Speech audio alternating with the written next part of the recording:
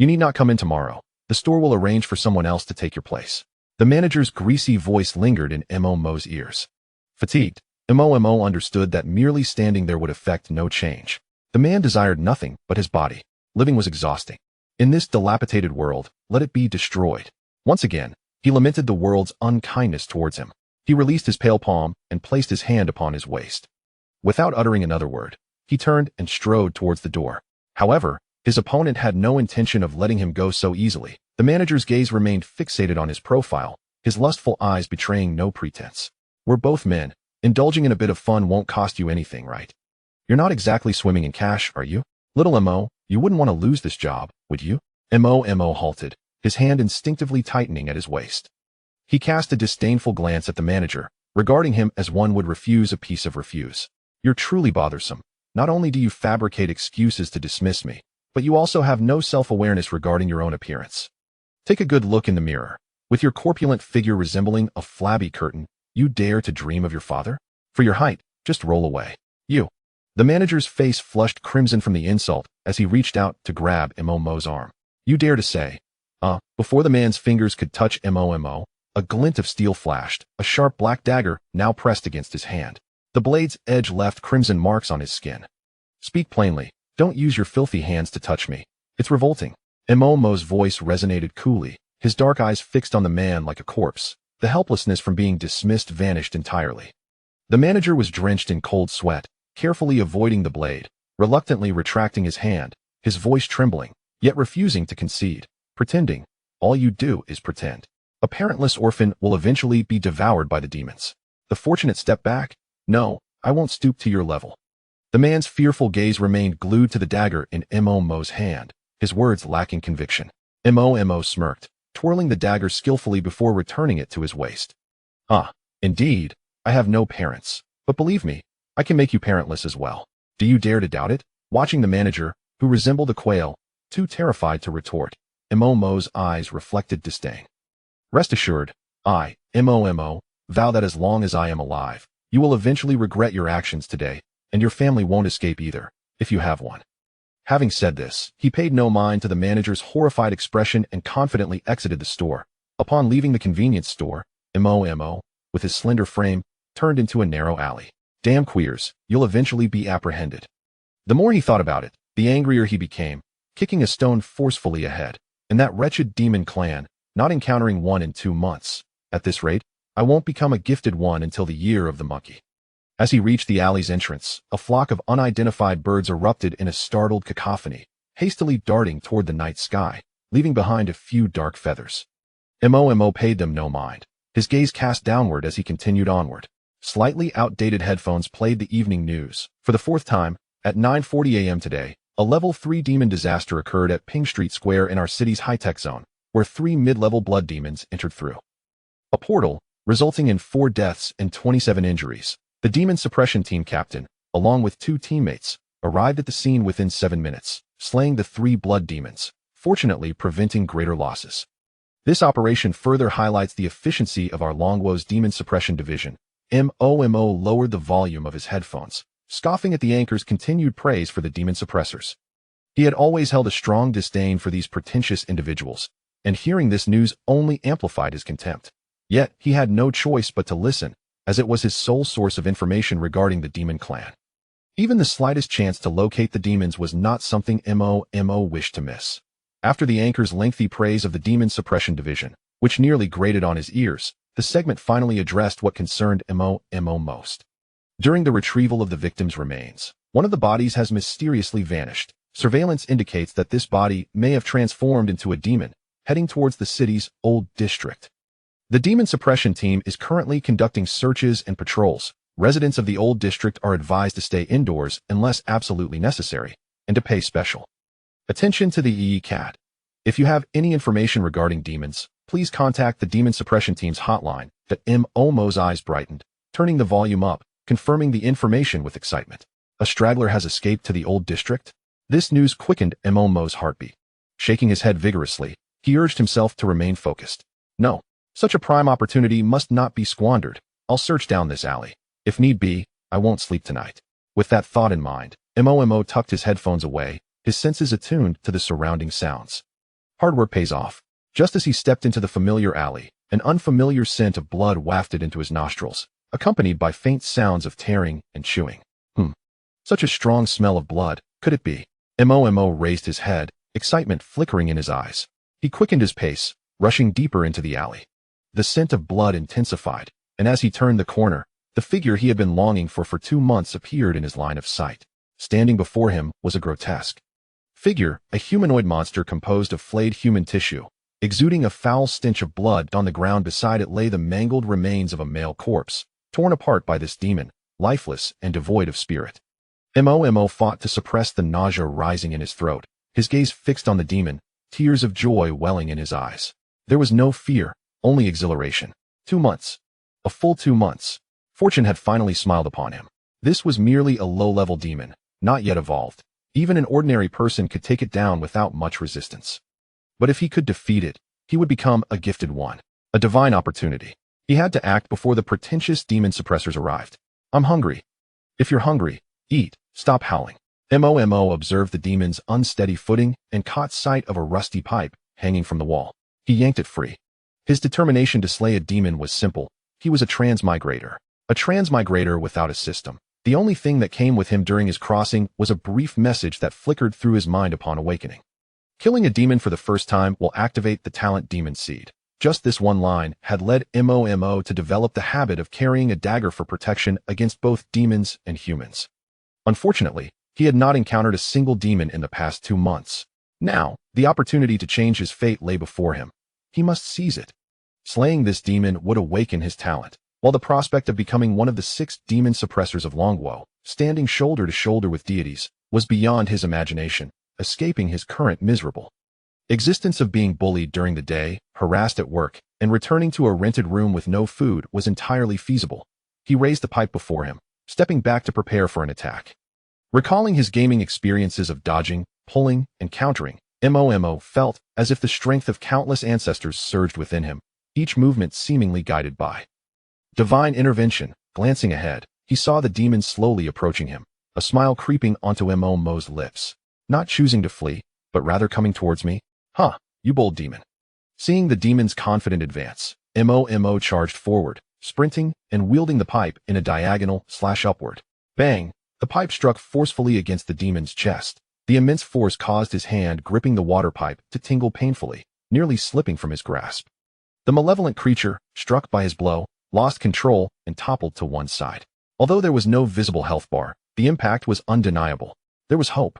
Mo felt exhilarated as he sensed the beckoning of the Mo Zhong talent. The night was still young. He had not alerted the authorities, and this secluded alley lay far from the reach of the Demon Suppression 6 Division's agents, who would not arrive. Swiftly, he could afford to wear down the demon. He had ample time. Meow. Yet, before he could entertain this thought for 2 seconds, a brief cat's meow shattered his plans. A tightness gripped Mo's heart as he turned, his pupils constricting. A chill coursed through his veins, leaving him icy all over. Beneath the flickering streetlights sat a plump, snow-white cat, its tail the only part marked by pure black, leisurely grooming itself.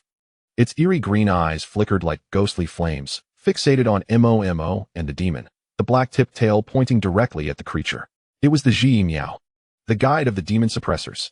Such cats only appeared in areas besieged by demonic invasions. Within 10 minutes of their arrival, the local agents would come to eradicate the intruding demons. How? The plan had changed. It was time to shift from a defensive strategy to an all-out assault. Mo gripped the water pipe, disregarding any notions of steadiness, and launched another attack, his heart racing. The demon suppressors were all endowed with talents, and eliminating demons would enhance their strength. The demon's flesh could be consumed to bolster their abilities. There was no reason to leave any for himself.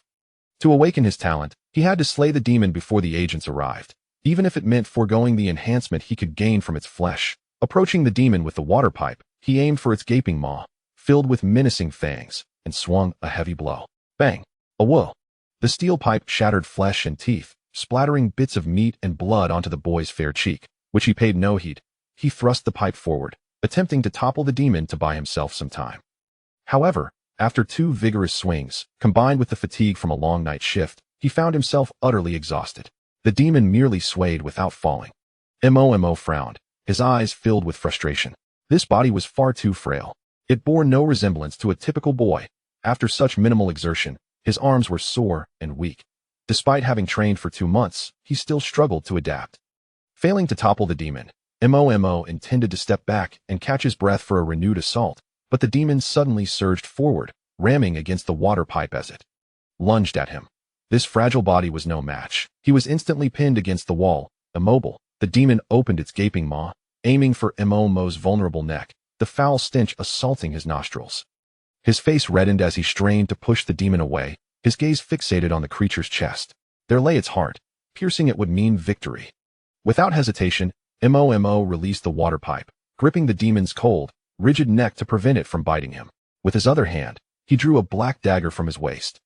The blade sprang from its sheath, and he plunged it into the demon's chest. Thud. It felt like stabbing into a block of hard rubber. The blade penetrated only halfway before it was halted by the bone, unable to advance further. One hand was insufficient. Just then, from the alley's entrance, a commanding male voice rang out. The Demon Suppression 6th Division is here to exterminate the demons. All non-combatants evacuate immediately. The sound of hurried footsteps and blaring sirens grew louder. Momo's face turned ashen, his hand trembling around the dagger. It took so long to live again, and I haven't even enjoyed a single day of peace. No, I cannot allow this. To become a talent bearer, none shall impede me. I must slay you. If one hand was not enough, then take this blow. Momo's eyes hardened as he suddenly released his grip on the demon, layering the strength of one hand over the other and pushing down with all his might. Simultaneously, the freed demon's massive jaws sank into his slender left shoulder, its sharp teeth piercing his delicate skin, blood instantly staining Momo's pristine white t-shirt. Ugh. The searing pain exploded, leaving Momo dizzy. Cold sweat drenched his clothes, yet his grip on the dagger remained firm as he pushed it deeper into the demon's body. The frail boy and the towering demon remained locked in a standoff, neither making a sound. After several agonizing seconds, Momo felt the weight on his left shoulder ease, and the demon's body slumped backward, collapsing to the ground, motionless, the dagger embedded in its right chest now stained with blood, emitting a chilling glow. As the demon fell, Momo's consciousness plunged into a chaotic void. Within this space, there existed a seed the size of a human head, its dark shell etched with enigmatic patterns. A stream of crimson light drifted from the demon's body into Momo's forehead, merging with the black seed, which slowly cracked open. A pure white sprout emerged, immaculate, as if it were the brightest white in existence. A line of silver text gradually coalesced before the little white sprout. Emotion. Initial Stage 1, 1/100. Current unlocked form. Bone Demon. Bone Authority Ownership. 1. Fear points. 0. Power, derived from fear. It succeeded? Momo was momentarily stunned as he regained his senses. Bone Demon? Bone Authority? Isn't my talent supposed to be emotion? What on earth are fear points? There was no time for contemplation. The chaotic space rapidly dissipated, and the boy's consciousness returned, immediately assaulted by the excruciating pain in his shoulder. Momo bit down hard, reaching out to press against the wound on his left shoulder to staunch the bleeding. However, as he lifted his hand, a heavy sensation surged from his fingertips. Looking down, he discovered that his once pure white hands were now enveloped in eerie, white bones, sharp bone spikes jutting forth like tree branches, the smooth surface glinting. Coldly, this is bone. How could this be? Is it a talent? Before Momo could fully grasp the situation, he felt an unbearable itch on his face. Instinctively, he raised a hand to scratch it. Rustle, rustle. The sound of bones clattering reached his ears, and only then did Momo realize that his face was also inexplicably covered in hard, bony material. Tension gripped him as a foreboding sense of dread washed over him. In a frantic scramble, he pulled out his phone and held it before him, using the camera to reveal his condition. His stunningly beautiful face was concealed beneath a mask of white bone, long black hair cascading from either side, his beautiful eyes replaced with 2 pools of crimson fury. While bone armor enveloped his shoulders and chest, that he no longer resembled a talent bearer. Instead, he appeared as a fearsome entity of the demon race, a bone demon. Turning to glance at the Ji Miao, he noticed that its once pointed tail, which had been aimed at the demon, was now vaguely directed at him, its round eyes unblinking. An absurd yet terrifying thought exploded in his mind. Am I transforming into a demon race? Chapter 2. The Search Crisis. Momo, in a state of disbelief, touched his own face, his heart racing. The pointed tail of the cat demon faced him, and his appearance had transformed to resemble that of a bone demon from the magic realm. How could he possibly explain this to the Jinma Shi when they arrived? All endowed individuals had abilities that distinctly separated them from the magic realm, with no exceptions. Now, an exception had arisen. Who would believe it? Even Mo himself found it hard to accept that this could be the power of an endowed individual. The footsteps outside the alley grew increasingly closer. The Jinma Shi were nearly upon him. He looked down at his body and then glanced at the corpse of the evil demon beside him. Without a moment's hesitation, he turned and fled deeper into the alley. The matter of explanation could wait until he understood the nature of his endowed abilities. For now, survival was paramount. Currently, he was, for all intents and purposes, a bone demon, and as such, he must embrace the mindset of a demon. He had no desire to become a mere experiment for the Jinma Shi, dying without clarity. The wind howled fiercely. The figure of the young man vanished into the depths of the alley in just a few strides. Moments later, several figures clad in black and gold cloaks, armed with long swords, charged into the alley. Upon noticing the already deceased evil demon corpse, a flicker of surprise flashed across the eyes of the Jinma Shi. Mo. This little demon seems to be quite dead. A tall and slender Jinma Shi crouched down to poke at the stiff corpse on the ground. Don't move. We have a victim here. Yangzi, you go collect the body and verify the identity. Yin, go feed the cat. Lao Su and Qing, stand guard nearby to check for any stragglers. The leader of the Jinma Shi quickly divided the tasks among the team, then bent down to examine the evil demon's body. His fingers brushed over the cold body of the demon, and he murmured softly to himself. No demon core formed, minor head injury. The killer's strength should not be great.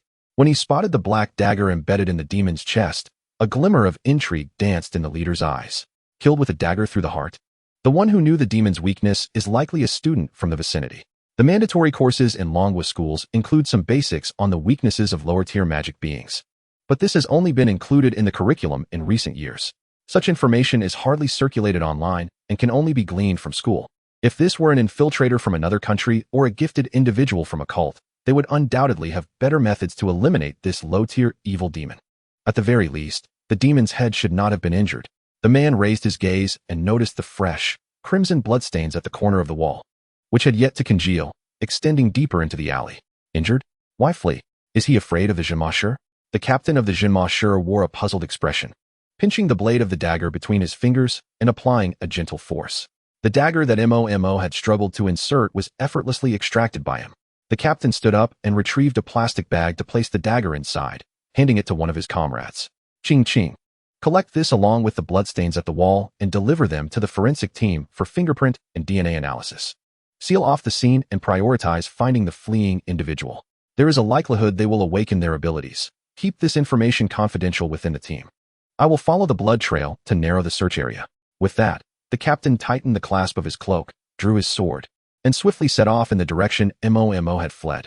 If there is any possibility of awakening abilities, the Jinma 6th Division must record and monitor the individual to prevent them from becoming a rogue endowed being. This was a necessary measure born from the lessons of past bloodshed. The bloodstains continued until they disappeared at the end of the alley. The man searched the surroundings, finally standing before a somewhat dilapidated red iron door. This alley was too secluded, with hardly any residences, save for the signs of life at this one house. With the commotion caused by the Jinma 6th Division, the homeowner had not even turned on a light. It would be prudent to knock and inquire. Knock. Jinma Shi team, please open the door for inspection. The man gripped his sword tightly, his muscles tense, fully focused on the iron door. On the other side, Mo felt his scalp tingle, holding his breath, his body more rigid than that of the Jinma Shi captain. Each knock reverberated in his heart, dulling the pain from his wounds. Should he open the door? But in his current state, the first thing the Jinma Shi would see would undoubtedly be their weapon. Yet, if he did not open it, this individual did not seem the type to relent easily. The more he contemplated, the more anxious he became. A sudden surge of brutality arose within him, one he had not even realized. Chase. How dare you pursue me so closely? Damn it, should I just explode? As time ticked away, just as the man grew increasingly suspicious and raised his weapon, the iron door creaked open slowly. A middle-aged, plump woman cautiously peered out, and upon seeing the man's attire, she relaxed. Her voice, which had been sharp, softened as her fear dissipated. Oh dear, thank goodness it's you, Jinma Shi. You scared me to death. Young man, let me tell you. The captain of the Jinma Shi furrowed his brow, scrutinizing the woman to ensure she was uninjured.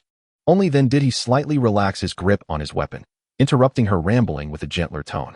Ma'am, is there anyone else living in your house besides you? The middle-aged woman, halted in her chatter, showed no offense. shaking her head with a simple, honest expression. No, there aren't many residents nearby. Are you here to catch someone? Yes, the evil demon has been eliminated. Apologies for disturbing your rest, the man replied, turning to leave without further interaction or entering her home. If this household was clear, then only the decrepit wooden door behind remained. Facing the rickety door, the captain raised his wrist and lightly tapped. Knock, knock, knock. The sound echoed like a hammer on Mo's heart. Behind the wooden door, Mo felt as if his heart would leap from his throat. It was over. He was finished. He clenched his fingers tightly, readying himself to strike at the door's opening. Should that person dare to burst in, he would unleash a bone-shattering blow, sever their roots, shatter their demon core, ensuring they would never rise again. Just as the captain of the Jinma Shi prepared to forcefully push open the wooden door, a sudden urgent voice crackled through the communicator in his left ear. Laomo, a peak 4th-tier bone demon has appeared in the bustling area of Xinhua Gate. Hiwei has already gone to stall for time. She can't hold on much longer. Hurry and provide support. Laomo halted his attempt to push the door, a glint of sharpness crossing his eyes. From the inner pocket of his black cloak, he produced a black metallic sphere the size of a pigeon's egg and tossed it upward. The sphere spun in the air before stabilizing at a height of 5 meters. In the next moment, faint blue patterns illuminated its surface, and several pale blue waves radiated outward, enveloping the area completely. Having completed this, Laomo turned back to the red iron door, raised his hand, and grasped at the air. With a clang, the iron door emitted a piercing, distorting sound. The iron bars, previously welded to the frame, shattered inch by inch, and the heavy metal door warped as if crumpled like paper. In less than 3 seconds, the 2-meter-high iron door had transformed into a half-human-sized silver box, with square metal panels on either side. Ma'am, Laomo called out to the dwelling behind the door, his voice crisp and decisive. Your door is temporarily requisitioned by the Jinma 6th Division. There will be personnel to compensate you afterwards. Before the echoes of his words faded, he leapt lightly, vaulting onto the iron box the size of a pickup truck. As his feet landed, the silver glow at the bottom of the box surged, unleashing powerful thrusts that propelled him skyward, transforming into a dazzling silver light that tore through the inky night, racing toward the center of Heshi City. Only the middle-aged woman remained behind, cursing under her breath. Meanwhile, Mo, hidden behind the wooden door, watched as the figure vanished into the horizon, finally allowing himself to exhale. The tension in his body relaxed as he slumped against the wall, slowly sinking to the ground. After resting for a moment, he endured the sharp pain in his shoulder and began to examine his injuries. The pressing urgency lies in finding a way to revert to human form. Otherwise, there will be no shelter to call home in the future. This wretched bone cannot be reclaimed. What kind of cursed talent is this?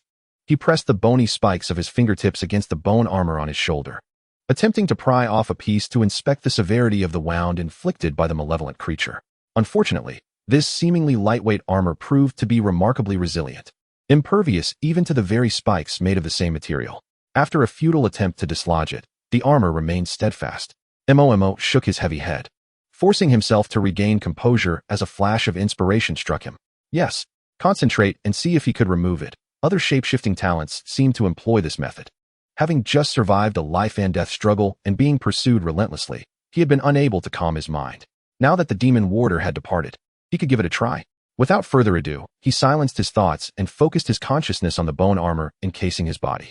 The armor on his left shoulder began to dissolve and melt away, revealing a gory wound beneath.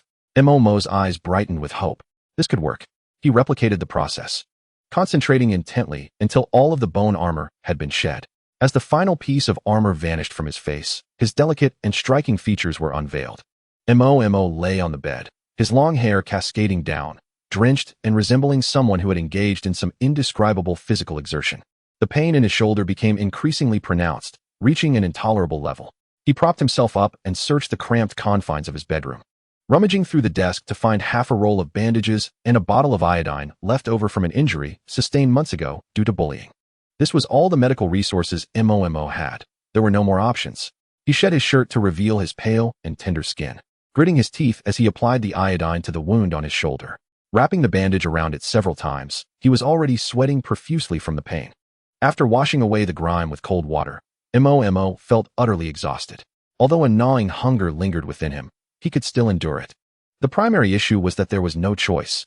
In a household so impoverished, even a thief would leave behind $200 instead of taking anything. Where would he find meat to eat? Flopping back onto the bed, the youth's face was etched with melancholy. He lifted his arm, and with a slight movement of his fingertips, a slender bony spike shot forth from his already delicate fingers. Sharp as ice. It was even more lethal than the expensive claws and knives others purchased. With a flick of his hand, white motes of light erupted around his palm, coalescing into bone armor that enveloped the back of his hand. Mo could not help but purse his lips in resignation. It was undeniably a manifestation of bone magic. In this state, joining the demon warding team would be akin to walking into a trap.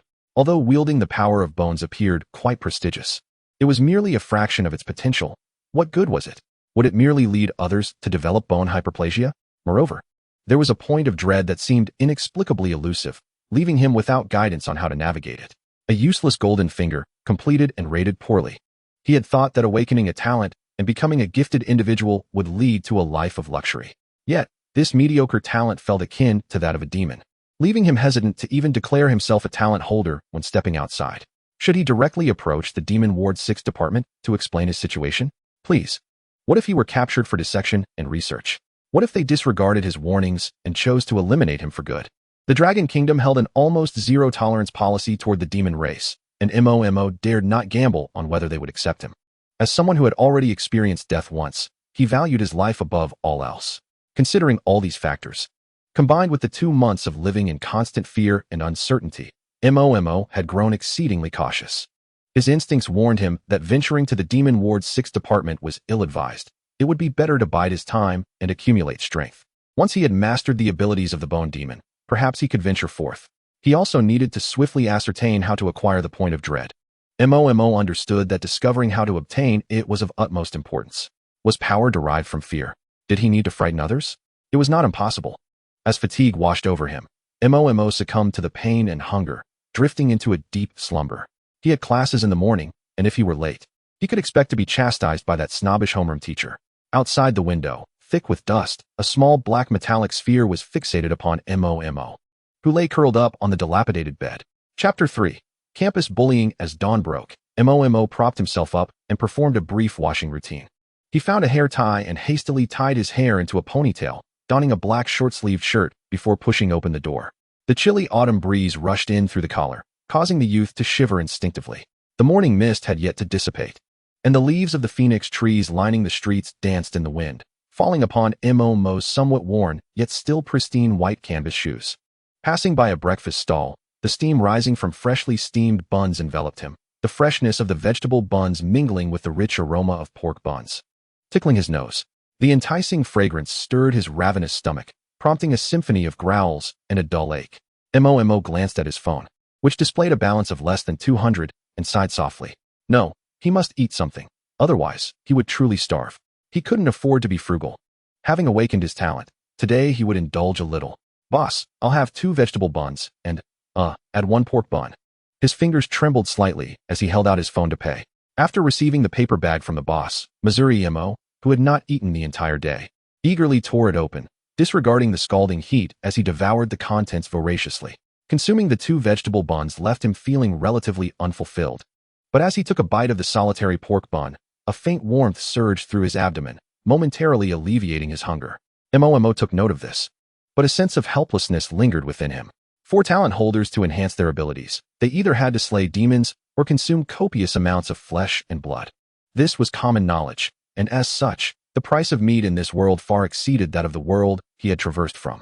Only those holding talent certificates could purchase meat at reasonable prices, and the pork in that bun contained pitifully little meat and was mixed with imitation meat. Yet it was still sold at the exorbitant price of 5 yuan each. Mo had only bought it to test whether eating meat would indeed bring about physical changes. Now, while the hunger was not as overwhelming as before, it still felt unbearable. Yet he could not afford to spend any more money. He had yet to secure a new job, and the little money he possessed was dwindling rapidly, suppressing his cravings. Mo resisted the urge to buy a few more meat buns and left the breakfast stall.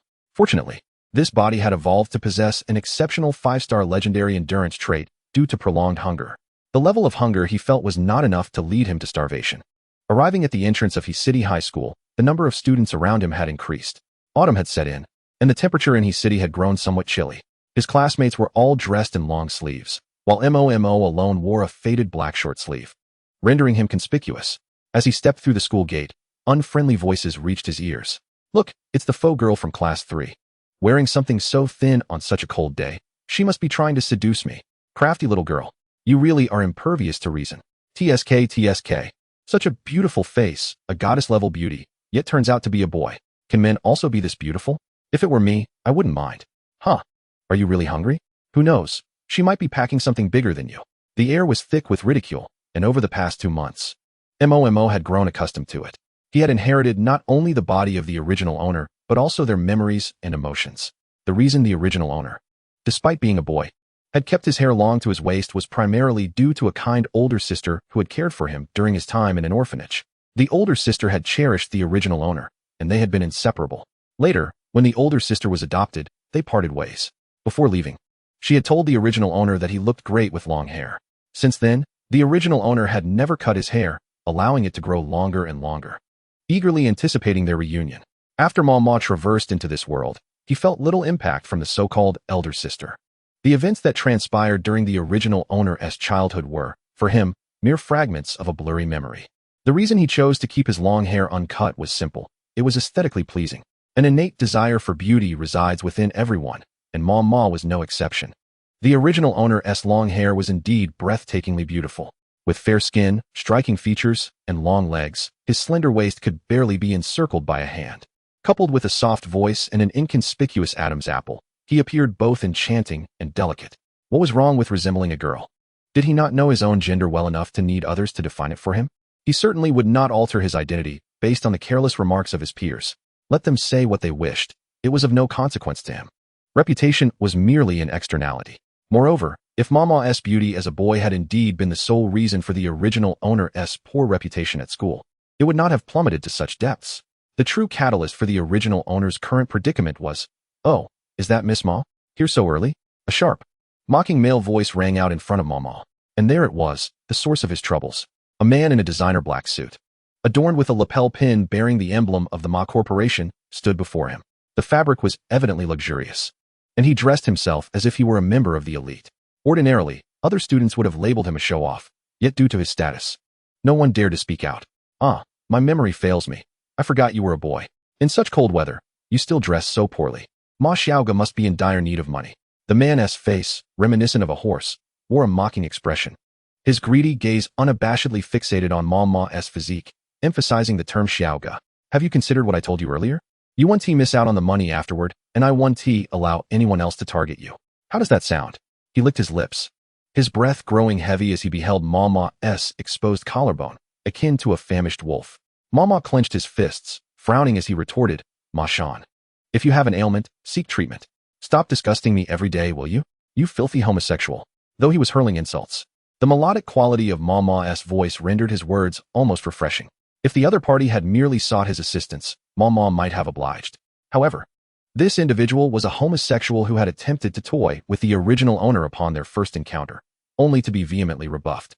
Yet, this repulsive character, whose family owned the Ma Corporation, an influential enterprise in Heisher, was relentless. If it were not for the rule of law and the jurisdiction of the 6 departments of demon suppression, Ma Shan might have attempted to abduct the original owner for his amusement. Despite his inability to use force, this man continued to harass and isolate the original owner, trying to coerce him into submission. As the original owner resisted, his school days grew increasingly unbearable. Physical confrontations were a frequent occurrence. Now, with Mama in control, he would certainly not acquiesce to the other's demands, employing even sharper language. Typically, he would launch a tirade against Ma Shan's family lineage. The beatings he received would undoubtedly be more severe and venomous than those endured by the original owner. When Ma Shan heard Mama call him a filthy homosexual, his grotesque face twisted into an ominous scowl. It seemed Ma Xiaoga had yet to grasp the situation. He detested being referred to in such derogatory terms. A mere orphan, relying on a face that excites me, repeatedly brings this upon himself. It appears he still requires further training to understand who the true king of Heisher High School is. He then signaled to his lackeys behind him, and they grinned maliciously as they encircled Mama, eager to drag him towards a secluded corner of the campus. "Let us see if you can still insult us in a moment. You clearly need a lesson. Just a few days ago, we were too lenient. How dare you insult Maga as a homosexual? You little sissy dare to talk back. You truly have never encountered the underworld, have you?" The lackeys were preparing to strike. Mama observed the advancing figures, a glint of ferocity flashing in his eyes. Both the original owner and he had endured enough of Ma Shan's torment. Despite not having awakened his abilities before, now that he had, he would not allow these ordinary individuals to bully him any longer. It was the perfect opportunity to test the veracity of his 1% bone authority. As the crowd of students swelled around them, Mama's mind began to churn with a plan, a subtle smile gracing his lips. Seeing Mama standing still, the lackeys presumed he had given up. The leader among them, a bald man with tattoos covering his arms, brandished an unlit cigarette in his mouth and extended a hand to seize Mama. Suddenly, an unforeseen change occurred. A flash of white light flickered in Mama's eyes as he subtly curled his index finger behind his back. A tingling sensation surged through his wrist, and almost imperceptible white lines flickered along his knuckles. Immediately afterward, the muscles in the bald man's arm began to twitch uncontrollably, pain ripping through him as he halted his motion. A look of horror plastered across his face as he pressed against the bulge on his arm. What is happening? Before he could finish, several bloodied bone spikes erupted from the muscle bulge, piercing through his arm, their tips glistening with flesh and blood, casting a sinister red glow in the sunlight. The speed was so swift that the bald man's hand, which had been pressing down, was pierced before he could retract it. Writhing in agony, he curled up on the ground, trembling as if he were a leaf in a storm. His forehead struck the concrete, leaving a bruise as he let out a heart-wrenching wail, akin to the sound of a pig being slaughtered in the campus courtyard. A monster. He is a monster. Feigning terror, Mama began to retreat slowly, yet his movements remained steady as he curled his finger once more. The bone structure in the bald man's left thigh began to twist grotesquely, muscles contorting in tandem. The surrounding students, witnessing the pale-faced bald man writhing on the ground and the grotesque bone spikes sprouting from his body, instinctively distanced themselves, fearful of the potential for him to lash out in mutation. The demon clan has invaded. Quick, call the police. No, find the 6 departments of demon suppression. Don't just stand there, run. Several timid girls screamed, covering their eyes, while the boys turned pale and shrank back. One teacher attempted to use his phone to call for help, but fumbled and dropped it. Seeing the bald man incapacitated, Mama suppressed the electrifying sensation coursing through him from wielding his authority, a fleeting thrill flashing in his eyes. From Suen Ergo's fear points 90, 88, 77. 55. From Ma Jiechi's fear points 10. From Suen Xiao's fear points 5. A series of notifications echoed in Mama's mind, detailing the fear points he had garnered along with the names. His face reflected a moment of bewilderment, while he did not recognize the others. He was intimately familiar with Suen Ergo, the very bald man writhing on the ground. Had he instilled fear in him, thus earning these fear points? The other names likely belonged to classmates who were frightened by Suen Ergo's pitiful state, indirectly providing him with fear points. Yet, Suen Ergo, having experienced the pain firsthand, had contributed significantly more to Mama's tally. Mama quickly grasped the concept of acquiring fear points, though he realized further experimentation was necessary to ascertain its reliability. As for the subjects of his experiments, he turned his attention to the other 3 lackeys who were cowering within the crowd, silently summoning his 1% bone authority. My hand. Help me. Don't. Call 120. My leg. My leg. Mama clenched his left fist, and a white light enveloped the 3 lackeys as they began to sprout bone spikes of various sizes. Blood streamed from the spikes, pooling on the ground, and in the blink of an eye, all 4 lackeys lay on the ground, half alive, devoid of the strength to even struggle, resembling grotesque sprouting potatoes, only able to emit cries of anguish. Where have the other students ever witnessed such a scene of extreme intensity? There was no time to ponder why the blood flowing from the crowd was red, as everyone screamed and fled in all directions. The fear points from Zhang Sanyang amounted to 91, 73, 66, 31, and 21, while Zhao Ritian contributed 88, 51, 42, 30, and 25. Yang Wei's fear points totaled 98, 67, 53, 45, and 31, and Lin Feng's were a mere 3. A series of notifications echoed, this time with a broader impact, as a pink light screen materialized before Momo. The screen meticulously recorded who had provided him with how many fear points. The individuals contributing the most points were unmistakably the 4 sycophants of Ma Shan. As the saying goes, adversity reveals true friendship. These were the true allies. They generously offered Momo several hundred fear points, unlike others who could only scrape together a handful. At this moment, Momo's body was seized by the delightful tingling sensation bestowed by the authority he had invoked, causing his shoulders to twitch, drenched in sweat, the fabric clinging uncomfortably to his skin. The perspiration soaked through the bandages on his shoulders, aggravating the wounds and causing sharp pains. There was no time for further contemplation. With a burgeoning understanding of the fear point experiment, he decided it was time to depart. To avoid arousing suspicion, Mo mustered his strength and fled alongside the other students. As he left, he cast a glance back at Ma Shan, whose face was ashen, legs trembling. Completely paralyzed by fear, fixated on the horrific scene before him, making strange, gasping noises. Sensing that his opponent was now nearly 10 meters beyond his attack range, Mo's lips curled into a malicious smile as he discreetly pointed at Ma Shan's lower body. Enjoying arousal? Allow me to assist you. A flash of white light flickered at his fingertips, and just as Ma Shan realized he needed to escape, he felt a sudden, excruciating tearing sensation as his body, now uncontrollable, lurched forward. What was coming? No, this is... How infuriating. A thick, hard-boned spur erupted from Ma Shan's trousers from an indescribable location. In this moment, the fact that a man possesses 207 bones was no longer a mere joke to Ma Shan. The piercing pain caused his eyes to bulge, teeth biting into flesh, his entire body trembling, unable to utter a single word of joy. Then, before Ma Shan's terrified gaze, the bone spur rapidly expanded, growing robust like a sapling, branching out into crooked bone forks. As the white bony sprout reached half a person's height, Ma Shan could no longer bear the pressure. His eyes rolled back, and he collapsed to the ground. From a distance, it appeared as though someone had planted a small tree upon him. The fear points for Ma Shan totaled 101, 99, 98, and 0. As Ma Shan fell, the accumulation of fear points in Mo's mind abruptly ceased, leaving only a few scattered points from the other fleeing students. Mo swiftly dashed into the woods beside the playground of Hishir Middle School, peeking out from the bushes, glancing around cautiously. Confirming that no one was nearby, he summoned the pink light screen to review his gains. Magic Seed, Stage 1 early, 1100, detected fear points. 100 fear points can be consumed to increase points.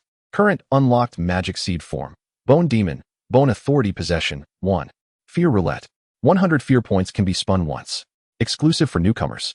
The first 10 spins are guaranteed to yield a golden quality item. Gambling is a form of wisdom. Fear points, 1021 points. Strength, derived from fear. I did it. I have succeeded. Ha ha ha.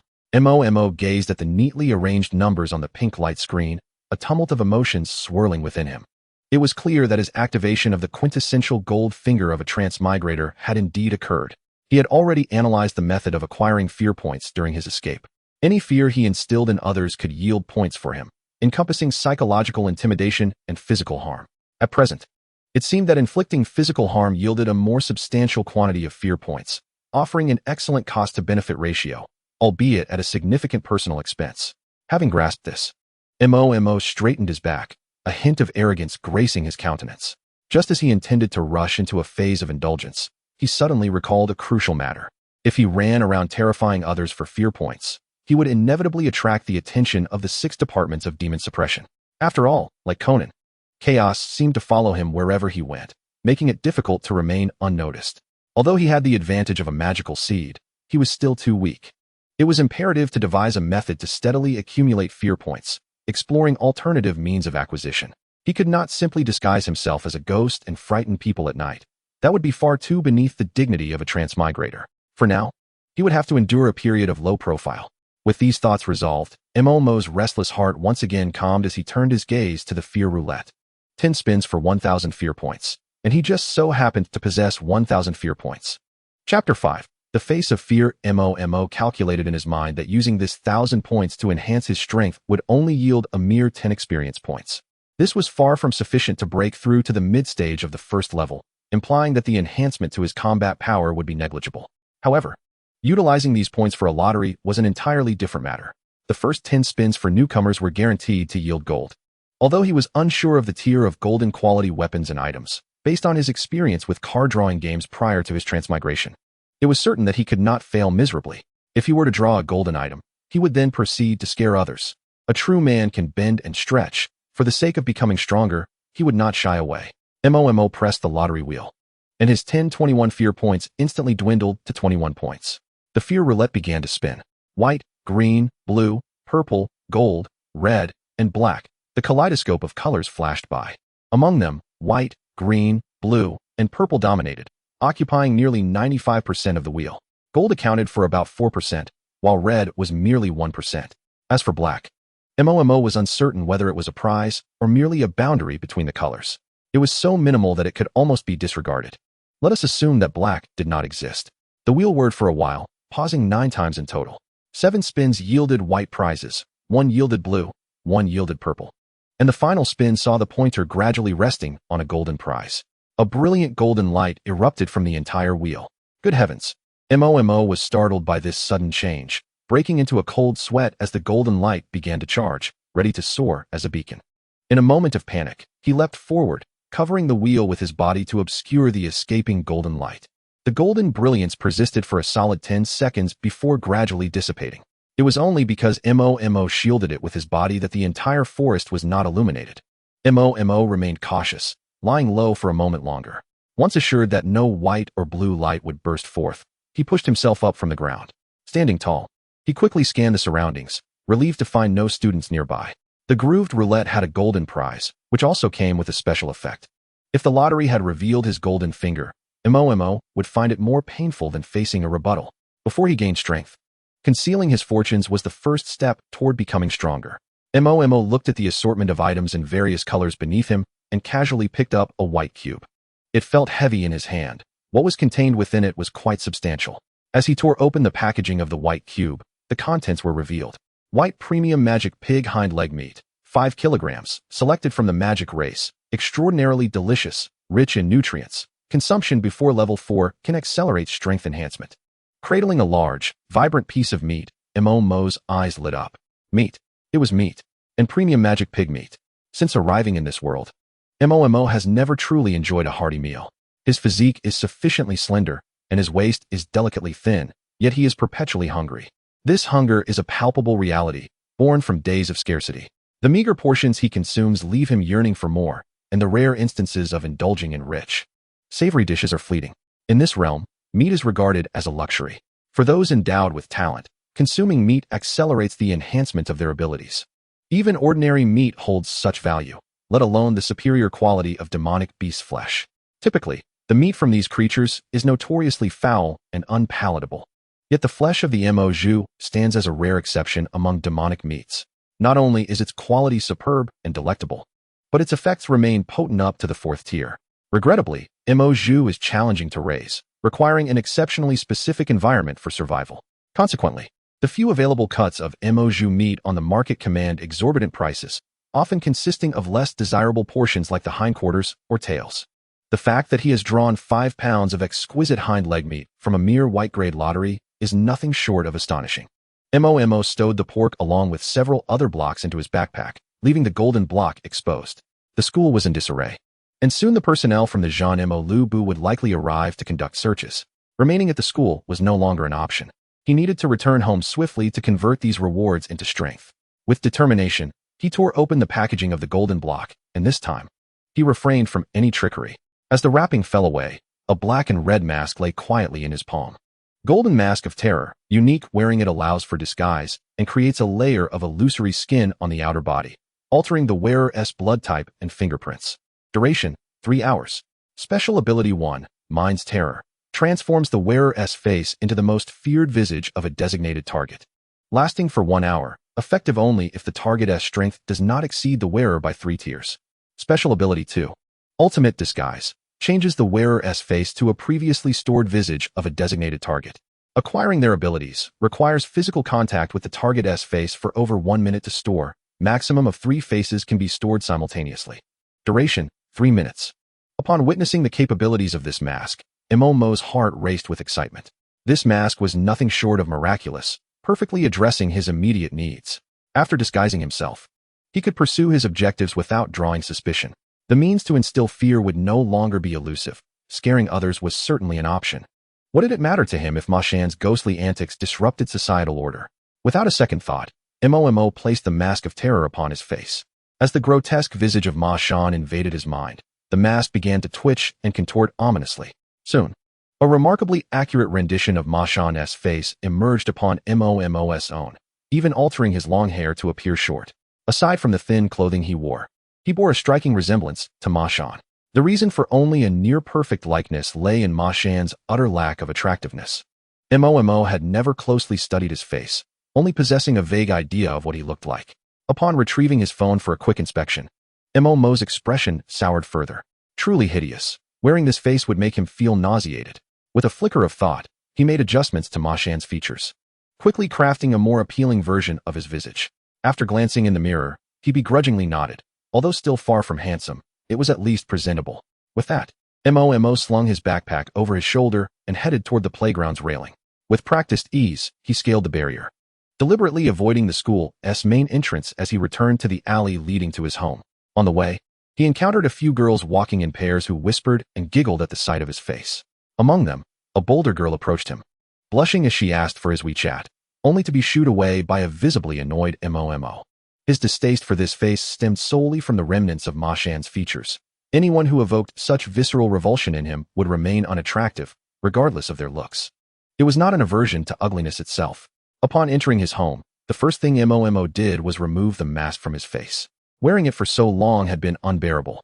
As he lifted the mask of terror away, his beautiful, flowing ponytail cascaded down. He then retrieved the remaining 6 white blocks, tearing open each package. Without exception, they contained premium Mo meat, totaling an impressive 35 pounds.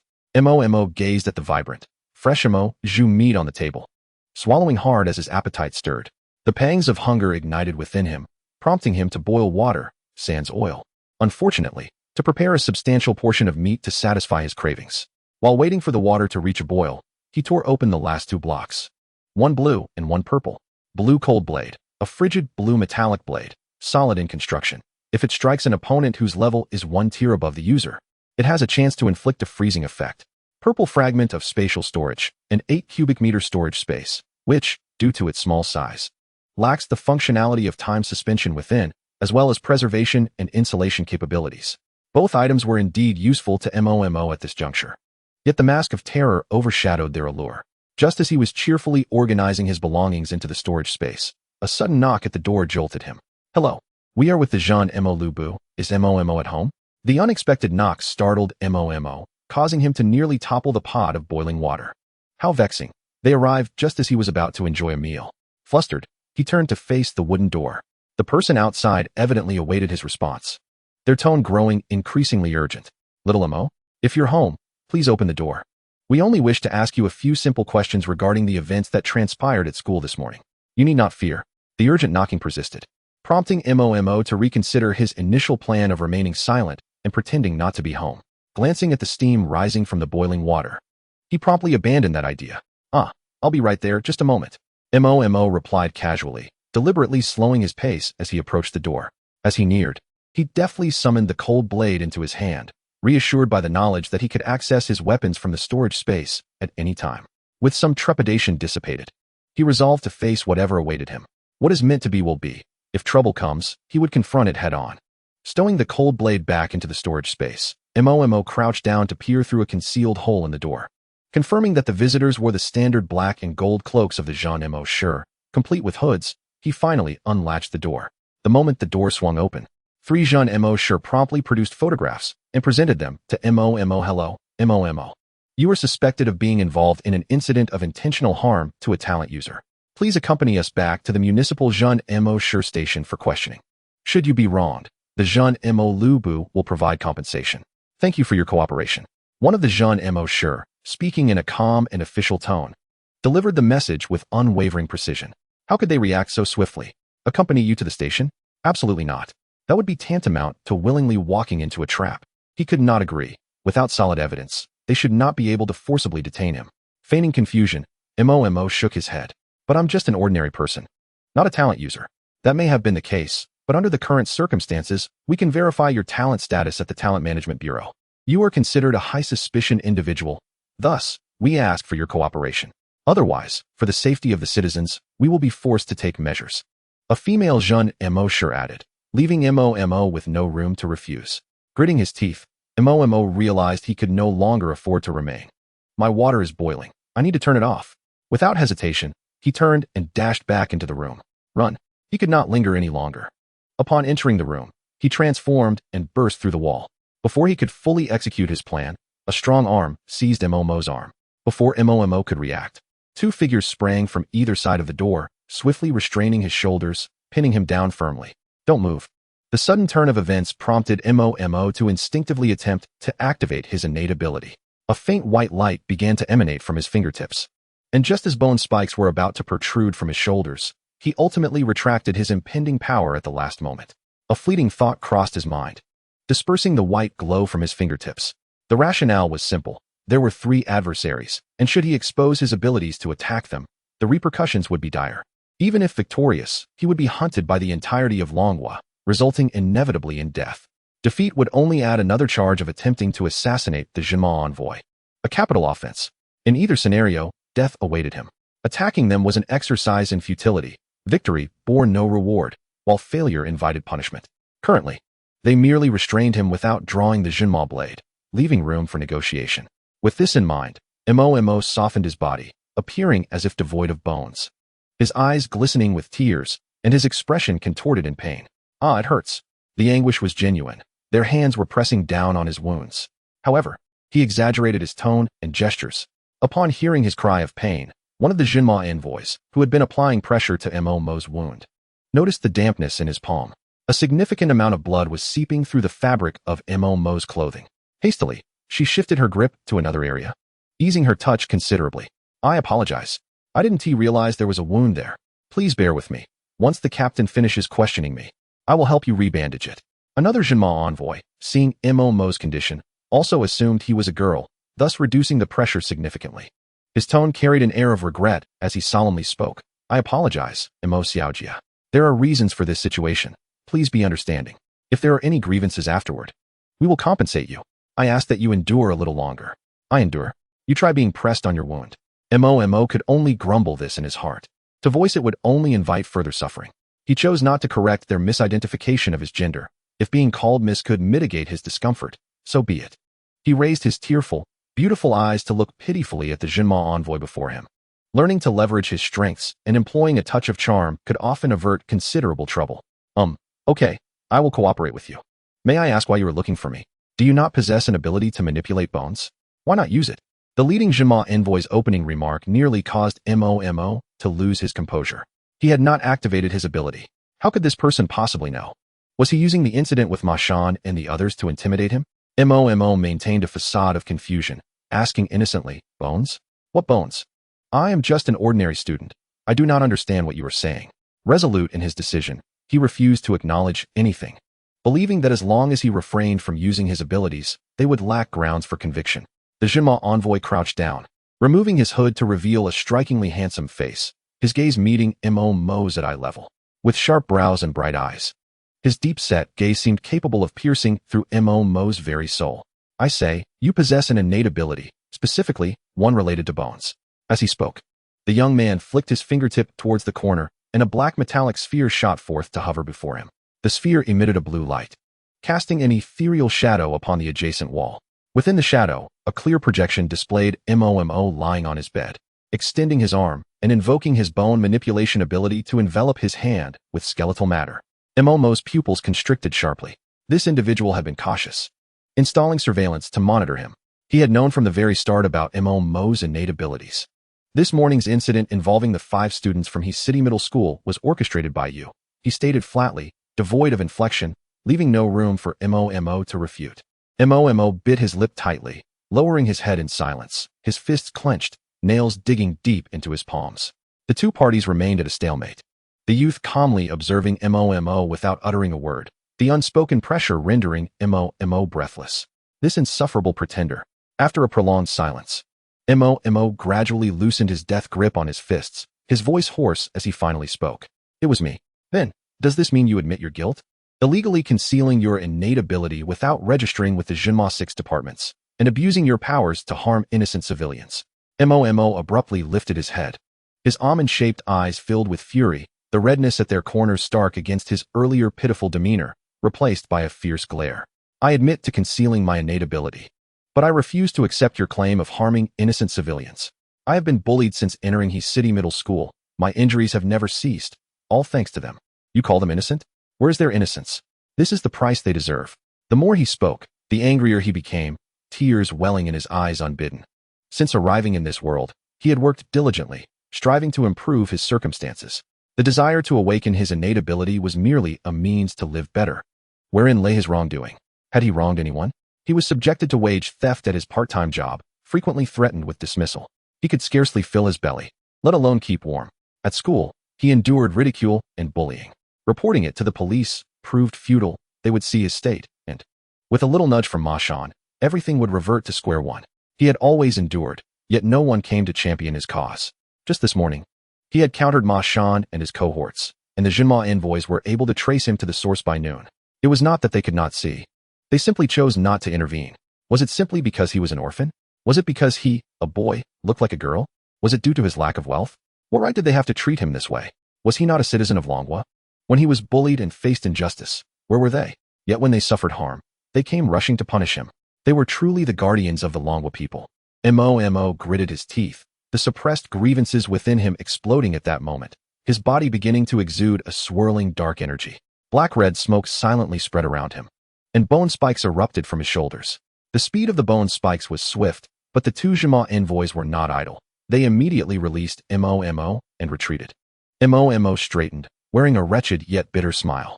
His pupils transformed into a haunting crimson, reminiscent of captivating rubies. His mind was a tumultuous sea of chaos, consciousness blurring. Xiaomo, please calm down.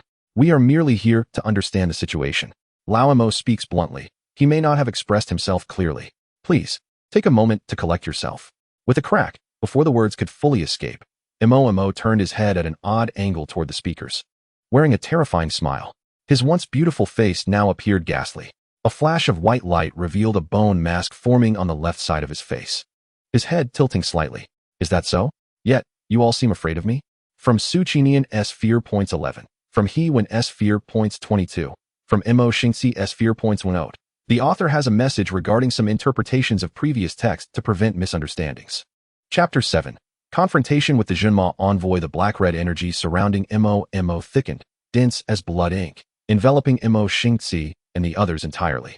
His own aura and energy fluctuations surged dramatically, from the initial stage of the first tier to the mid-stage, reaching the peak, then advancing to the initial stage of the second tier.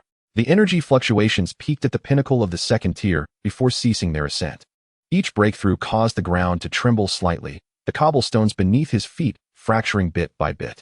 The demonic energy seeping through the cracks coiled around his pale ankles, as if countless hands were climbing up his calves. As the balance shifts, the enhancement of strength leads to a deepening disorientation for Mo, akin to being ensnared in a quagmire, rendering his body nearly beyond his control. The pain coursing through him has become imperceptible, replaced by a powerful yet unfamiliar force saturating his being. Is this the emergence of a golden finger? It feels overwhelmingly uncomfortable, and a pained groan escapes his throat. Mo casts a final glance at the white sprout within his inner realm, representing the demonic talent, only to notice that its roots have inexplicably taken on a faint hue of black. What on earth is happening? Why has it suddenly transformed? He is uncertain of the implications, yet he instinctively suspects that the sprout turning black bodes ill.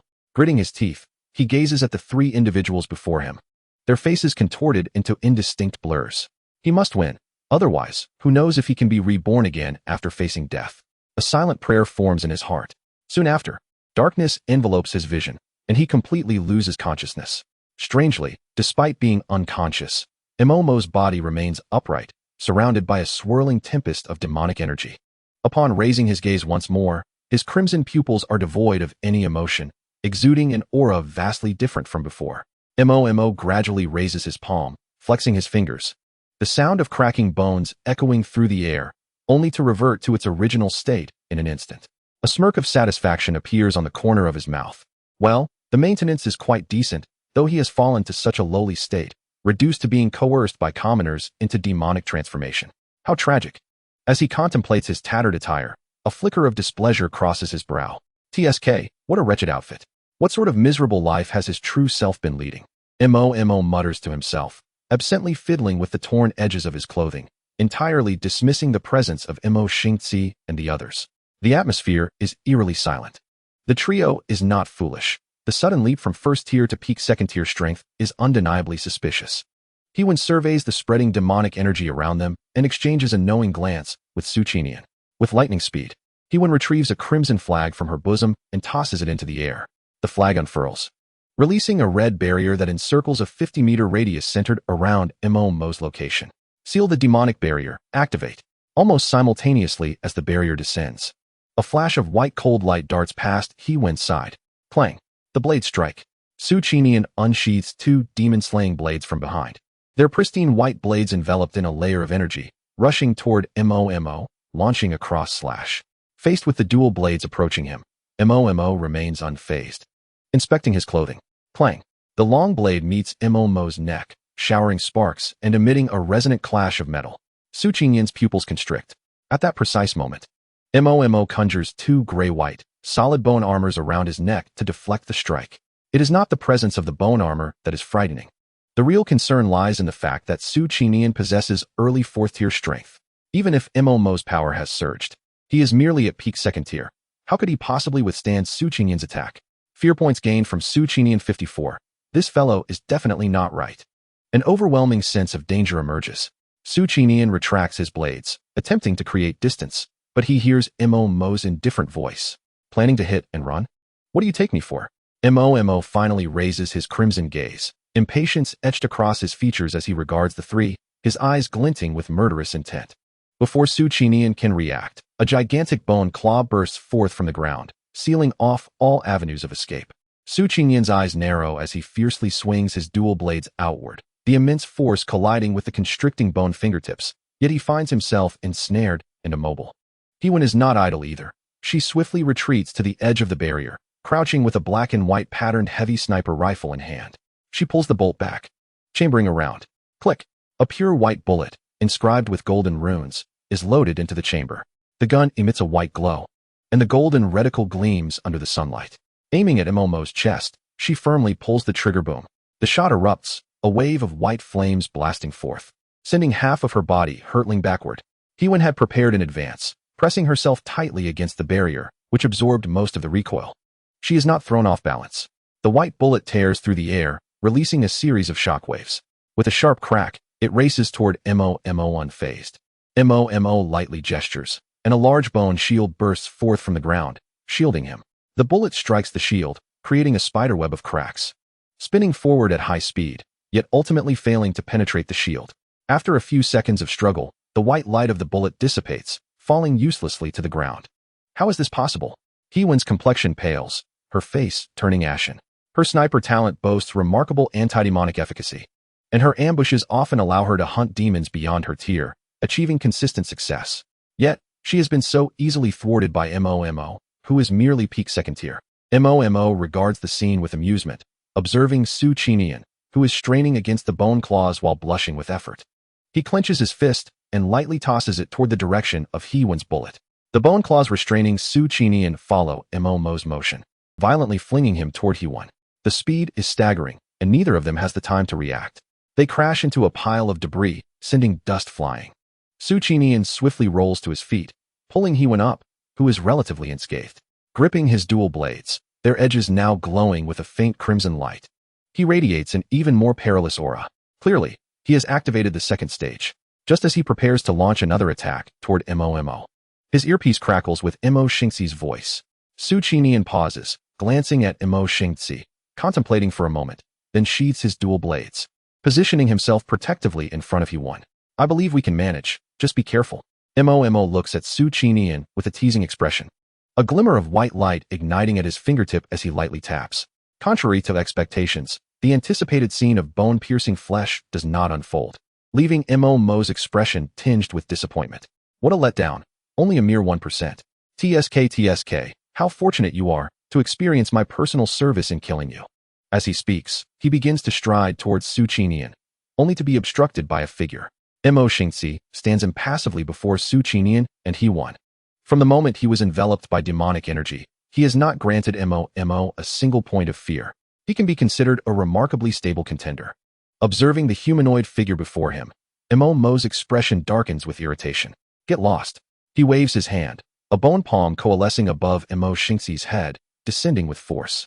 Before the palm can reach Mo Xingxi, a glint of silver flashes in his eyes. Nearby, several iron doors are instantly dismantled and crushed, countless shards of steel transforming into a spiked silver shield in the blink of an eye. Bang! The bone palm crashes down upon the shield, producing a deafening roar. The spikes penetrating the gaps in the bone, generating a chilling sound of shattering. Mo Xingxi remains utterly still, not even shifting his stance. You are a Bone Demon variant? With such weak power, how do you possess the ability to speak? His tone is calm, devoid of any emotion. Yet his words resonate with unmistakable mockery to Mo's ears. Enraged, Mo forces a laugh, his delicate hand caressing his right cheek, and when he lowers it again, the exposed part of his face is concealed by a bone mask, his aura surging to the peak of the third tier. Note: the author has a message in this chapter regarding foundational setting introductions.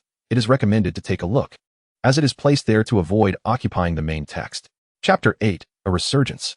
You, Mo Xingzi very well. Mo's expression twists into a snarl, his garments billowing in the demonic energy. You know my name? Mo Xingzi exclaims in astonishment. He has never publicly revealed his identity, always using the title of the captain of the demon-slaying team in Heshi Town as a substitute. How did this seemingly demonic figure come to know? Mo remained silent, his eyes flashing with a crimson light. In the next instant, he vanished from sight, leaving only a blurred shadow, the air erupting with a sonic boom. Lao Mo, be careful, Captain! Su Qinian and Hewen shouted anxiously, but Mo Xingzi reacted even more swiftly. The moment Mo disappeared, he instinctively twisted his wrist, and the Zhan Mo Dao drew from its sheath with a metallic clang. The blade positioned defensively in front of him. Clang! The sound of metal clashing resonated. Mo's figure materialized, his sharp bone claws scraping against the blade, sparking bright flashes. With one failed strike, Mo's eyes grew more ferocious. His other hand transformed into another claw, striking decisively at an awkward angle towards Mo Xingzi's lower body. Fear points from Mo Xingzi, 78. Initially, Mo Xingzi successfully blocked the attack and was about to speak, but he never anticipated the treachery of Mo's assault. The opening move was a low blow. Not even Mo Xingzi could withstand such underhanded tactics. Even an Ultraman would need to evade. The metallic shield hovering above contracted and dropped, just in time to block Mo's bone claw from making contact. Both combatants retreated in unison, creating a considerable distance between them, gazing at each other from afar. Even Mo Xingzi's typically expressionless poker face showed signs of intrigue.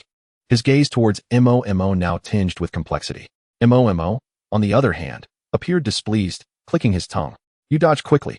Mo Xingzi raised a hand to wipe the cold sweat from his brow, feeling a surge of trepidation as he spoke into his earpiece. You two need not come over. He can still communicate. I will try again. Upon hearing this, Su Qinian and Hewen, who had intended to assist, sheathed their weapons, suppressing their urge to intervene and anxiously awaited from their position. Mo Xingzi drove the Zhan Mo Dao into the ground, embedding the blade into the bluestone slab, standing resolutely as he fixed his serious gaze upon Mo. You cannot maintain this state for long. It will harm this child's body, and besides, you are not my match. Will you answer my questions properly? Mo let out a laugh as if he had heard the most absurd joke, throwing back his head in a melodious, silver bell-like cackle. Ha! His laughter grew increasingly maniacal, causing him to clutch his stomach and bend over, tears streaming down his face. After a while, Mo straightened up, rubbing his belly, his smile fading instantly.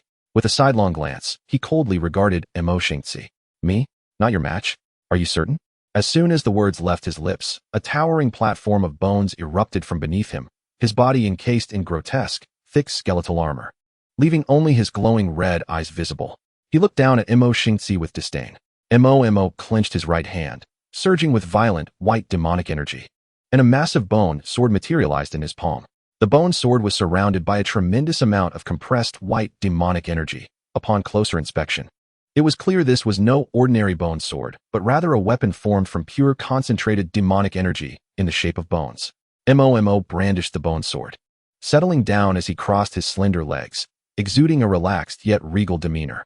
On the platform, countless bones surged again, intertwining and stacking upon one another, transforming in an instant into a silver-white throne adorned with a grim skull totem. Mo sat poised upon the throne, his long hair billowing without wind, emanating an imposing and dignified aura akin to a queen descending upon the world. Looking down at Mo Xingzi and his companions, disdain flickered in Mo's gaze. As mere ants, you should obediently perish. With those words, Mo waved his delicate hand, causing the bone sword to dissipate into a mere illusion. Su Qinian fixed his gaze on the figure seated atop the platform, his twin blades drawn and poised for action. Hewen appeared tense, clutching her sniper rifle and aiming at Mo's forehead, her finger hovering over the trigger, ready to fire at any moment. 1 second. 2 seconds. After a brief moment of anticipation, nothing happened. Just as the two began to wonder, Mo Xingxi's brow furrowed deeper. Suddenly, he looked up at the red flag hovering above. It's coming. Be careful. Before he could finish, the floating seal flag shattered with a thunderous crash, the red barrier dissolving into a myriad of light points, while the sealed black-red demonic energy spread further away. Following that, a bone sword, extending 100 meters, descended from the heavens like divine retribution, aimed straight at Mo Xingxi and his companions. The sharp blade shimmered with a chilling light, a move that certainly could not be executed by someone at the peak of third-tier power. Mo Xingxi's expression hardened, unyielding, as he stamped his right foot down heavily, his mental energy surging and rapidly expanding outward. Rise. Streetlight poles, metal trash bins, and even steel rebar from a distant construction site converged like a tidal wave. In just half a second, a towering metallic arm, dozens of meters high, shot up from the ground. The arm was constructed from robust steel, its palm covered with thick automotive steel plates, fingers claw-like and menacing. Boom. The bone sword and the metallic giant hand collided with a deafening roar, chunks of bone and metal debris cascading down like dust. The two forces remained at a stalemate, while Mo, seated upon the bone throne, maintained an indifferent expression, merely raising his hand slightly and pressing down. Still too high. Kneel before me. In an instant, an overwhelming wave of mental pressure swept over Mo Xingxi and his companions. Fear points from Hewen 77, 69, 0. Fear points from Su Qinian 44, 43, 42. Fear points from Mo Xingxi 6. Hewen was the first to falter, her complexion as pale as paper, blood spilling from her lips, her eyes rolling back as she collapsed to the ground, her strength to even pull the trigger gone. Su Qinian, however, plunged his twin blades into the ground, kneeling on one knee, gritting his teeth, blood vessels visible in his eyes as he seemed to endure some unseen pain. The once silver-white Jun Mo Dao now transformed into a crimson hue, its blade entwined with sanguine energy. Only Mo Xingxi remained slightly bent, his shoulders trembling ever so slightly, witnessing Hewen's collapse. Mo Xingxi's eyes ignited with silver light as his mental energy rippled outward. Metal storm. Moments later, more metallic objects converged from all directions. Shared bicycles, manhole covers, driverless cars, and even unknown metal adult toys were among them. As these metallic items soared through the air, they were enveloped in silvery energy, rapidly morphing into metallic spheres that fused into the metallic giant arm. The arm grew even more robust, lifting the bone giant sword upward, its sharp claws stripping away large chunks of bone to erode Mo's power. Mo narrowed his eyes, extending two slender fingers downward towards Mo Xingxi. You can handle this one, but how will you deal with this? As the words fell, 200-meter-long bone spears rapidly formed in the sky, their tips glowing with a white cold light, their might rivaling that of the bone giant sword. Seeing the two spears above, Mo Xingxi and Su Qinian's expressions turned grim. Su Qinian lowered his head, a trickle of crimson seeping from the corner of his mouth, forcing out a voice through strained breaths. Lao Mo. It seems he doesn't need to hold back. This is not just a third tier, it's more akin to a fifth-level calamity. Mo Xingxi steadied himself, exhaling a deep breath. His fingers delved into the leather pouch at his waist, retrieving two small needles, one red and one blue. With determination, he plunged both needles into his left shoulder. The liquid from the syringes surged into his body, causing his mental energy to spike dramatically. I see now. My earlier assessment was incorrect. You and Hewen should leave first. As for him, Mo Xingxi lifted his gaze to the figure atop the platform, no longer hesitating. I will handle this. Chapter 9, Awakening. As Mo frantically utilized his abilities to conjure bone weapons to strike down at Mo Xingxi and his companions, the dark roots of the white sapling within the mindscape grew increasingly solid, even beginning to extend upward. Bai Miao seemed to sense the impending danger, stretching out its branches near the roots that had yet to be tainted black. The unconscious Mo felt a tickling sensation at the tip of his nose, which was quite uncomfortable. With a languid flick of his finger, he brushed aside the white branch, showing no signs of awakening. The external battle between Mo's avatar and the needle-piercing, drug-consuming Mo Xingxi grew increasingly intense, hastening Bai Miao's transformation into darkness. Its entire form began to tremble violently, appearing anxious.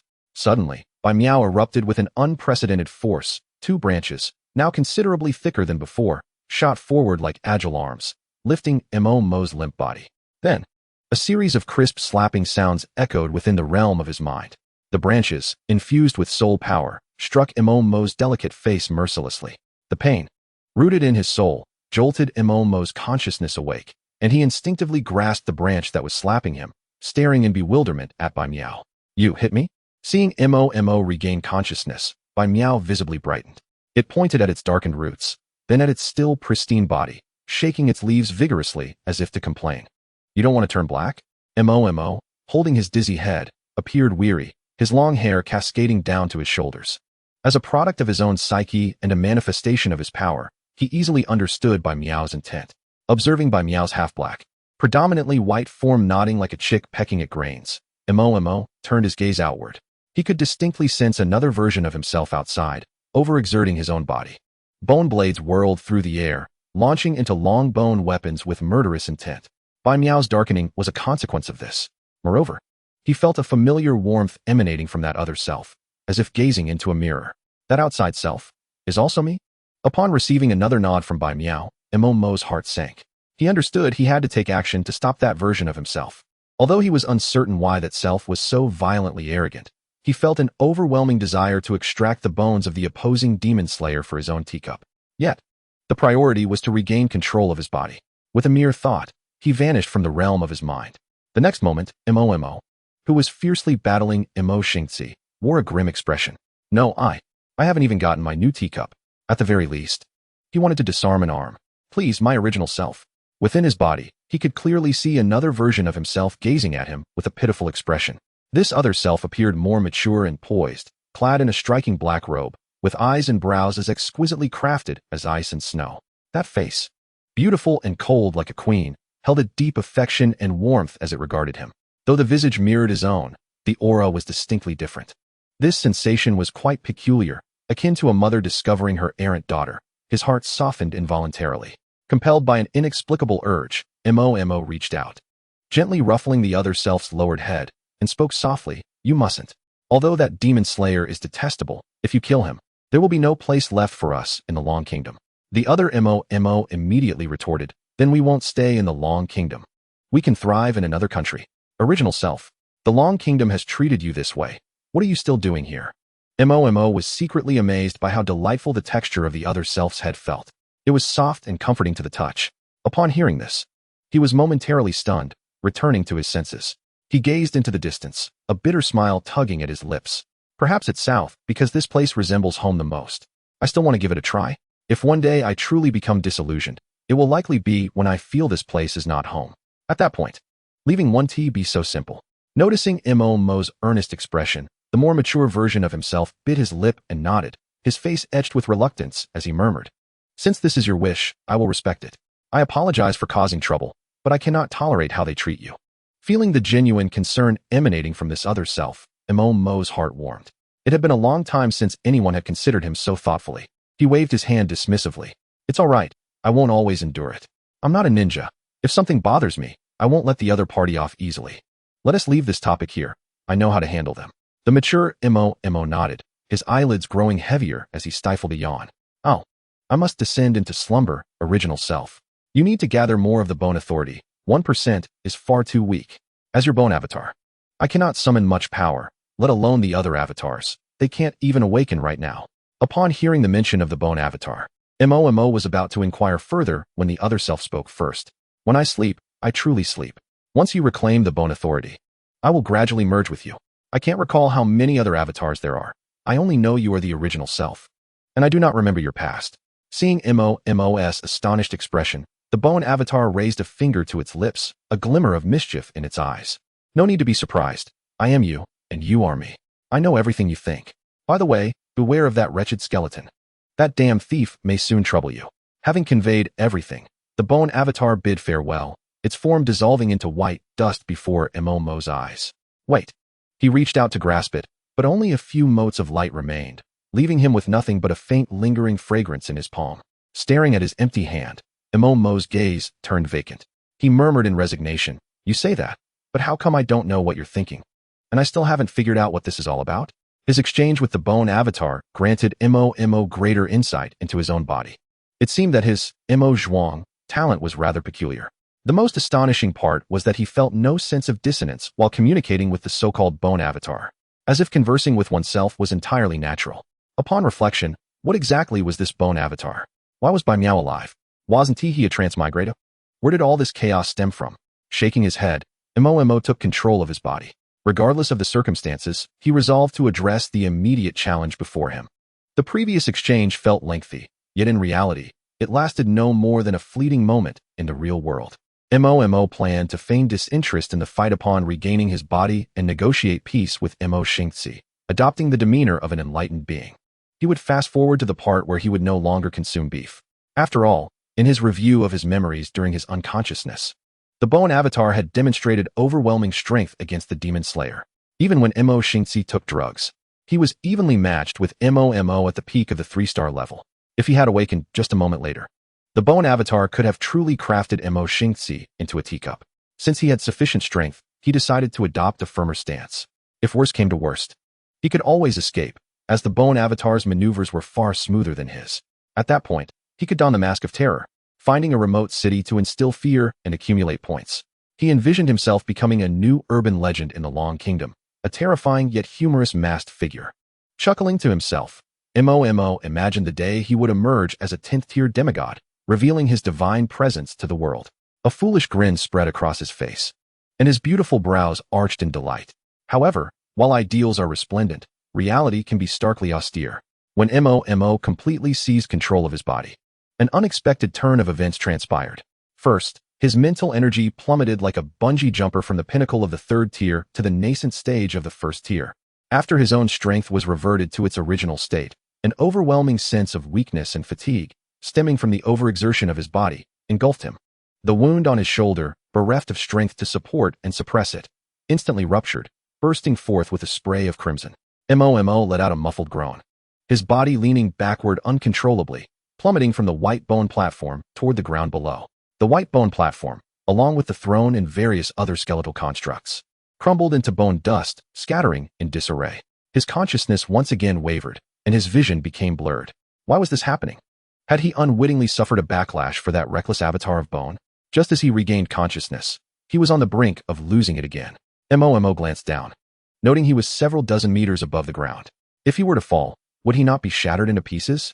Instinctively, he cast a pleading gaze toward the battered Mo Xingzi, managing to force a smile that was more grotesque than sorrowful. With great effort, he spoke, his voice tinged with a soft, plaintive tone, barely a whisper. Hey, a little help here. Upon finishing, his head tilted, and he lost consciousness entirely, his petite form descending in a free fall. Mo Xingzi. Fear points from Mo Xingzi, 33 points. Chapter 10, The Demon Squad of He Shi Town. Imagine the experience of having an adversary who just moments ago threatened to dismantle your bones to craft a teacup, now reduced to a pitiful state, begging for your assistance. This was precisely the scene before Mo Xingzi. Should he extend help to this seemingly high-ranking demon? While Mo Xingzi hesitated internally, his body acted on its own accord. He gritted his teeth, pressing down on the bleeding wound on his left arm, and with a powerful thrust of his foot against a fragment of crumbling stone, he launched himself into the air. Skirting past several stones, he pierced through the billowing dust. Just in time, he caught Momo in his arms before the latter could hit the ground. Light, so remarkably light. The sensation of weightlessness startled Mo Xingzi. His black cloak billowed in the wind, creating a haunting sound. He bent his knees to absorb the impact, leaving 2 shallow impressions on the ground before finally landing steadily, cradling the unconscious Momo. Once he confirmed their surroundings were secure, Mo Xingzi laid Momo gently down, observing the pallor of his face. The grip on his demon-slaying dagger tightened. His earlier hesitation had already cost He Wen her safety, and he had nearly succumbed to disaster himself. Now, this individual, Momo, had revealed a vulnerable side of his nature. Did he truly wish to grant him another chance?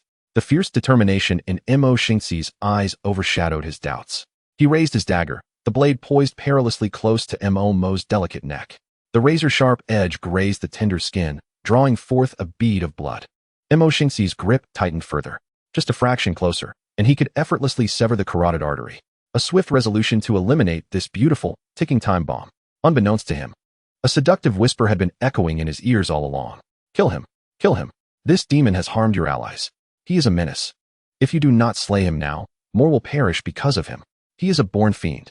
A shroud of darkness enveloped Mo Xingzi, his brow furrowing as clarity dwindled in his gaze. Just as he was poised to eliminate Momo, the unconscious boy's face contorted in pain, murmuring incoherently, "No, please don't. I'm not a demon." Perhaps sensing the imminent threat to his life, Mo instinctively voiced his subconscious thoughts. His words drifted lightly, yet resonated like thunder, compelling Mo Xingzi to halt his actions. Listening to the unconscious pleas, Mo Xingzi's hand, gripping the dagger, turned pale from the strain. His eyes flickered with newfound clarity, shoulders trembling slightly as he succumbed to an immense internal struggle. One hand pressed against his forehead, he crouched down in anguish. At that moment, a pure white light emanated from Mo's chest, piercing through the dark haze surrounding Mo Xingzi. The once congealed darkness dissipated to near transparency. Seizing the opportunity, Mo Xingzi shook his head violently, scattering the remaining shadows. The realization that Mo's frail body had been the final straw that shattered Mo Xingzi's murderous intent sank in. Enough. Be silent. He pressed his fingertip against his scalp, breaking the skin, warm blood seeping through his fingers. With a thunderous shout, he released his grip on the dagger. Clang. The demon-slaying dagger fell uncontrollably to the ground, its clatter reverberating throughout the desolate old district. Indeed, this was a boy whose physique, although male, was frilier than that of most girls. The fervent, desperate accusations of his demonized self and the evident rationality in his pleas before fainting unmistakably conveyed to Mo Xingzi that Mo was no longer the fearsome demon he had once appeared to be. He was merely a youth cornered and in dire need of assistance. Mo Xingzi could not bring himself to execute Mo, just as the latter had expressed earlier. Victims are not without guilt. Why must they always be the perpetrators before becoming victims? The case in Heesher Middle School undoubtedly harbored deeper secrets. The strange whispers in his ears had been subtly urging him to eliminate Mo. The suffocating sensation of losing control over his own reason was deeply unsettling. If he had not been mistaken, it was the pure light emanating from Mo's chest that had liberated him from that grasp. Having come to this realization, Mo Xingzi wiped the cold sweat from his forehead, straightened up, and retrieved the long dagger lying nearby. With deft precision, he sheathed the blade. Something was amiss. There could not be other demons in the vicinity. The entity capable of manipulating him from a distance was certainly no benign presence. If his nearly peak fourth-tier strength could be so easily swayed, what terrifying power must the true nature of that entity possess? A chill of dread coursed through Mo Xingzi's heart. If it was not a benevolent force, it could only be an adversary. The enemy of one's enemy is a friend. Whether to thwart the impending scheme or heed his own conscience, he could not slay Mo. His gaze swept across the chaotic surroundings. Fortunately, they were in the old district. The two combatants had left the shadows of each other imprinted in their eyes. The confrontation had been fierce, yet the collateral damage was minimal, sparing any casualties. It was a stroke of luck amidst misfortune. In the distance, figures cloaked in black and gold were hastening toward him. It was Su Qinian leading the demon-slaying squad in support. Mo had not been unconscious for long. Previously, the bone avatar had sustained no injuries. His fainting was merely a result of excessive consumption, a protective reflex of his body against overexertion. Gradually regaining consciousness, he felt an ache throughout his body. Yet beneath him was a soft warmth, inviting and comforting. Above, the aged beams of the roof were enveloped in curling wisps of smoke. Mo inhaled, savoring the delightful aroma of food. Given the layout of the ceiling, he was back home. The bed was soft and plush, indeed his own. Wait, his own bed? Soft? What nonsense. His bed was as hard as steel. How could it possibly be soft? With a sudden burst of energy, Mo flipped off the bed, scanning his surroundings with heightened vigilance. To his astonishment, the cramped, cold room was now brimming with people. 5 figures cloaked in black and gold sat around him, silently observing. They resembled celestial beings, their presence overwhelming. Upon noticing him awaken, a tall, lean youth with yellow hair approached, scrutinizing Mo's face with wide-eyed wonder. Wow, dude, you're incredibly handsome. How could you be in such a dire state? You could have made it big just by going live with that face. Mo felt the proximity of the stranger was too invasive. The body leaned backward, the gaze evasive, filled with awkwardness. There had been opportunities, yet funds for promotion were lacking, the platform did not provide support, and little profit could be earned.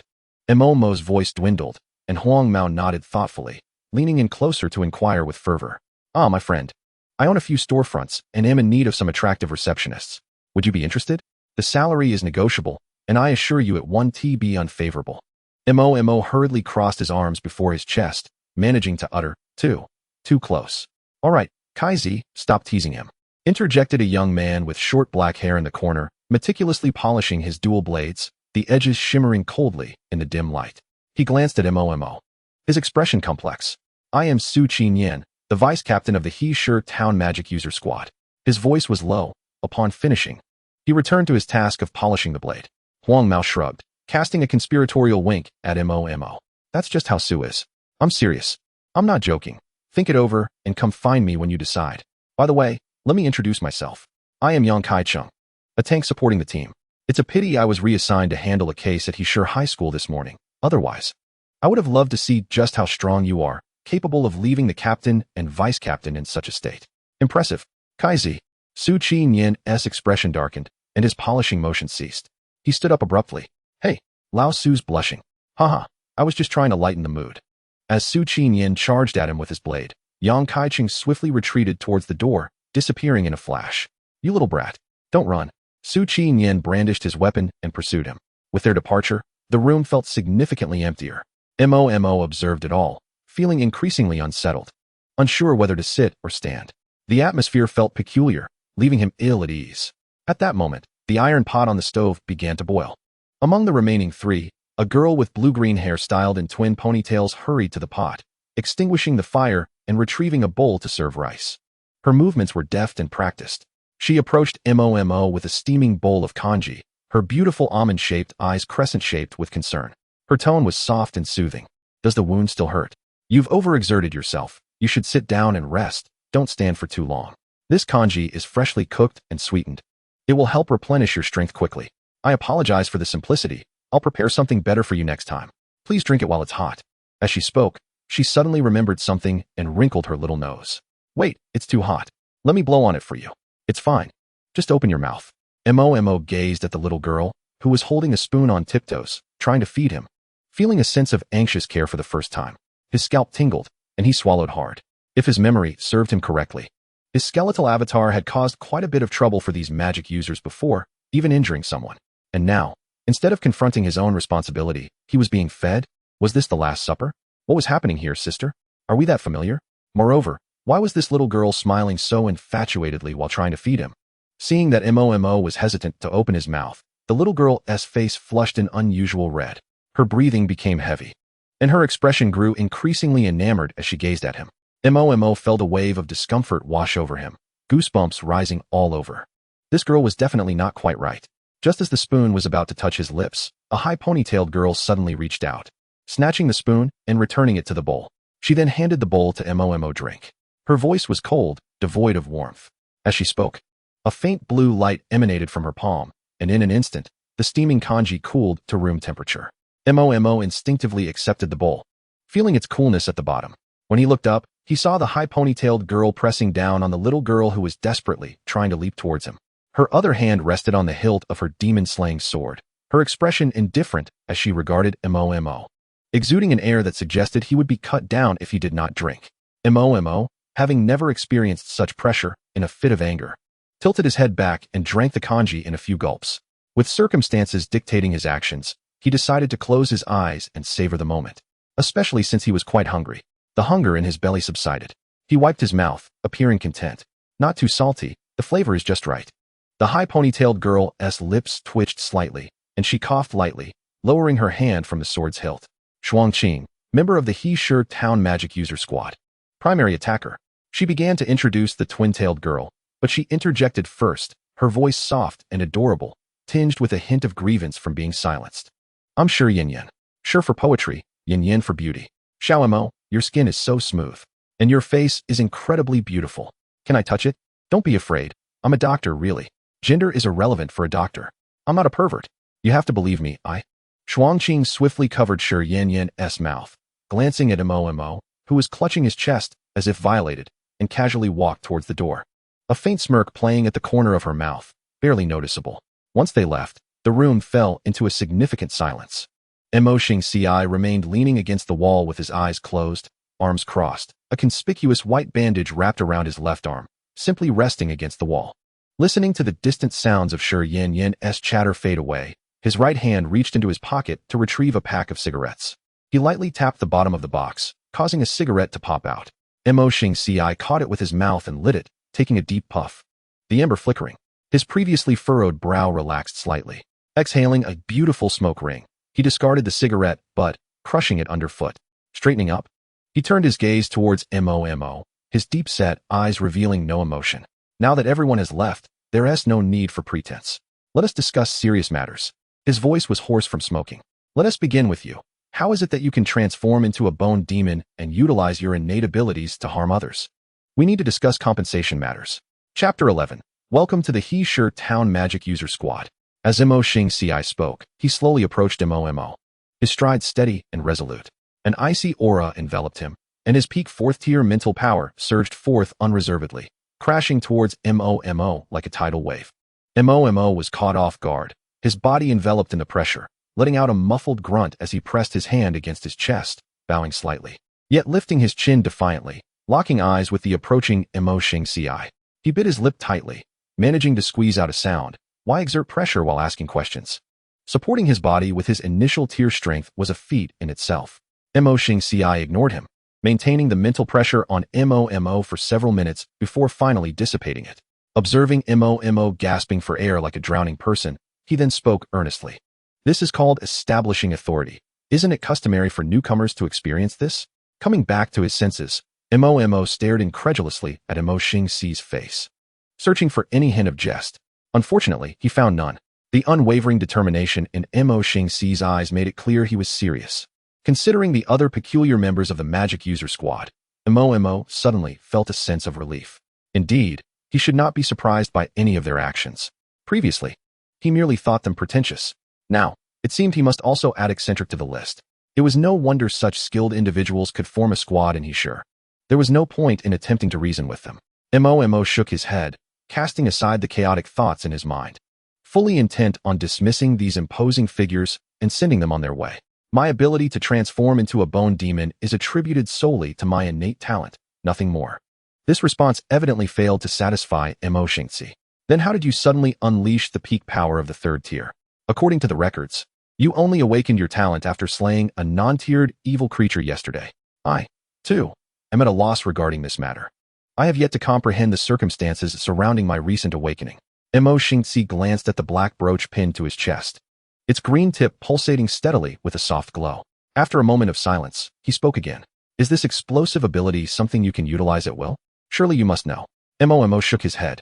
I believe it is not possible, or perhaps I have yet to understand the activation method. However, I feel it would be best to avoid any further opportunities to enter that form. Mo spoke candidly. There was nothing to conceal, nor could he. As long as he could keep the secret of his fear point enhancement safe, everything would be fine. Mo Xingci, noticing the brooch still glowing green, finally breathed a sigh of relief. This is for the best. In that state, you clearly cannot control yourself. One final question. How did you know my name? Mo's heart tightened at the inquiry. Here it comes, that damned question. During the battle between the Bone Avatar and Mo Xingci, it had called out his true name more than once. He had hoped to slip away unnoticed, but Mo Xingci had brought it up just as they were concluding. It seemed he would have to find a way to gloss over this. Surely, he could not confess that he had seen his name on the demonic interface? Your name? I don't recall mentioning it.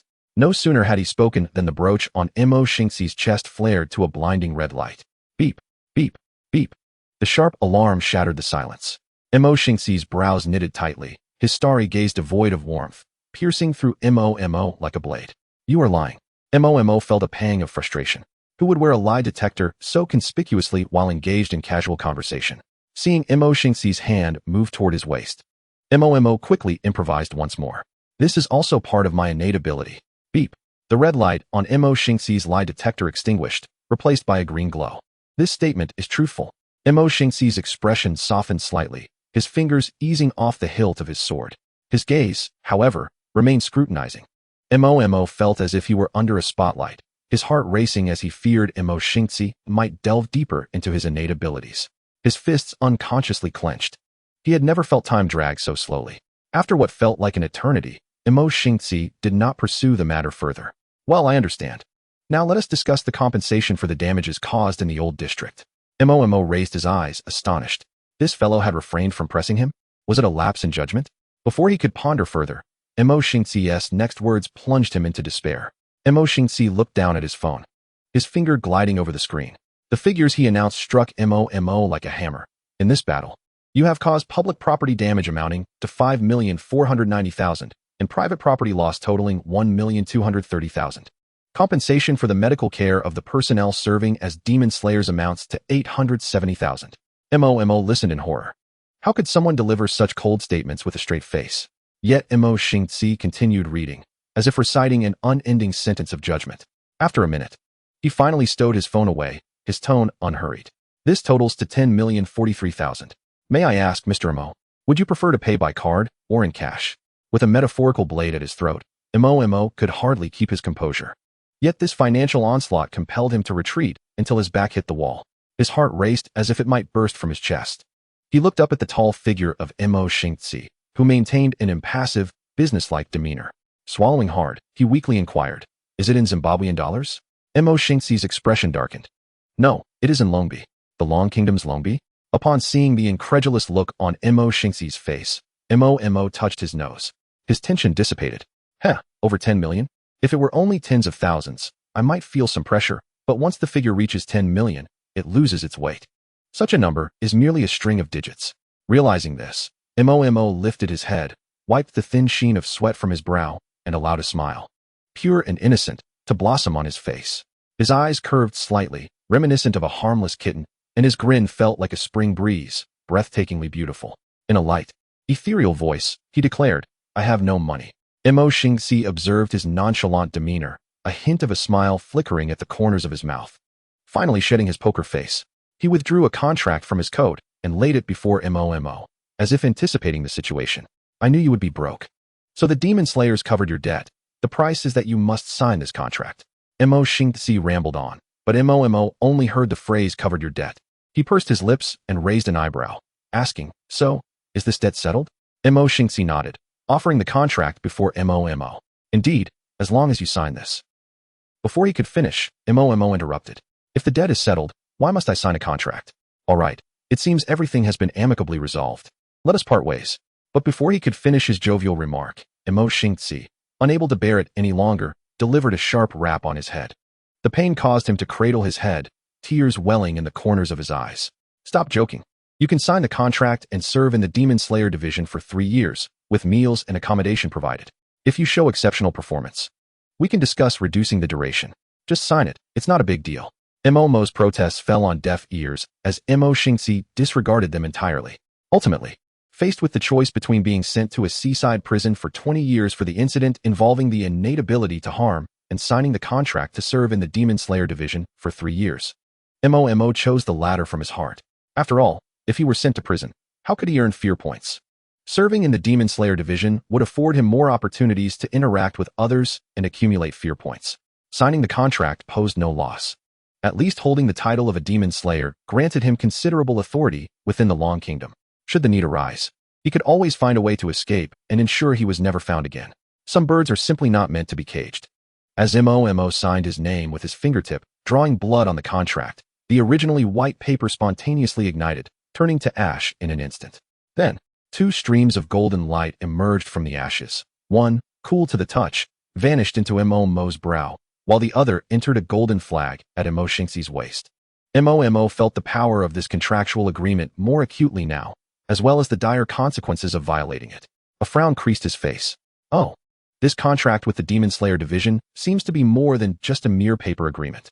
In stark contrast to Mo's troubled expression, Mo Xingzi appeared noticeably more at ease. He extended his uninjured right hand toward Mo, speaking earnestly. "As the team leader of the Demon Slayer division, I, Mo Xingzi, welcome you to our ranks." Chapter 12, Unexpected Gains. In this scenario, some rejoice while others despair. Mo's face was a canvas of reluctance. Mo Xingzi paid little heed to the surrounding matters as he cautiously retrieved a golden flag from his waist and placed it within a black wooden box. Noticing Mo's gaze fixated on the small box, filled with curiosity, he began to explain. "This is the Xian Huang Qi, a byproduct of the mythical forbidden device known as the Dragon Soul Contract. The entire Zhima 6 departments of Longhua is established upon this legendary forbidden device." Observing the increasing confusion in Mo's eyes, Mo Xingzi continued. "Forbidden devices are information not yet included in your textbooks. Unlike weapons and equipment, they are akin to special artifacts, often possessing varied effects, not solely for combat.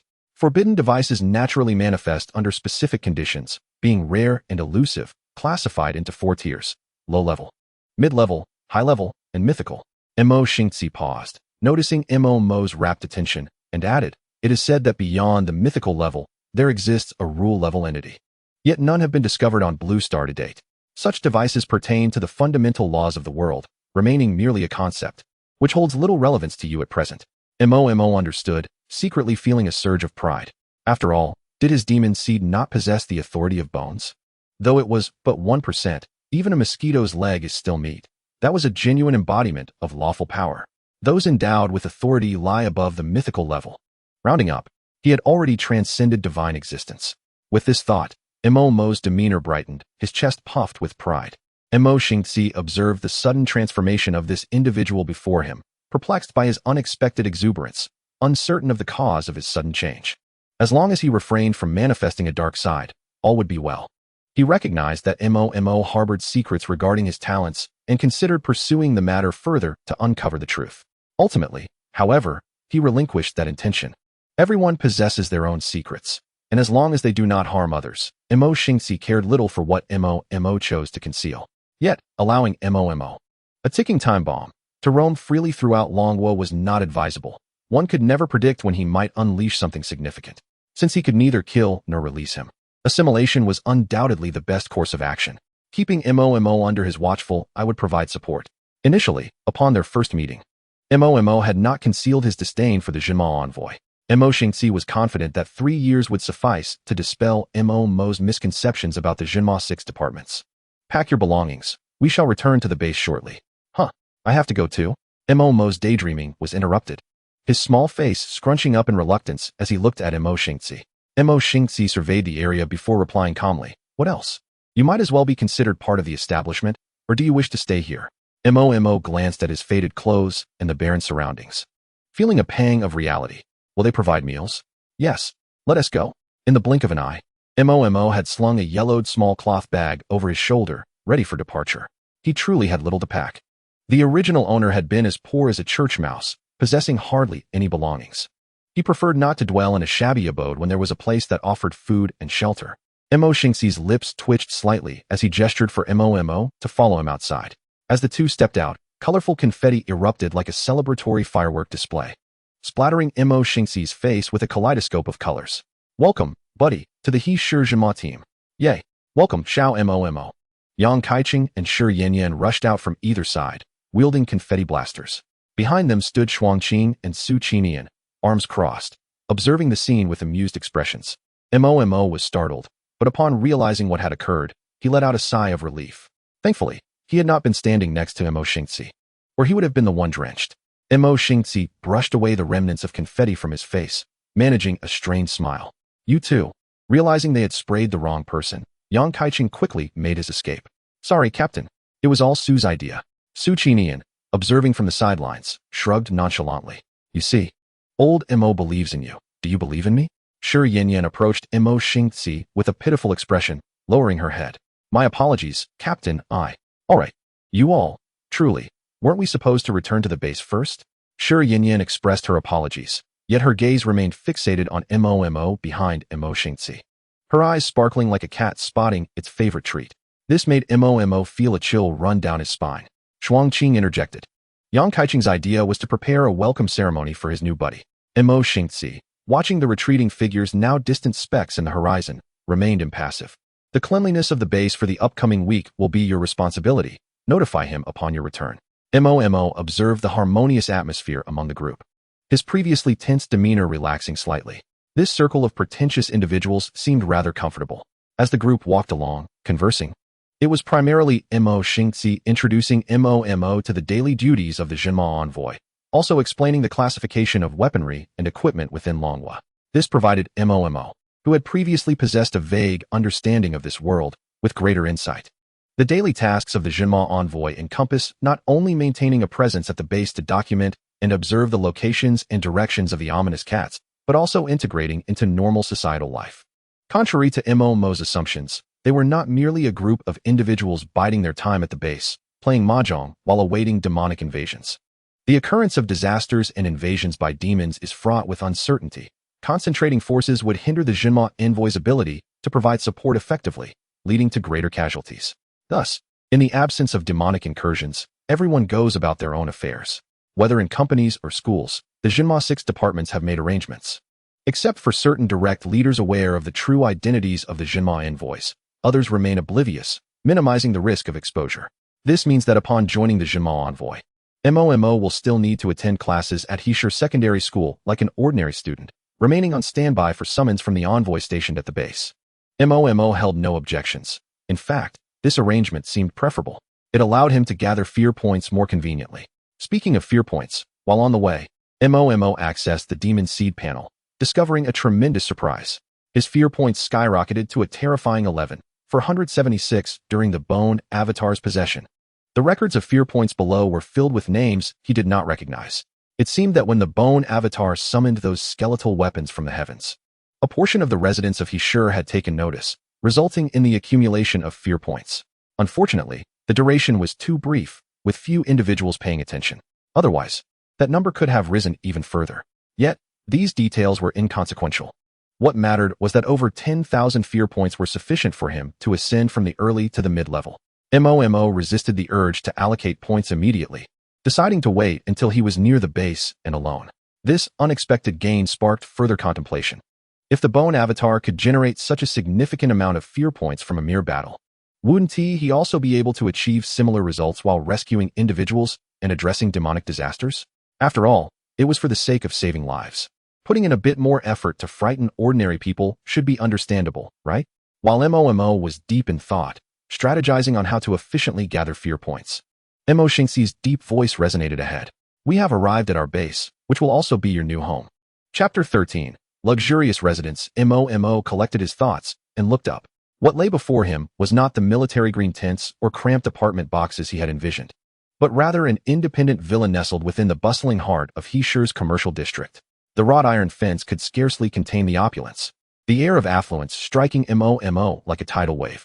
At the entrance stood an elderly gentleman, clad in a military coat, holding a chipped white porcelain teacup, leisurely reclining in a rocking chair.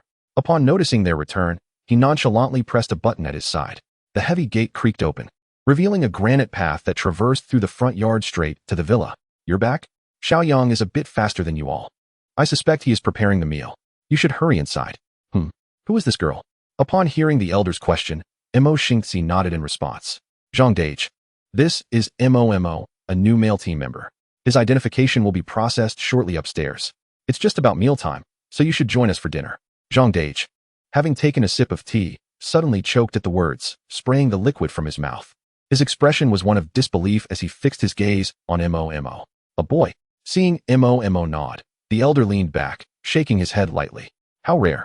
All right, you all go ahead. I want to eat. I just ordered takeout. With that, Zhang Dage closed the window and resumed scrolling through short videos on his phone, paying no further attention to the group. Mo Xingxi and the others were accustomed to such reactions, leading the still-dazed MOMO into the house. Once he regained his senses, MOMO poked Mo Xingxi's shoulder and quietly inquired, Captain Mo, are all our station's security guards this eccentric? Mo Xingxi turned to look at MOMO, his voice becoming somber. Zhang Dage is not your ordinary security guard. He was the former captain of the He City Town Demon Exorcism Team. 30 years ago, when He City faced 2 level 5 demon disasters simultaneously, he single-handedly resolved one, exhausting his potential to assist in managing the other, thereby minimizing the losses from that catastrophe. Mo Xingxi paused, a hint of regret flashing in his eyes. He once had the potential to become a successor to the 6 demon exorcists. However, after that incident, he sustained severe injuries, depleting his potential and halting his strength at the 5th rank, forcing him into early retirement. He applied to work as a security guard here. As he puts it, after all, fallen leaves from yesterday cannot remain idle. Protecting these children in his frail body is also a good thing. It allows him to contribute to Longhua. Mo Xingxi's tone was heavy, and MOMO felt a jolt in his heart, realizing who it was. It was Zhang Shana, mentioned in the He City local news. When he first crossed over, he had paid close attention to that channel for information on the Demon Clan and had seen Zhang Shana's photograph, albeit one from his youth, exuding vigor and vitality. A black and gold cloak billowing in the wind. A glance back at the smiling, video-watching Zhang Dage in the security room revealed a rather portly, wrinkled man in a military green coat, sipping goji berry tea. It was hard to reconcile him with the fierce figure who had single-handedly controlled 2 level 5 demon disasters. Yet, he understood Zhang Dage's role here, a protective presence for the He City Town Demon Exorcism Team, ensuring the station wasn't compromised. This brief interlude before dinner soon passed. Upon entering the villa, one was not greeted by ostentatious decor. Instead, the entire interior exuded a minimalist charm, warm and impeccably tidy. In the center of the spacious living room stood a fish tank, housing several pure white fish with remarkably golden eyes. Intrigued, Mo leaned closer, lightly tapping the tank. The white fish all swam over, their mouths opening and closing against the glass, eager to touch Mo's fingertips, appearing quite affectionate. The tank felt hard and thick, not made of ordinary glass, resembling bulletproof glass. Was the demon exorcism team this extravagant, requiring bulletproof tanks for their fish? Just as he pondered, Mo Xingxi's voice resonated from above. These are bailing fish. During a demon disaster, the demon clan emits fresh magical energy, which the bailing fish can sense immediately, directing their heads toward the source of the disaster and remaining still. When 3 or more bailing fish face the same direction without moving, it confirms the presence of a demon invasion. This is the first step. While the bailing fish can only indicate the general direction of the invasion, we will then seek out the Zhiyi cat to narrow our search area further. Mo Xingxi continued explaining, casually removing his black and gold cloak and draping it over a nearby rack. Upon hearing this, Mo felt a chill run down his spine and quickly withdrew his hand. What a joke! So these fish were sensing the magical energy emanating from him. As Mo retracted his hand, the bailing fish scattered. Mo Xingxi observed them, his brow furrowed. There was something he had yet to mention. The bailing fish, upon sensing fresh magical energy, would keep their focus on that direction for at least 3 minutes. Yet, as soon as Mo pulled his hand away, they dispersed. This was not indicative of a demon discovery. It seemed more like a simple affinity. However, there had never been a precedent of bailing fish showing affection toward humans. Mo Xingxi gazed at the curious Mo, pondering how many more mysteries this individual held. But as he touched the Xian Huang flag at his waist, the last of his concerns dissipated. Having signed the contract, he was bound to adhere strictly to its terms. In time, as they spent more moments together, there would surely be opportunities for Mo to cast aside his biases against the demon exorcism team. Welcome home. Dinner is served. In the lively atmosphere created by Yang Kaiqing, who wore an apron and emerged from the kitchen carrying dishes, the aroma of food filled the room. Mo enjoyed the most sumptuous dinner he had had since crossing over, featuring roast chicken, grilled skewers, and stewed lamb, all bursting with flavor. The meat, a rarity in his previous experiences, was plentiful here. After just a few bites, his magical seed tier points increased slightly, a warm sensation spreading through his body. If not for his small stomach, even low-tier individuals could gain substantial power from consuming meat. After the meal, Mo Xingxi, carrying leftover food, led Su Qinian to visit He Wan, who was still recuperating. They would also inform her of Mo's inclusion as a new member of the demon exorcism team. Before leaving, he reminded Mo not to wander off, assuring him that his equipment and identification would be processed by nightfall. Yang Kaiqing, the wealthy benefactor providing the station and also a team member, was the young master of the prominent Yang family in He City. As the heir, he was busy managing affairs during his free time. To Mo's surprise, Shi Yanran, the petite girl standing at 1.50 meters, turned out to be a doctor. Moreover, she was an honorary physician at He City's first hospital, which astonished Mo greatly. Hee, I'll come to keep you company after my shift, little Mo. Seeing Mo's astonished expression, the little girl playfully made a face and dashed out to the hospital for her shift. As the crowd began to thin, Mo's gaze fell upon Shuangqing. Why aren't you leaving? Shuangqing, her expression impassive and voice still icy, replied, I'm a student too. Where would I go? Besides, I'm on duty today. With that, Shuangqing turned and entered a room on the second floor, bringing out several books and settling down by the fish tank to work on her assignments. Mo recognized the textbooks as those from his own grade. He had intended to continue the conversation to gather more information, but suddenly recalled that he still had over 10,000 points of fear currency remaining. The desire for idle chatter evaporated. Sister Shuang, where's my room? Shuangqing glanced around before pointing to the door adjacent to her room. You can stay in there. It's unoccupied. Mo didn't think much of it, thanked her, and hurriedly ascended with his belongings, completely oblivious to Shuangqing's unwavering gaze upon him.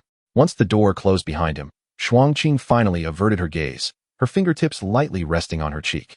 Her heartbeat quickened, and her pink lips pouted slightly as she murmured softly, How can a boy be this adorable? Chapter 14. A glimpse. Mo entered the vacant bedroom, clutching his meager belongings. The first thing he did was lock the door. The room's furnishings were quite simple, consisting of a bed, a wardrobe, and a desk. However, the space was ample enough to accommodate many items. Despite being unoccupied, it was still remarkably tidy. Momo didn't mind the simplicity. Anything was more comfortable than where he had previously stayed. After inspecting the surroundings and finding no sign of surveillance cameras, he finally settled down to summon his talent panel. In the initial stage of the Mahjong, first rank, 2100, one can expend 100 points of fear points to allocate enhancements. Currently unlocked Mahjong form, Bone Demon. With possession of Bone Authority, 1. The Fear Roulette is available for drawing rewards.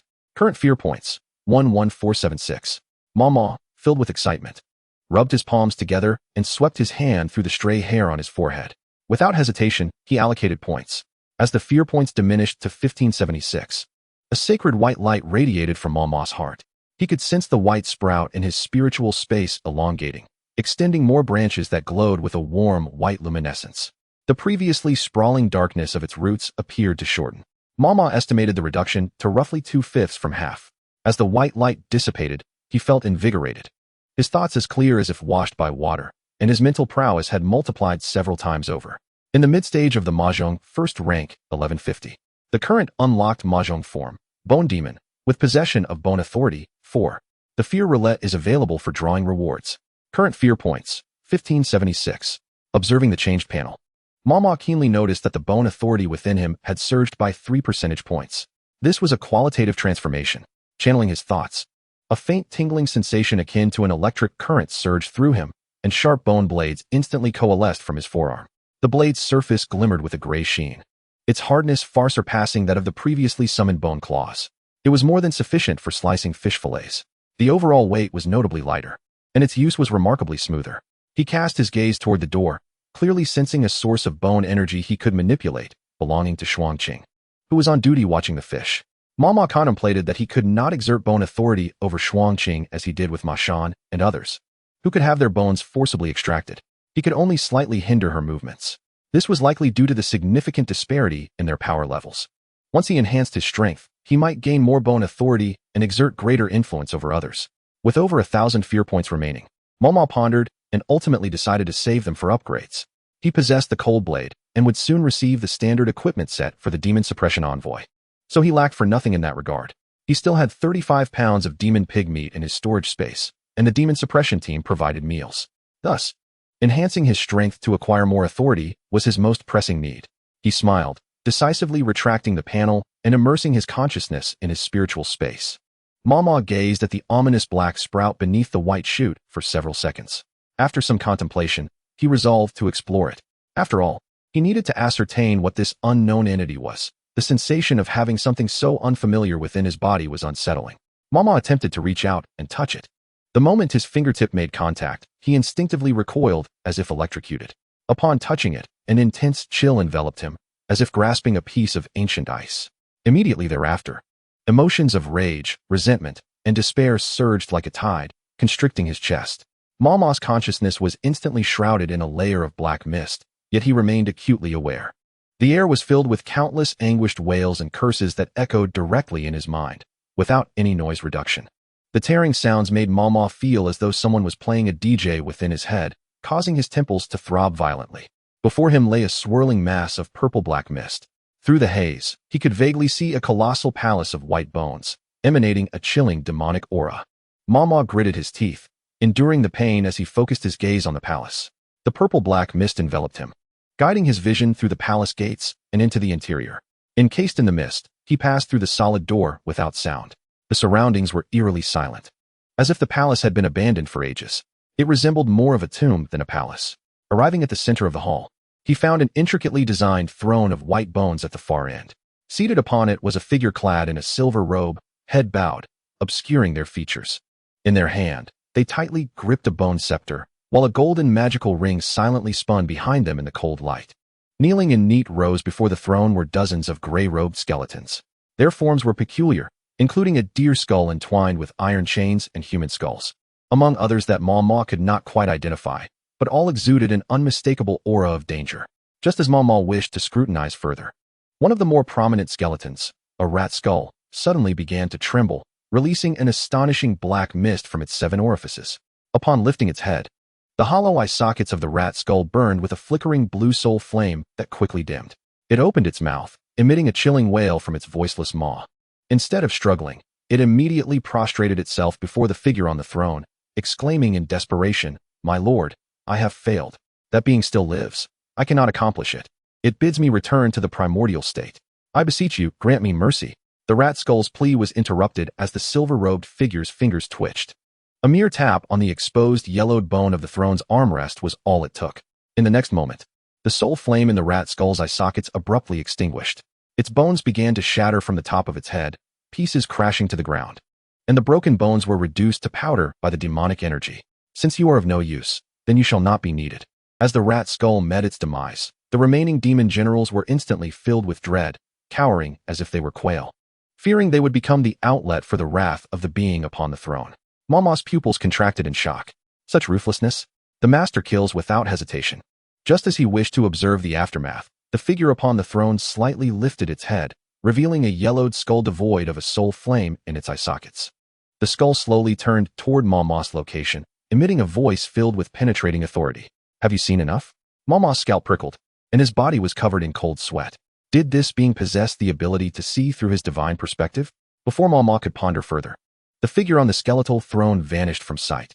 The next instant, it appeared right before Mama, extending its sharp skeletal claws, shrouded in black mist. Aimed directly at him. Faster than his reaction was the purple-black gas. Sensing a deadly threat, it erupted into a barrier that violently collided with the skeletal claws, producing a hissing sound. In the moment the barrier shattered, a force yanked Mama's consciousness back, abruptly ejecting him from the Palace of Bones. Following this, the purple-black gas detonated, transporting Mama back to his spiritual space. The silver-robed skeleton gazed at the small mass of purple-black gas in its palm, which was desperately expanding and attempting to explode. A flicker of gray light passed through its eye sockets. Its expressionless face exhibited a hint of surprise. "Familiar fragrance and husher? So feeble, yet you dare to pry? You certainly have audacity." As it spoke, the silver-robed skeleton clenched its fist tightly, obliterating the purple-black gas completely, causing the gray light in its eye sockets to flicker. "Accelerate the collection of materials within 3 months. I desire the name of the 7th Demon Emperor to resound once more across the human continent. That little thief who pilfered my authority shall also be captured, as per the will of the Lord." The multitude of skeletal demon generals responded in unison, their overwhelming demonic energy solidifying the air within the hall. A map of the blue star composed of demonic energy displayed countless pathways of bone demons, all pointing toward a singular location, the Longwa Husher. The silver-robed skeleton flashed and returned to its throne. "The bone authority is mine. It can only ever belong to me." As the words fell, the gray light in the skeleton's eye sockets extinguished, and the atmosphere within the hall returned to an eerie silence. As he returned to the familiar presence of Bai Miao, Mo collapsed onto the ground, gasping for breath. A strong premonition seized him. Had his omniscient self been captured by that entity, dire consequences would undoubtedly ensue. This intuition stemmed from the 4% of the bone authority within him, which indicated a subservient relationship with the other party. A chilling conclusion settled in Mo's mind. The skeletal figure appeared to possess bone authority as well, and seemingly in abundance. He pressed his hand to his chest, casting a glance at Bai Miao, a bitter smile gracing his face. "Little Bone, could this possibly be the undead skeleton you mentioned?" Bai Miao remained motionless, resembling a lifeless statue. Were it not for Mo's prior encounter with its combat prowess, he might have believed it entirely. Unperturbed by the silence, Mo shook his head to clear his thoughts. It would be prudent to consult Mo Xingxi regarding the nature of this being. In the past, he had endured hardships alone, devoid of allies or organization. Now, having joined the Jinma 6 departments, he was supported by the Longwa and the 6 generals of sealing demons. If danger loomed, it was imperative to report it and share with the organization. The principle was to avoid unnecessary suffering unless it was akin to savoring chocolate. With this in mind, Mo felt a weight lifted from his heart and decisively exited his mental space. Chapter 15. The 7th Demon Emperor. You are saying that while packing your belongings, you suddenly fainted, and in your dream, you beheld a palace of white bones radiating demonic energy, filled with skeletal demons and a throne of bones, where they addressed the skeletal king seated upon it. Mo Xingxi reclined on the living room sofa, holding a black gold wooden box intricately engraved with dark silver demonic seals, pristine and gleaming. Upon hearing Mo's account of the vision, his initially placid expression grew increasingly grave, his brows furrowing tightly. Mo sat upright in the chair opposite him, nervously fiddling with the hem of his clothes, his fingertips paling. Hearing this, he lowered his head even further and softly murmured an acknowledgement. While Mo Xingxi contemplated, Su Qinian, who sat nearby, cradling a long blade, wore an increasingly serious expression. Old Mo, what he described seems genuine. Mo Xingzi raised a hand to interrupt him, placing the black gold box heavily on the glass coffee table, producing a dull thud as he straightened. Yes, I comprehend. I will report to headquarters shortly and contact my master. Regardless of its authenticity, such a being's existence cannot be treated lightly. Mo, bewildered, scratched his head and inquired, "May I ask what exactly that is? You all appear so grave." Mo Xingzi did not respond. He turned to meet Mo's gaze, his eyes filled with complexity. Mo, are you certain that was merely a dream? Prompted by this question, even the slowest of minds would grasp that the situation was far from simple. Gritting his teeth, Mo glanced at Mo Xingzi's chest, confirming that the truth-detecting brooch was absent. He then spoke, "It may be related to my innate talent. But those images undoubtedly occurred in reality. I can swear to that. Since concealment is futile, I must ask, can you enlighten me on what that was? This is crucial for me." Mo Xingzi scrutinized Mo's face, unable to detect any signs of deceit. A profound silence enveloped the living room, the only sound being Su Qingyan's methodical blade polishing. After an extended pause, one so lengthy that Mo feared he would receive no answer, a soft sigh escaped Mo Xingzi's lips. "Were it not for your signing of the Dragon Soul Pact, I would truly question your identity." He retrieved a cigarette case, extracting a stick and placing it between his lips. Just as he intended to light it, he recalled he was still in the living room. He set the cigarette aside, resting it behind his ear, and continued, "If what you say is true, it must pertain to the 7th demon emperor of the demon race, the Bone Emperor, and his legion of demon generals." Mo Xingzi spoke slowly, yet with unwavering certainty. The hierarchy within the demon race was far more stringent than that of humanity. Only an entity of demon emperor caliber could possess such an iconic palace and throne. Upon hearing this, Mo's breath quickened, and his heart raced involuntarily. He understood what a demon emperor signified, one of the most formidable beings within the demon race. According to the conventional hierarchies of this world, which range from the unranked to the 9th tier, the power of a demon emperor transcended these levels, reaching the 10th tier. This equated to a demigod status. A demigod was a being that had begun to grasp certain laws and authorities. In a world devoid of divine beings, they were the mightiest. If the Bone Avatar's assertions held true, he would undoubtedly attract the attention of the Bone Emperor. Was it possible that he, a mere mid-tier calamity, had drawn the gaze of such a being merely upon acquiring a golden finger? 666. To think that the standard benefits for traversers were still in effect, with bizarre dangers unfolding from the outset. There was no pretense involved. However, as Mo pondered further, he realized the situation was more complex than it appeared. He raised his gaze to meet Mo Xingzi's once more, questioning, "But isn't there only 6 demon emperors, corresponding to our 6 generals of sealing demons? How could a 7th suddenly emerge? If what you say is true, wouldn't the existence of this 7th demon emperor utterly disrupt the balance between the demon race and humanity on Blue Star?" Mo sensed he had stumbled upon a crucial insight. The reason Longhua could be deemed the safest nation on Blue Star, facing minimal threats from demonic disasters, lay in the presence of the Zhenma 6 departments, with their demon warding teams stationed throughout cities and villages. Above them loomed the 6 generals of sealing demons, providing a formidable counterbalance to the 6 demon emperors of the demon race. The two forces were indispensable. Of course, the 6 generals of sealing demons could only match the demon emperors in terms of confrontation. Exterminating a demon emperor was another matter entirely. The power of a demon emperor was assuredly at the 10th tier, a demigod. Yet among the 6 generals of sealing demons, not all were at the pinnacle of the 9th tier, some were not even at the 10th tier. This deficiency stemmed from the extreme scarcity of resources available to enhance the combat strength of the human race. The rare treasures capable of assisting the human race in surpassing their limits primarily originated from the demon realm. For humanity to acquire them was akin to climbing to the heavens. Furthermore, even with the looming threat of the demon race, internal strife continued unabated within humanity. Not only did they have to guard against the demon race, but also against other nations, resulting in a perilous situation of both internal and external turmoil. The external and internal strains combined, leading to a mere 9 demigods across the entirety of Blue Star. While it appeared they could easily overpower the demon race, these demigods hailed from various nations, and cooperation was far from assured. Moreover, as previously mentioned, the human race faced a dire shortage of cultivation resources. Many demigods, in their pursuit of power, resorted to dubious methods, resulting in inflated abilities. Thus, it was commonly said that even among demigods, disparities existed. The gap in 9th tier combat prowess also widened the chasm between the two races' strengths. Consequently, humanity had only managed to establish a state of mutual harassment and confrontation with the demon race.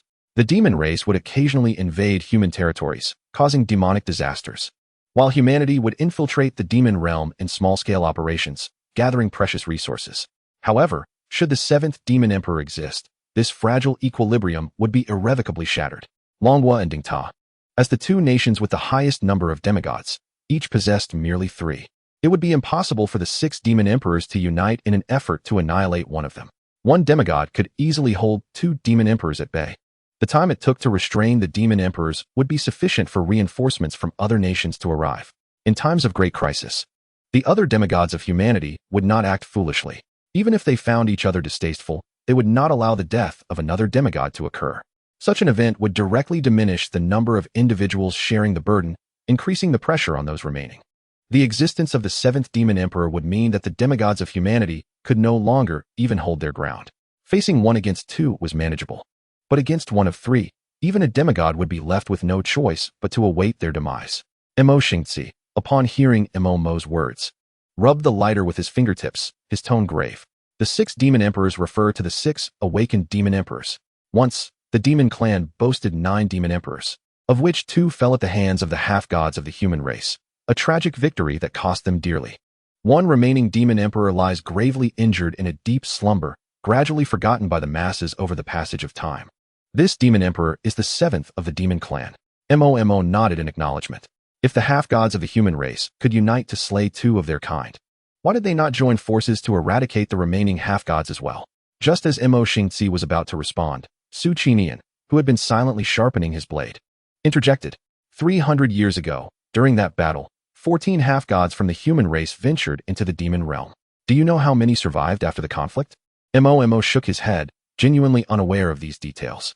If it were not for Mo Xingzi bringing it to light, he would have remained oblivious to the fact that the demon clan once possessed 9 demon emperors, and that there had been a confrontation between the demon emperors and the half-gods of the human race. Perhaps there had been no records documenting these events at all. Frost Qing approached, her usually serene face tinged with astonishment. Clearly, she had also never heard of these hidden truths. Chapter 16, The Demon Emperor and the Demon Realm. 7 half-gods faced off against 3 demon emperors. Ultimately, only 7 returned. With a decisive motion, Su Qinian sheathed his brilliantly polished blade with a heavy tone. The textbook in Frost Qing's arms fell to the ground with a thud. Momentarily forgotten as she trembled slightly, her complexion paling. Mo was equally shocked by the figure. 7. Were they not all half-gods? Why was there such a vast disparity? Before Mo could articulate his thoughts, Mo Xingzi anticipated his question. He removed the cigarette wedged between his ear and hand, but did not light it. Instead, he broke it in half, his fingers fidgeting with the fragments.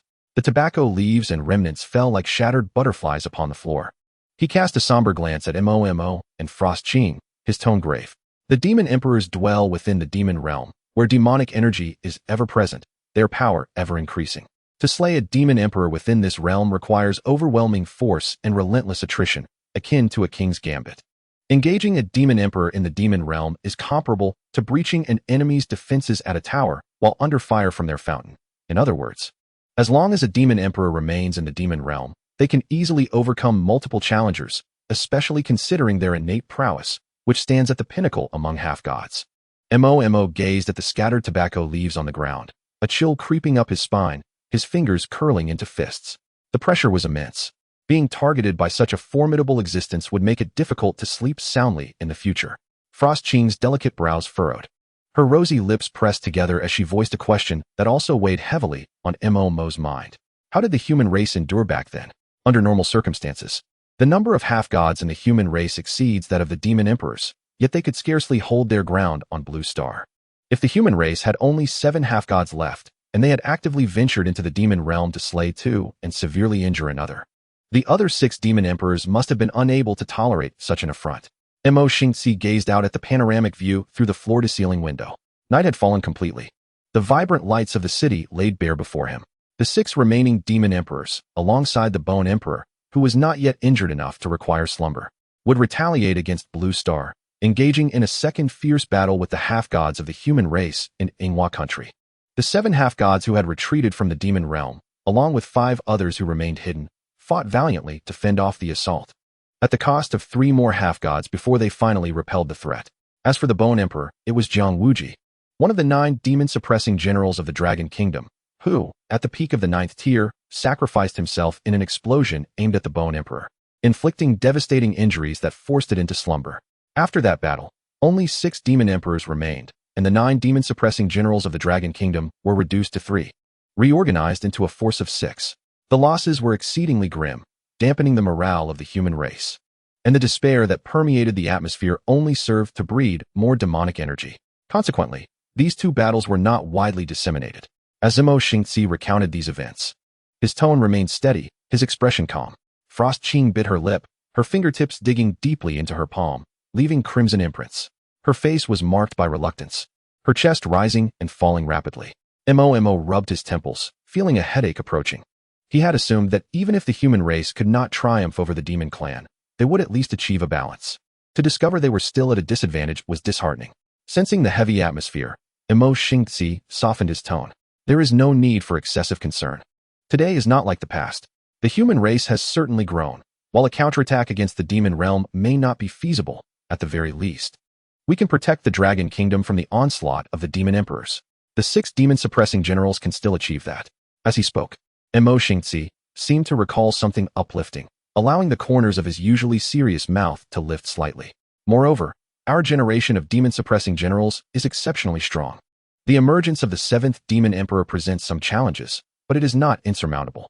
Upon hearing this, Mo's eyes brightened, the shadows in his gaze dissipating significantly. He felt reassured that the Jinma Lu Bu was indeed a reliable support, solid as a rock. The tension in his heart eased somewhat. However, this realization also highlighted his own inadequacies. A strong sense of urgency surged within him. If only he possessed the power of the 9th tier, or even that of a half-god, how could he fear the covetous gaze of a mere bone emperor? While having a solid backing is crucial, the true essence lies in the enhancement of one's own strength. At that moment, Mo's desire to grow stronger reached its zenith. He yearned to rush out into the streets and amass a fortune of fear points. Of course, that was merely a fleeting thought. If he were to act on it, he would likely be dealt with before the 7th demon emperor. Mo Xingzi's words had indeed eased his anxiety, allowing him to feel less frantic than when he had just left his mental space. Even Frost Qing relaxed her tightly clenched fists, her once cold gaze now imbued with a hint of determination, devoid of any trace of fear or despair. Seeing the positive effect of his words, Mo Xingzi let out a slight sigh of relief. He merely wished for them to understand the current situation and strive to grow stronger.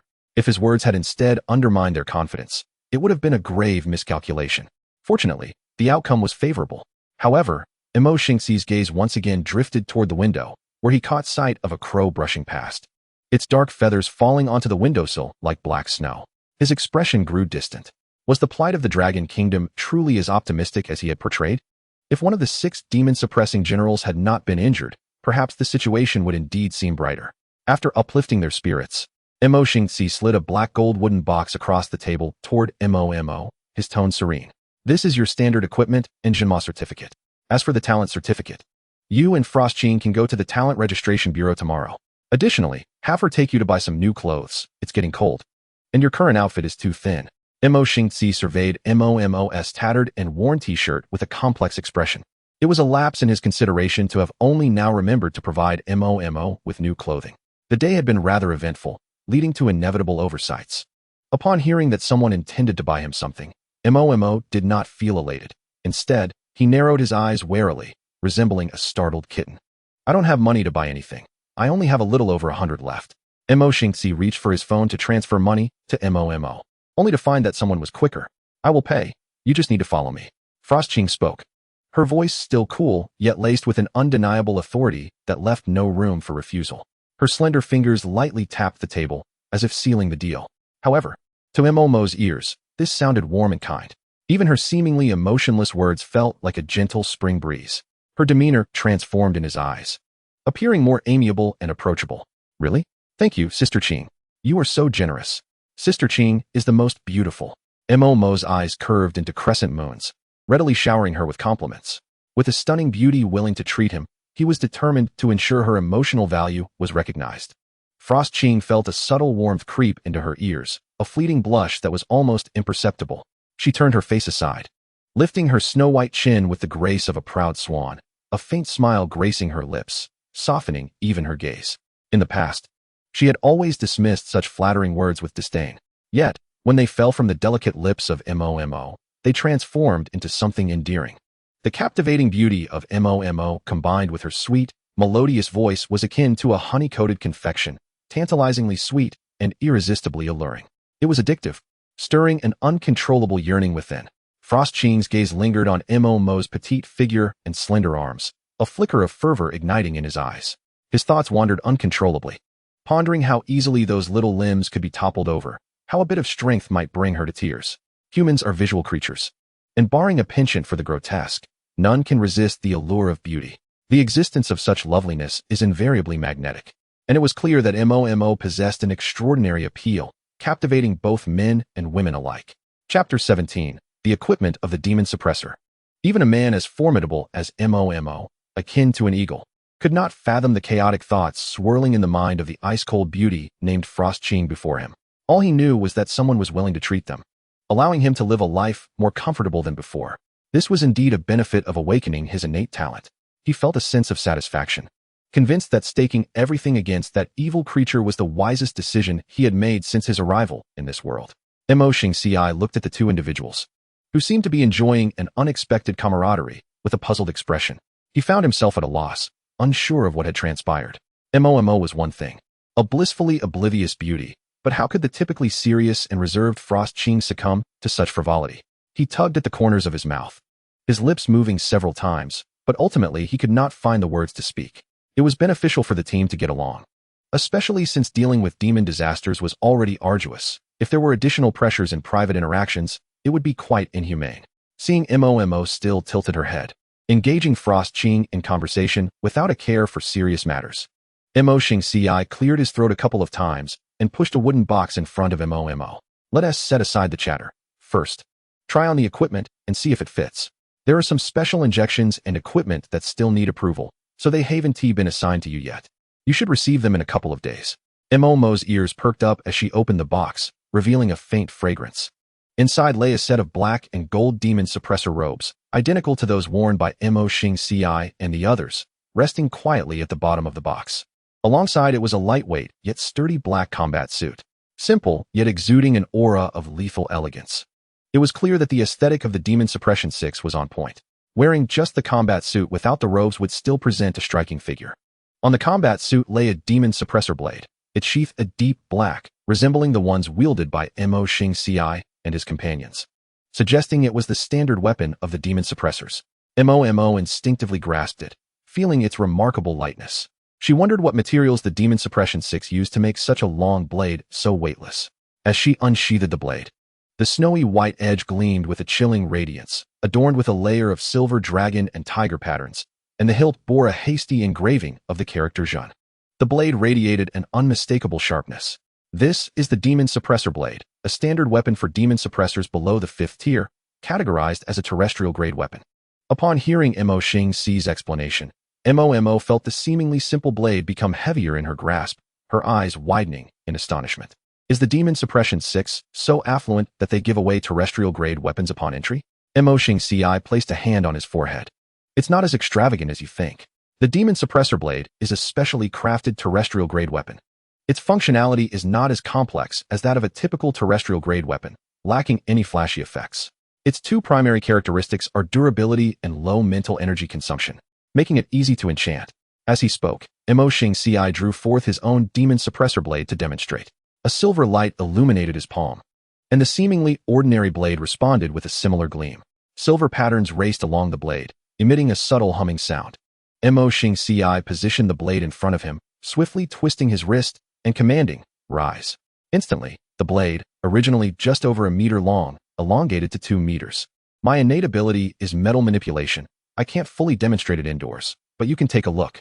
With a flourish, he sheathed the blade, the 2-meter length retracting gracefully as the silver light dissipated. Momo's eyes sparkled with intrigue as she imitated him, drawing her own demon suppressor blade and summoning a faint white light in her palm. Sensing the energy emanating from Momo, the others in the living room were astonished. Mid-level 1st tier? Have you ascended? Mo Xingci's surprise was unmistakable as he gazed at Momo. Su Qinyan studied her closely, her expression one of disbelief. No way, another one. Frost Qing gently touched Mo's wrist, nodding in affirmation. Indeed, she has ascended. As Mo attempted to channel the white light into the demon suppressor blade, her tone was slightly proud and smug. No worries, it's just a tier ascension. There are many more to come, so you all need to adapt quickly. Though her words sounded somewhat boastful, they were indeed true. She could cultivate normally like any other talent user, absorbing magical energy to enhance her abilities, and with the added advantage of the magical seed as a supporting tool. With all three paths converging, as long as she had time, it would be nearly impossible for Mo to falter. As the energy from her fingertips flowed into the blade, it felt as smooth as pouring melted chocolate down a slide. In the next moment, the demon suppressor blade radiated a brilliant white light. As the white light surged, sharp, bone-like shards swiftly climbed along the blade, covering the edge in an instant. The blade transformed from its original black to a bone-white hue, now appearing even more imposing. From a distance, it resembled a fearsome demonic sword. From Frost Qing, 3 fear points. From Su Qinyan, 1 fear point. From Mo Xing Ci, 1 fear point. The white energy along the blade transformed into a faint magical aura. Delicate, yet capable of influencing emotions to some extent. Even the white fish in the living room appeared particularly lively, eagerly gulping the dispersing white magical energy. Mo initially felt proud that her magical aura could impact even a master like Mo Xing Ci. However, her peripheral vision caught sight of the greedy fish staring at her, their eyes wide with longing. Quickly, she suppressed her aura and dissipated the white light, moving with the swiftness of someone caught in misdeeds, fearing that others might notice. As the white bone version of the demon suppressor blade returned to its original form, the chilling sensation surrounding Frost Qing and the others finally vanished. Mo Xing Ci and Su Qinyan, having sparred with Mo, recognized what had transpired. A single glance was exchanged, and no further words were needed. Having signed the Dragon Soul contract, it was clear that she could be trusted. Awakening her talent one day and ascending a small tier the next was an extraordinary feat. If she could grow, she would undoubtedly become a formidable weapon against demons for Longhua. As long as her heart remained with Longhua, the power she wielded was nothing to be alarmed about. Mo stowed the demon suppressor blade and donned the demon suppressor robes along with the combat suit before returning downstairs. Everyone's eyes lit up at her appearance. The black and gold ensemble exuded luxury and elegance, and paired with the black combat suit, even an ordinary person would command attention. On Mo, it was nothing short of breathtaking, her snow-white skin accentuated by the black and gold satin, glowing with an ethereal radiance. Her long, straight hair was tied back with a simple black ribbon, and her almond-shaped eyes and willow-like brows added a touch of allure. Every gesture exudes charm. Previously, Mo appeared disheveled, her small face shrouded in a dull haze. While undeniably beautiful, she lacked a clear sense of her own allure. Now, having cleansed herself and donned her uniform, the seal on her beauty has been lifted, revealing an enchanting presence. It is the consensus among the audience that her talent and beauty are unparalleled. Mo, with the demon-suppressing sword resting against her waist, showcased the gilded characters of demon suppressor on her robe, shimmering under the light. Her fair visage radiated confidence, with a smile that was impossible to suppress. It is no wonder that those who suppress demons relish in showing off. Who wouldn't be captivated by such a striking figure in a black and gold uniform? Upon first seeing her reflection after changing, she almost embraced the mirror in admiration. How could a boy be so breathtaking? What a sin. Oh, it's just me. Well, that's no issue then. Mo playfully lifted her high ponytail, and a few silky strands cascaded down her forehead, adding a touch of languor to her demeanor. She flashed a perfectly bright smile and softly inquired, "How does it look? Is it fitting?" The room fell into silence, with no one daring to respond. The others were still entranced by her stunning appearance, momentarily lost in reverie. Before any of the mesmerized individuals could utter a word, a sudden crash at the entrance jolted their attention back. Turning to look, they found Yang Kai-chung holding a finely tailored suit in one hand, his other hand empty, with a few drops of water clinging to his fingertips. Scattered on the floor were shards of a broken glass. His gaze fixed on Mo, he appeared momentarily stunned. Chapter 18. Turmoil in the bathroom. Realizing that all eyes were upon him, Yang Kai-chung became aware of his own lapse in composure. Rubbing the back of his head, he managed to muster his trademark roguish grin. "Apologies, it's just that seeing a buddy in a uniform is quite the sight. You all continue. I'll tidy up." As he spoke, he grabbed a broom from the doorway but inadvertently knocked over an empty water bottle at his feet.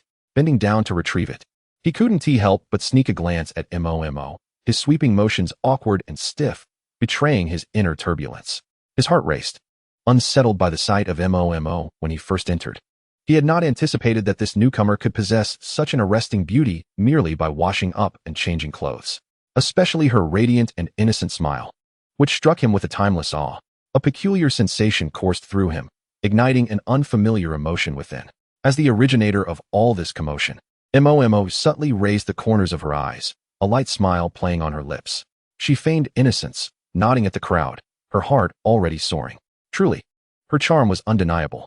The seed of temptation in her mind stirred, voicing a faint discontent, as if admonishing her for not diligently accruing fear points to grow stronger, instead wasting energy on frivolities. Momo rolled her eyes internally. What did a mere sapling know? This was merely an atmospheric prelude. When the day came for her to engage in battle with some grotesque and peculiar techniques, wouldn't these individuals' fear points multiply? At least, that was her belief. Following these brief interludes, time had slipped away. Aside from a few critical patients who had unexpectedly arrived, leaving Shi Yin unable to return, and he when recuperating in the hospital, only Mo Xingci and a few others remained in the residence. Momo luxuriated in a warm bath. The steam infused with a hint of cedar-scented shower gel enveloping the entire bathroom, effectively banishing the chill from outside. Beside her, a chilled beverage awaited. Courtesy of Yang Kai-chung, her fair shoulders emerged from the water, delicate collarbones adorned with glistening droplets, her long black hair flowing in the water like dark seaweed. She stroked her smooth skin, fingers gliding along her waist. Momo admired her body, the condensation on the glass of soda glistening with tiny droplets. Reaching for it, she pulled the tab, and with a satisfying pop, the sweet, icy liquid slid down her throat, eliciting a soft sigh of contentment as her shoulders sank slightly into the water. Ah, this is the essence of life. I lack nothing. Burped the sweet drink, and warm water invited relaxation. The fatigue and tension of recent days surged forth, and in this overwhelming comfort, Momo's consciousness began to drift, her eyelids growing heavy, until she fell asleep against the edge of the tub. After a considerable time, a sudden, urgent knocking jolted her awake, causing droplets from her eyelashes to cascade down. Momo, are you in there? Rubbing her sleepy eyes, she noticed her skin had turned pale from being submerged for too long. Had her vigilance diminished so quickly that she dozed off while bathing? Thank goodness this villa's bathtub had a heating system, otherwise she would surely catch a chill. I'm here, just a moment. Upon hearing her response, the knocking ceased, though faint rustling continued outside. In her fluster, she wiped the corner of her mouth, supporting herself against the tub as she stood, nearly slipping back into the water. Was she taking too long and inconveniencing others? The voice outside belonged to Shuangqing. Swiftly, Momo dried herself off, neglecting to dry her hair. She wrapped herself in a bathrobe, tightening the belt before opening the bathroom door. Outside stood Shuangqing, leaning against the second-floor railing, clad in an icy blue plush pajama set. The loose neckline accentuated her straight posture, giving her an ethereal presence, as if cloaked in a thin layer of ice. Her gray cat slippers padded softly on the floor, arms crossed, her expression cold, with eyes that sparkled like shards of ice. As she surveyed Momo's damp hair clinging to her neck, her brow subtly furrowed. Momo felt the temperature drop around her, instinctively tightening her bathrobe. What exactly did this affluent lady intend to do? Was she displeased with the duration of his bath? Please, he hadn't intended to linger so long either. Yet, he recognized that he was at fault. Tomorrow, he would rely on this wealthy benefactor for his attire. One should not bite the hand that feeds them. Until he secured what he needed, it was prudent to remain compliant. Lowering his head and sidestepping to allow her entry, he spoke in a voice barely above a whisper. I accidentally fell asleep earlier. Sorry for keeping you waiting. Before he could finish, Shuangqing stepped closer, grasping his wrist and pulling him back into the bathroom. His slender frame offered no resistance, and he stumbled into the room. Shuangqing firmly pressed him into a chair, shutting the bathroom door behind her. You fool. Running around with wet hair? You'll catch a cold and end up with a headache. She retrieved a hairdryer from beneath the bathroom cabinet and approached him from behind, her tone laced with concern. Stay still, I'll dry your hair. Momo had never experienced such care, her ears flushed with warmth. The campus beauty personally tending to her hair. Was this truly happening? No, it's fine. I can do it myself, she protested, reaching for the hairdryer. But Shuangqing's hand firmly pressed down on her shoulder. Despite the delicate appearance of her arm, she possessed surprising strength, preventing Momo from rising. It's fine. I'll handle it, Shuangqing insisted, her eyes resolute. Momo, unable to resist her determination, sighed softly. Then, thank you. The hum of the hairdryer filled the bathroom, warm air wafting towards Momo, mingling with Xuanqing's faint fragrance of gardenia, sending tingles down her neck, prompting her to instinctively shrink back. Xuanqing held a hairdryer in one hand while gently grasping his hair with the other. Her fingertips glided over the soft tips and delicately untangled the knots at his scalp with a tender touch. She deliberately slowed her movements, her gaze fixed on the mirror, observing Mo's flushed ears, his rigid posture, and fingers clutching the edge of his bathrobe like a kitten being pampered. A hint of amusement flickered in her eyes. Mo sat stiffly, his face slightly flushed.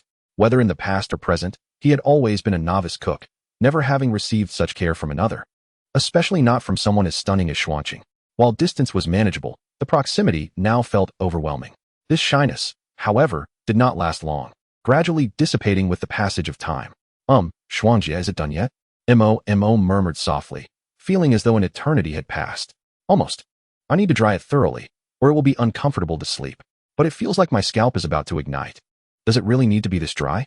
Xuanqing avoided Mo's clear but puzzled gaze in the mirror, awkwardly turning her head to clear her throat. Of course. With your long hair, it naturally takes longer to dry. She could not confess that she had momentarily indulged in the pleasure of styling his irresistibly smooth hair, finding him sitting obediently, adorably allowing her to fuss over him. The little fellow's skin was fair and tender, emanating a subtle scent of cedar that was quite alluring.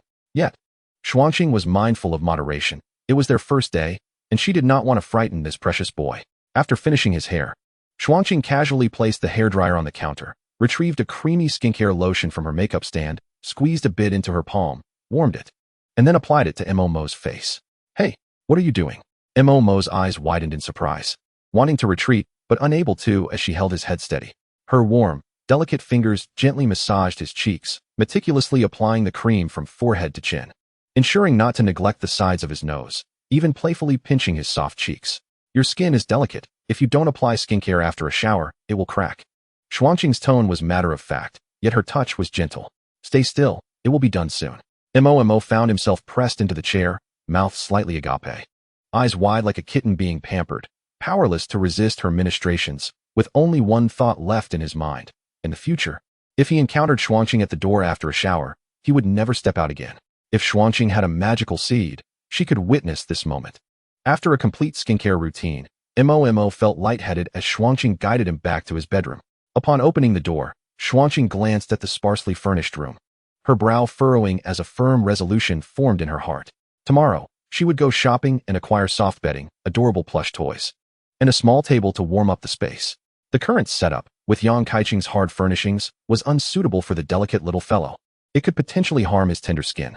In her eyes, Mo resembled a fragile pea princess at this moment. If only she had witnessed Mo's darker side when he had overpowered Mo Xingshi and Su Qinian. If Mo Xingshi and Su Qinian saw him in a different form, he would appear akin to a humanoid dinosaur clad in perfect leather. As Mo closed the door, he caught sight of Xuanqing turning back to her room and felt a sudden pang of anxiety. Unable to resist, he called out, Xuanjie? Aren't you going to the bathroom? Xuanqing tilted her head slightly, a faint smile gracing her lips, her eyes glimmering with mischief. I already washed in the bathroom downstairs. There are 3 bathrooms in the residence, didn't you know? Mo's pupils dilated in shock, frozen in place. Then you went to the bathroom? Oh, I was worried you might experience low blood sugar while showering. Mo touched his face, a look of despair crossing his features as he shut the door. Xuanqing wore a serene smile. Just kidding. Those with talent don't suffer from low blood sugar. Their physical fitness far exceeds that of ordinary individuals. They are hardly susceptible to colds. This explanation was merely a ruse for the naive newcomers. She simply wished to find Mo in his room. But upon discovering him asleep in the bathroom, she seized the opportunity to indulge her whims. Meanwhile, Mo sat slumped on his bed, tugging at his hair, mentally berating himself. So, he had felt guilty for so long only to be teased by this wealthy lady? Chapter 19. Shopping. Undercurrents due to the terrifying incident involving Ma Shan and others at the school. Even a prestigious academy like He City High School could scarcely afford a day off for its students. This granted Mo the opportunity to accompany Xuanqing and Shi Yanyan to shop for clothing. Mo was still torn about whether to wear his Zenmoshi uniform for the outing. Yang Kaiqing had already delivered a gender-neutral khaki wool turtleneck and light gray trousers to his door, tags still attached. With a friendly tone, Yang Kaiqing offered, I noticed you didn't have any casual wear, so I picked this up on my way. Try it on. Gratefully accepting the kind gesture, Mo retreated to change. When he emerged again, he emanated a gentle aura. Today, he wore his hair down, cascading over his shoulders. Although it was gender-neutral attire, it appeared exceptionally graceful on him. Yang Kaiqing's eyes lit up as he clapped Mo on the shoulder, showering him with compliments. Wow, you look so stylish even in casual wear. You truly have an elegant vibe, he exclaimed, his praises flowing relentlessly. Even Mo, who usually bore a thick skin, nearly blushed under the flattery. Upon reaching the entrance, he found Xianyan and Xuanqing ready to go. Both dressed modestly, Xuanqing donned a gray woolen coat, her long hair tied in a neat ponytail. High black boots accentuating her stature. The ensemble, coupled with a pair of black stockings, exuded an air of sophistication. When her icy gaze fell upon Mo, she momentarily appeared taken aback, but then her cold demeanor softened slightly. Xianyan sported 2 round buns atop her head, colorful ribbons swaying with her movements. Her black trench coat was open, revealing a white sweater underneath, making her resemble a sisterly figure alongside Xuanqing. Upon seeing Mo approach, she bounced toward him, eagerly seizing his hand. Mo, you look so good in that. However, as her words fell, both girls noticed the emptiness of Mo's wrist, their smiles fading. Replaced by surprise. Xuanqing pointed at his wrist, questioning, "Where's your wristband?" "What wristband?" "This one. It stores the Zenmoshi uniform and the Zenmoshi sword among other things." Xuanqing raised her wrist, revealing a black metal wristband adorned with the Zenmoshi emblem. It was only then that Mo noticed Xianyan sported a similar wristband. Mo shrugged.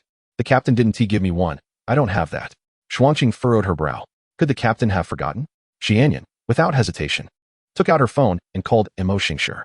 The call connected quickly, but the other end was filled with a cacophony of noise, occasionally punctuated by the mention of the Ma family group. The noise subsided abruptly, replaced by Mo Xingxi's somewhat irate voice. "Yan, what's wrong?" "Not overthinking." Yan explained to Mo Xingshi that Mo did not possess a storage wristband. After both sides reconciled their accounts, they concluded that Mo already had a storage spatial item.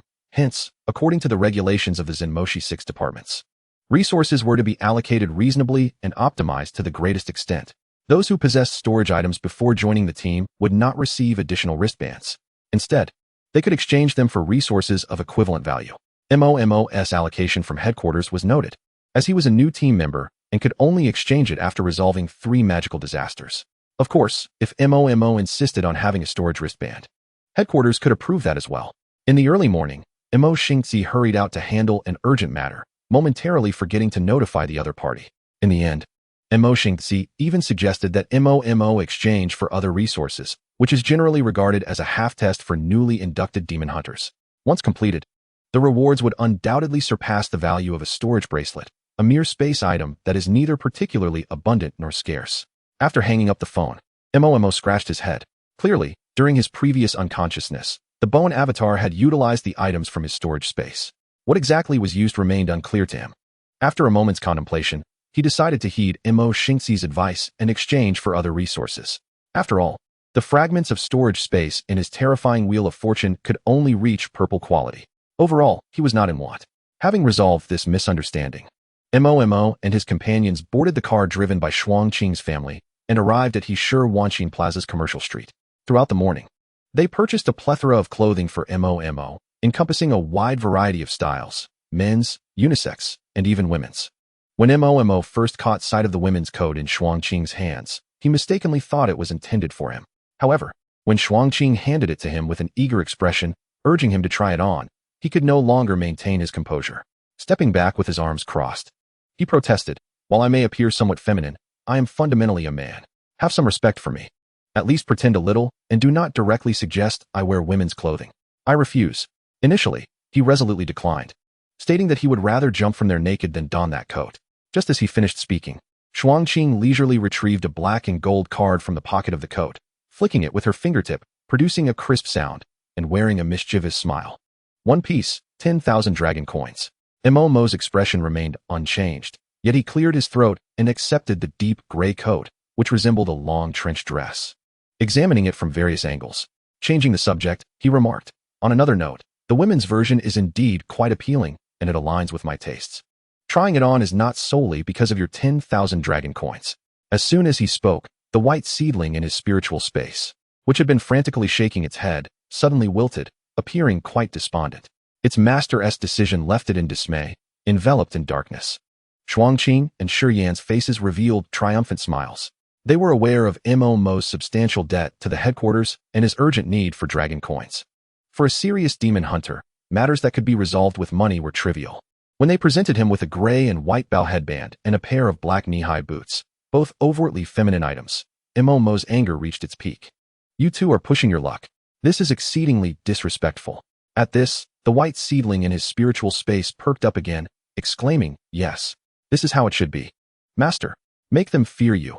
Make them tremble. Let them recognize who is truly in charge. This counts as another outfit, and if you want to wear it, it will cost extra.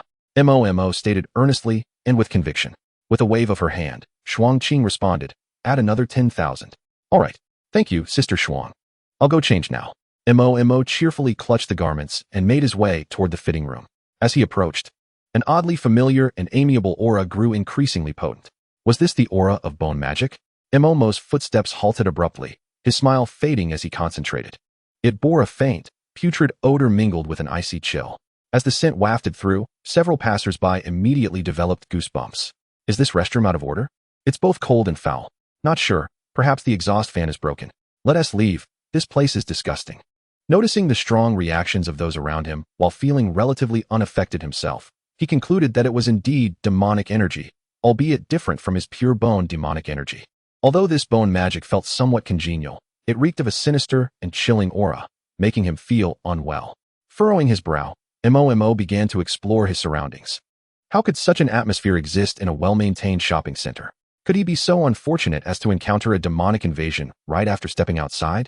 Following the trail of the aura, he ultimately fixed his gaze on the women's restroom, his mouth twitching slightly. If his senses were correct, the area with the most intense demonic energy was indeed within that restroom. However, the problem arose. How could a boy enter the women's restroom? Wouldn't that result in being mistaken for a pervert? Mo took out his phone and stood by the restroom door, intending to call Shuangqing and ask her to come with Shiyan for an inspection. Although he had only joined the demon hunters a day prior, he understood that a demonic disturbance in the shopping center was a grave threat. Even the slightest hint of danger warranted confirmation and risk assessment.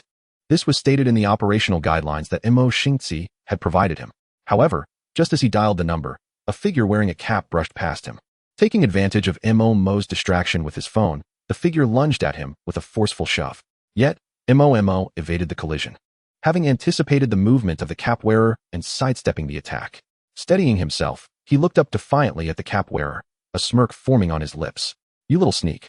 I knew you had ill intentions. He had remained vigilant the entire time.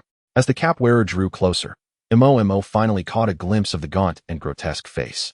Nearly skin and bones, with a mouth full of yellowed teeth stretching into an eerie grin. The voice was gravelly, reminiscent of a blacksmith's bellows. Oh, little girl. It seems you are not quite as cautious as you should be. Alarm bells rang in Mo's mind, and he suddenly realized that his previous dodge had landed him inside the women's restroom. Chapter 20, Spider-Bone Demon. The atmosphere around him shifted dramatically. The concentration of bone demonic energy surged exponentially, suffocating and chilling the air, obliterating the tranquility of the restroom. With a thunderous crash, the peaceful women's restroom exploded into chaos. Debris and fragments of the door flew about as three bone blades, gleaming with a ghastly pallor, sliced through the air towards Mo. Mo's pupils constricted, and disregarding everything else, he raised his arm to defend himself. Two solid white bone blades rapidly coalesced from his forearm, moving so swiftly they left only a white shadow in their wake. Thud, thud, thud. Mo blocked all three bone blades, but the force behind them struck like a hammer, propelling him backward into the tiled wall, which cracked under the impact. Clouds of dust engulfing him. Even before the dust settled, a figure cloaked in black and gold burst forth, moving with grace and agility, wielding a white bone demon-slaying knife. It sliced through the air toward the direction of the bone blades. Attempting a sneak attack? Prepare to meet your end.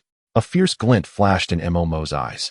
The blade shattered the wooden panels of the restroom stall, revealing the towering figure of a bone demon, 5 meters tall, that had been concealed behind it. Its skeletal frame, stark white and haphazardly intertwined, appeared compact due to the dense white demonic energy surrounding it. Within the gaps of its bones, countless delicate bone blades trembled, poised for attack. The demon's eyes, glowing with a sinister crimson flame, held a mocking glimmer. In the next instant, a torrential rain of bone blades surged toward Mo's body. The proximity left him no time to evade. With a swift twist of his wrist, he positioned the demon-slaying knife before him. The knife's blade, gleaming with white light, rapidly expanded, transforming from a mere sharp blade into a shield made of bone fragments. These shields successfully absorbed the barrage of bone blades, the overwhelming collision sending bone shards flying. Mo gritted his teeth, his back drenched in cold sweat. This bone demon was a mid-tier 3-stage entity, far beyond his capacity to handle. The fundamental reason one can barely withstand the current situation is the opponent being a bone demon. Both its attacks and its physical form are comprised of bones. However, my bone authority appears to significantly restrain them. Originally, the Bone Blade Slash, which is a mid-tier ability of the 3rd rank, was harmonized and weakened by 4% of the bone authority to yield only the power of a mid-tier 2nd rank.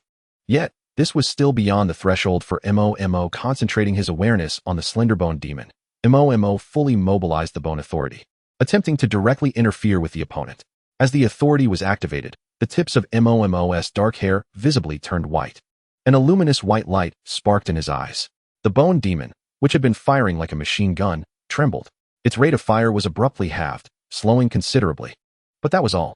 Mo's arm holding the bone shield felt numb from the shock, and he uncontrollably staggered backward until he found himself at the entrance to the women's restroom. Outside, a figure in a duckbill cap observed with cold indifference, a murderous intent swirling in his gaze. Other shoppers in the mall, alerted by the previous loud noise, began to sense something amiss and started fleeing toward the exit. The figure in the cap snorted derisively, his voice hoarse, annoying. A bunch of insects. Let you all become the first batch of nourishment before the Lord awakens. As he spoke, a pitch-black crystal sphere materialized in his palm, which he smashed onto the ground. The sphere shattered, releasing a waft of foul and dangerous demonic energy that spread rapidly in the wind. Some individuals inadvertently inhaled it, their faces turning ashen as they collapsed to the ground, convulsing violently. A kind-hearted person reached out to assist, but recoiled in pain upon contact, feeling as though the black mist clung to them like a malignant growth. "What is wrong with you?" someone exclaimed as another fainted. A security guard rushed over, clutching a walkie-talkie, intending to call for medical assistance upon seeing the sprawled bodies. In the next moment, he was pierced through by a suddenly rising figure, whose bloody bone claws clutched a heart, still warm and pulsing. With a fierce grip, the claws crushed the heart into a pulp. The guard's lifeless body slumped, blood gushing from the gaping hole in his chest, staining the mall's pristine tiles. Upon closer inspection, those who had collapsed from the demonic energy were now nothing more than skin and bones. Without exception, they had transformed into grotesque monsters. Their teeth had sharpened, and their fingertips morphed into deadly bone claws, madly lunging at the remaining untainted individuals. Cao Rilang, there are demons. Help, run. The crowd erupted into chaos, resembling a flock of startled chickens fleeing toward the mall's entrance. Cries, screams, and the roars of bone demons melded into a cacophony. As more people inhaled the demonic energy, the number of bone demons surged uncontrollably. More of these bone demons sought nearby living beings, targeting Mo, who had been driven out of the women's restroom by the slender bone demon. Hearing the commotion behind him, Mo turned to see a horde of skeletal zombies charging toward him. A brief assessment revealed that these newly spawned bone demons were of an inferior tier, comparable to the malevolent beings he had previously dispatched. Stealing his resolve, he furrowed his brow and summoned a radiant white light in his palm, waving it behind him. The power of the bone authority spread forth, causing the legs of the advancing bone demons to abruptly buckle and collapse with a series of sharp cracks. They fell awkwardly to the ground, struggling to rise but utterly lacking the strength to do so. Mo clenched his fists, the white light intensifying further, twisting and deforming the bones within the monsters. Some joints shattered, while others protruded grotesquely. Not only could they not attack, but even the slightest movement was a challenge. They could only emit hoarse growls from the ground. Mo smirked, his eyes filled with disdain. How amusing. I cannot defeat a mid-tier bone demon. Yet you inferior little creatures dare to come and bother me? Do you truly believe my 4% bone authority is something to be trifled with? However, Mo's moment of triumph was abruptly halted as a series of notifications flashed across his demonic page, freezing his expression in shock. Fear points from Zhang Wang 99, 98. 97. Fear points from Wang Xiaomei 99, 98. Notifications from numerous individuals flooded his screen. Why are there so many fear points being recorded? All the nearby tourists have fled. A chilling suspicion coursed through Mo's mind, making his spine tingle with dread. The grotesque figures on the ground. Could they still be alive? Did they retain a semblance of human consciousness? Before he could contemplate further, the slender bone demon approached from the now completely wrecked restroom. Its form was now fully revealed, displaying 6 elongated skeletal arms, each 2 meters long, armed with sharp bone claws, and wielding equally long white bone blades. Its lower body split into 8 spider-like bone legs, bending at the joints to support its massive frame off the ground. The body that had previously curled up in the restroom cubicle was now fully unfurled, resembling a monstrous entity, gazing down at Momo. Momo looked up at the bone demon, swallowing hard. That giant spider. I say I am also a bone demon. We are brothers, will you believe me? He forced a polite, yet awkward smile at the spider-like bone demon. The response was 6 bone blades cleaving downward. What the hell? Momo cursed, rolling like an eel to narrowly evade, as the bone blade smashed down, creating a direct passage to the lower levels. If you don't believe me, then fine. Why can't we just have a civil conversation? The spider bone demon exhibited no desire for dialogue, fixated solely on reducing Momo to a paste. It was a relentless machine of war, embodying the fierce battle lust characteristic of one of the strongest demon races. Nearby, the figure in the duckbill cap watched as Momo dodged the spider bone demon's attacks, his expression darkening. Pathetic trash, if not for this avatar lacking power. I could crush you with a single finger and offer you to the Lord. As a mere avatar of a bone demon general, it possessed little strength itself. Now, it could only watch helplessly as the spider bone demon and Momo engaged in a futile struggle, a feeling of helplessness akin to that of an impotent husband. What was worse, it could distinctly sense 2 powerful presences, each at the 3rd rank, racing toward this location. If the spider bone demon failed to subdue Momo, the situation would be dire. The figure in the duckbill cap crushed the struggling head of a discarded bone demon beneath his foot, realizing he could no longer remain a mere spectator. To avoid detection by the 6 demonic generals, he had already sacrificed nearly half of his magic core to infiltrate the Dragon Kingdom. He had to quickly pinpoint Momo's location before the other bone demon generals. If this ambush failed, he would be unable to partake in the Bone Emperor's hunting plans, earning no merit and risking being reduced to ash upon the Emperor's return to his original form. This was utterly unacceptable. A glint of madness flashed in the murky red eyes of the figure in the duckbill cap. His raspy voice echoed through the ruins. I cannot disappoint the Lord. I am the Lord's most capable subordinate. Thus, to prove my loyalty, please die quickly. With that, the figure plunged his right hand into his own chest, squeezing tightly. A muffled sound resonated within his chest cavity. In the next moment, his body began to dissolve into a swirl of black, demonic energy, merging into the spider bone demon that was pursuing Momo. The spider bone demon halted, its previously flickering soul flame now blazing to a spotlight intensity. The fire blazed like a bonfire. The once white bones rapidly darkened, consumed by a pitch-black hue. The aura of the mid-tier 3rd rank shattered explosively, and the pressure of a mid-tier 4th rank erupted, creating spiderweb-like cracks in the ground and pulverizing stones into dust. In an instant, the entire mall trembled as if on the verge of collapse, transforming from pristine to battle-scarred. Momo was in close proximity, naturally hearing the other party's neurotic remarks. He was unclear about many things, but he distinctly heard the term Wang Zhu, which was the appellation those bone demons used for the Bone Emperor. A look of incredulity filled Momo's eyes. What a deep-seated hatred. He had merely glanced at the Bone Emperor's affairs. Was it truly necessary to send subordinates over in real life, just for that? His subordinates were utterly deranged. If you wish to prove your loyalty, then do so. Why sacrifice me? Was this also a command from the master? Despite his complaints, Momo's movements did not cease for a moment. He turned and dashed towards the direction of Shuangqing and Shi Yanyan, sprinting at a speed of 50 meters per second.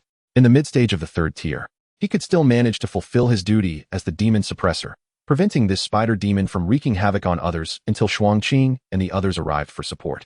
However, facing the mid-stage 4th tier bone demon, evidently enhanced by a duckbill cap, he felt utterly powerless. Just as Momo took 2 steps, a shadow swept overhead. A murderous intent enveloped him completely. The hairs on Momo's body stood on end as he instinctively sidestepped. Bang! A violent tremor erupted, sending a cloud of ash scattering. A 4-meter-long black bone dagger, exuding a sinister aura, was now lodged in the ground where Momo had just stood. Had he been a moment slower, he would have been bisected. There was no respite. Several more sounds of the air being torn apart echoed. The distant blackened spider bone demon hurled 5 remaining black bone blades at Momo, while its 8 spider legs scuttled towards him with incredible speed, leaving afterimages in their wake. The 5 rapidly approaching bone blades sealed off all of Momo's escape routes, resembling 5 streaks of black light, swiftly closing in on him. Mo's mind raced at full speed. There was no way to evade. It was simply impossible. Was he destined to die? Yet, Mo was not one to abandon hope easily. Despair was reserved for the incapable. Unless he faced death, he would struggle to the last. Channeling the full power of the Bone Authority, white light poured into the demon's suppressing blade. A tingling sensation akin to electric shock dulled the fear within him, transforming it into an almost pathological desire. A craving for bones, his own or others. An urge for battle surged within him. The bone fragments on the demon's suppressing blade radiated white light, coalescing into a solid bone shield half a meter high. As Mo directed his consciousness, these bone shields did not simply hold their ground. They shot towards the 5 black bone blades. Much like how the spider bone demon had launched its bone blades moments earlier, the chilling sounds of cracking bones resonated. The bone shields held against the bone blades for only a moment before being shattered. In Mo's line of sight, the bone blades rapidly loomed larger. Though their power had diminished significantly, they were still sufficient to pierce his body. Mo struggled against the numbing backlash of the Bone Authority. Weakly raising the demon's suppressing blade in a final attempt to defend himself, a bitter smile etched on his pale face. This time, he had truly exhausted all his strength. A fierce rush of wind heralded the arrival of a striking figure clad in a black and gold demon suppressing robe, brushing past Mo as it charged forward. The familiar fragrance of gardenias mingled with an icy chill wafted into Mo's nostrils, causing a momentary shock. Shuangxi. In the next instant, the temperature around him plummeted. It was not yet winter, but the air felt frigid as if deep in the heart of winter. Bang, bang, bang. The sounds of collisions exploded in Mo's ears as ice shards and bone fragments flew, the fierce wind whipping his hair. Shuangqing's silhouette stood firmly in front of him, resolutely blocking the 5 black bone blades. Step back. Shuangqing's cold voice rang out. Dressed in her black and gold demon suppressing robe, stained with blood, she wielded the demon's suppressing blade, which shimmered with a chilling blue light, emanating an aura of coldness. The blade was still frozen with glistening blood ice, indicating she had not spared any effort before arriving. No need. I am uninjured. Mo tightened his grip on the demon's suppressing blade, adjusting his stance beside Shuangqing, resolute in his gaze. It was not that he sought to appear brave. He simply had no choice but to stand firm. Shuangqing was merely in the mid-stage of the 3rd tier. She was no match for this bone demon. In his earlier confrontation with the spider bone demon, he discovered that 4% of his bone authority could still exert influence. It could slow the spider bone demon's movements or cause some of its attacks to veer off course. However, it was feasible to hold out until Mo Xingxi or Su Qinyan arrived for support. Shuangqing only cast a glance at Mo, her eyes flickering, before she said no more. When the calamity struck, she and Shi Yanyan had intended to rush to Mo's aid immediately. Yet, the group of bone demons pursuing civilians had delayed their progress. Shi Yanyan possessed healing abilities but lacked combat strength, so she had to clear the smaller bone demons first. Anxiety gnawed at her, but sensing Mo's presence and the mid-stage demonic energy still engaged in battle provided some relief. However, the sudden emergence of the mid-stage 4th tier energy compelled her to rush over without hesitation. Even if Mo possessed extraordinary talent, he could not possibly contend with a 4th tier opponent. Fortunately, she had arrived just in time. Since he had been able to hold out against a mid-stage 3rd tier for so long, he likely was not an arrogant individual. She herself could not overcome a 4th tier bone demon. Mo Xingxi and Su Qinyan were already on their way. Having someone capable beside him would better buy time. Shuangqing's gaze softened slightly, her voice gentler as she cautioned, "Be careful. Prioritize your safety. Team Su and Team Mo are on their way." Mo nodded rapidly. "I can slow down this guy's attack speed or distort some of its strikes. Its weaknesses lie in the joints of its legs and lower back." He spoke truthfully.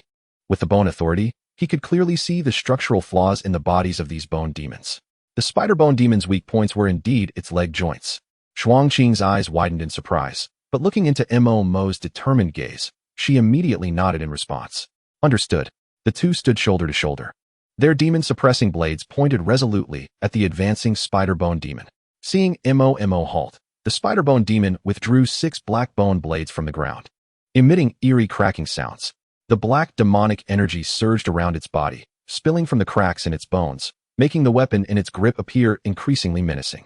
With all its might, it swung toward Shuangqing and Mo, sending several torrents of black demonic energy slicing toward them. Chapter 22. Loyalty in Shuangqing's eyes was naught but fearlessness. With her demon-suppressing blade glowing fiercely with blue light, she let out a low growl and spun to strike. Frost Shield, rise.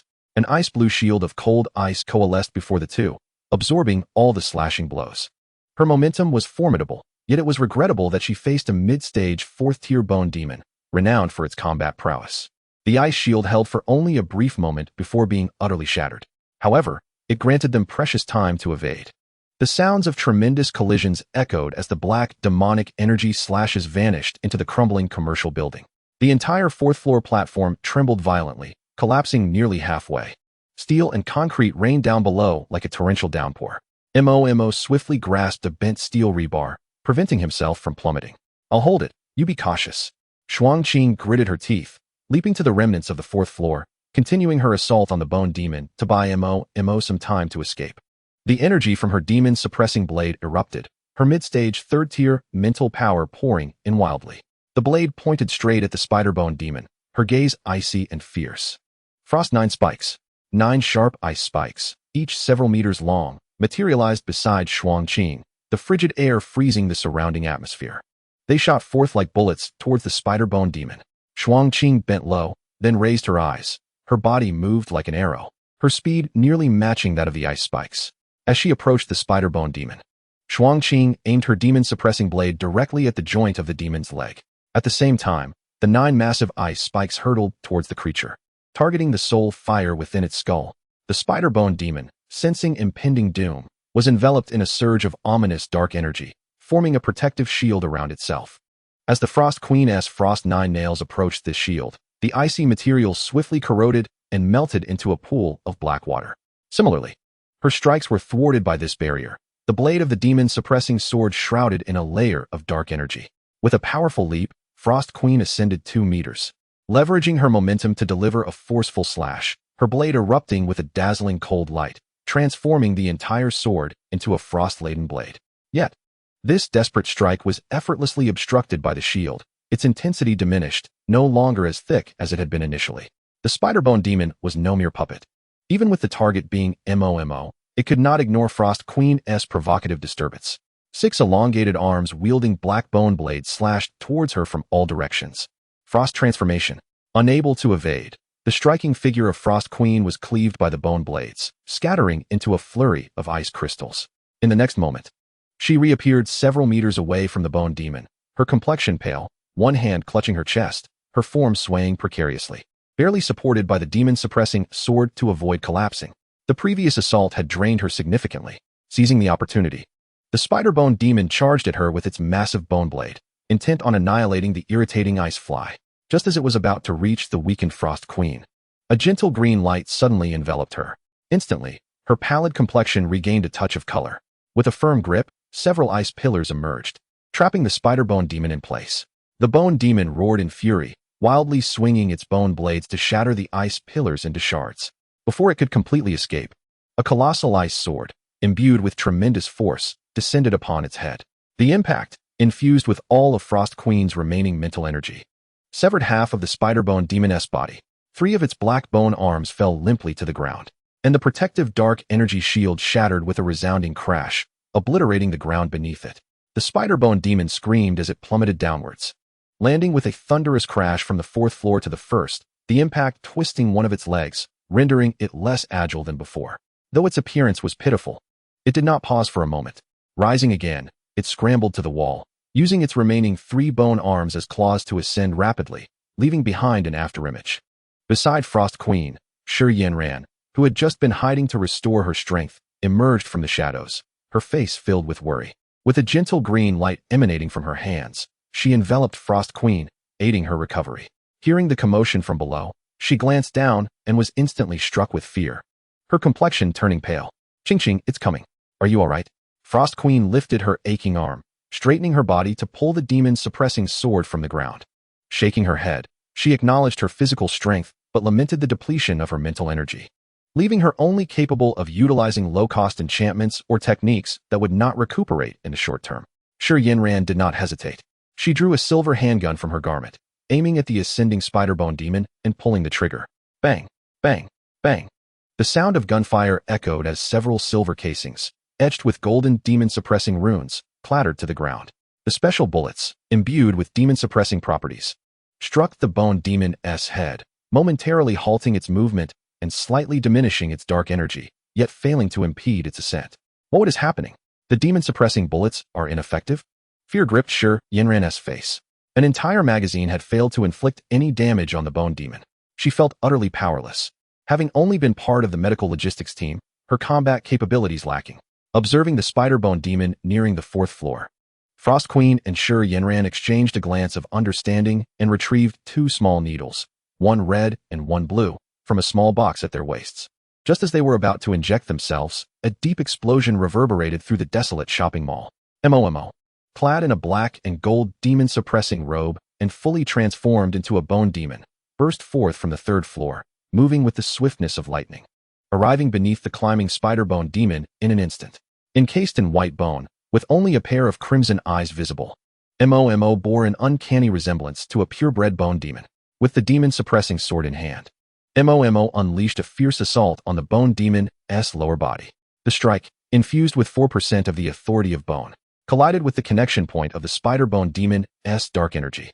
It was akin to sulfuric acid splashing onto flesh or lava pouring onto ice.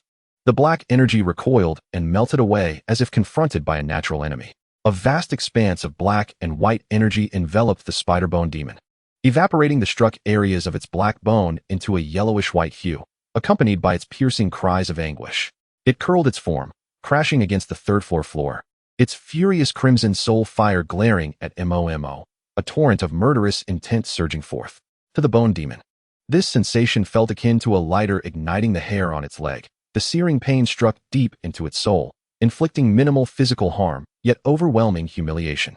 It works. Momo's eyes lit up. This technique was inspired by the spider bone demon's own black energy strikes against him and Frost Queen.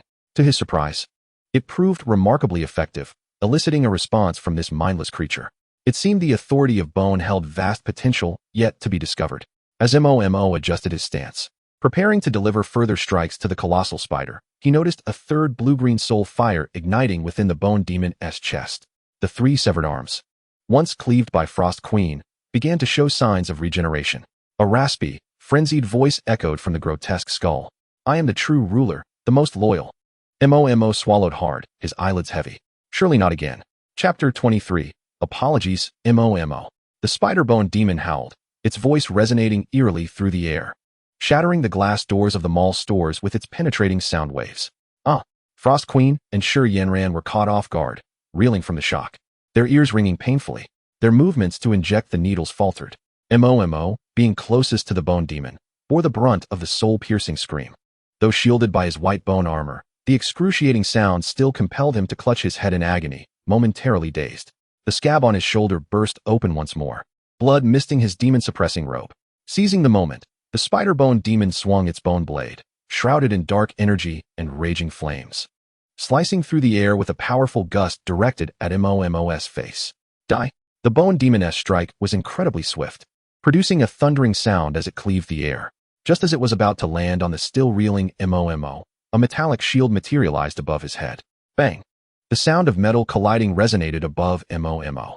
The bone demon, clearly startled, had no time to react further as a massive metallic spike, as thick as a bowl, shot out from its side, piercing through the 3 regenerating arms and reducing them to powder. "Who? You can speak too? Then watch closely." Mo Xingzi, clad in a black and gold demon-suppressing robe, appeared with an air of calm, his garments billowing without wind, rising from the floor through a breach in the ceiling. He wielded the demon-suppressing sword, glinting with silver light. At that moment, Momo regained his composure, positioning the sword protectively in front of Mo Xingzi. Mo Xingzi glanced at the fully transformed Momo and nodded slightly, murmuring, "So similar, far too similar." "What are you saying, Captain?" Momo inquired, still recovering from the ringing in his ears caused by the spider bone demon's scream. "There is nothing much. You performed admirably. Go find Xuanqing and the others. Leave this to me." As he spoke, a glimmer of silver light flickered in Mo Xingzi's eyes, and he clenched his left hand towards the ruins of the mall. "Rise." The terrifying mental energy at the peak of the 4th tier surged like a tidal wave, enveloping the entire mall ruins. All metallic objects within, including rebar, iron pots, and elevators, gravitated towards the location of the spider bone demon. Subsequently, the paint on these items peeled away like skin, revealing the lustrous silver metal beneath. The metal transformed and reshaped in midair, morphing into 5-meter-long silver blades. These blades soared upwards, swirling around the spider-bone demon, creating a tempest of metallic fury. The edges of the storm glimmered with a cold light, moving so swiftly that they left afterimages, almost imperceptible to the naked eye. If one can speak, they must possess consciousness, and thus the capacity to feel pain. Knowing the taste of suffering, why do you still choose to inflict it upon others? An inexorable intent to kill surged in Mo Xingxi's eyes, his tone devoid of warmth. Though his voice was not loud, the oppressive aura weighed heavily upon the spider-bone demon. The demon lifted its head, its scarlet soul fire fixated on Mo Xingxi, attempting to etch the figure into its very soul. Upon sensing Mo Xingxi's peak 4th tier aura, it realized that this ambush had utterly failed. A mere peak 4th tier.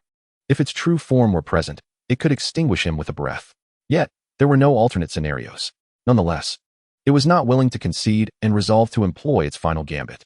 You, child, are the most loyal demon general under the Bone Emperor. The Bone Emperor's awakening is imminent, and your Dragon Kingdom's semi-divine warrior, Junshi, has been gravely injured. At that time, you will surely bear the wrath of the Bone Emperor. It shifted its tone, the crimson soul fire glancing greedily at Mo. That girl behind you is the sacrificial offering the Bone Emperor desires.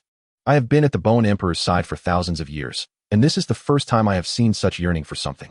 If you can deliver her to the Bone Emperor, he will not only grant you eternal life, but will also allow you to demonstrate your loyalty. I see your remarkable potential. You cannot be an ordinary being. So how about this? You break her limbs and hand her over to me. And together we will return to the demon realm to serve the Bone Emperor as his capable generals. Furthermore, that girl appears quite lovely. Once the Bone Emperor has enjoyed her soul, her body will likely remain intact, and you can take advantage of that. Seeing the spider-bone demon unable to attack, it resorted to verbal persuasion. Mo's heart sank. This was bad. It was coming for me. What a ridiculous notion to seize the moment. I am a man. A man. He fixed his anxious gaze on Mo Xingxi's back, gripping the demon suppression blade tightly, his fingertips turning white from the effort beneath the bone claws. He truly did not know that Junshi, one of the 6 demon generals, had been injured. If what the spider-bone demon claimed was true, then for Mo Xingxi, surrendering to the Bone Emperor might indeed be a wise choice. After all, achieving peak 4th tier strength at such a young age speaks volumes of Mo Xingxi's exceptional talent. Talents are welcome wherever they go. Even if Mo Xingxi were to betray the Dragon Kingdom and venture into the demon realm, given time, he would undoubtedly become a seed of a demon general. Mo also understood he could not merely wait for Mo Xingxi to make a decision. He did not trust him that much, nor did he plan to gamble his life on someone else. Gradually retreating, he shouted to Mo Xingxi, "Captain Mo, do not believe him. I have witnessed how the Bone Emperor treats his subordinate demons. A colossal skeletal rat was directly crushed into powder for failing in its duties. You, a delicate demon suppressor, would be transformed into a puff pastry by the Bone Emperor's dark energy." Thud, thud, thud. Just as Mo finished speaking, several silver blades that had been spinning rapidly around the spider-bone demon collided and became disordered. They were swiftly realigned by Mo Xingxi's focus.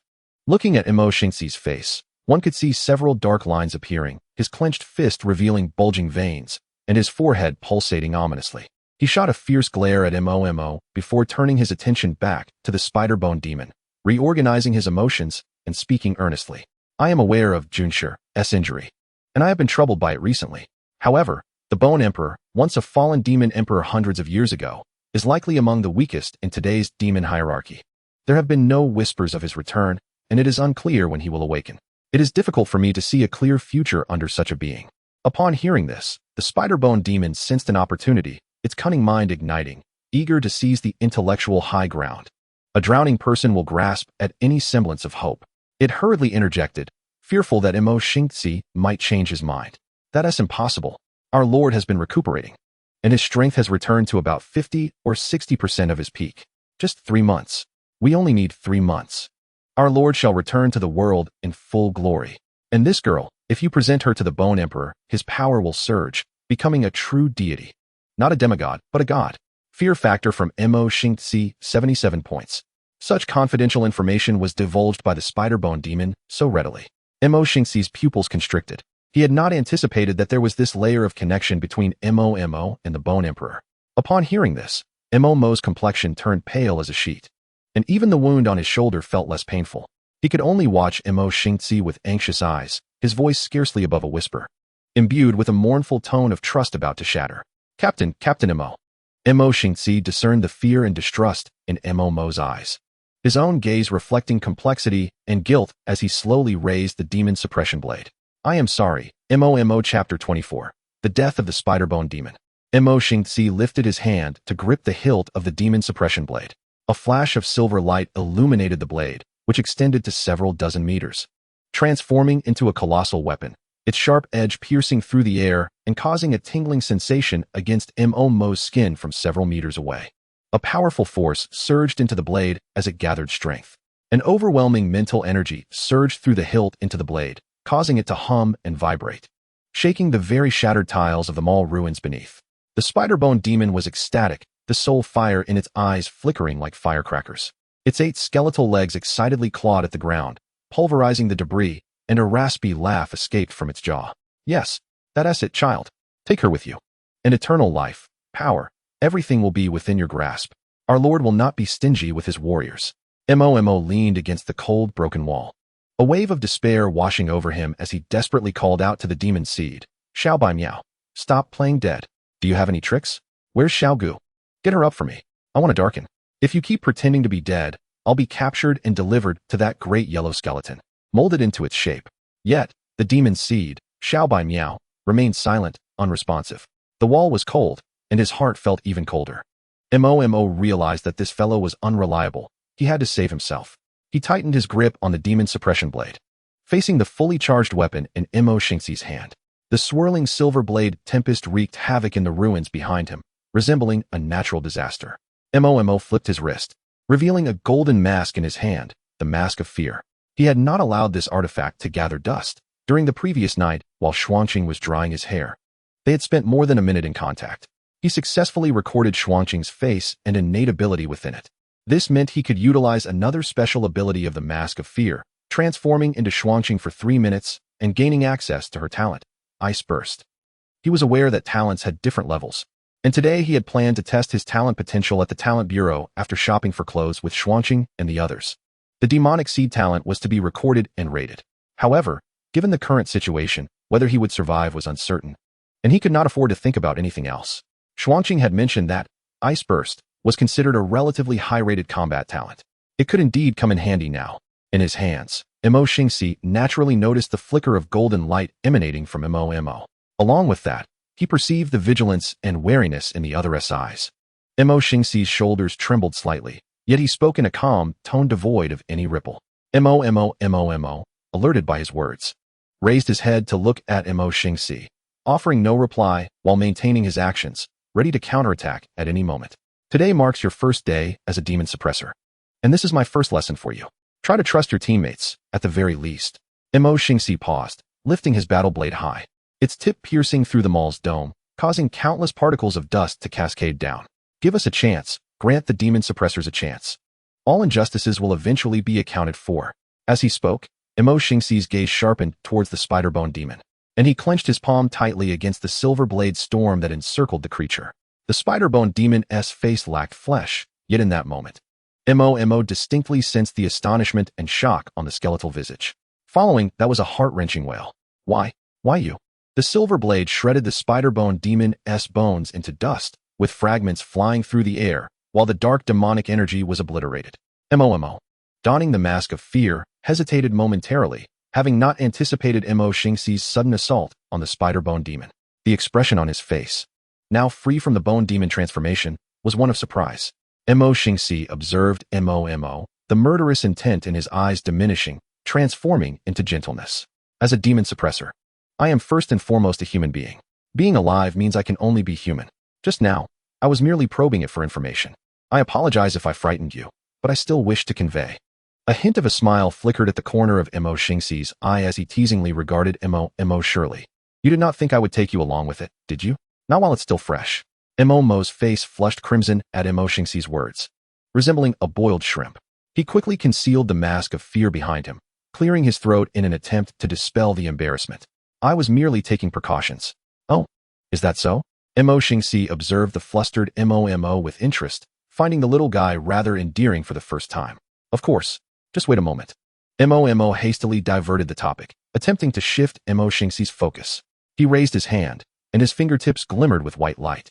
A rich stream of white demonic energy shot forth, dyeing the swirling silver blade storm that was currently consuming the Spider-Bone demon.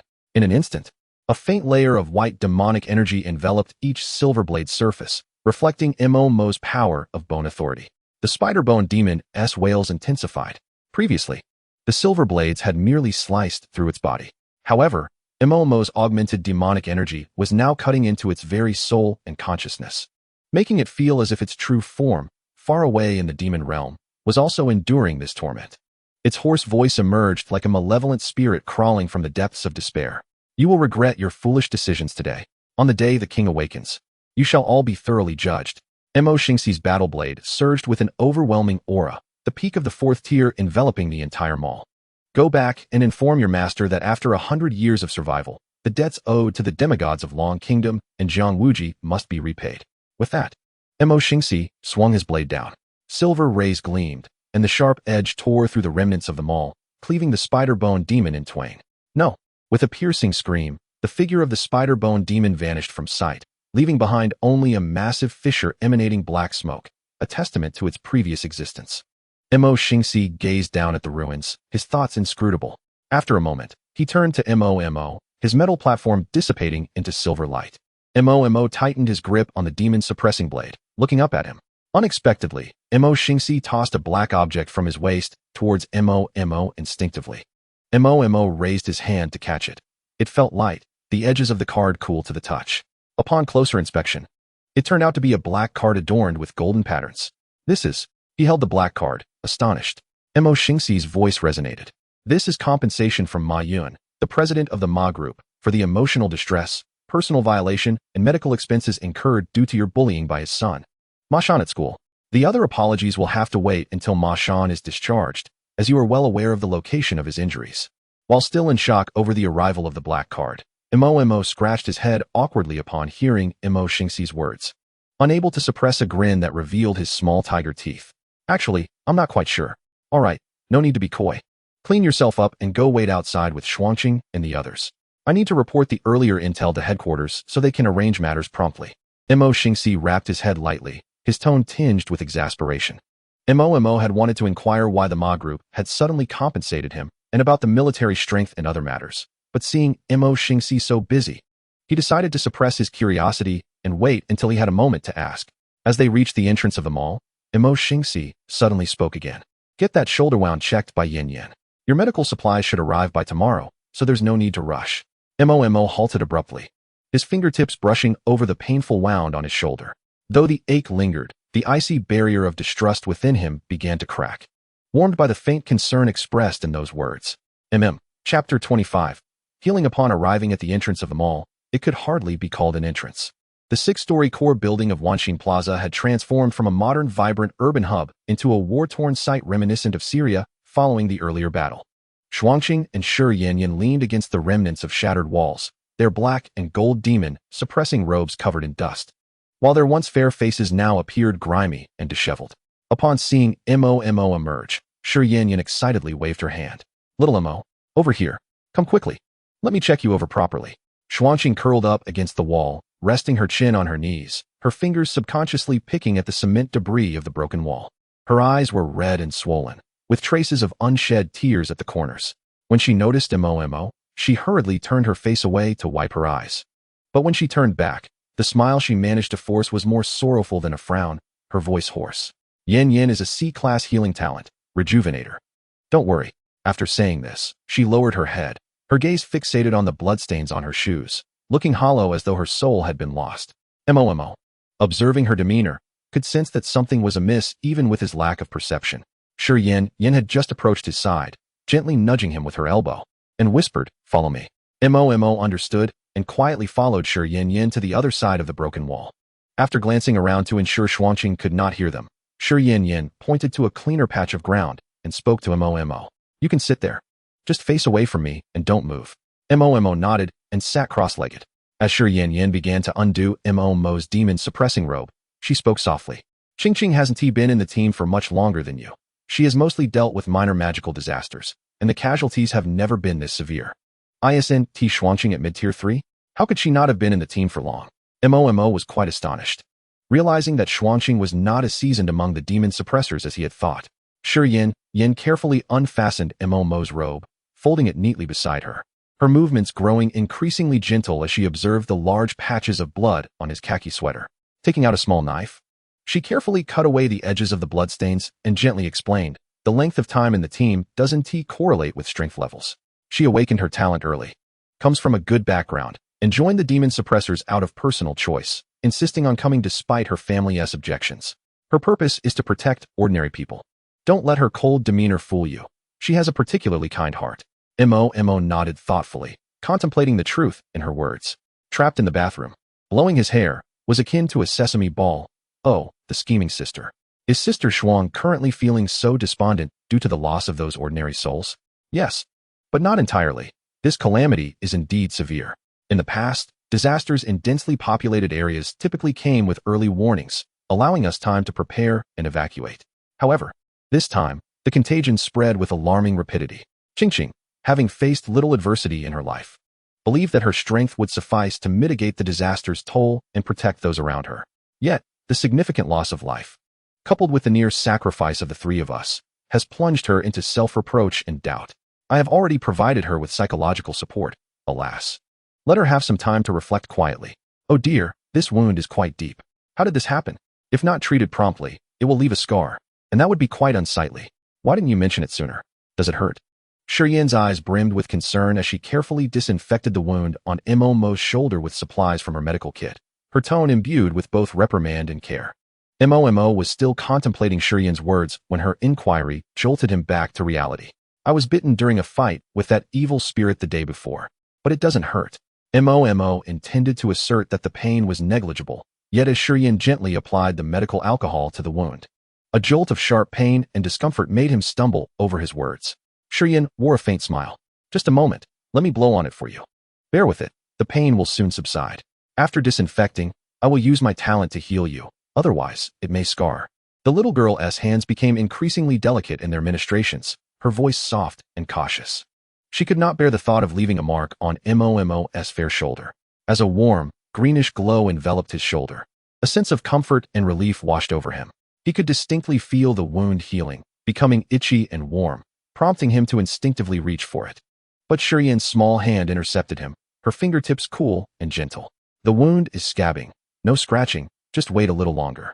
As the glow deepened, enveloping both of them, in mere moments, it dissipated, leaving no trace of the injury.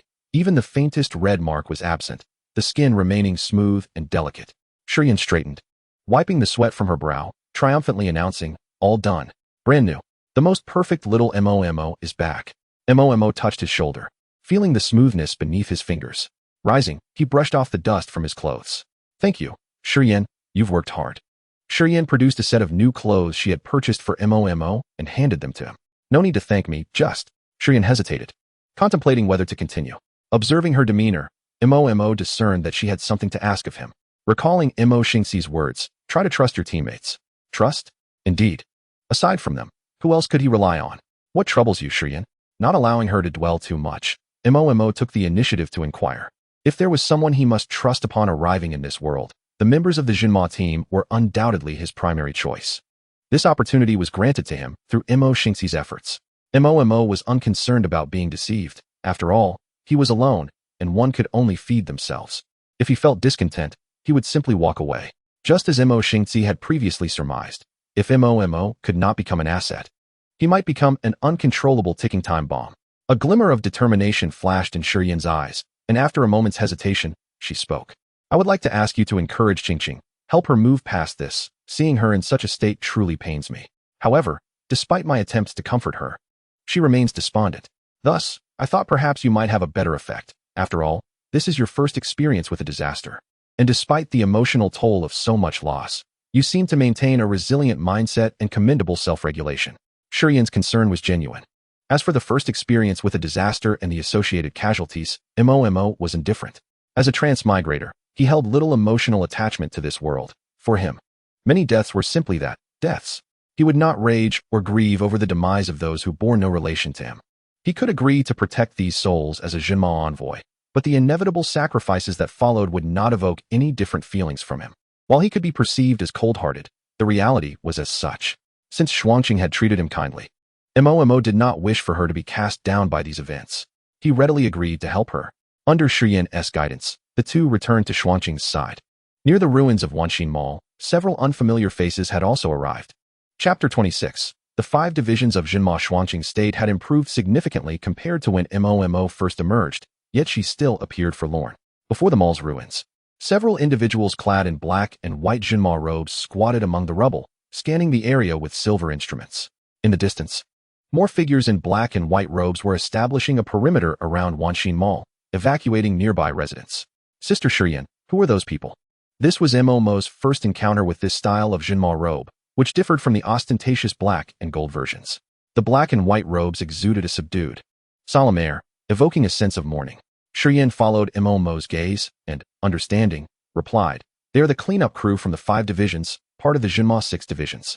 They are generally responsible for assisting the upper 3 divisions of Jinma envoys in combating invading demons and, after quelling a disaster, coming to assess personnel losses and manage site cleanup." You didn't know this? Mo shook his head, candidly admitting, "I had no idea. I assumed Jinma 6 divisions was simply a name. I didn't realize they were actually divided into 6 departments. Our school teachers never taught this." Shiyan's expression turned to one of astonishment, her eyes widening. "Really? A teenager your age can resist the urge to search for information about the Jinma 6 divisions online? I remember students are usually eager to become Jinma envoys and go to great lengths to gather information about them."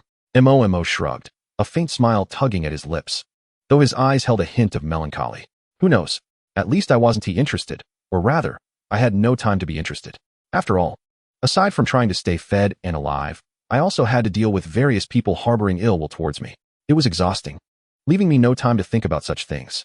Shiyan observed Mo's nonchalant demeanor, feeling a pang of emptiness in her heart. She stood on tiptoe, tousling his hair, then pulled him into her embrace, her voice soft as cotton. "Ah, little Mo has suffered. I wasn't aware that such things could happen at school." Ruffling his hair, "I promise to protect you from now on. Well, I may not be very good at fighting, but that's all right. I can bring Captain Mo and the others. If anyone dares to bully our little Mo, I'll rally the captain and the team to teach them a lesson." Mo looked at the earnest expression of the little girl before him, knowing she spoke sincerely, and felt a warmth spread through his heart. Unable to suppress a chuckle, he playfully swatted at her wrist. "Well then, thank you, Shiyan. But please, no more ruffling my hair. I still have to grow taller." "No way. I'm going to ruffle little Mo's hair. It's so soft, just like a kitten." When Qingqing told me, I didn't believe it, but it turns out she was right. As she spoke, Shiyan playfully pinched the tuft of hair atop Mo's head, her tone endearingly mischievous. The distance between them closed significantly as they approached Xuanqing, exchanging laughter. However, a hoarse roar erupted from Xuanqing's direction, abruptly interrupting their conversation. You are the main combatants from the upper 3 divisions of Jinma envoys, right? Where did everyone go during the disaster? Speak up." A member of the 5th division, his eyes reddened with anger and sorrow, stared at Xuanqing. She kept her head down, biting her lip, the metallic taste of blood filling her mouth. Her shoulders trembled as she managed to utter a few words. "I'm sorry, we tried our best." The 5th division personnel clearly could not accept such an explanation. He pulled at the demon-suppressing robe, revealing a pale face streaked with tears beneath the black and white hood. He was a young man with a scruffy beard. His voice suddenly caught in his throat, filled with an uncontrollable, desperate sob. "Tried our best. You expect us to accept that after you were hailed as the guardians of the people? Others may have perished, but why her? My sister is gone. Right here. She had just been accepted into university this year. We were having breakfast together this morning. Just like that, she is gone. Even during the demon disaster, you were present. How could you not protect her? She idolized you, the demon suppressors of the 3rd division." As the youth spoke, his voice dwindled, retreating as he covered his head, tears streaming through his fingers. Xuanqing looked at the young man, now on the brink of collapse, her throat dry, her mouth opening slightly. "I'm sorry."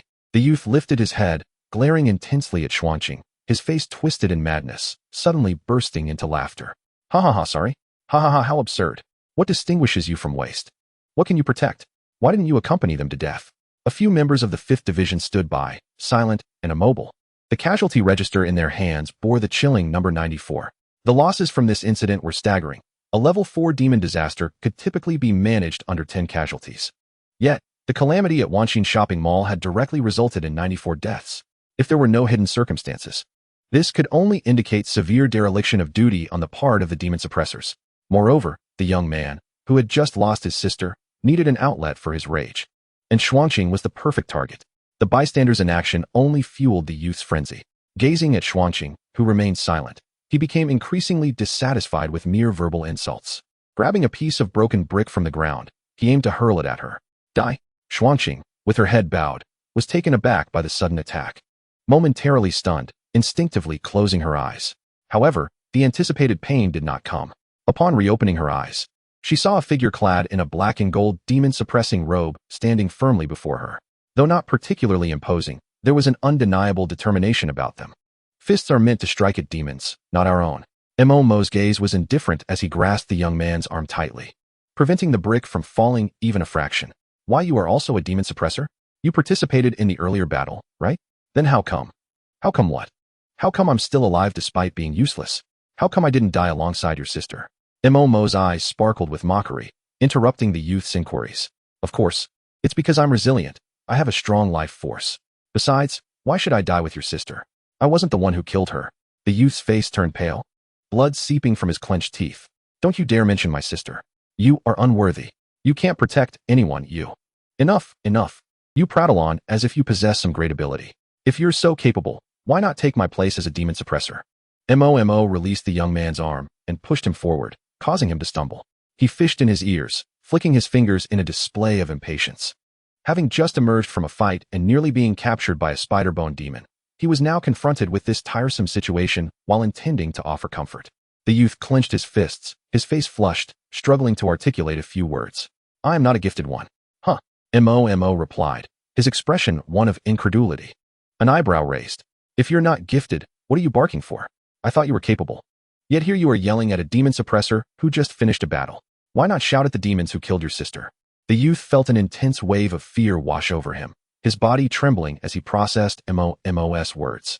The beautiful tone of Mo's voice now sounded to him like a menacing specter.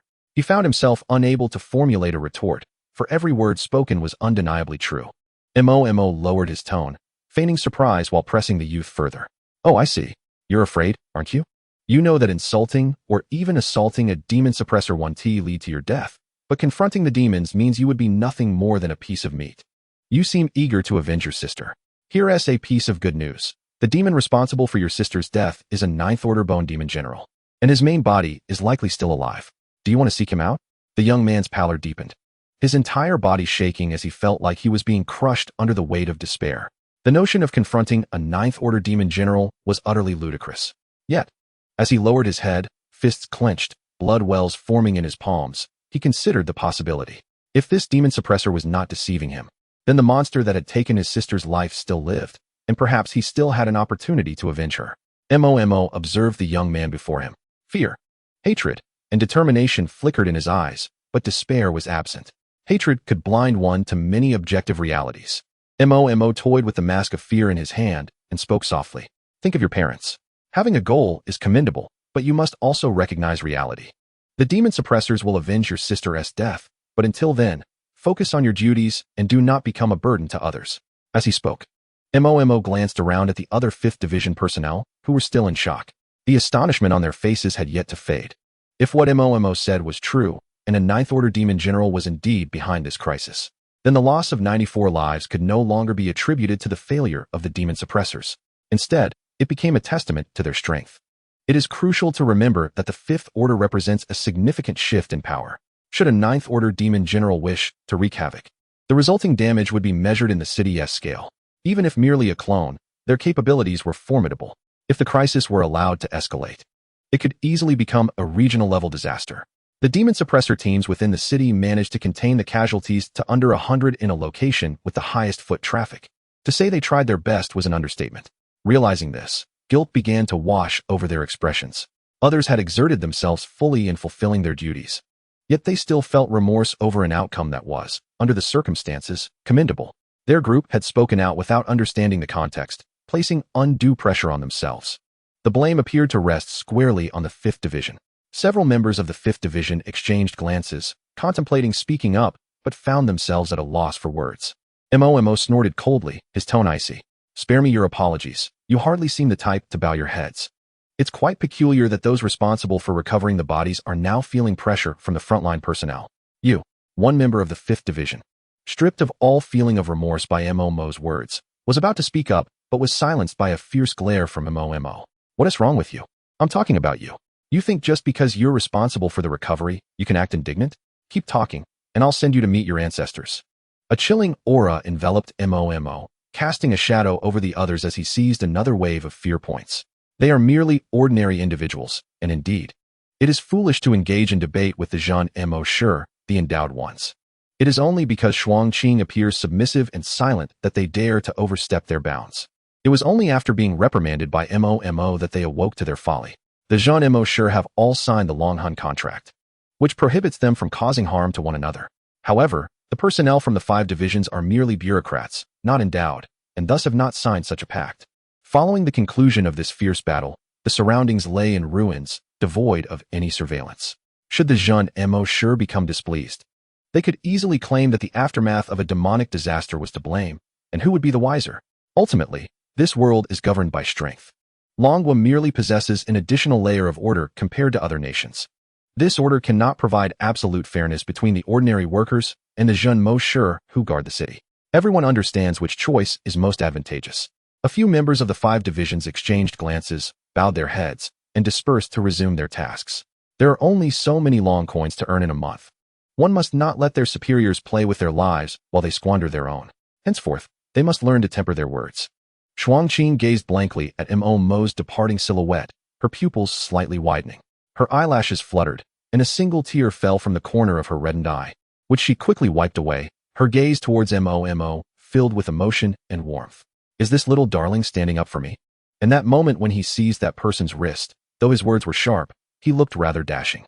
Before Xuangqing could ponder further, Mo's impatient voice rang out once more. What are you still doing here? Why aren't you leaving with your main group? Are you waiting for me to feed you? Following Mo's line of sight, Xuangqing realized that Sun Yang had yet to depart. The fear in his eyes when he looked at Mo had diminished significantly, though he still trembled slightly, clenching his fists as he spoke through gritted teeth. I. The youth seemed to muster a considerable amount of resolve, turning to Xuangqing with a deep bow. I apologize, I was too hasty just now. Before he could finish, Mo waved his hand to interrupt. Enough. Spare us the tired old act of acknowledging one's mistakes. It is unnecessary here. Do you think your 3 words hold any value? If you cannot take action, then go about your own business.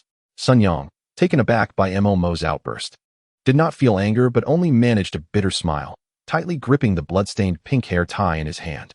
My parents are gone. They perished in the 5th-level demonic disaster 9 years ago. Now, I am left with only my sister, and she too is gone. I have nothing left. His voice was hoarse, yet his emotions were flat, devoid of sorrow or anger, merely stating the facts.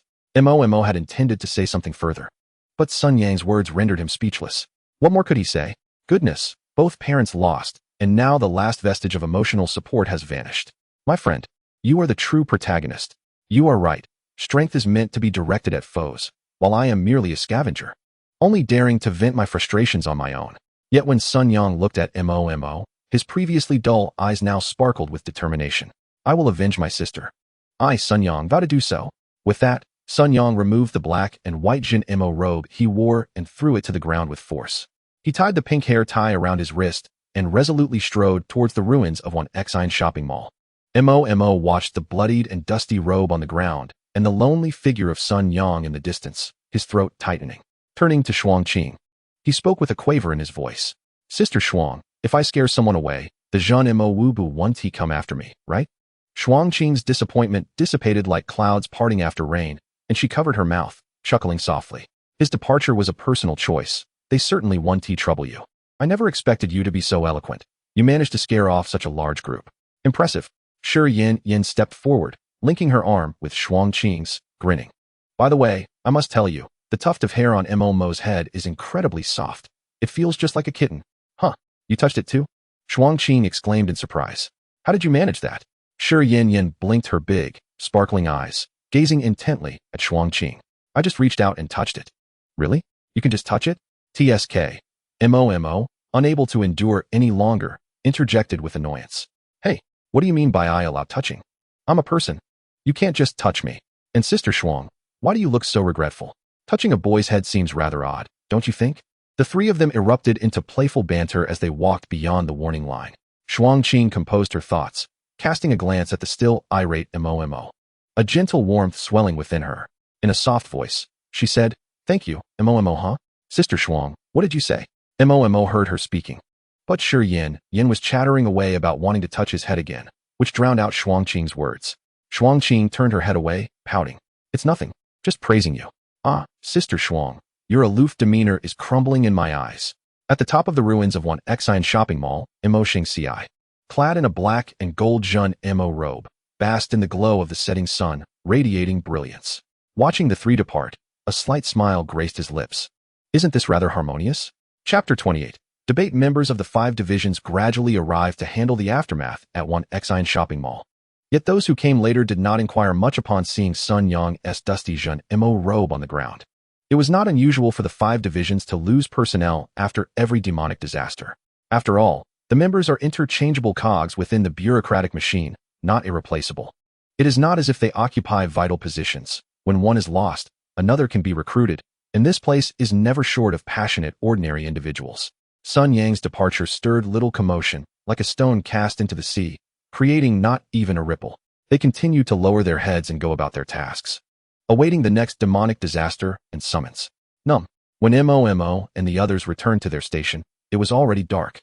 Yet Mo's proof of being an endowed one had yet to be processed. This matter was of great significance. Without this proof, an endowed individual in Longguo was akin to a stateless wanderer. Moreover, the individual must be present to obtain the certificate. Yin volunteered to escort Mo, allowing the exhausted Shuangqing to remain and rest at the station. Initially, Shuangqing was reluctant, but her pale complexion and the exhaustion of her mental energy betrayed her frailty. Reluctantly, they settled on a compromise. Shuangqing and Yin would remain at the station, while Su Qinyan, whose combat capability was the most intact, offered to take Mo to the Endowed Management Bureau. Mo was indifferent. It mattered little who accompanied him. What he truly desired was to promptly convert the fear points he had earned during his battle with the Spider-Bone Demon into strength. Fear points were fundamental to enhancing his abilities. Su Qinyan led Mo away from the station, hailing a cab from the roadside and shoving Mo into the back seat, while taking the passenger seat herself. The two sat in silence. Su Qinyan seemed to speak less than Shuangqing and Mo Xingci combined. Essentially, if you ignored him, he would ignore you in return. Sitting with his arms crossed, eyes closed, contemplating. They were in the same vehicle, yet it felt as though they were strangers. This predicament proved troublesome for the driver, who had initially been quite pleased to have picked up such a stunning beauty as Mo. However, upon her entry into the vehicle, his gaze had not strayed for even a moment. He contemplated initiating a conversation, engaging in small talk, and perhaps taking a longer route around the city while she was distracted.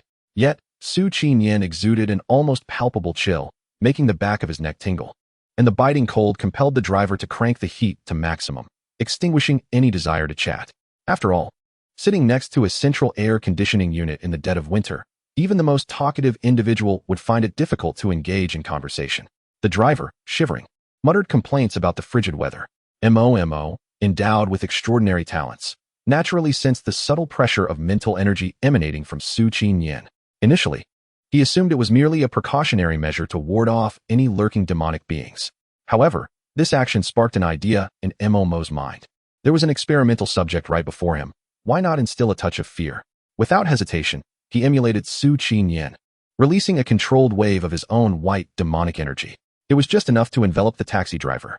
After all, this man had been leering at him through the rearview mirror since he got into the car, and such lewd glances were quite discomforting.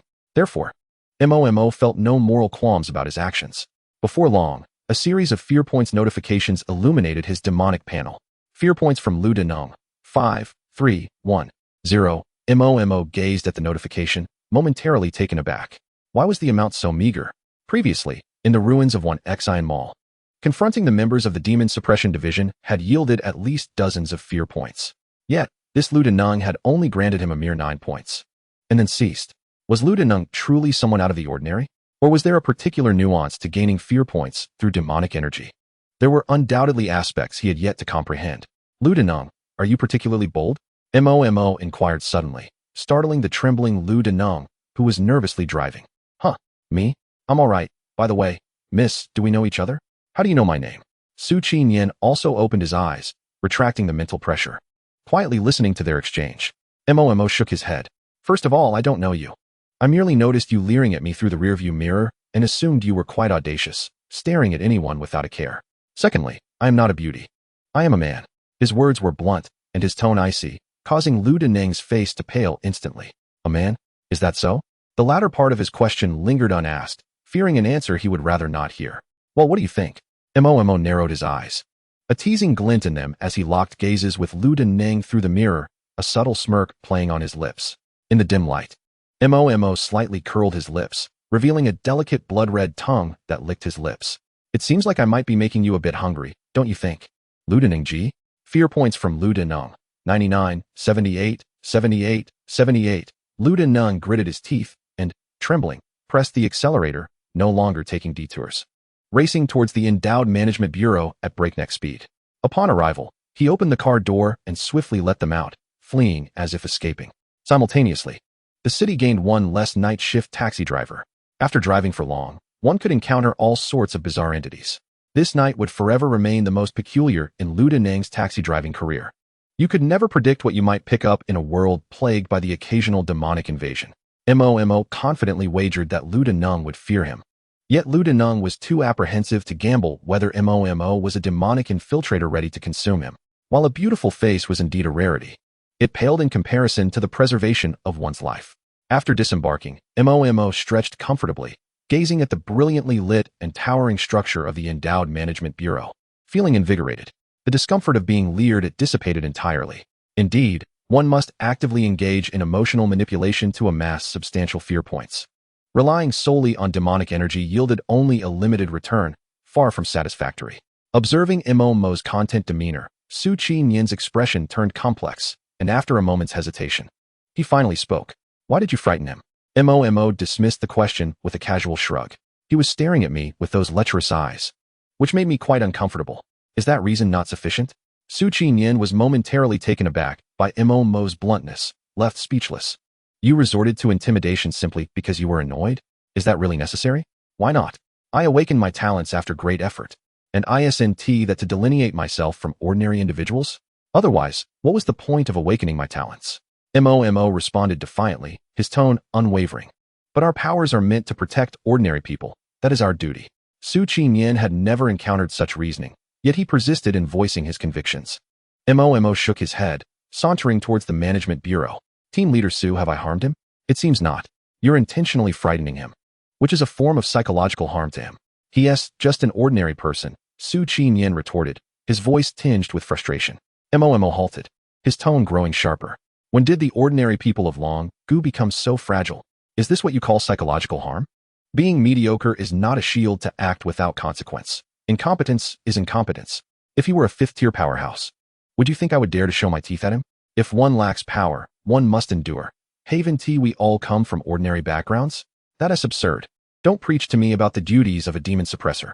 If the Dragon Soul contract shows no reaction, it indicates that I have not failed in my responsibilities.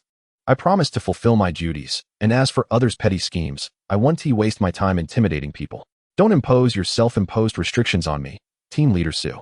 I will have plenty of opportunities to gather fear points in the future. If I were to be constrained everywhere like a monk in a monastery, what would become of me? It was imperative to clarify this matter beforehand. Su Qinyan clenched his fist, his shoulders trembling slightly before finally deflating. Indeed, Momo's arguments hold merit.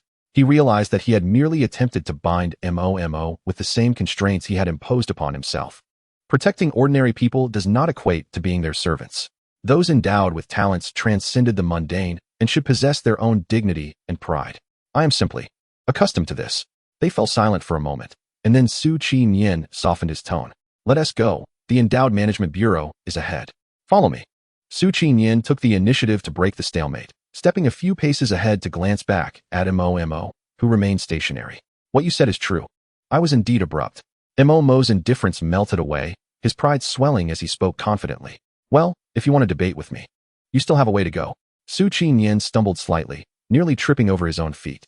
The usual stoic expression on his face cracked, revealing an incredulous mix of amusement and exasperation as he looked at Momo. You really do take every opportunity to soar.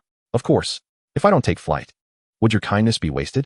Momo replied, unabashedly. Su Qinyin realized it was futile to engage further with this sharp-tongued individual. Otherwise, ordinary people might be terrified, and he might end up infuriated himself. As they entered the endowed management bureau, the ambience starkly contrasted the bustling scene outside. Inside, it was desolate and quiet, with barely a soul in sight. The staff outnumbered the visitors by several times. Apart from Momo and Su Qinyin, only 3 or 4 individuals, likely endowed beings, were present, armed with tightly wrapped weapons, their faces concealed. They presented several bloodied items at a counter marked for material recovery, exchanging them for a few small black boxes, which they cherished as treasures before hastily departing. Noticing Momo's keen interest, Su Qinyin took the opportunity to explain. There are over 100 registered endowed beings in Heshi, most hovering around the 3rd tier. Many endowed beings prefer to conceal their identities while seeking missions from the Management Bureau, adopting such disguises. The rewards are generally demon flesh that aids in their strength enhancement, with occasional high-difficulty private missions appearing here. The tasks and objectives typically do not fall under the jurisdiction of the Zhenma in urban areas. Rather, they often involve cleansing the wilderness of malevolent creatures lurking in the shadows. The rewards for such endeavors vary greatly, ranging from dragon coins to high-tier forbidden equipment. Upon hearing about dragon coins and high-tier forbidden gear, Momo's eyes sparkled with excitement, and Su Qinyin recalled the dire financial situation of his companion. With a smile, he remarked, "Even when there are no official tasks, you can still take on some side jobs to earn extra income. But you mustn't reveal your identity as a Zhenma. After all, among the Talent Management Bureau, we, the ordinary Zhenma, are merely registered as free talents, a guise to confuse the demonic factions and prevent their assassination attempts. Of course, if a demonic disaster occurs in his city requiring your involvement, you must prioritize the tasks assigned within the team. That is the rule." Momo nodded in agreement. He could distinguish between priority and secondary matters. Although he could borrow money from others in the team for his current expenses, he was still a young man filled with vigor, even when coerced into wearing women's clothing. He remained a boy at heart, naturally aspiring to achieve financial freedom. More importantly, venturing outside his city would grant him greater operational latitude, allowing him to accrue a substantial amount of fear points. Su Qinyin waved his hand, leading Momo to the talent assessment station. Behind the counter sat a girl wearing gold-rimmed glasses, her head tilted back against the chair, eyelids drooping, her fingers lethargically poking at the mouse, her demeanor rather disheveled. Though the Talent Management Bureau was not particularly busy, the environment shaped its people, as long as one was on duty. It was hard not to adopt a semblance of professionalism. "Hello, I'm pleased to serve you. What can I cough?" The bespectacled girl feebly called out. But upon catching a glimpse of Momo's face, her languid posture straightened immediately, her eyes widening in astonishment. Wiping her mouth, she muttered, "Wow, so beautiful." Momo, flattered by the compliment, smiled, his eyes curving into crescent moons as he slightly raised his head. "Thank you for the praise. You have quite the discerning eye." Su Qinyin placed his hand firmly on the table, interrupting their exchange. "Please assist him with the talent assessment and registration. We are pressed for time." The girl, initially captivated by Momo's looks, quickly regained her composure upon hearing Su Qinyin's request, her expression turning serious as she directed her gaze towards him. "Mr. Su, are you certain there is a need for talent registration and assessment? Have you verified against the comprehensive directory of the 14,791 recorded talents of the Blue Star human race, confirming that none match the relevant descriptions?" Her tone was official and formal, yet earnest, devoid of playful banter. Su Qinyin's expression turned grave as he rhythmically tapped his fingertips on the counter. The girl noticed this subtle detail but maintained her composure, lightly tapping in response. It was as if they had reached an unspoken agreement. She lowered her head and quickly typed on a computer keyboard to register, then stood up to find another girl to take her place, leading Momo and Su Qinyin towards the back of the bureau. Momo was bewildered, unsure of what was transpiring. Soon, the three arrived in a spacious, soundproof room. The girl walked over to a nearby rack and donned a white lab coat. As she fastened the buttons, her previous demeanor of infatuation vanished, replaced by a professional calmness. She picked up paper and pen, approaching the assessment station, the pen tip gliding across the paper as she filled out the assessment form. Suddenly, she paused, looking up at Momo with a calm and rational gaze. "Name? Momo, the Mo from Strange and the Mo from Ink." Momo snapped back to reality and instinctively replied. The girl recorded his words with swift strokes, yet she halted abruptly, a puzzled expression crossing her face as she regarded him with confusion. Who is Mosey?" The girl's curiosity was piqued, indicating she had not heard of this figure before. Momo's heart sank slightly, realizing he had been careless. Since his arrival in this world, he had focused solely on acquiring knowledge about the demonic race to awaken his talent, leaving him somewhat ignorant of certain common knowledge in this realm. However, he dismissed the concern, deciding he would be more attentive in the future. Mosey. He is a character I particularly admired in a novel I read. I assumed you would be familiar with him. Is there an issue with recording this? The girl dismissed his explanation, interpreting it as a mere whimsical remark. She continued to diligently record the information.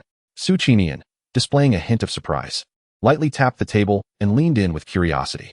Little Mo, do you still enjoy reading novels?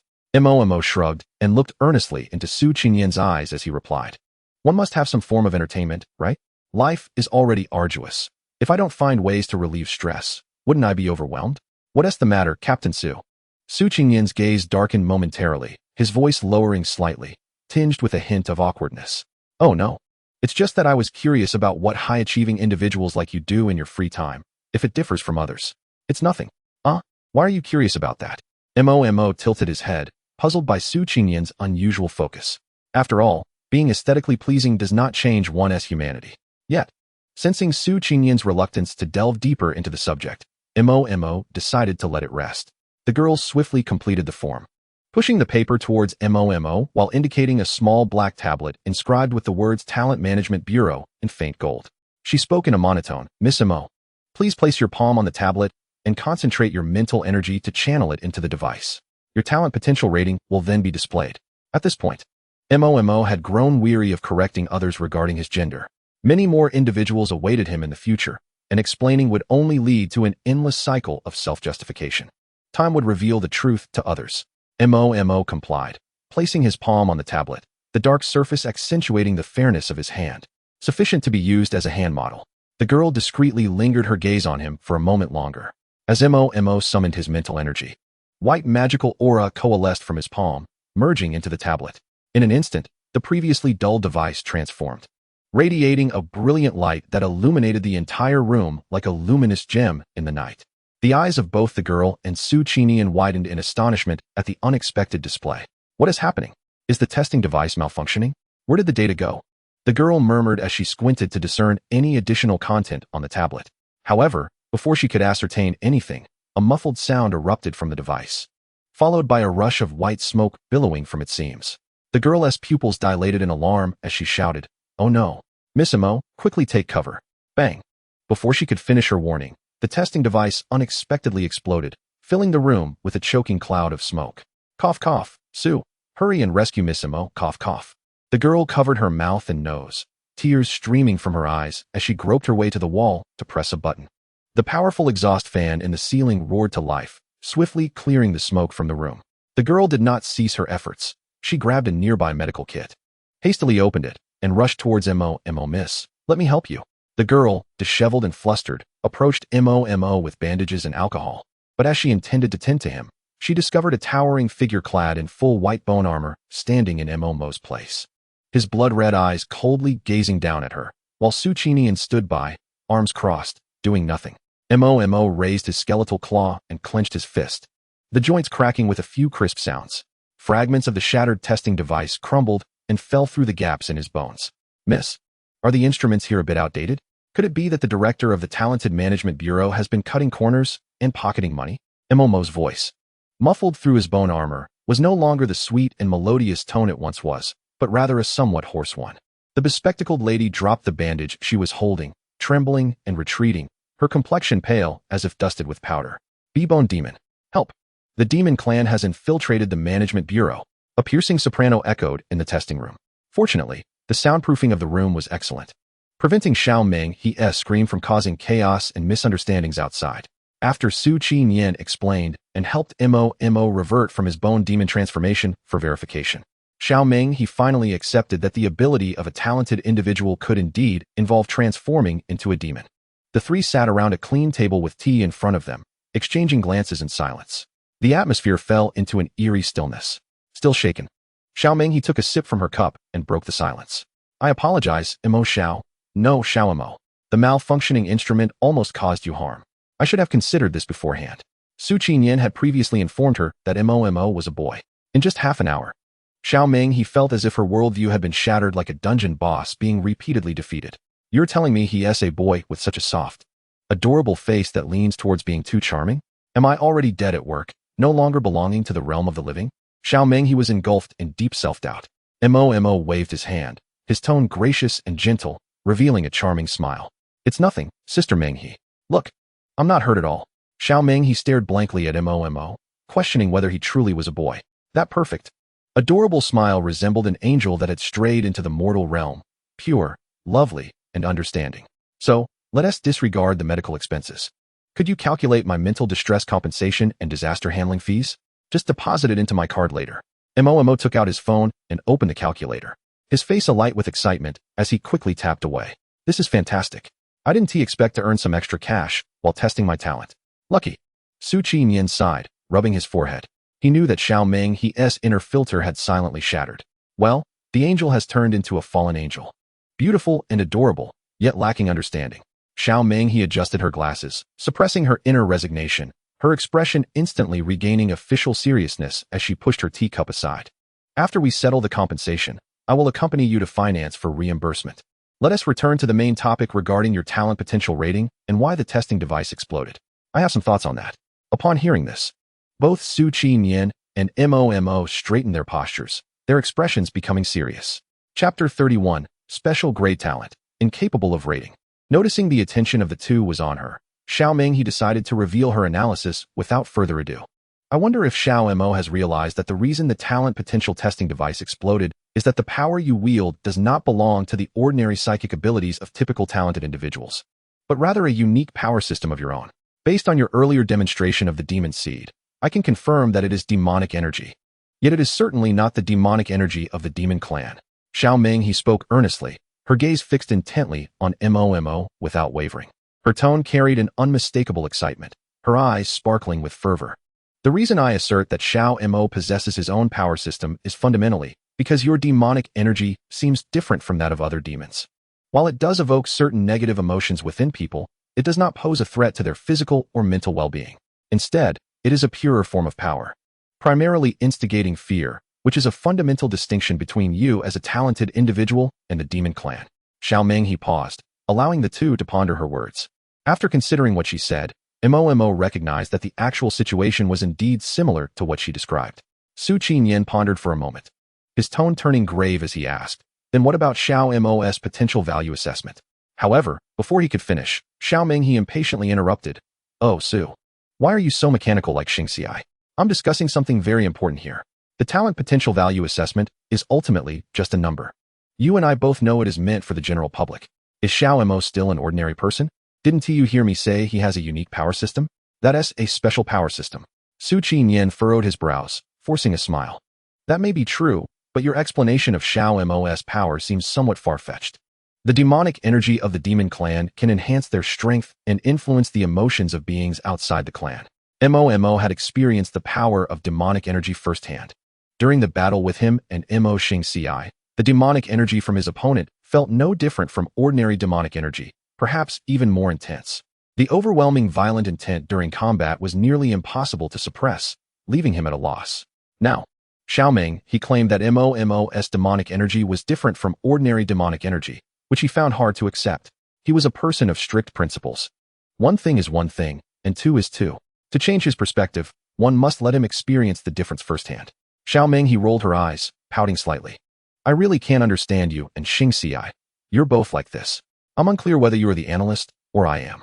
After speaking, she turned her gaze to Mo, softening her tone. Xiao Mo, give me your hand. Mo was confused by their argument, his mind still swirling with thoughts about his demonic energy being different from that of demons. Upon hearing Xiao Meng's words, he instinctively reached out, only to have her grasp his wrist firmly. Don't move. Relax. Xiao Mo, try to activate your demonic energy and envelop both me and old Su. Xiao Meng spoke gently, her warm palm enveloping Mo's pale, icy hand, her fingertips unconsciously caressing him. Mo nodded slightly, channeling the white-boned demonic energy to gradually envelop them both. Fear points from Su Qinyan 4, 1. Fear points from Xiao Meng 7, 6. 4. As the demonic energy enveloped them, both their brows furrowed slightly. Xiao Meng bore an expression of triumphant realization, while Su Qinyan's countenance displayed incredulous surprise. Earlier, when Mo had meticulously controlled his demonic energy to envelop the taxi driver without direct contact, Su Qinyan hadn't thought to test the sensation himself. After all, he believed there couldn't be any difference. He dealt with demonic disasters daily. Yet, at this moment, Mo's demonic energy felt cold but not piercing. Orderly and disciplined, unlike the chaotic nature of demonic energy from demons. The emotional effect it elicited was predominantly fear, a fear originating deep within. Deep within was meant literally. When the demonic energy enveloped his body, his bones trembled uncontrollably, as if a mischievous child had encountered a drunken father wielding 7 wolves. Is it different from last time? Su Qinyan murmured in astonishment, his eyes wide. Xiao Meng he reluctantly released Mo, signaling him to withdraw his demonic energy. Her attention returning to the main topic upon hearing Su Qinyan's words. Last time, Su Qinyan nodded, recounting how Mo had previously unleashed his powers against him and Mo Xingci, appearing quite at ease with Xiao Menghe. Xiao Meng had gently ruffled her somewhat disheveled hair, her expression deep in contemplation. Clearly, she had not anticipated that Mo would suddenly experience a surge in power. Ultimately, she stepped outside to make a phone call, returning after a while, her earlier excitement completely subdued, and gravely addressing Su Qinyan. Old Su, when you return, please inform Xingci that the incident regarding Xiao Mo's sudden surge in power during your battle should not be disclosed. This is an order from headquarters, so please remember. Su Qinyan offered no further words, nodding solemnly in understanding. Xiao Menghe then turned her gaze towards Mo, her tone softening. Xiao Mo, after evaluation by the headquarters of the 6 departments of demon suppression, your magic seed talent potential has been rated at 88 points. The details of your talent need not be recorded with us, and the external rating will be disclosed as Class A. The actual rating will be documented based on your subsequent performance. Mo, intrigued, voiced her greatest confusion. Sister Menghe, I recall you seemed quite excited when discussing the special power system. Does it possess unique characteristics? Leaning against the wall, Xiao Menghe retrieved a slender box of lady cigarettes from her pocket, gently tapping the bottom to release a cigarette. She bit down on the cigarette, igniting it, and a light blue smoke ring wafted from her lips, carrying a hint of mint. The gravity on her face dissipated significantly, and she leisurely began to respond to Mo's inquiry. If we assess potential on a scale of 100 points, the talent potential of the special power system is at least 300 points. As for the talent rating, Xiao Menghe paused, shaking her head with a smile, flicking the ash from her cigarette, and playfully scraping Mo's nose with her fingertip. The conventional rating system simply cannot evaluate the talent of the special power system. Each talent within the special power system is destined to be unique. Most importantly, among the 9.5 demigods of humanity today, the 3 most formidable, capable of contending with the Demon Emperor, all possess talents from the special power system. Mo rubbed her slightly itchy nose, grumbling. Then how did I receive a Class A rating? I should have at least been given an S rating. When I go out. Suddenly, Mo halted mid-sentence, her expression shifting from grievance to realization. Xiao Menghe observed her newfound understanding with a playful smile, gently inquiring, quick on the uptake, have you realized the issue? Xiao Menghe straightened up and perched on the edge of the desk, extinguishing her cigarette in the ashtray. Our enemies have never only been the demon race. Those with undeveloped special-grade talents lack the ability to stand alone. If it weren't for the low talent rating, the headquarters would have preferred to classify your external talent as F grade. The Class A rating is already a consideration for your feelings. After a brief pause, she leaned closer to Mo, a mischievous glint in her eyes, her tone laced with a hint of coaxing. Of course, if Xiao Mo isn't afraid of attracting attention, I could report to the headquarters of the 6 departments of demon suppression and adjust your rating to SSS grade. Chapter 32, Hualong Academy. Mo chuckled, sticking out her tongue. Actually, I think Class A is quite good. Let's stick with Class A. Anything else makes me cough. Taking advantage of the moment, Xiao Menghe reached out to ruffle Mo's hair, smiling softly. Little one, you truly are clever beyond your years. Turning her attention to Su Qinyan, she tempered her casual tone and added, Old Su, in addition to maintaining confidentiality regarding the battle between Mo and you. The headquarters has also conveyed that Mo's daily life should remain unchanged and that everything will be reconsidered when Hualong Academy enrolls new students next year. Furthermore, your team must designate a 3rd-tier combatant who has signed a Dragon Soul contract to protect Xiao Mo. The headquarters will also send personnel to discreetly reside in his city to prevent the 7th Demon Emperor from making another move against Mo. Xiao Menghe spoke at length, her throat dry, and she picked up a porcelain teacup nearby to moisten her throat. Su Qinyan nodded in response. Understood, I will relay this to old Mo. However, Does Mo have to attend Hualong Academy? He's only at mid-stage of the first tier. Xiao Menghe yawned while seated in the armchair, a hint of mist gathering in the corners of her eyes, lazily replying, "This is the directive from Tianghua." He specifically conveyed that 6 months from now, Hualong Academy will enroll new students for Xiao Mo to test his strength. If he cannot meet the enrollment standards within 6 months, then he would have wasted his special grade talent, and it wouldn't be worth the 6 departments of demon suppression allocating further resources for him. Shifting her focus back to the puzzled Mo, she spoke earnestly. Thus, Xiao Mo, for your future, starting tomorrow. No, starting now. It's time to put in the effort. Mo, feeling somewhat embarrassed, held her forehead with a look of helplessness. I mean, Sister Menghe, Team Su. Could you please consider my position as a rookie demon suppressor who just joined yesterday? What exactly is Hualong Academy? Also, Sister Menghe, aren't you an employee of the Talent Management Bureau? Why do you keep referring to the headquarters as if your position is so high and mysterious? I feel like a clueless creature waiting in a melon field for someone to come and plant me. Xiao Menghe smiled brightly. You've caught me, Xiao Mo. I won't hide it from you any longer. I am actually one of the 6 generals of demon sealing. Mo's pupils constricted suddenly, her breath growing heavier, her heart racing. A master among the populace, a general of demon sealing, was right beside her. Xiao Menghe was actually one of the 6 generals of demon sealing? What could she possibly do against her while she was present? Should she cling to her for support right now? Instinctively, Mo blurted out, Sister Menghe, I want to support you in your old age. Before Mo could finish her sentence, Xiao Menghe spread her hands, smiling brightly as she completed the thought. It's the direct line under Tianghua, responsible for secretly monitoring the operations of the city's Talent Management Bureau and liaising with the 6 departments of demon suppression. Surely, Xiao Mo doesn't genuinely believe that I'm one of the 6 generals of demon sealing, right? No way. Like a bolt from the blue, Mo felt deflated, her spirit sinking. The little white sprout of the magic seed within her mind? Laughable. It had never stood upright. Sister Menghe, you're really quite boring. I didn't genuinely want to support you in your old age. That was just a polite expression. I. Noticing the dejection on Mo's face, Xiao Menghe's playful spirit waned. She retrieved a box of mint candies from a nearby drawer, tore open the packaging, and gently placed one in Mo's mouth, speaking softly. Oh, don't be upset. Next time, I promise to be serious and not tease you anymore. Mo lifted her head, her beautiful eyes blinking, half believing. Really? Is that true? Xiao Menghe, seeing Mo's expression brighten, chuckled and nodded. Of course it's true. I am quite serious. If you don't believe me, you can ask your team leader Mo when you go back. With that, Xiao Menghe adjusted her glasses, adopting a more refined demeanor. Mo savored the mint candy in her mouth, her expression a mixture of emotions, yet internally calm. To be honest, this candy was rather sweet. After wearing a mask for so long, even if removed, it would merely reveal another facade. Su Qinian observed the playful interaction between the two and spoke solemnly. Hualong Academy is a place where the top 3 divisions of the 6 departments of demon suppression recruit elite demon suppressors, starting with an average talent level of Class A. Rare S and SS grade talents, which are seldom seen outside, abound within its walls. It can be said to be a training camp for each generation of elite talents in the Long Kingdom, a gathering of heroes. He paused, his tone imbued with a sense of yearning and anticipation.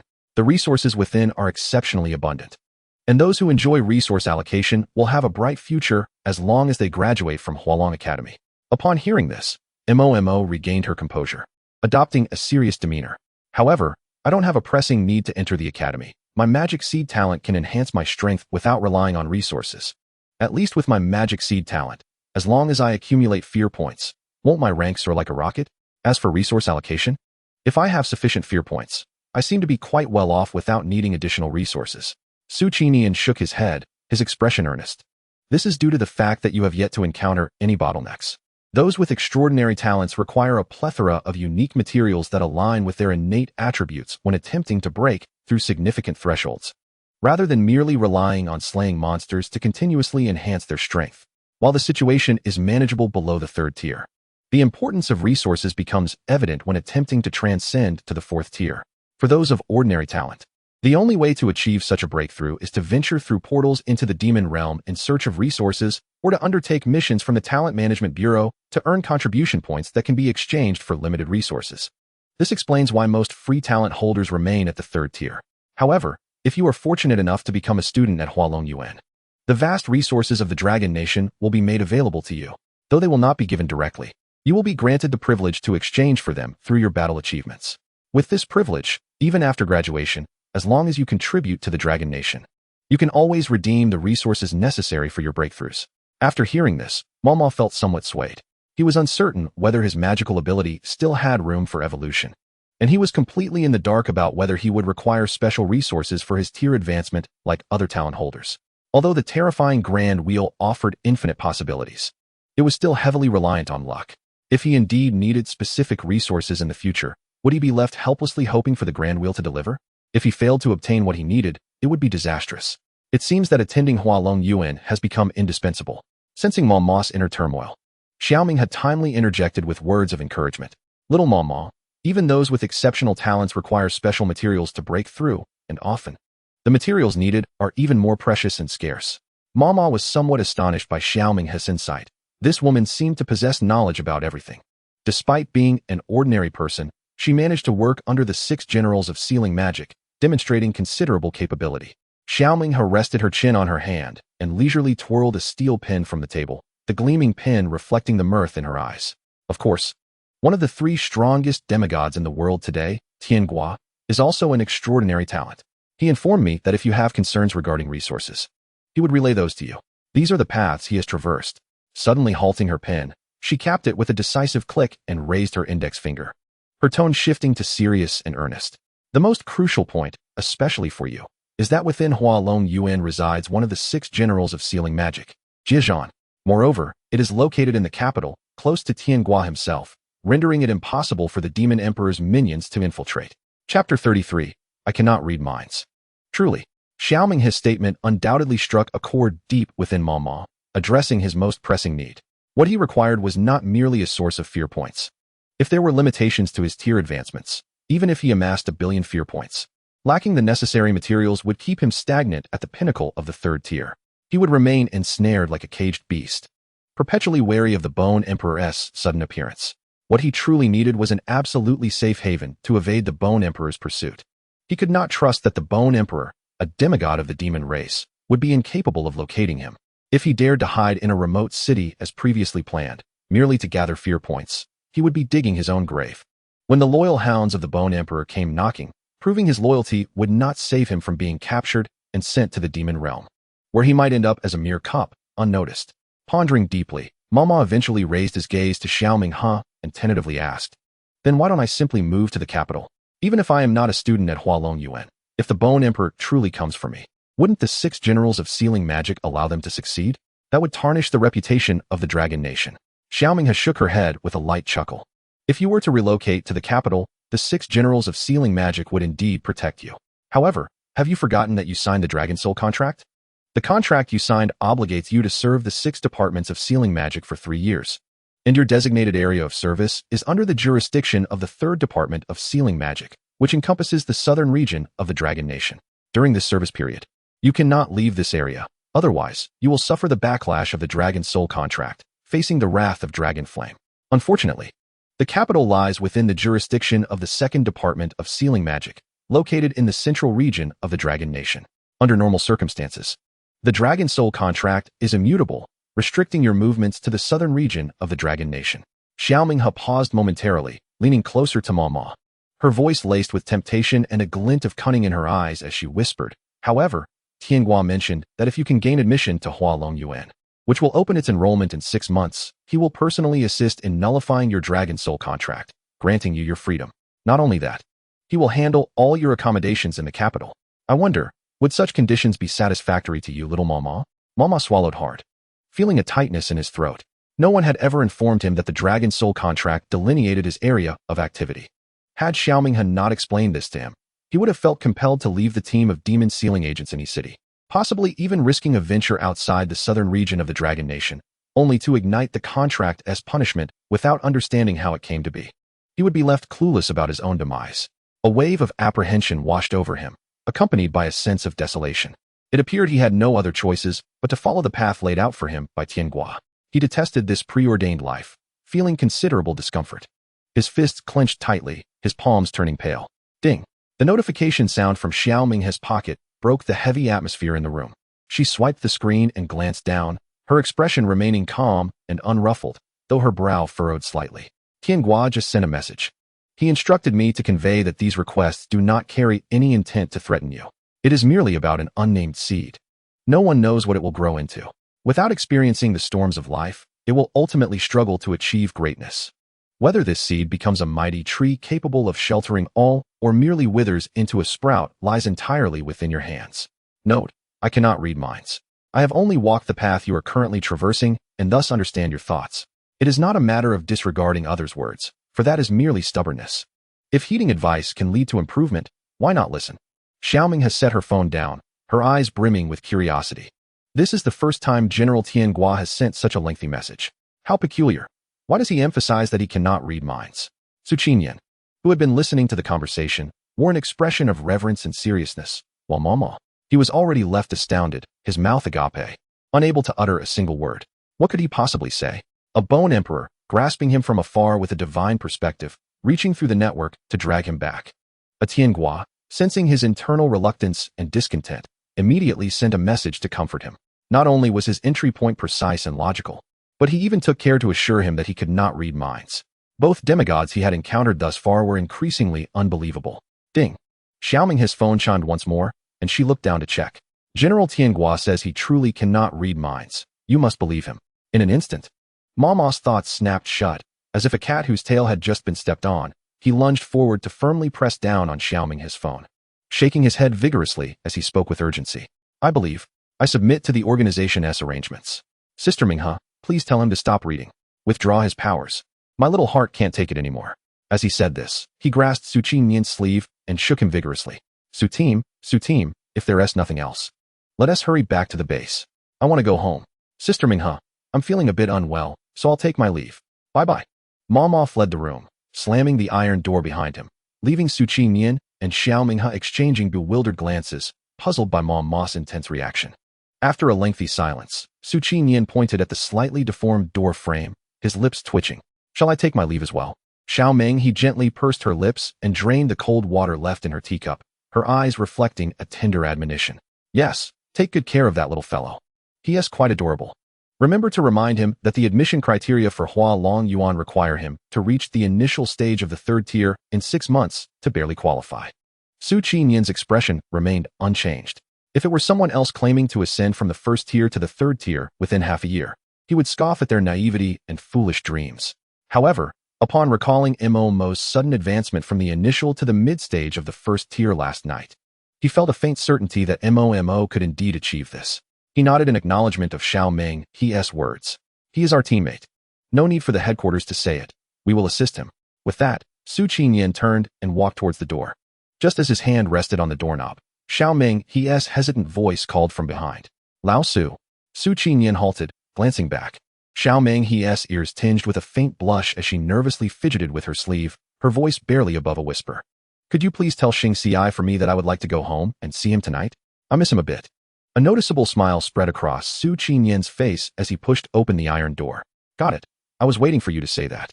Good luck with Lao Mo. Next time we meet, you can call him Mo Sa. Su Qinyan's footsteps faded away.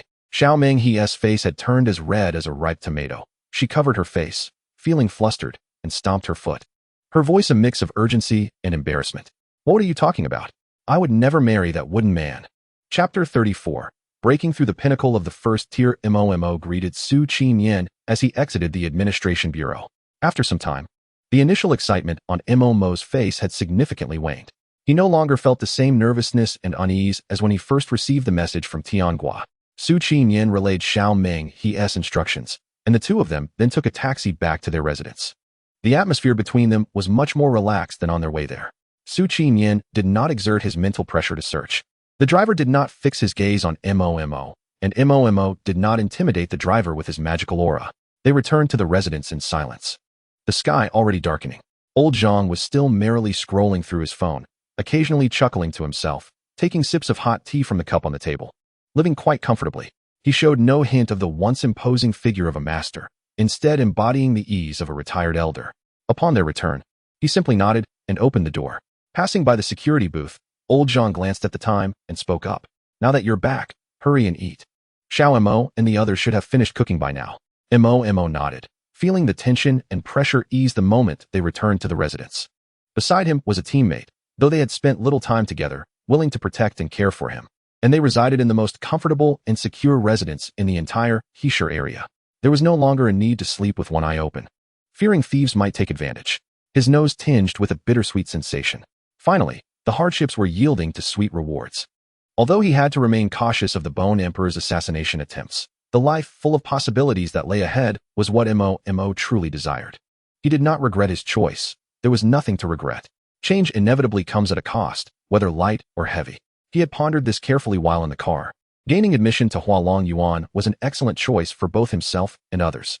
If breakthroughs required special resources, entering Hualong Yuan would be a precautionary measure, ensuring safety and a secure future.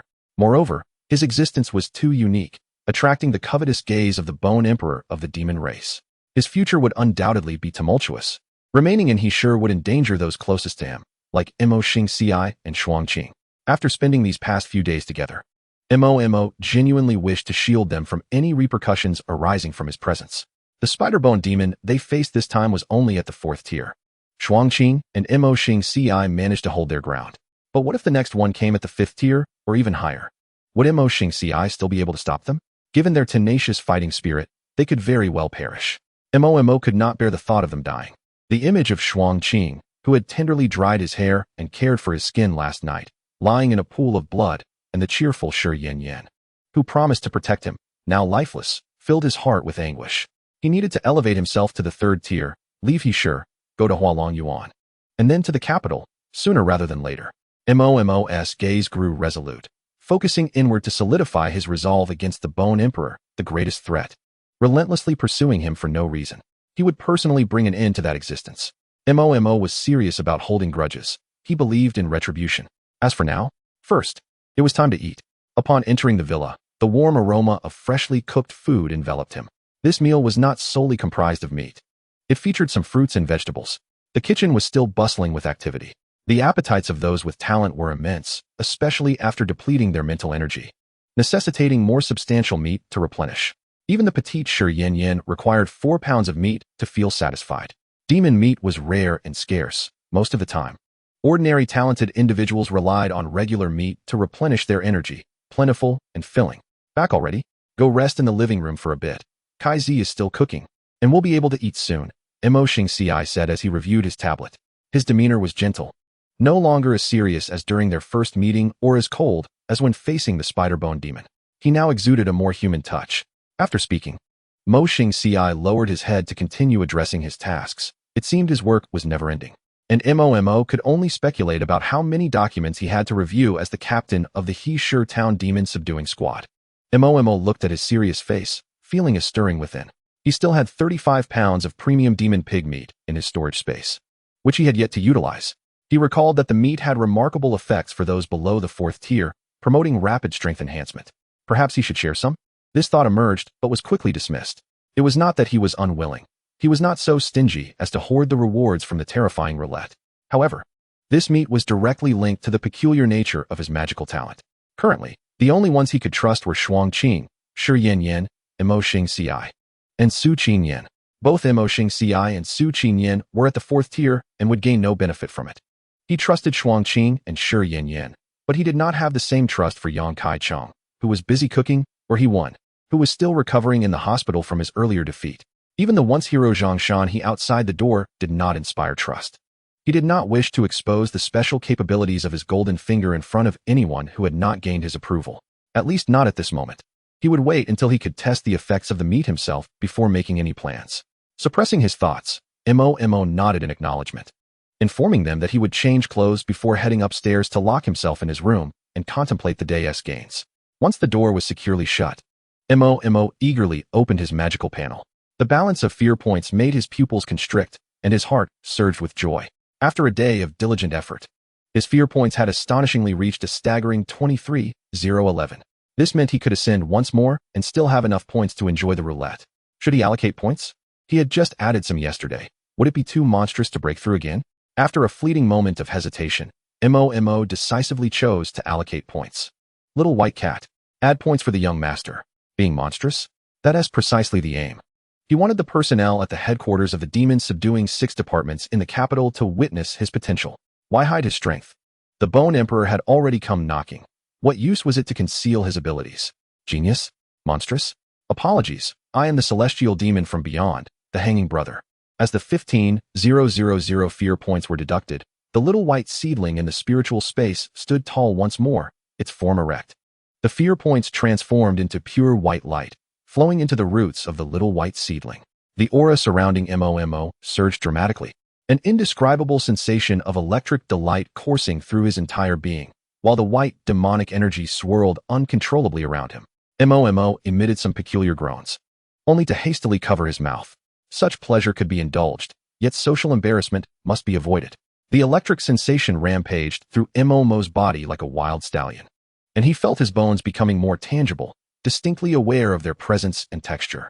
Just as with skin, he realized he could manifest his bones externally as white skeletal arms, akin to the multi-limbed bone demon. As the electric sensation subsided, Momo summoned his interface. Demon Seed, first level pinnacle, 11,000, detects fear points. 100 fear points can be consumed for attribute enhancement.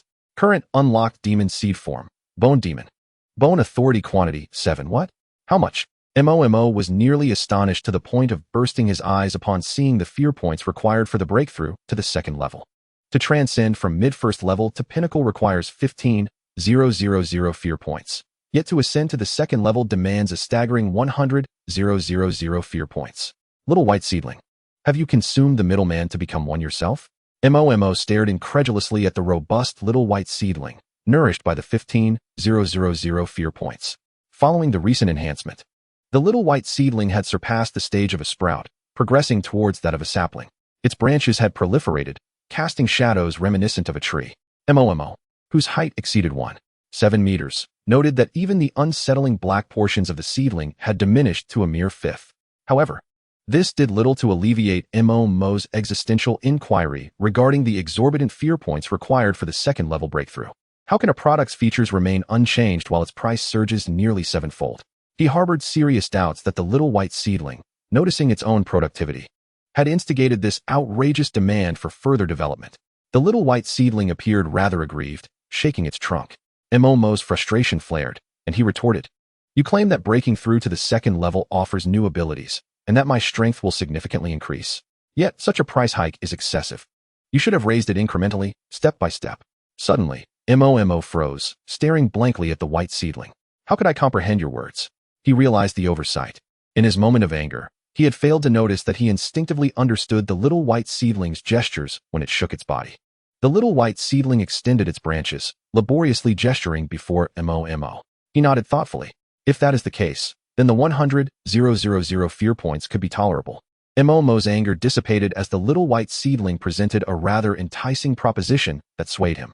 Once he broke through to the second level, he would have the means to remotely locate the Bone Emperor, and could inflict some peculiar effects upon the Bone Emperor while using fear points to enhance his strength.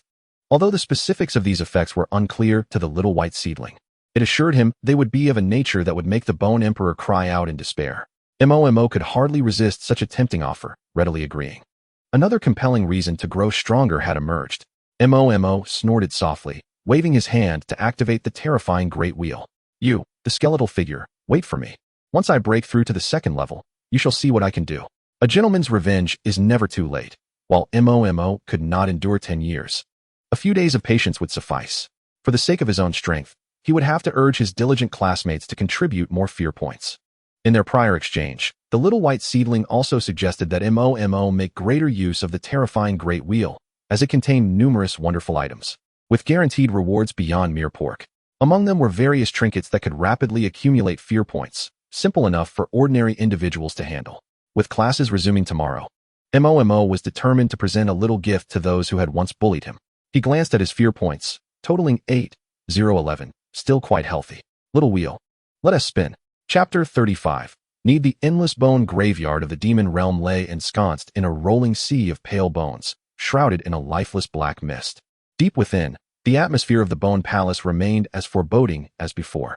Dozens of skeletal demon generals knelt trembling on the ground, wishing they could bury their heads in the floorboards, leaving only their rears exposed for the Bone Emperor's inspection.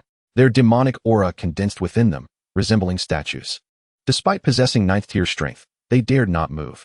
One would expect that after the Bone Emperor's summons last night, The strategic directives would remain unchanged in such a short span of time, yet some demons were foolishly reckless, beyond restraint. It is difficult to counsel the damned, both the dead and the demons alike. The Bone Emperor sat quietly upon the skeletal throne, a classic and opulent white jade plate laid respectfully before him.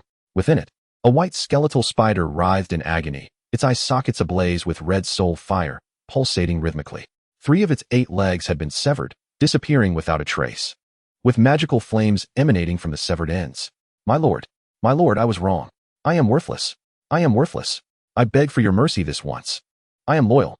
I am your most loyal servant. Ah. The skeletal spider general blurted out incoherently, driven to madness by the torment of its origin. The Bone Emperor remained unmoved, seemingly deaf to its pleas. With a slow extension of his yellow skeletal claws, he grasped one of the spider general's legs, applying gentle yet firm pressure until it snapped easily, akin to breaking a crab leg. The spider general emitted another wail, unable to articulate its pleas. The Bone Emperor consumed the leg, chewing on it like a fry, the unsettling crunching sound echoing throughout the Bone Palace, mingling with the spider general's cries, creating a haunting symphony within the cold hall. After a few chews, the flavorless morsel prompted the Bone Emperor to spit out the fragments, splattering them across the spider general. He flicked his wrist, discarding the half-leg bone, which would fetch a high price anywhere on Blue Star, carelessly cast aside in a corner of the hall. Upon closer inspection, the spider general's severed legs were strewn across the palace floor, left unattended. Gazing down at his quaking subordinates, the Bone Emperor finally spoke, his tone unreadable, calm yet hoarse, slicing through the air like a blade. Your foolishness renders you unworthy of consumption, your inadequacy diminishes your value as tools, and your sustenance is fit only for the most inferior. What, then, is the value of your existence to me? One of the dog-headed skeletal generals trembled as it lifted its head, its soul fire flickering with fear, stammering a response. My lord, we can procure offerings for you. We can assist you in eliminating any nuisances that dare to obstruct your path. We can also, bang. Before the dog-headed skeletal general could finish, its soul fire extinguished, crumbling into a pile of shattered bones. The other generals were left trembling, too terrified to utter a sound. Even the spider general ceased its wailing, lying atop the plate, too fearful to even shiver. The Bone Emperor lowered his hand, casually snapping his fingers. The fragments of the dog-headed skeletal general reassembled, transforming into a cat-headed skeletal demon. The cat-headed skeletal demon's eye sockets glowed with blue soul fire, exuding an air of bewilderment. Instinctively, it knelt on the ground, its demonic aura radiating an 8th-tier pinnacle strength. The weakest presence in the hall, yet barely meeting the standards of a general. Suddenly, the Bone Emperor raised his hand and struck the white jade plate before him with a resounding crash. The plate, along with the spider general within it, was sent flying to the ground. The Zhizhu Mo, utilizing a rolling motion to stabilize its form, scuttled towards the throne of the Bone Emperor, repeatedly prostrating itself. Its forehead collided with the bone floor, producing a shattering sound, as it fervently expressed gratitude for the mercy of the Lord. The Bone Emperor rose slowly, his tone neither sorrowful nor joyous, exuding an undeniable regal presence. Assist this emperor? Who? You? When has this emperor ever required your aid? It seems you have not been purged for far too long, and have forgotten that it is you who require this emperor, not the other way around. Your lives are contingent upon this emperor. Your rise and fall are tied to him. Therefore, my children, correct your positions and refrain from uttering foolish words. With a wave of his hand, a portrait of ethereal, white demonic energy materialized before the assembled demons. The figure depicted was breathtakingly beautiful, with an unparalleled allure that left a lasting impression, black hair flowing in the wind, rendering the dark golden demon robe behind it pale in comparison. The sharp gleam of the bone demon-suppressing dagger in its hand was unmistakable. Who else could it be but Mo? The Bone Emperor gazed at the portrait, his voice tinged with obsession and yearning. Remember this individual. They are your kin, and they are my flesh and blood. Expedite the return of this lost child to my embrace. He paused, his bony claws tightening, and an overwhelming aura of demonic pressure surged within the hall, causing the other demons to creak under its weight. Failure is not an option. I do not wish to hear any news of defeat, nor do I wish to be the subject of ridicule among other demon emperors. Do you understand? We shall heed the Lord's command. The demons responded in unison, their soul flames brimming with fear and reverence. The Bone Emperor cast a brief glance at them, casually flicking his silver robe sleeve, and uttered, "Begone." The demons, as if granted a reprieve, hastily scuttled away, vanishing into the mists of the white bone hall. Returning to the silent throne, the Bone Emperor gazed at Mo's portrait, sweeping it into his embrace, his withered claws tracing the delicate features depicted. His voice, laced with a sickly rasp, drew close to the image, attempting to breathe life into it, yet failing. We are one. You are destined to be mine. No one can take you away. Do not flee any longer, my master. Chapter 36. The Ashen Flameblade. Within a tiny space, 54 portions of Pin Ju Ro, 16 green pin UU grenades, 6 blue pin weapons, 1 purple pin weapon, 2 fragments of storage space, and more. Mo lay languidly on the bed, his long hair cascading over half of his face. Muttering the list of items like a monotonous chant, he appeared utterly devoid of desire, embodying a spirit of disillusionment. With a wave of his hand, he summoned the disorganized bounty around him back into an expanded storage space, leaving only 1 UU grenade, a dim crimson long knife, and an unopened golden cube. Having exchanged 8,000 fear points for 80 draws, most results were pitifully green and white, with purple and blue rewards being scarce. When Mo was on the verge of despair from the dismal outcomes, the final 10 consecutive draws finally yielded a golden reward. It seemed that breaking free from the initial terrifying spinning wheel of draws was fraught with disappointment, reminiscent of a card drawing system he had encountered in his previous life. After this extravagant expenditure of fear points, Mo resolved not to squander any more points on that wretched spinning wheel. The rewards he had received were sufficient for an extended period, and he hoped the terrifying spinning wheel might upgrade when he broke through to the second tier. If no changes occurred, the wheel's upper limit would be high, but its lower limit would remain locked. Mo shook his head, dispelling the chaotic thoughts swirling in his mind. He picked up the deep purple grenade, examining it closely. Green UU grenade, a ranged splashing item made from low purity, harmless, condensed phantasmal demonic energy, capable of inducing fear and illusion in targets below the user's tier within a 10-meter radius. It converts other intense emotions into fear. The stronger the emotion, the deeper the fear. The concentration of demonic energy is harmless, undetectable, and does not cause substantial damage to targets within range. The effect on the same target diminishes progressively, becoming immune after 3 grenades. Upon reading the description of the UU grenade, Mo's spirits lifted somewhat. While others wielding it could merely toy with their opponents' minds, in his hands, it could genuinely transform into a weapon of power. Moreover, it was a safe and reliable artifact, free from the risk of being discovered by his companions. Though a single person could only use it thrice, that was more than adequate. As he contemplated how to deal with his classmates the following day, this handy item had come at the perfect time. His thoughts became clearer. Mo felt quite satisfied with the UU grenade, eagerly anticipating testing its effectiveness the next day. He stored the grenade back into the storage space and shifted his attention to the dark red long knife, his gaze flickering. This was his first purple quality weapon, though he could not comprehend how these color gradations corresponded to the weapon grading system of Longhua.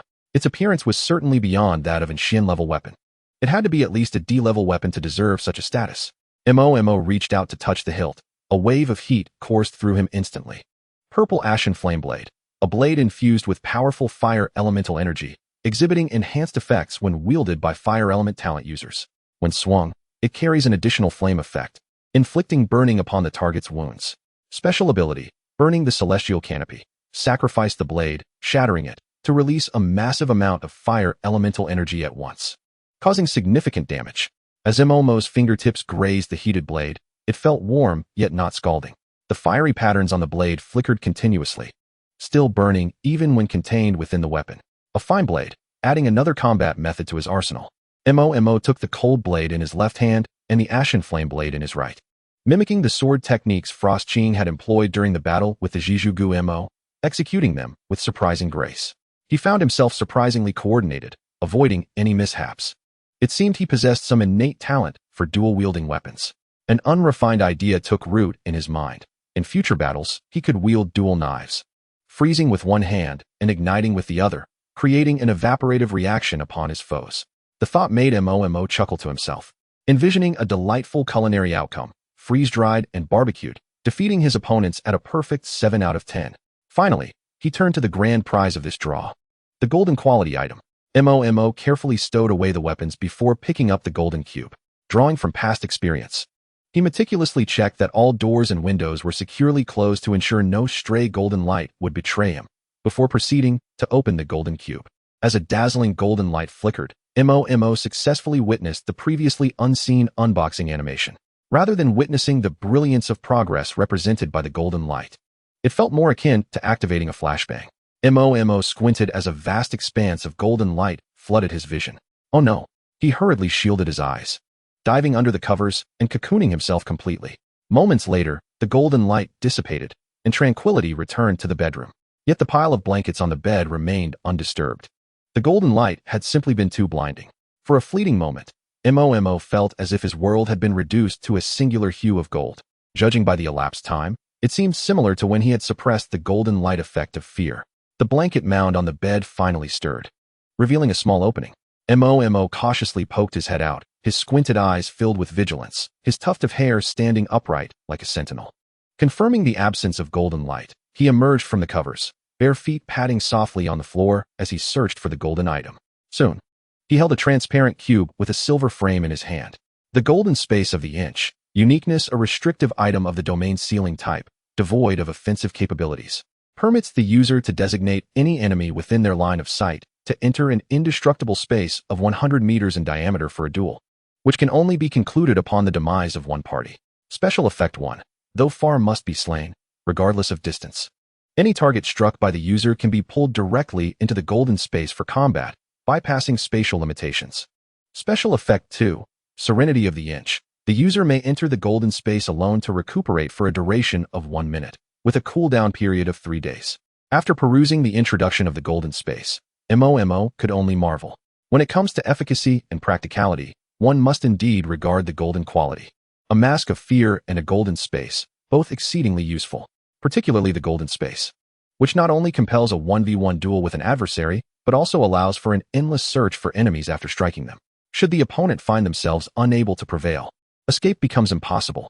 Moreover, it provides an absolute safe space for 1 minute, a crucial ability that can turn the tides when faced with formidable foes. Those who can contend but find it challenging may enter the golden space to recalibrate their state and strategies before re-engaging. Conversely, those who cannot withstand the challenge may enter to compose a will and arrange their appearance, departing in the most graceful manner. It can be said that this item possesses a balance of retreat and advance, imbued with significant tension. Chapter 37. Training Arrangement. Mo stored the golden space in their storage space, stretched languidly, and confidently stepped out of the door, resembling a husky surveying its territory. The word inflated was almost written across their face, as they regarded others with an air of superiority.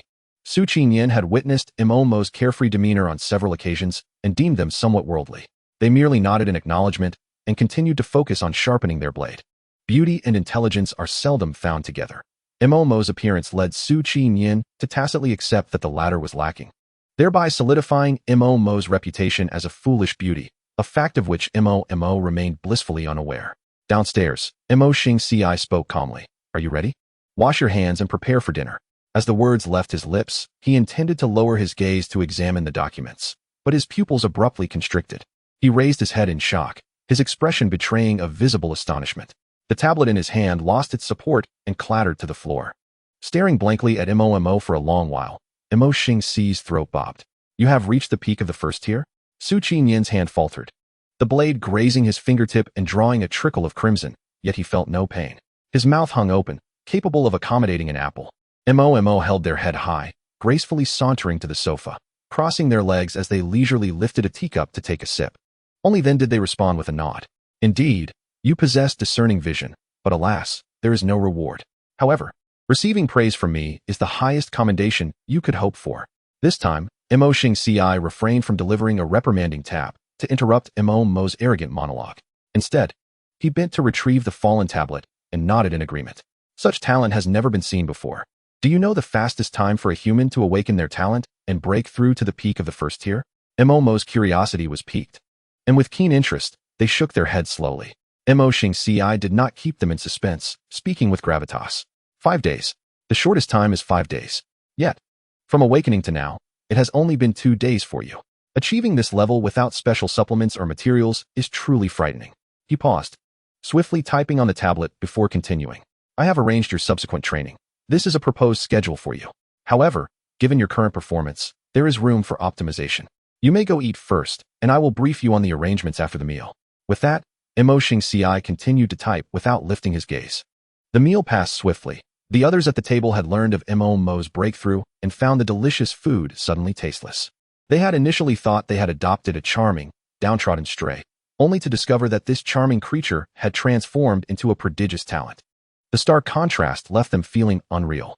They knew Momo had exceptional potential, but never anticipated such rapid advancement. Breaking through to the peak of the first tier in just 2 days left Yang Kai-chung feeling somewhat disheartened, a bittersweet expression in his eyes. It truly is a vast difference. Yin wrapped her arm around Momo's, cheerfully exclaiming, "Little Momo, you must grow stronger quickly. Otherwise, elder sister won't be able to protect you anymore, and it will be your turn to look after me." Shuangqing merely cast a glance at Momo, her eyes softening slightly, yet her expression remained complex. With a competitive spirit, she stated firmly, "You're powerful, keep it up." This meal concluded more slowly than usual. Afterward, the group gathered around the table, their expressions grim. There was no jealousy or envy in their eyes, only a palpable sense of reluctance. Su Qinyan and Mo Xingci had already shared the news from headquarters and the plans for Mo's future. They were all aware of Mo's impending departure from his city, which only deepened their sense of loss. Despite the brief time spent together, the reluctance was evident on the faces of Shuangqing and the others, aside from the inscrutable Su Qinyan and Mo Xingci. Yin clung tightly to Mo's arm, unwilling to release her grip. Shuangqing positioned herself as close to Mo as possible, exuding an assertive determination. Yang Kai-chung appeared melancholic, as if mourning a lost first love. Mo was at a loss for words. While delighted that these individuals cared for him, he could not justify causing harm to others for his own selfish desires. As the group engaged in contemplation, Mo Xingci's calm voice broke the silence. "There are 6 months remaining. During this time, your additional training arrangements have been finalized, and I have also selected individuals for your personal protection." Noticing the somber atmosphere, Mo Xingci furrowed his brow. "Why do you all look like this? Have you become so lax in your recent training that you've forgotten our responsibilities?" He slammed the tablet against the table, the sound echoing, his gaze piercing. "I understand your reluctance to part ways, but that is a matter for 6 months from now. Never mourn over what is yet to happen. Such sorrow may exact a greater toll. While it is natural to feel attachment, it must come after tasks are completed. The crisis we face is as dire as that of our comrades on the border. Vigilance is paramount, not sentimental camaraderie within our base. Beginning tomorrow, all members will increase their training load by 10%, and Momo, yours will increase by 20%. What? Momo was taken aback by Mo Xingci's decree, incredulity written across their face. Who will increase by 20%? Mo Xingci cast a calm glance in their direction. You. The warmth in Mo's eyes faded slightly, a sense of frustration rising within. Just as they were about to voice their discontent, Mo Xingci silenced them. "I am aware of your dissatisfaction, but this is a necessity. Fatigue and pain are essential. They serve to ensure that you sweat rather than bleed, and bleed rather than weep. Your time is limited. The Bone Emperor will not wait for you to grow stronger. Your objective is to enhance yourself as much as possible, surpassing your opponent's expectations. Your talent is formidable, but potential remains mere potential until it is transformed into strength. Exceptional gifts are powerful, but they must be wielded by those who survive to become demigods, not by you. You must grasp this truth." Momo exhaled a deep sigh. Their fists clenched tightly. Mo Xingci's words resonated deeply, leaving no room for rebuttal. Their greatest adversary remained the formidable Bone Emperor, and they recognized the multitude of their own shortcomings. Thus, rigorous training was undeniably justified. Momo gritted their teeth, the earlier bravado dissipating. "Very well, I shall comply." Mo Xingci's sharp gaze softened somewhat, yet his expression remained serene. Starting tomorrow, he would attend school as usual, fulfilling his duties as a Jean Mo Shi. From Monday to Tuesday, Su Qinyan would instruct him in swordsmanship. On Wednesday, Yin would teach him self-rescue medical knowledge and the use of Jean Mo firearms. On Thursday and Friday, Shuangqing and Yang Kai-chung would guide him in practical combat exercises, and on the weekend, he would learn to develop and utilize his innate abilities. For now, that was all. Momo nodded slightly, unfazed by the extensive training regimen outlined by Mo Xingci. These were indeed areas where he needed improvement. "I understand. Who will be protecting me closely?" Mo Xingci lowered his head, massaging his temples. "You will find out tomorrow at school." Chapter 38. I have returned. The morning mist had yet to be shattered by the rising sun. A brand new black luxury sports car roared to a halt in front of Heshi High School, attracting the curious and envious gazes of the day students lingering at the entrance. "Isn't that the latest limited edition sports car? I recall it costs over 10 million long coins, right? Even Ma Shan cannot afford it. Who could it be? Does our school really have such wealthy individuals? One could buy my life. How fortunate to be born into such wealth." A bespectacled science student bit into his fried dough stick, seemingly gnashing his teeth at the owner of the luxury car. He lamented the unfairness of fate, pondering how some are born into opulence while others toil like beasts of burden. Which young master or miss from our school has arrived this time? However, as the car door swung open, the individual stepping out left them all agape. Wow, so beautiful. Is this a transfer student? Why does she seem somewhat familiar? I have encountered countless women, but this one possesses both beauty and a captivating figure. It's undeniable. If she were to fall for me, allow me to marry into her family, and gift me a villa near Modu, I would gladly endure 23 hours and 59 minutes of exercise each day. Have you lost your mind? Did you get drunk last night? Ugh, Chief, another tribesman has gone mad. Wait, isn't that the little boy from class 3? A few sharp-eyed students in the crowd began to recognize that the person descending from the luxury car bore an uncanny resemblance to the previously downtrodden, impoverished Mo. Having undergone significant growth, Mo's hearing was now far superior to that of ordinary individuals. He easily caught snippets of the crowd's hushed whispers, but he paid them no heed, focusing instead on how to discreetly toss a hand grenade into the throng. The luxury car had been arranged by Yang Kaiching, who insisted that Xiao Mo could no longer be bullied upon returning to school and needed to establish an impressive presence. Mo was also clad in designer attire purchased by Shuang Qin yesterday, easily worth 5 figures and highly recognizable. As more students noted Mo's transformation, they gradually accepted an undeniable truth. The striking figure in a black coat, exuding an air of aloof elegance, was indeed the very Mo they had previously mocked. Gasps of astonishment erupted, and the crowd fell silent. Once the sports car closed its door and sped away, the students dared to approach Mo.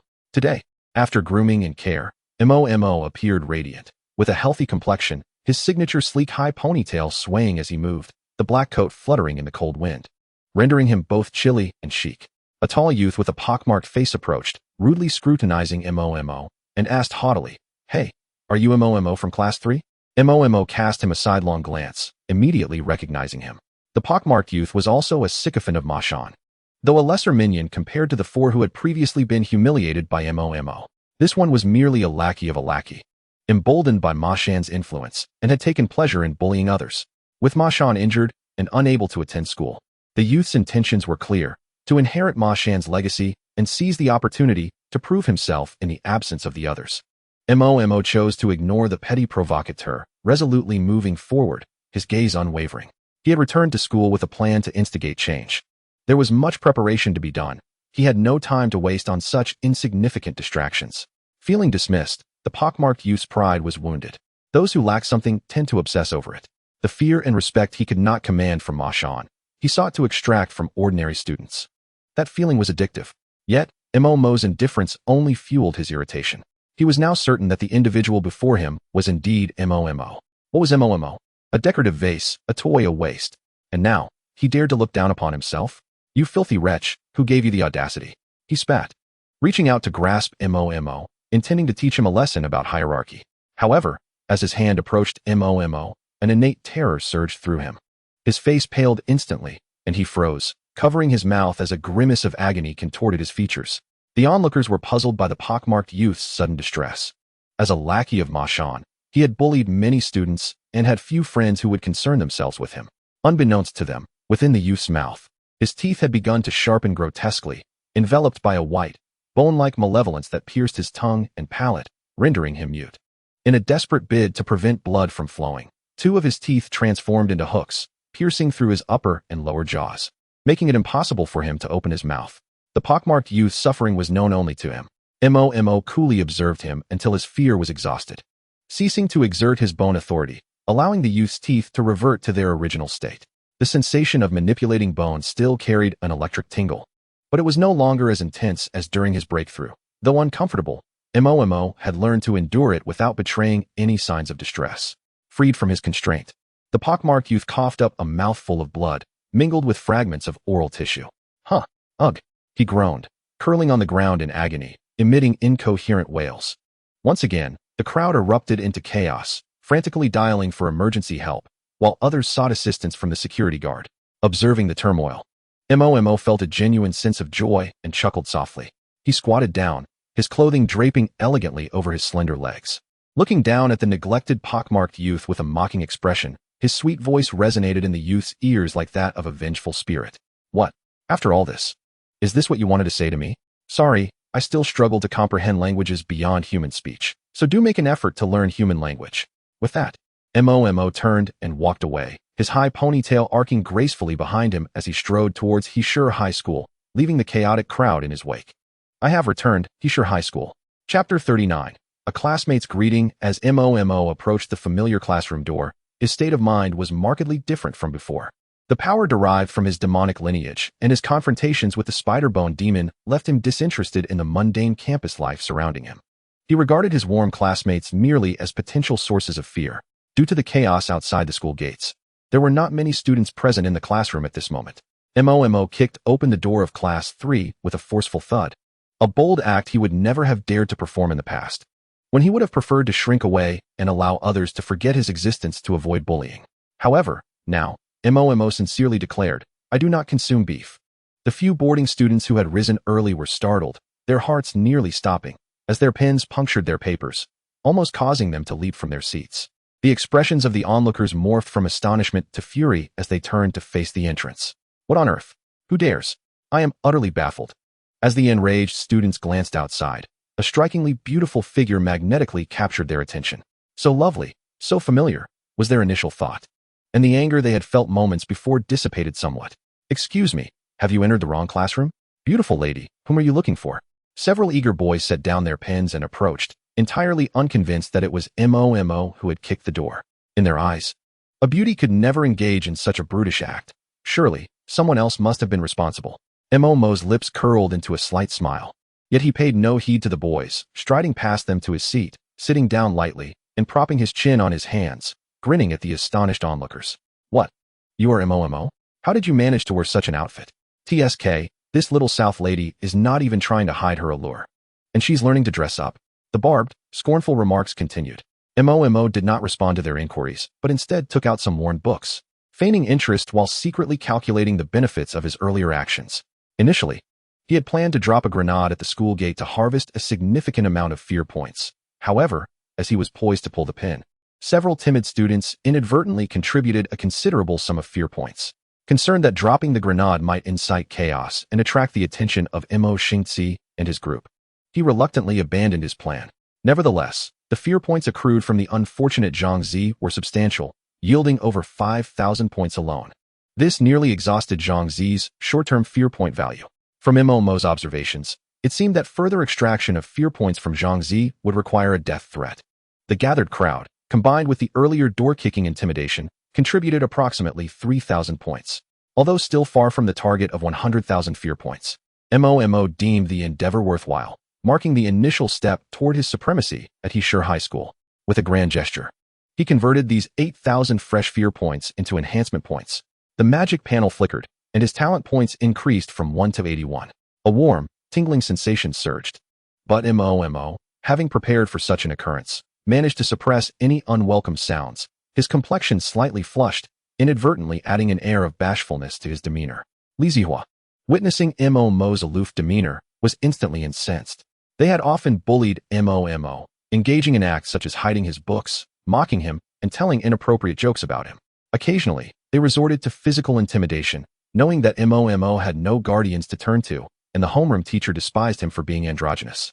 Despite Momo's breathtaking beauty, it only fueled her disdain. Following a confrontation where Momo had sought help from the teacher after being bullied, she had indiscriminately chastised him, leading to intensified bullying from his peers. Outnumbered, Momo had no choice but to shift from resistance to endurance, eventually acclimating to his unfortunate circumstances. Human nature often exhibits cruelty towards those who are kind and lovable. Some seek to protect, while others wish to destroy. Both Momo and the original owner of his body were unfortunate to encounter mostly unkind individuals. As Li Zihua reached to tug at Momo's ponytail, a gesture that had previously rendered Momo defenseless, he now perceived the movement as sluggish as a snail. So slow. This was the same person who used to bully me? Momo swiftly seized Li Zihua's arm, wrenching it backward, rising to flip him over and expertly pin him to the ground, bending his arm behind his back and lowering his head as if training a pet. Momo's cold voice resonated above the stunned Li Zihua. Where did you learn this bad habit of attacking first? Is it so difficult to control your hands and mouth? Speak.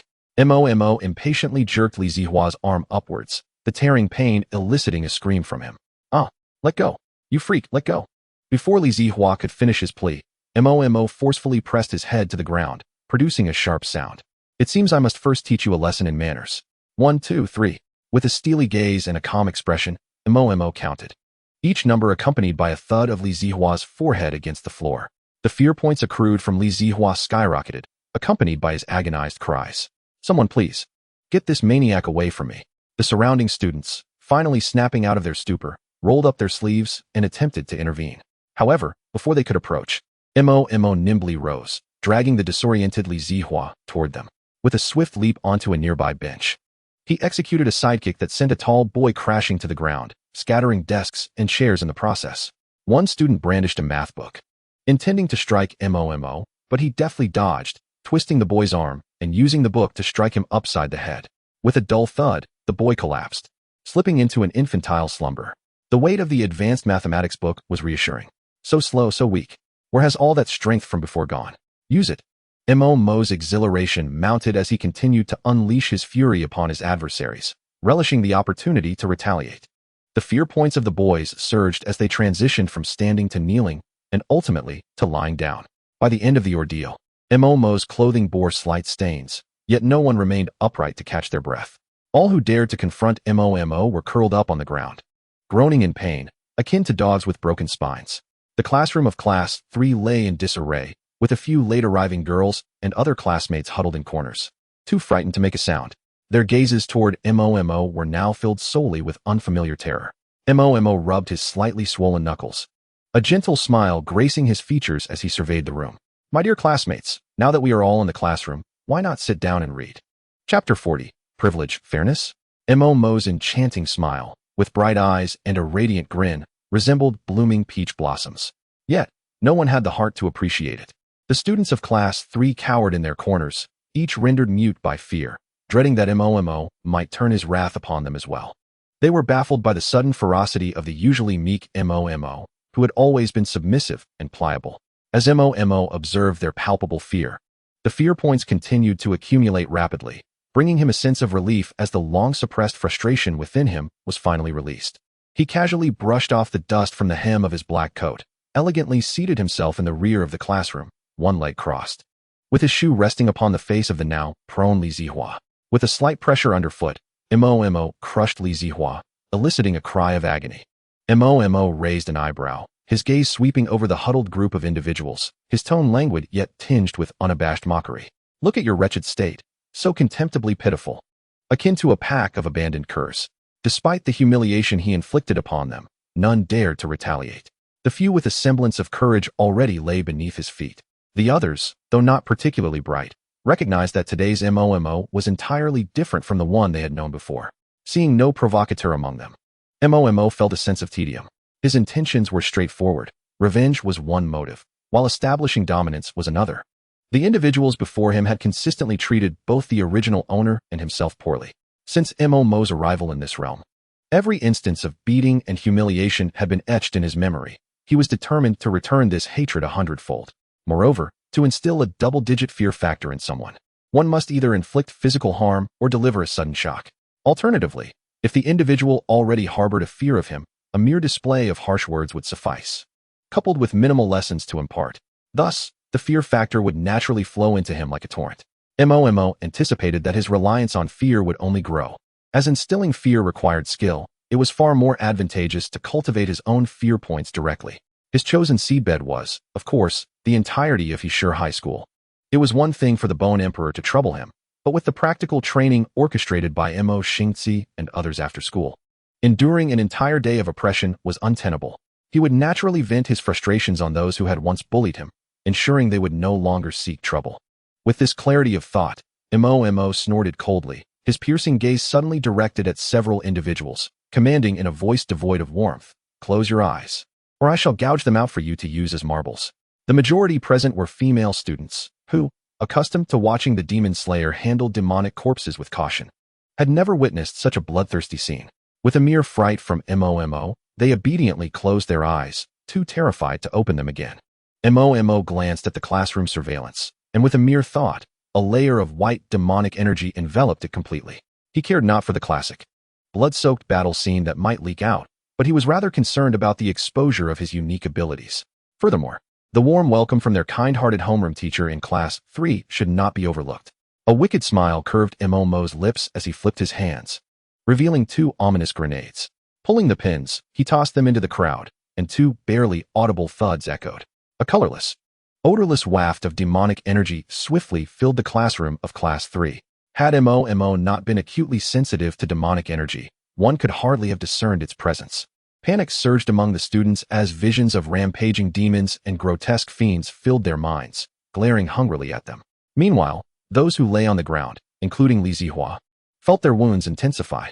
Looking down, they were horrified to find gaping holes where there had been none before, blood gushing forth, exposing bone.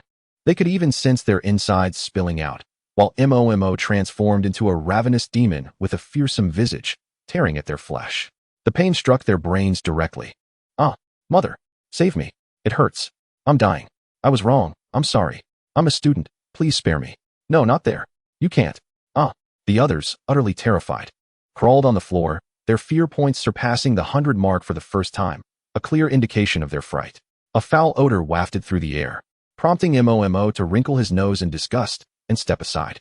It turned out that Li Zihua, overwhelmed by terror, had lost control and soiled himself, leaving a ghastly stain on the ground. In just a few minutes, Mo's fear points had soared to over 20,000. The names of Class 3 students flashing frantically across the demonic panel. After a while, the effects of the grenades dissipated, and the students regained their normal vision, only to realize that nothing had actually happened. It had all been an illusion. They appeared pale, their teeth chattering, utterly confused by the events. Observing their recovery, Mo suppressed his uncontrollable laughter, transitioning into a demeanor of cold seriousness. "Clean up the classroom and prepare for class. By the way, help those on the floor to their feet. If anyone wishes to report this, feel free. I won't mind at all." Mo smiled amiably, tilting his head slightly. "If the teacher calls on me once, I shall punish you all. Do not doubt my resolve. I speak only the truth." This was not born from arrogance, but rather from what Mo Xingzi had advised him prior to his arrival. It was acceptable to retaliate against those who bullied him as long as no one was seriously harmed. As long as the Dragon Soul contract did not incinerate him with Dragon Flame, it indicated that his actions were justified. The 6 departments of demon suppression could suppress matters through school leadership. This was the privilege of a demon slayer, a policy favoring those with talent over ordinary individuals.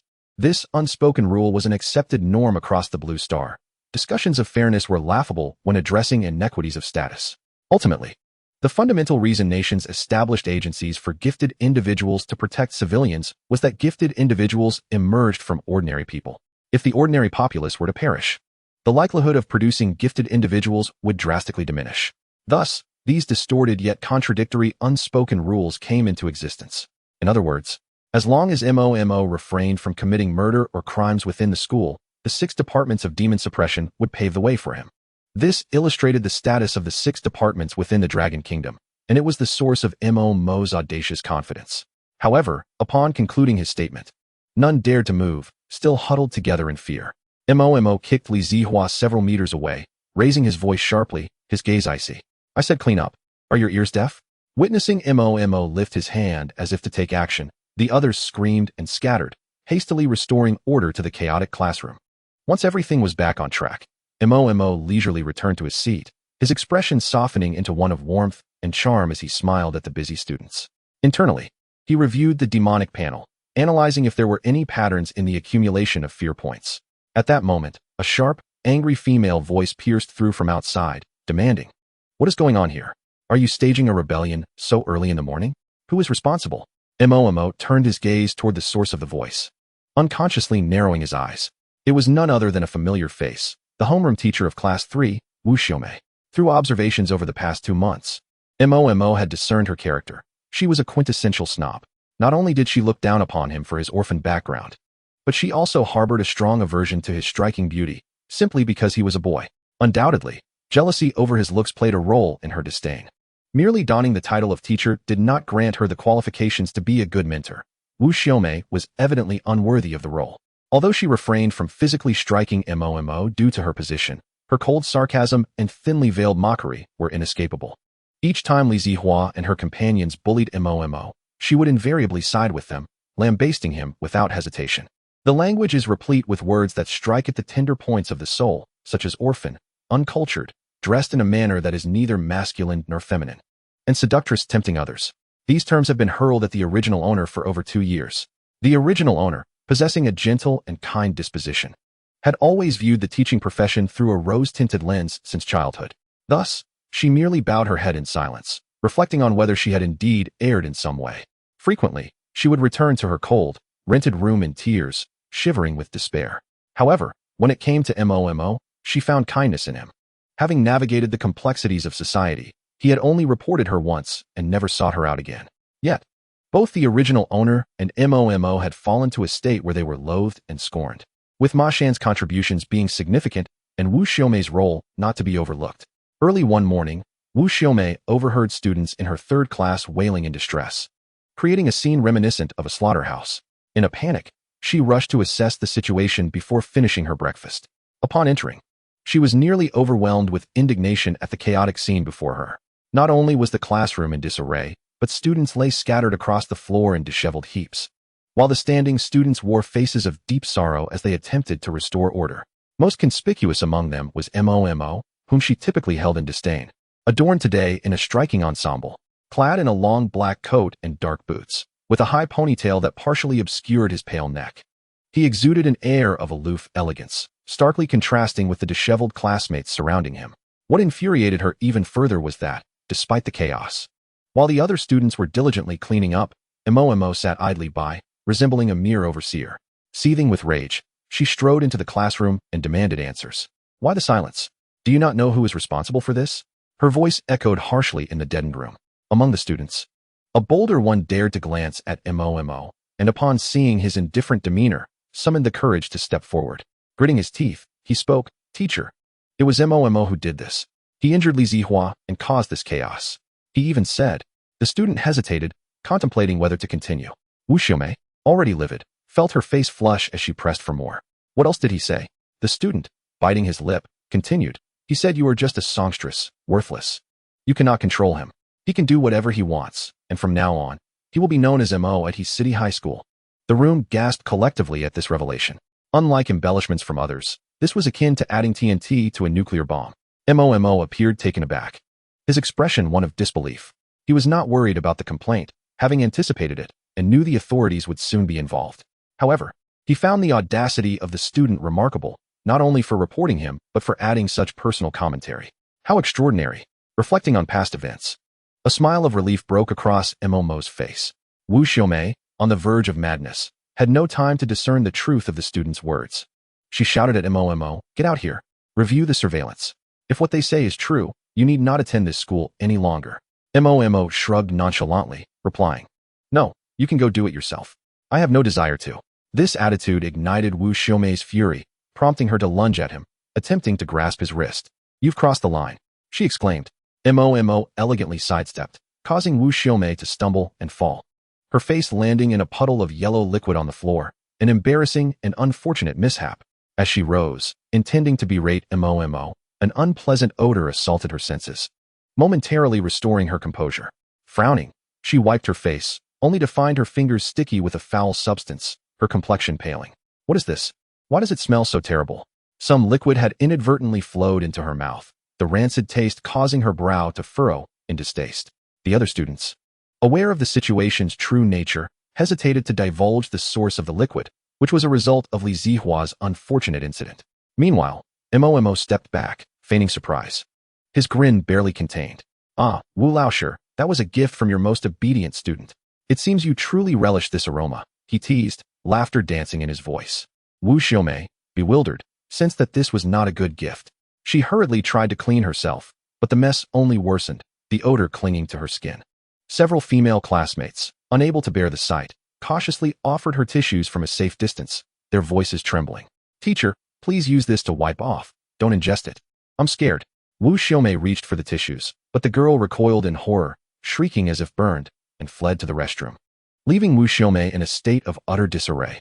At this moment, the remaining students maintained a safe distance, delicately explaining the origin of the liquid to Wu Xiaomei. She glanced at the smirking Momo, her hands trembling as she touched her face, yet the anger she felt could not encapsulate the depth of her current emotions. "Momo, You wretch! She shouted. Moments later, her piercing scream resonated throughout the building, the exact decibel unknown, but it was clear that the windows trembled in response. Wu Xiaomei thus earned the infamous title of the first among the 8 old maids of He City, becoming a source of amusement and gossip among the students of He City High School thereafter. Chapter 42. The new transfer student. The once chaotic third class had now regained a semblance of calm. The floors were scrubbed spotless, and the desks and chairs were neatly arranged. Aside from the absence of Li Zihua and others, everything remained unchanged. During the advanced mathematics class, the teacher passionately lectured, but the students below appeared disinterested, their gazes vacant. Mo sat in a corner at the back by the window, with an empty desk beside him strewn with textbooks. He scribbled notes diligently, yet the glances of fear and curiosity from his peers indicated their apprehension to be near him. A certain curly-haired boy, sitting at a distance, nudged his desk partner. Speaking in a hushed tone, "We should keep our distance from that little boy. Don't provoke him." His partner, unaware of Mo's earlier display of power, looked on with puzzled curiosity. "What's wrong? The atmosphere in class feels strange today, and the old teacher hasn't checked in. What about Li Zihua and the others?" "Shoot, don't say anything. You won't see the old teacher again, and Li Zihua and the rest have been expelled from the school." As the partner's voice rose, the curly-haired boy quickly silenced him, casting a wary glance at Mo to ensure he was not the focus of attention before exhaling in relief. "Expelled? What happened?" His companion, clearly astonished, raised his voice slightly. The curly-haired boy hastily restrained him, recounting the events of the morning in vivid detail. Moreover, that young male who seemed to have struck gold had informed the headmaster and the director about wanting to expel Mo. However, the response was not only dismissive. They summoned her privately. "Just moments ago, I witnessed the homeroom teacher tearfully packing her office, as if preparing to leave." Li Zihua and several others faced expulsion due to their long-standing bullying of classmates, with this incident noted in their records. Should they fail to awaken their talents, their futures would be bleak, with no school willing to accept them. These revelations came from my uncle at the Academic Affairs Office, who urged me not to spread rumors. I confided this to you alone, so do remember to keep it to yourself. My deskmate, recovering from shock, made a zipping motion across his lips with a serious gaze. "Rest assured, do you not know me? My mouth is as secure as a steel door." Witnessing his earnestness, the curly-haired boy nodded, appearing to be a teachable soul. In the brief half-hour of the large recess, the entire He City High School buzzed with news of the expulsion of 9 students from Class 3, and the resignation of their homeroom teacher, Wu Xiaomei, due to her persistent verbal abuse of students. Yet, the incident of Mo being physically assaulted was scarcely mentioned, primarily because one of those expelled was the very boy who had falsely accused him. Meanwhile, the instigator, Mo, remained seated in class, exuding an aura of menace. The school's actions made it clear to the students of Class 3 that the atmosphere had darkened. Mo, unfazed by the storm of public opinion swirling around him, had long ceased to care about the mundane chatter of these ordinary individuals. To him, their fears served as their sole value. With 31,000 points, he still required nearly 70,000 more to ascend to the second tier. How to obtain such a quantity? Mo rubbed his smooth forehead, a gesture that caused the hearts of several students who had been covertly glancing at him to skip a beat. Although Mo was fierce in his confrontations, the sight of him now, having tidied himself up and donned fresh attire, was undeniably striking. After shedding his rough exterior, his exquisite features appeared almost otherworldly, leaving even the school beauty in his shadow. Humans are inherently visual creatures. One cannot know pain unless it is inflicted upon them. A rose, beautiful yet thorny, remains gentle and lovely unless pricked. Not all in the class had witnessed Mo's fierce side, and merely hearing others recount it lacked the power of personal experience. After all, the Mo of yesteryear was indeed gentle and kind, inciting sympathy rather than disdain, compelling one to bully him instead. As Mo sensed the gazes upon him, he lifted his eyes, his expression icy. "What are you staring at? Is your skin itchy?" Fear points from Zhao Sivon, 33 points. Fear points from Shi Kurson, 42 points. Hearing Mo's reprimand, several students quickly averted their eyes, too intimidated to look further. Observing how easily his words had provoked such a surge of fear points, Mo nodded in satisfaction, pleased with the impact he had established. This realization sparked new thoughts within him. He had been too fixated on one approach. Power did not solely stem from fear points accrued. After all, there were still hundreds of pounds of magic pig meat in his storage space waiting to be consumed. Products of the magic species were always of superior quality. It stood to reason that the effects of consuming that meat would be beneficial. Moreover, fear points could be continuously harvested, albeit diminishing over time. Even now, Many in the class were still contributing 1-2 points to him. Though the amounts were small, they accumulated into something considerable. As Momo quietly planned his path to enhancement, a sudden commotion erupted by the classroom door, accompanied by gasps of astonishment. Who is this? So beautiful. Wow. Truly stunning. Wait, could this also be a male? Indeed, while slightly less remarkable than Momo, this individual possessed extraordinary looks. Momo, growing increasingly impatient, glanced up, his gaze abruptly freezing. It was Xuangqing. A tall figure stood at the entrance of Class 3, her black trench coat accentuating her slender form. Her features as cold and striking as frost, exuding an alluring yet formidable aura. It was none other than Xuangqing. Her cold eyes scanned the classroom, and upon hearing Momo's voice, she noticed his position.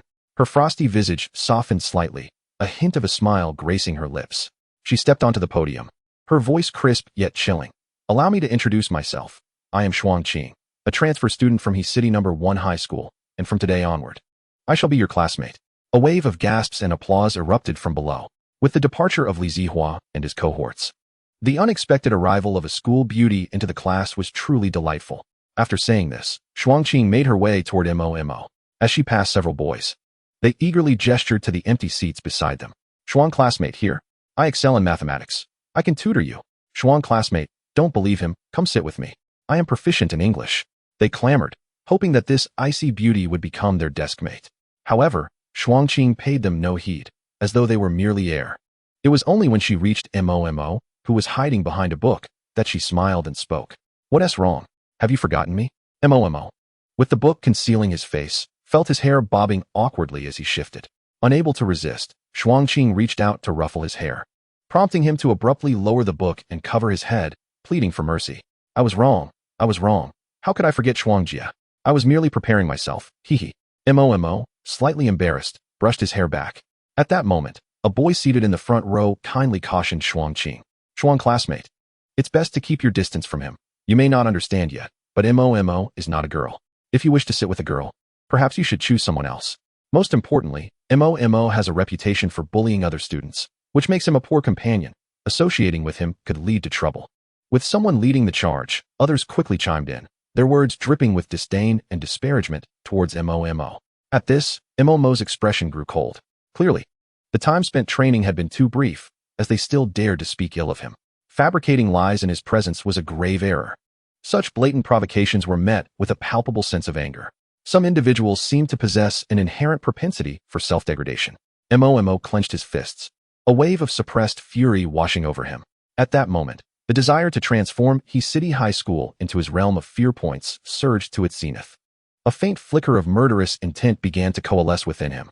If only these bothersome individuals would cease to exist, they would no longer utter such irritating words, would they? Chapter 43. The 5 Needles of Demons Sealing. Momo, dissatisfied, rose from his seat, his thoughts shifting. He discreetly summoned a minuscule portion of bone magic energy. Swift as a specter, and in an instant, it pierced the boy who had stood to speak. The boy, who had previously exuded an air of righteous indignation, now bore a visage of terror and agony, beads of sweat forming on his forehead. Fear points from Wang Yifan, 99 points, 98, 97. Momo cast a frigid glance at him, his tone laced with icy mirth as he spoke. Class leader Wang, one may indulge in food carelessly, yet one must not speak without thought. Heedless words may lead to a foul tongue.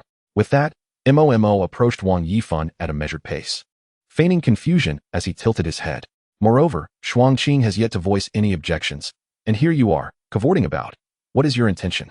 Momo's voice grew increasingly chilling, culminating in the final word. With a splatter, Wang Yifan could no longer maintain his composure, spewing forth blood as if his tongue had been brutally severed. The searing pain shot through him, overwhelming him completely. Someone, quickly take me to the school nurse. Momo clapped his hands and coldly addressed the 2 boys beside Wang Yifan. Why are you still standing there? Do you not see our benevolent class leader Wang is in distress? With a beak that is in disrepair, yet still shrieking wildly, it truly exemplifies the indomitable spirit. After the reminder from Momo, Wang Yifan's 2 classmates finally awakened from their stupor, frantically supporting him as they dashed towards the school infirmary, leaving a trail of blood behind. This morning, destined to be extraordinary, the ground of Class 3 remained sullied. Once the instigators had been dealt with, Momo cast a dismissive glance at the others, her tone dripping with disdain. Now, do you have anything you wish to add? Speak up and let me hear how deserving I am of your contempt. Another wave of tension swept through the crowd, silencing the audience into a state of trepidation, none daring to respond. With a cold snort, Mo flicked her garment and returned to her seat. As adults, they ought to discern what is permissible and what is not. Use your brains and cease your incessant attempts to provoke and annoy me. I harbor no fondness for you, and I wouldn't mind if there were less trash in this class. As she spoke, the chill on her face dissipated, transforming from frost to a gentle smile, her voice softening with warmth. Sister Shuang, they started the slander first. I merely taught them a lesson.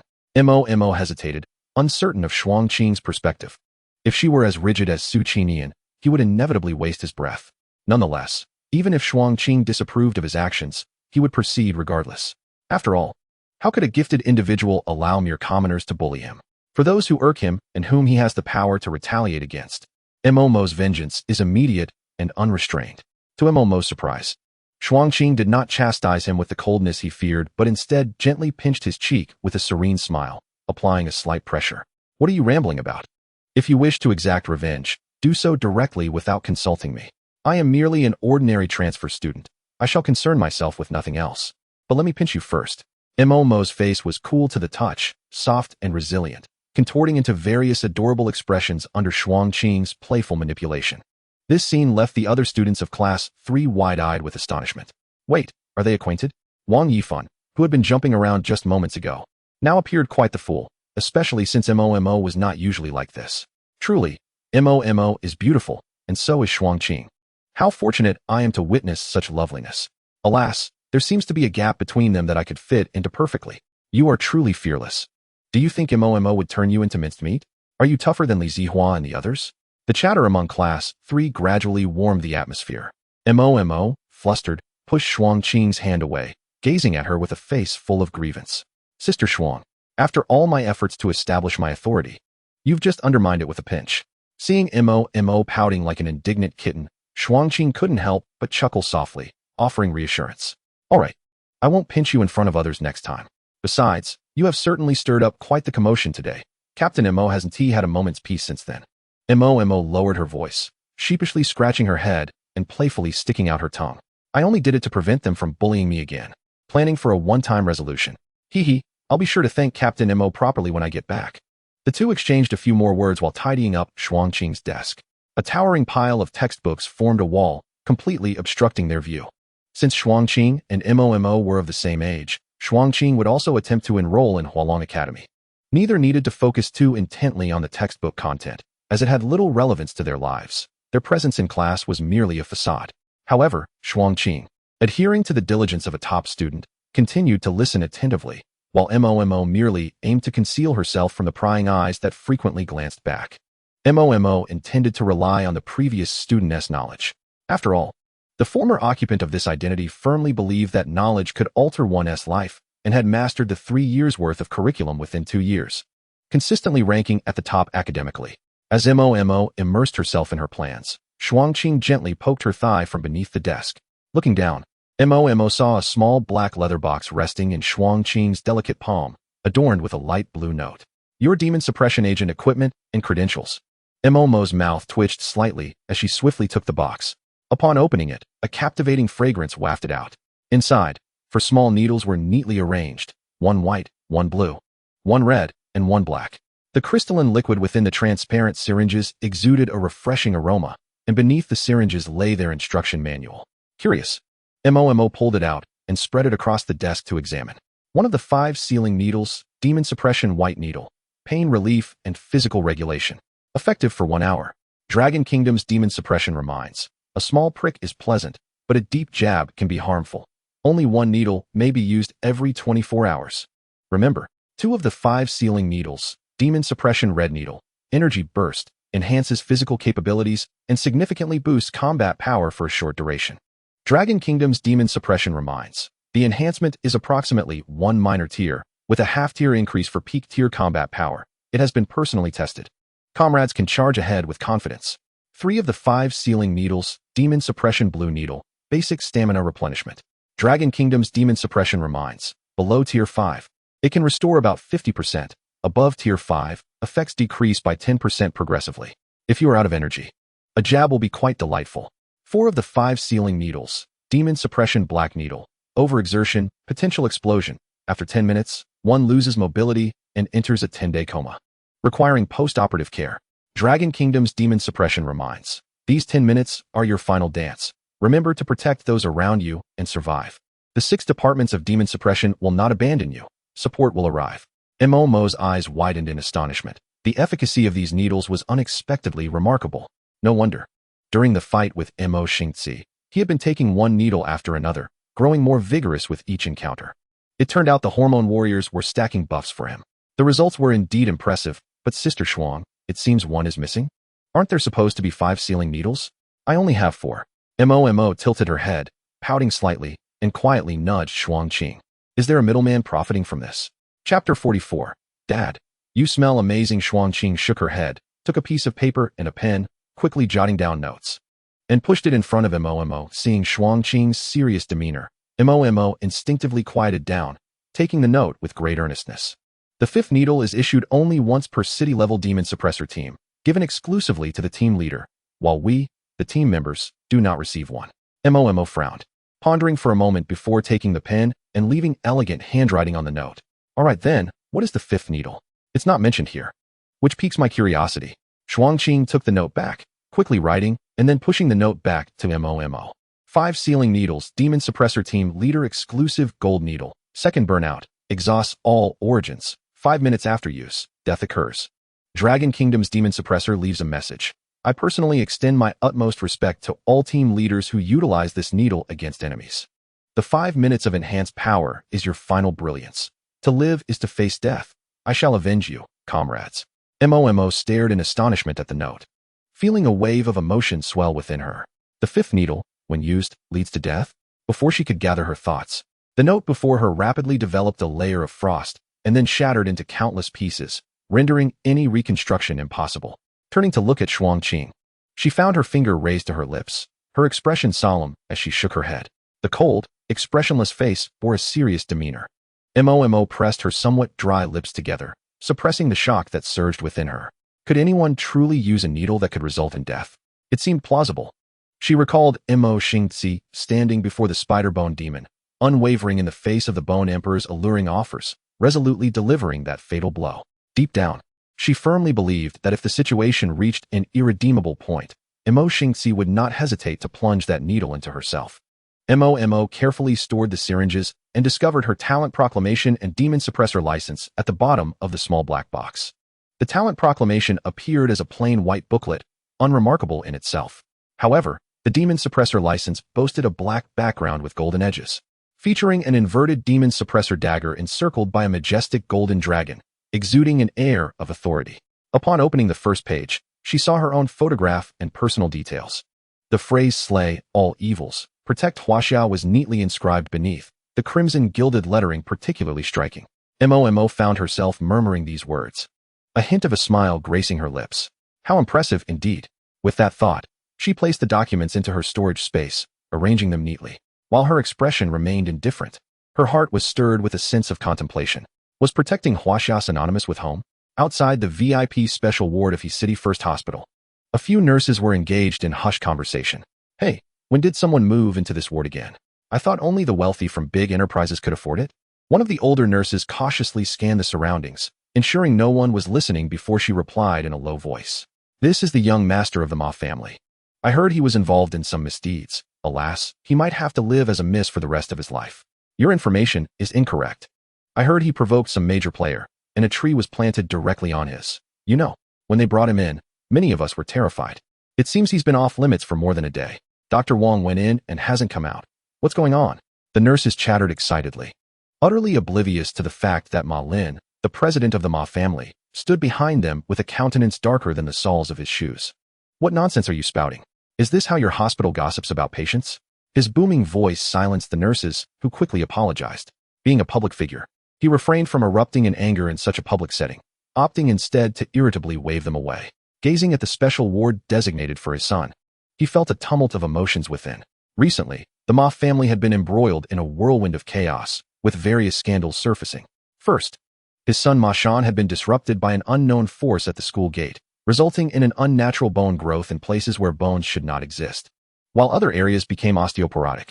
Following that, the team leader of the demon suppressors in He City had come to issue a warning to his company, stating that his son's actions severely impacted the mental and physical well-being of the team members, demanding an apology for past incidents. Ma Lin had his suspicions about the identity of this team member, but, due to Mo Xingxi's imposed silence, could only bury these thoughts deep within. What distressed him further was the revelation that his son Ma Shan was, in fact, gay, persistently pursuing a male classmate and enacting scenes of unrequited love through forced isolation. When his subordinates informed him of these matters, he nearly lost his composure. Having devoted himself to his career, he had neglected to supervise Ma Shan, assuming that with a caretaker and teachers, the child would not stray. Little did he know that in his absence, Ma Shan had begun to grow wildly, spiraling into turmoil, leaving him feeling utterly defeated. As he pondered these thoughts, anger began to swell within him, yet he felt helpless. After all, he had only one son. How could he not dote on him? With a weary sigh, Ma Lin placed his hand on the door handle. Fortunately, the discovery had not come too late. There was still hope for redemption. He would need to be stricter with Shan in the future. Meow. At the sound, the man turned to see a large, snow-white cat, its tail the only part that was black, sitting at the door of the ward. The sleek black tail pointed directly into the room. TSK. The first hospital is really going downhill. Now there are cats and dogs lounging at the ward doors. Go on, Shu. Play somewhere else. Don't bother me. Ma Lin waved his hand impatiently, attempting to shoo the cat away, but it remained motionless, simply watching him. Feeling uneasy under its gaze, he decided to ignore it. After composing his weary expression and donning a serious demeanor, he pushed open the door to the ward. Ma Shan. Ma Lin's pupils dilated in shock as the fruit platter slipped from his grasp, the expensive fruits scattering across the floor. On the pristine white bed lay a creature, its skeletal frame wrapped tightly, eyes a horrific crimson, devouring the corpse of a doctor with insatiable delight. Vivid blood and entrails soaked the bed linens. Hearing the commotion at the door, the skeletal demon lifted its face, its grotesque features bearing a striking resemblance to Ma Shan. It fixed its gaze on Ma Lin, a sinister grin stretching from ear to ear, producing a raspy, perverse chuckle. Dad, you came to see me? Did you come empty-handed?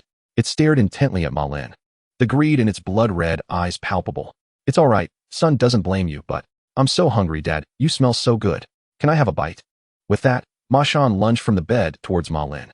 The entire scene unfolded with such swiftness that Ma Lin could hardly react before a gaping maw filled with sharp teeth was upon him.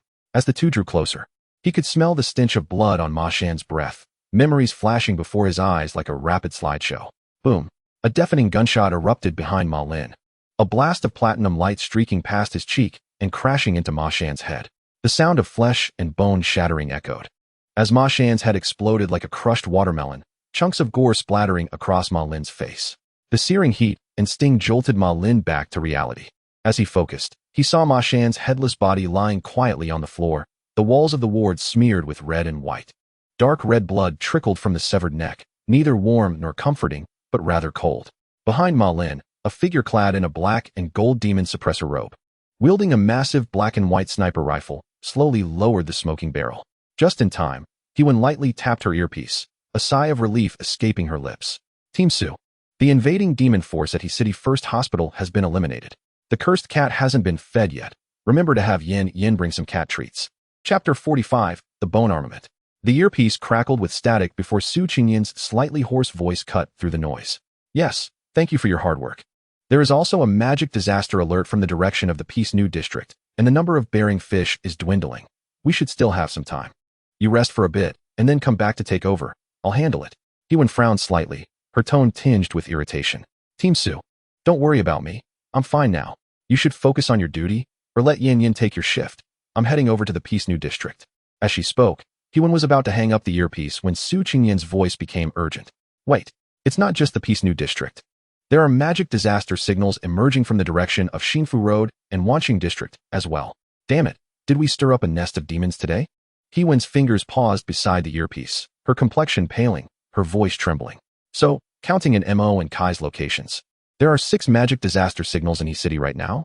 Su Qingyan took a deep breath and exhaled sharply. That's right, I'll message Xiao Mo and Qingqing immediately. He-Wen's expression turned anxious. Qingqing is fine, but Xiao Mo only has first-tier strength, right? How can he withstand second- or third-tier demons? After receiving attentive care and narratives from Mo Xingzi and Su Qingyan, He-Wen came to understand that the new team member was none other than the previously misidentified boy. MOMO. She also recognized the uniqueness of his talent, understanding that he was unconcerned about the incident where his bone avatar version had caused him injury. There was nothing to harbor resentment over.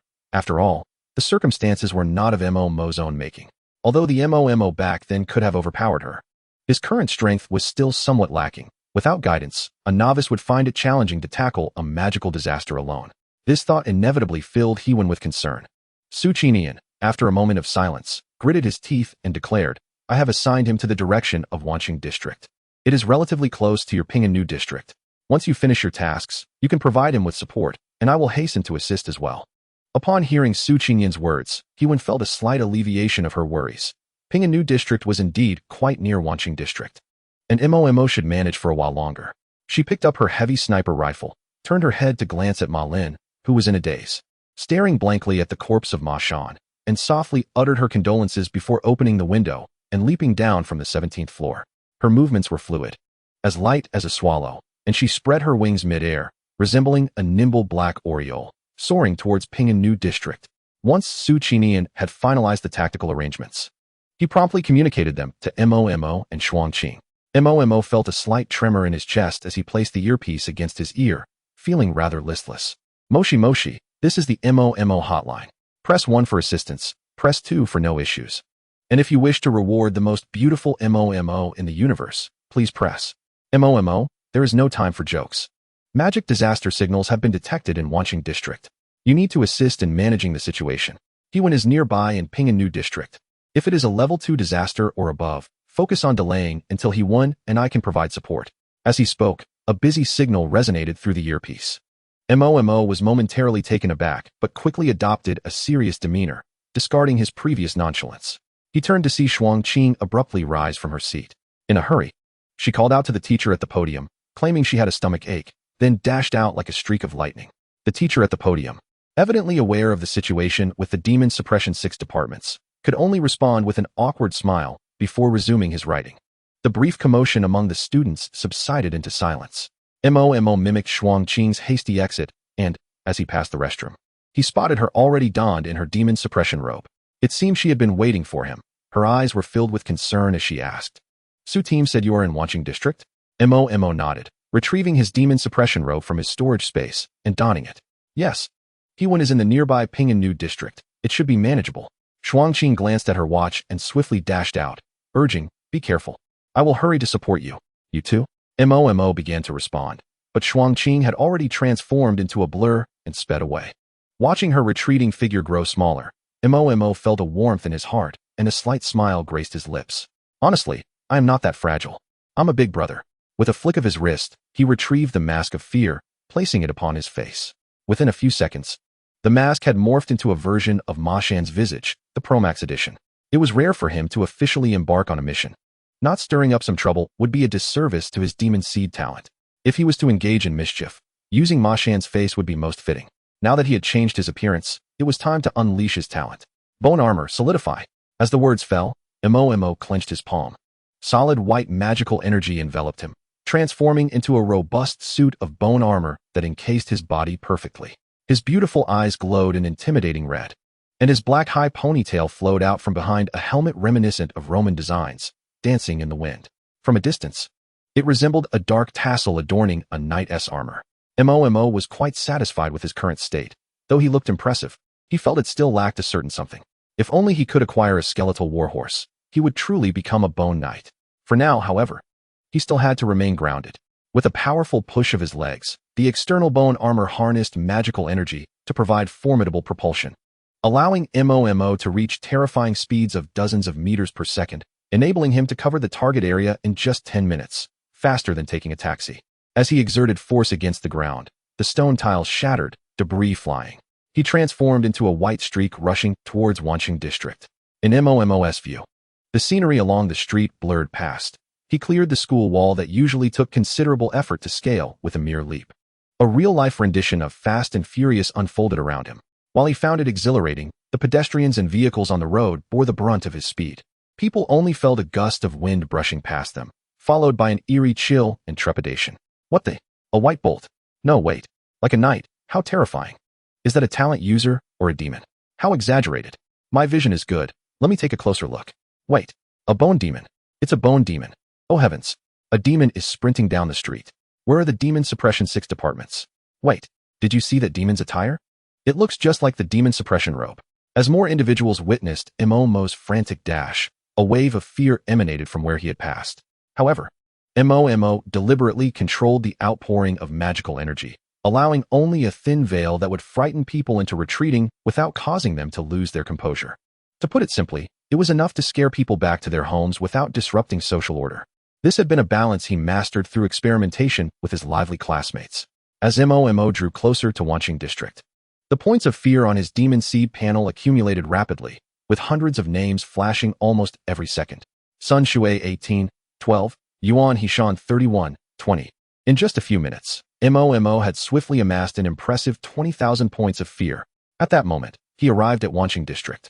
Coming to a halt, he merely felt slightly winded. The magical energy-powered exoskeleton had absorbed most of the physical strain, leaving Mo himself relatively unexhausted. As he pondered how to locate the precise site of the magical disaster, a familiar, short meow caught his attention. Meow? Turning his gaze, he noticed a large cat with a white body and black tail leisurely sitting atop a garbage cover, unhurriedly grooming itself, its tail pointed towards a dark alley. The Ji Mao? It seems the invading demons are nearby. Mo approached and gently patted the cat's head. The Ji Mao not only did not shy away, but instead, it squinted its eyes and affectionately rubbed against his palm, emitting a series of soft purrs. How peculiar. Is this cat really so affectionate? I recall the Ji Mao is supposed to be an indifferent supernatural creature, much like the Bai Lingyu. Mo pondered briefly but chose not to delve into it further. The priority was to evacuate the crowd and eliminate the invading demons. Retracting his hand, he rose and strode deeper into the alley. Each step in his bone combat boots resonated with a dull yet crisp sound. Wanqing District, being a peripheral area of his city, had a population density that was neither too sparse nor too crowded. Despite the Ji Mao's directional hint, pinpointing the demon's location would still require some time. Mo waved his hand, forming a loudspeaker-like structure at the corner of his mouth, a sharply defined white bone trumpet. Demon suppressors, evacuate the area immediately towards the southeast. Execute this order without delay or bear the consequences. The first part was the standard line used by demon suppressors to disperse the crowd, as informed by Shi Yan's intelligence. The evacuation direction naturally opposed the direction indicated by the Ji Mao's tail. The latter part was an addition by Mo. He wouldn't put himself at risk to save a few stubborn fools unwilling to follow orders. The effects of the white bone trumpet were astonishing. After being processed, Mo's hoarse and cold voice instantly enveloped a large portion of one district. Has the demon suppressor arrived? Where could a calamity have arisen nearby? Uncertain, but it is prudent to flee for now, he said to head towards the southeast. Xiaoyang, stop tidying up and run quickly. A calamity is upon us. I must return to get my bag. I forgot my phone. Oh dear, what time is it? Forget about that useless phone. Do you value money over your life? Most people adhered to the commands, beginning to flee towards the southeast within half a minute after Mo's shout. However, several individuals still lingered, following their own whims. It's fine. The demon suppressor will act quickly, won't they? Exactly. If we don't leave and truly encounter a crisis, they will still come to our aid. Right? Let us close the shop. This is all money. Mo was indifferent to this, faintly sensing a familiar yet unpleasant aura. It felt akin to having one's cherished possession desecrated by the most loathsome entity and then returned. The aura of the bone demon was nearby. Why did it seem so peculiar? Mo furrowed his brow, his wrist flicking as the demon suppression blade materialized in his hand. With the infusion of the bone demonic energy, grotesque bone spikes and blades swiftly covered the blade, a faint demonic aura swirling around it. Gripping the demon suppression blade tightly, Mo strode purposefully towards the source of the demonic energy. Behind him, the Ji cat followed closely, resembling a skeletal knight walking its feline companion, a rather bizarre sight. As Mo ventured deeper, the aura of the demonic energy intensified, tightening his brow further. The last time he faced the spiderbone demon, he was unaware of its true strength until it revealed itself, due to his lower rank. However, the presence of the infiltrating bone demon in one district was strikingly apparent. Mo could distinctly sense that its power was approximately at the mid-second tier, posing a considerable challenge for him, who was at the pinnacle of the first tier. Along the way, he encountered several fleeing residents, who were startled by his appearance, mistaking him for a demon about to attack. They screamed and hurriedly pressed against the walls to escape. This inadvertently granted Mo a significant boost in fear points. The demonic aura had reached its peak. Mo lifted his gaze to see a slaughterhouse, the source of the demonic energy emanating from within. Meow. The Ji cat gracefully leaped onto Mo's shoulder. Nuzzling against his face with its white bone armor, its tail pointed straight at the slaughterhouse entrance. Mo nodded, confirming that the invading demons were indeed inside. He set the Ji cat down and retrieved a small piece of demon pig meat from his storage space, offering it to the cat. Well done, Hajime. Here is a reward for you. When the fighting starts, keep your distance. Meow. The Ji cat buried its head, consuming the demon pig meat Mo had provided. Its movements gentle, nodding slightly as if acknowledging his words. Truly an intelligent creature, this noble cat.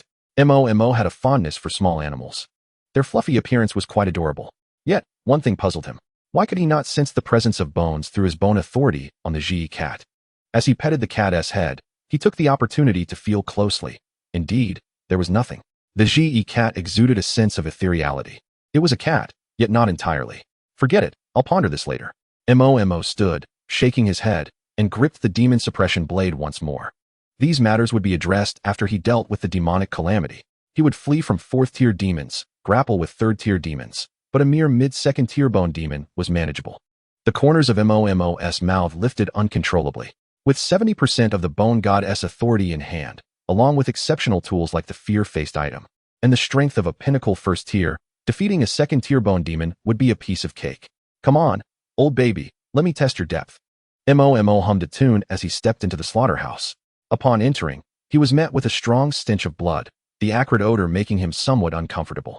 The slaughterhouse was sizable, yet dark, devoid of any illuminating lights. Through the faint light filtering in from outside, he could vaguely see iron hooks hanging from the walls. As it was a slaughterhouse, it was reasonable to assume they held pork and beef. Mo continued deeper into the slaughterhouse, calming himself to discern the precise direction of the demonic energy. The heavy footsteps echoed within the slaughterhouse, occasionally accompanied by the sound of dripping water. Soon, he began to hear rustling noises, akin to the sound of flesh being carved from bones. Weren't they supposed to evacuate? Why were there still people working at this hour? Following the source of the noise, he spotted a half-open iron door at the end of the corridor, where the aura of demonic energy was the strongest. Mo raised his hand, igniting a layer of demonic fire on the white bone demon suppression blade, the pale flames illuminating the surroundings. With the enchantment completed, without hesitation, Mo swung the blade towards the iron door. A loud crash resounding as the door split in two. Several round objects tumbled out, rolling to Mo's feet, thanks to the flames engulfing the blade. He clearly saw that the spheres on the ground were none other than severed human heads, from the dried blood and the clean cuts at their necks. It was evident that these individuals had been dead for more than half an hour, and their deaths were not caused by the bone demon. At least, they had perished long before he received the mission. However, Team Leader Su had stated that the signal for this calamity had just been issued, which meant that the demonic aura of the slaughterhouse was merely a ruse. There were other entities present besides the demons. Chapter 47. Solo practice time in an instant. Gunfire erupted with a resounding crack. Bright flames ignited from all directions of the slaughterhouse. Mo's pupils constricted, and almost instinctively, he rolled to the side. The bullets and wind blades struck the spot where he had just been standing, the tremendous explosion and the billowing smoke creating a deep crater. Had he not evaded in time, he would have been gravely injured, if not dead. Heart racing, Mo did not allow himself a moment's pause. He swiftly raised his arm, the bone armor on his forearm rapidly extending, spreading, and hardening. A 2.5-meter radius slanted bone shield coalesced with a thunderous sound. Crouching, Mo faced the direction from which the bullets were fired. Bullets and wind blades relentlessly struck the bone shield, the crackling sounds numbing his arms. These bullets did not seem ordinary. They included demon suppression bullets and explosive rounds, mixed with wind blades, creating significant tremors. Among them, there were even heavy sniper rounds that struck with the force of a powerful battery, significantly more potent than 6 standard batteries. Mo understood he could not remain passive. With determination, he decisively swung his arm, launching the battered bone shield towards the upper beams of the slaughterhouse. The bone shield whistled as it sliced through the air, spinning rapidly towards a position where a gunman wielding an assault rifle unleashed explosive rounds. The gunman was caught off guard by Mo's sudden offensive action, his momentary distraction leading to a chilling sensation in his lower abdomen. The world tilted abruptly. The sharp edge of the bone shield cleanly severed him in two, leaving no chance for survival. The others paid no heed to their fallen comrade. Seeing Mo abandon his defense, they instantly intensified their firepower. A hodgepodge of gunfire rained down upon Momo, but fortunately, the protection of his white bone knight armor and the bone shield held firm. Aside from a slight numbness in his body, he withstood the onslaught. It was precisely because he realized that the opponents could not inflict lethal damage upon him in a short time that Momo dared to forsake the bone shield and turn defense into offense. As the defense unfolded, Momo swiftly located the positions of the 9 individuals lying in ambush. Among them, 6 were ordinary individuals, while 3 possessed extraordinary abilities. One was at the pinnacle of the second tier, and the other 2 were in the early stages of the same tier. The adversaries not only had the advantage in numbers and strength, but also held the tactical high ground. At this moment, Momo found himself at a distinct disadvantage, with neither favorable timing, advantageous terrain, nor allies to support him. Number 4, seal off the left flank with wind blades. Number 9, raise the rock pillars on the right. The rest, engage and suppress with gunfire to exhaust him. For the Lord, we offer our loyalty, commanded the lead figure in black, effectively cutting off all possible routes of escape for Momo. No matter where he attempted to evade, he would be met with an attack, forcing him to advance. Momo deftly evaded a slicing wind blade, casting a cold gaze towards the direction of the incoming assault. Enjoying a group assault, are we? How naive. With a flick of his left hand, the Jin Fan Rin materialized in his palm, its crimson blade glistening ominously in the dimly lit slaughterhouse. A chilling smile spread across his pale face as the ethereal energy of the bone demon infused the blade, igniting it with a furious blaze of red and white flames, illuminating the entire slaughterhouse like broad daylight and revealing the lurking figures of the black-clad assailants. Now it is time for a solo practice. Momo swung the Jin Fan Rin upwards, unleashing a scorching fireblade that cleaved towards the figures above, forcing them to halt their attacks and seek refuge. As one of the black-clad men adjusted his heavy sniper rifle to aim at Momo, he suddenly noticed that the skeletal knight had acquired a gleaming silver cube, while a pair of blood-red demonic eyes sneered back at him. From Zhao Wanglu's Fear, Point 91. Realizing the gravity of the situation, the sniper attempted to reposition. But the surroundings morphed into a void of chilling silence, encased in a silver mirror-like expanse. Zhao Wanglu could even see his own terrified reflection in the shimmering surface. Before he could contemplate further, Momo's mocking voice pierced through. Lord, are you also one of Bone Emperor's people? Zhao Wanglu looked up to find the skeletal knight version of Momo, with the Jin Fan Rin in his left hand, leaving a scar of fire on the silver ground, while his right shoulder bore the white bone demon's suppressing blade as he approached step by step. Zhao Wanglu 94, 87, 81. He remained silent, raising his heavy sniper rifle and pulling the trigger aimed at Momo's head. Bang! The thunderous gunshot echoed in the dim slaughterhouse, the powerful recoil sending Zhao Wanglu tumbling to the ground. Momo's voice, however, fell silent. Did I kill him? Did I offer my loyalty to the Lord? A wave of unease washed over Zhao Wanglu. As a sniper, his bullets were specially crafted demon-suppressing rounds, which Momo had skillfully evaded earlier. Yet, when Momo had spoken so closely, he could not have missed. A surge of exhilaration flooded his heart. Excellent. I completed the task alone. The Bone Emperor will surely reward my loyalty. He envisioned being bestowed the title of a new generation of Demon General, with power rivaling that of a 9th-tier adept, ascending to glory and wealth. Upon receiving his accolades, his first order of business would be to return and flay his former superior, who had denied him any overtime pay. I'm terribly sorry, Mr. Zhao Wanglu, but I did not die. A shadow loomed over the fallen Zhao Wanglu, as Momo's mocking tone interrupted his reverie. Still daring to bare your fangs in such circumstances? You truly are a character. Momo crouched down, gazing down at him with a smile that was both innocent and ruthless. All right, I won't tease you any longer. It's time for solo practice. And I have many questions awaiting your answers, Zhao Wanglu Gij. For instance, are you one of Bone Emperor's people? What was the purpose of your ambush? How did you know I would come here? And are there other ambushes set for the demon suppressors? Momo spoke rapidly, his voice growing colder with each word, while Zhao Wanglu's fear thickened to a suffocating degree. Finally, Momo paused, tilting his head to regard the trembling figure on the ground. Now, tell me your answers, and perhaps I shall grant you a chance at survival. After all, I am not one to revel in bloodshed. Zhao Wanglu stammered, his lips quivering, the heavy sniper rifle falling from his grasp, unable to utter a single word. Seeing his dismay, Momo's smile widened. The bony claw gently pressed against his trembling lips. The tone almost tender, reminiscent of soothing a child. Don't be anxious. We still have a long time ahead of us. From Zhao Wanglu's Fear Point 199. 98. Chapter 48. The Devilbone Leader Number 1, having failed to detect any trace of the target, felt as if he had vanished into thin air.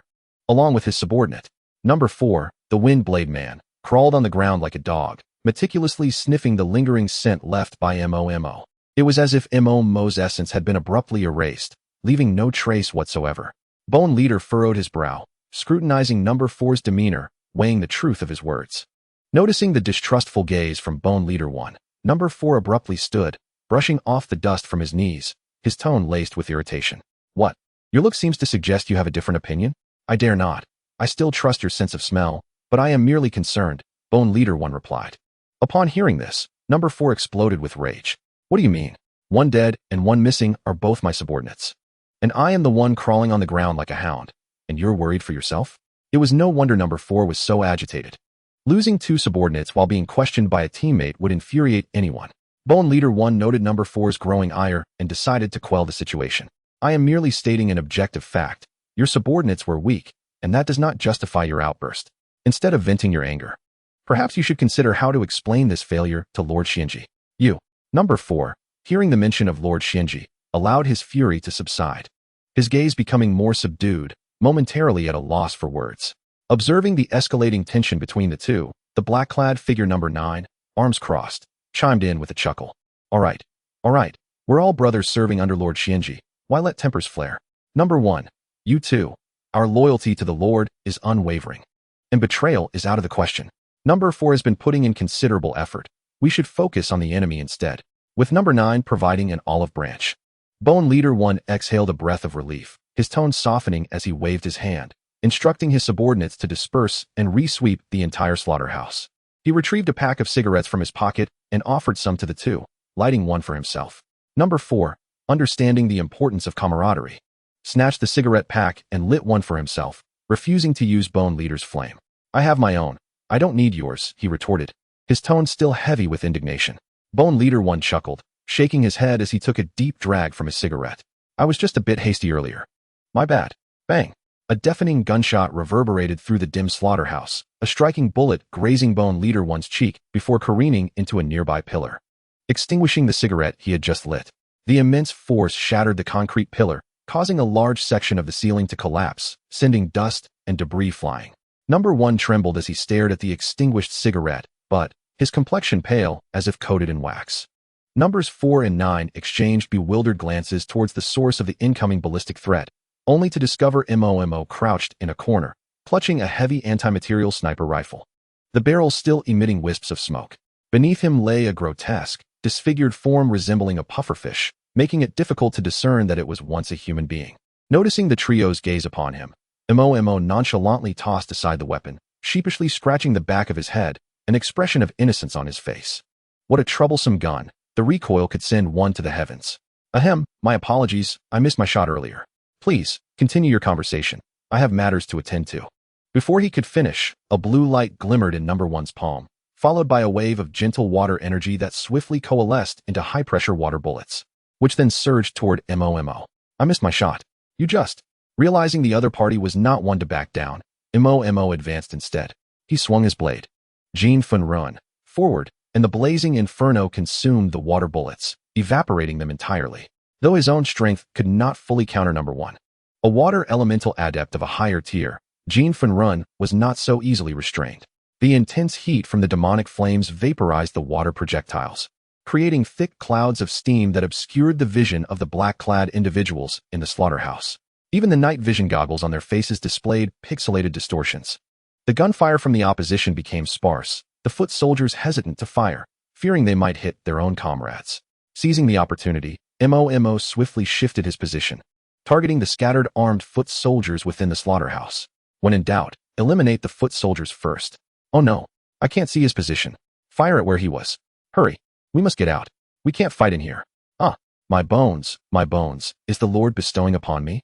It hurts so much. You fool. It's not the Lord, it's the enemy. He's coming for us, run. My leg. Fear points from Li Xiaohua 100. 99-98. Fear points from Fo Bull 101. 100.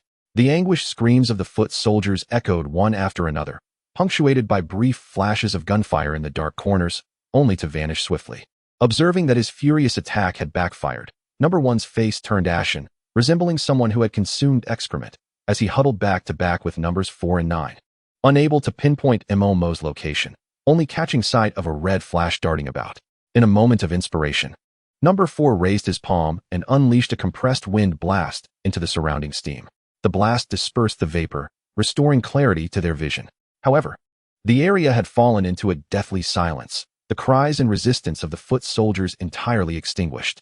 They braced for the worst, fearing that their subordinates, who were meant to draw fire, might have all perished. Yet, upon surveying the scene, they realized their assumptions were not grim enough. The foot soldiers were still alive, but they were worse than dead. The 5 scattered armed foot soldiers now exhibited grotesque transformations, their bones protruding outward, various jagged spines emerging from their bodies. Blood-soaked and steaming, they resembled miniature, deformed bone demons. Some sported uneven bone horns atop their heads, while others had skeletal limbs protruding from their backs, presenting a most disturbing sight. The most chilling aspect was that their chests still subtly heaved, exhaling warm air from what appeared to be their former mouths. The silence was due to their vocal cords being pierced by the fine bone spines, leaving them to silently endure unimaginable agony.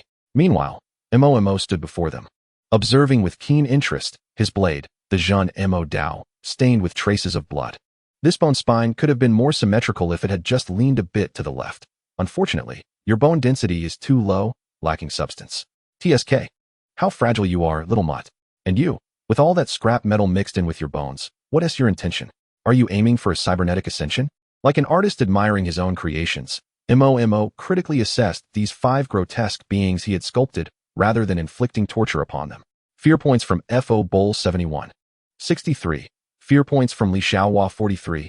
32. Though the trio continued to provide him with emotional points, it was evident that the initial abundance had diminished.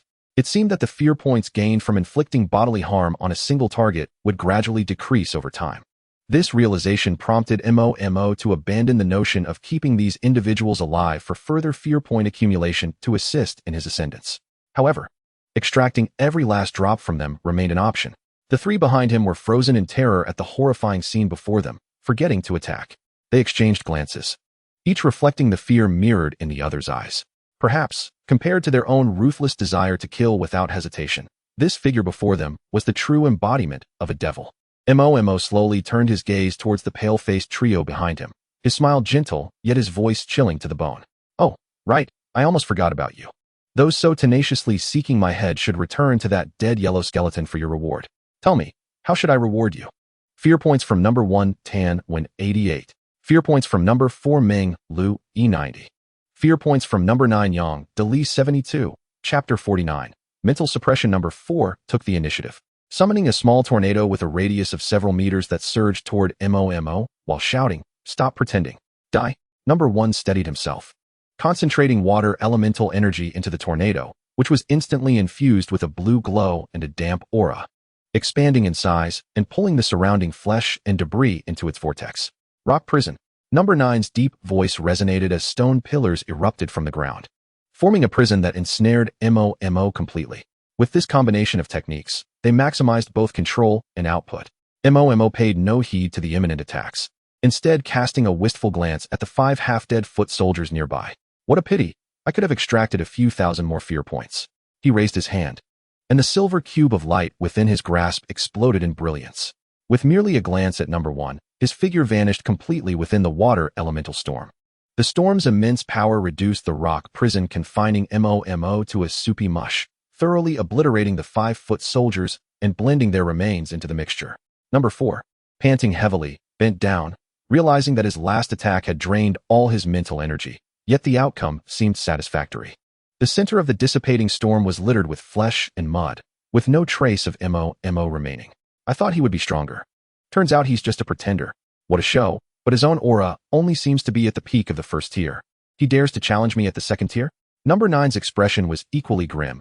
Having exhausted himself with the controlling rock prison, his complexion pale beneath the black mask. As second-tier initiates, their mental reserves were not particularly abundant, especially since they had rushed their strength, their levels inflated compared to genuine elemental adepts. In simpler terms, they lacked a solid foundation, being hastily elevated talents. They bore the title and power of the second tier, but lacked the endurance of true second-tier adepts. He patted his chest nervously, his tone lightening slightly. Yes, it's best to dispose of him quickly. Number 1. With the target reduced to such a state, how do we return to claim our reward? Indeed, number 1, are we to dig their corpses out with our hands?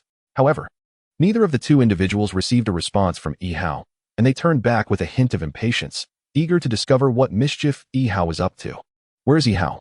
The two exchanged glances, sensing an eerie familiarity with the scene before them. Yi Hao had vanished as well. Simultaneously, within Fengsuanjian, Mo was preoccupied with attending to his new guest. What is the purpose of your stubbornness? I ask you a question, and you could simply answer me. Why risk your life for that meager sum of money for a month? Mo spoke with a calm and patient demeanor. The man in black, Yi Hao, no longer bore the disdainful expression he had earlier. Instead, he radiated a faint blue aura, his face etched with seriousness and fear. The pallor of his body, a result of the continuous drain on his spiritual energy, enveloped him completely. It was his first experience of being bested by someone who was an entire rank beneath him. The opponent's extraordinary talent was indeed peculiar. Upon entering Fengsuanjian, he had already organized a counteroffensive. Yet, Mo effortlessly neutralized it with his agile movements and positioning. Despite the data indicating that he was merely a recent addition to the Jinma team, his combat instinct surpassed that of an ordinary individual. His own attacks were rather simplistic, and without anyone to assist him in maneuvering, it became challenging to land a hit. The moment Mo launched his first strike, Yi Hao felt his bones stir as if they possessed a will of their own. Mo merely pointed at his waist, and Yi Hao immediately discerned a looseness in his lumbar vertebrae. The prickling sensation of discomfort compelled him to instinctively mobilize his spiritual energy for suppression. Yet, this very instinct saved his life, for as he focused his spiritual energy to contain it, a wisp of white gas was expelled from his spine. He could estimate that if he had used his spiritual energy to force out the white gas, his lumbar spine might have ended up like those previous fodder, piercing through his innards. Seeing that his authority attack could be resisted, Mo felt a tinge of surprise. Was his bone authority truly so ineffective? Could it not even impact someone at the peak of the second rank? Only upon discerning the fluctuations of spiritual energy radiating from Yi Hao's waist and abdomen did he feel reassured. With his current peak first-rank strength, the might of the bone authority could indeed exert a significant influence over those who were no more than one full rank below him. Although he could not obliterate opponents of equal or lesser strength with ease, he could still cause their skeletal structure to become misaligned if he concentrated fully. Engaging in combat with Mo without defenses could result in limbs unexpectedly snapping or breaking. The probing attack on Yi Hao served as an experiment for Mo. Assessing whether the opponent possessed any means to thwart his authority attacks, it appeared that as long as Yi Hao mobilized his spiritual energy for defense, Mo's assaults had limitations against those of higher ranks. However, Mo's countermeasures were quite simple. With a smirk playing upon his lips and a teasing glint in his eyes, he raised his palm, slowly clenching it before Yi Hao's terrified gaze. If you can defend against an attack to your waist and abdomen, can you withstand an assault on your entire body? No. Yi Hao's words remained unfinished, as every bone in his body seemed to develop a mind of its own, yearning to pierce through his flesh and innards. Terrified, he hastily summoned all his spiritual energy to suppress the bone authority that Mo had unleashed within him. However, this only led to a rapid depletion of his spiritual energy, and even the simplest movement became a Herculean task.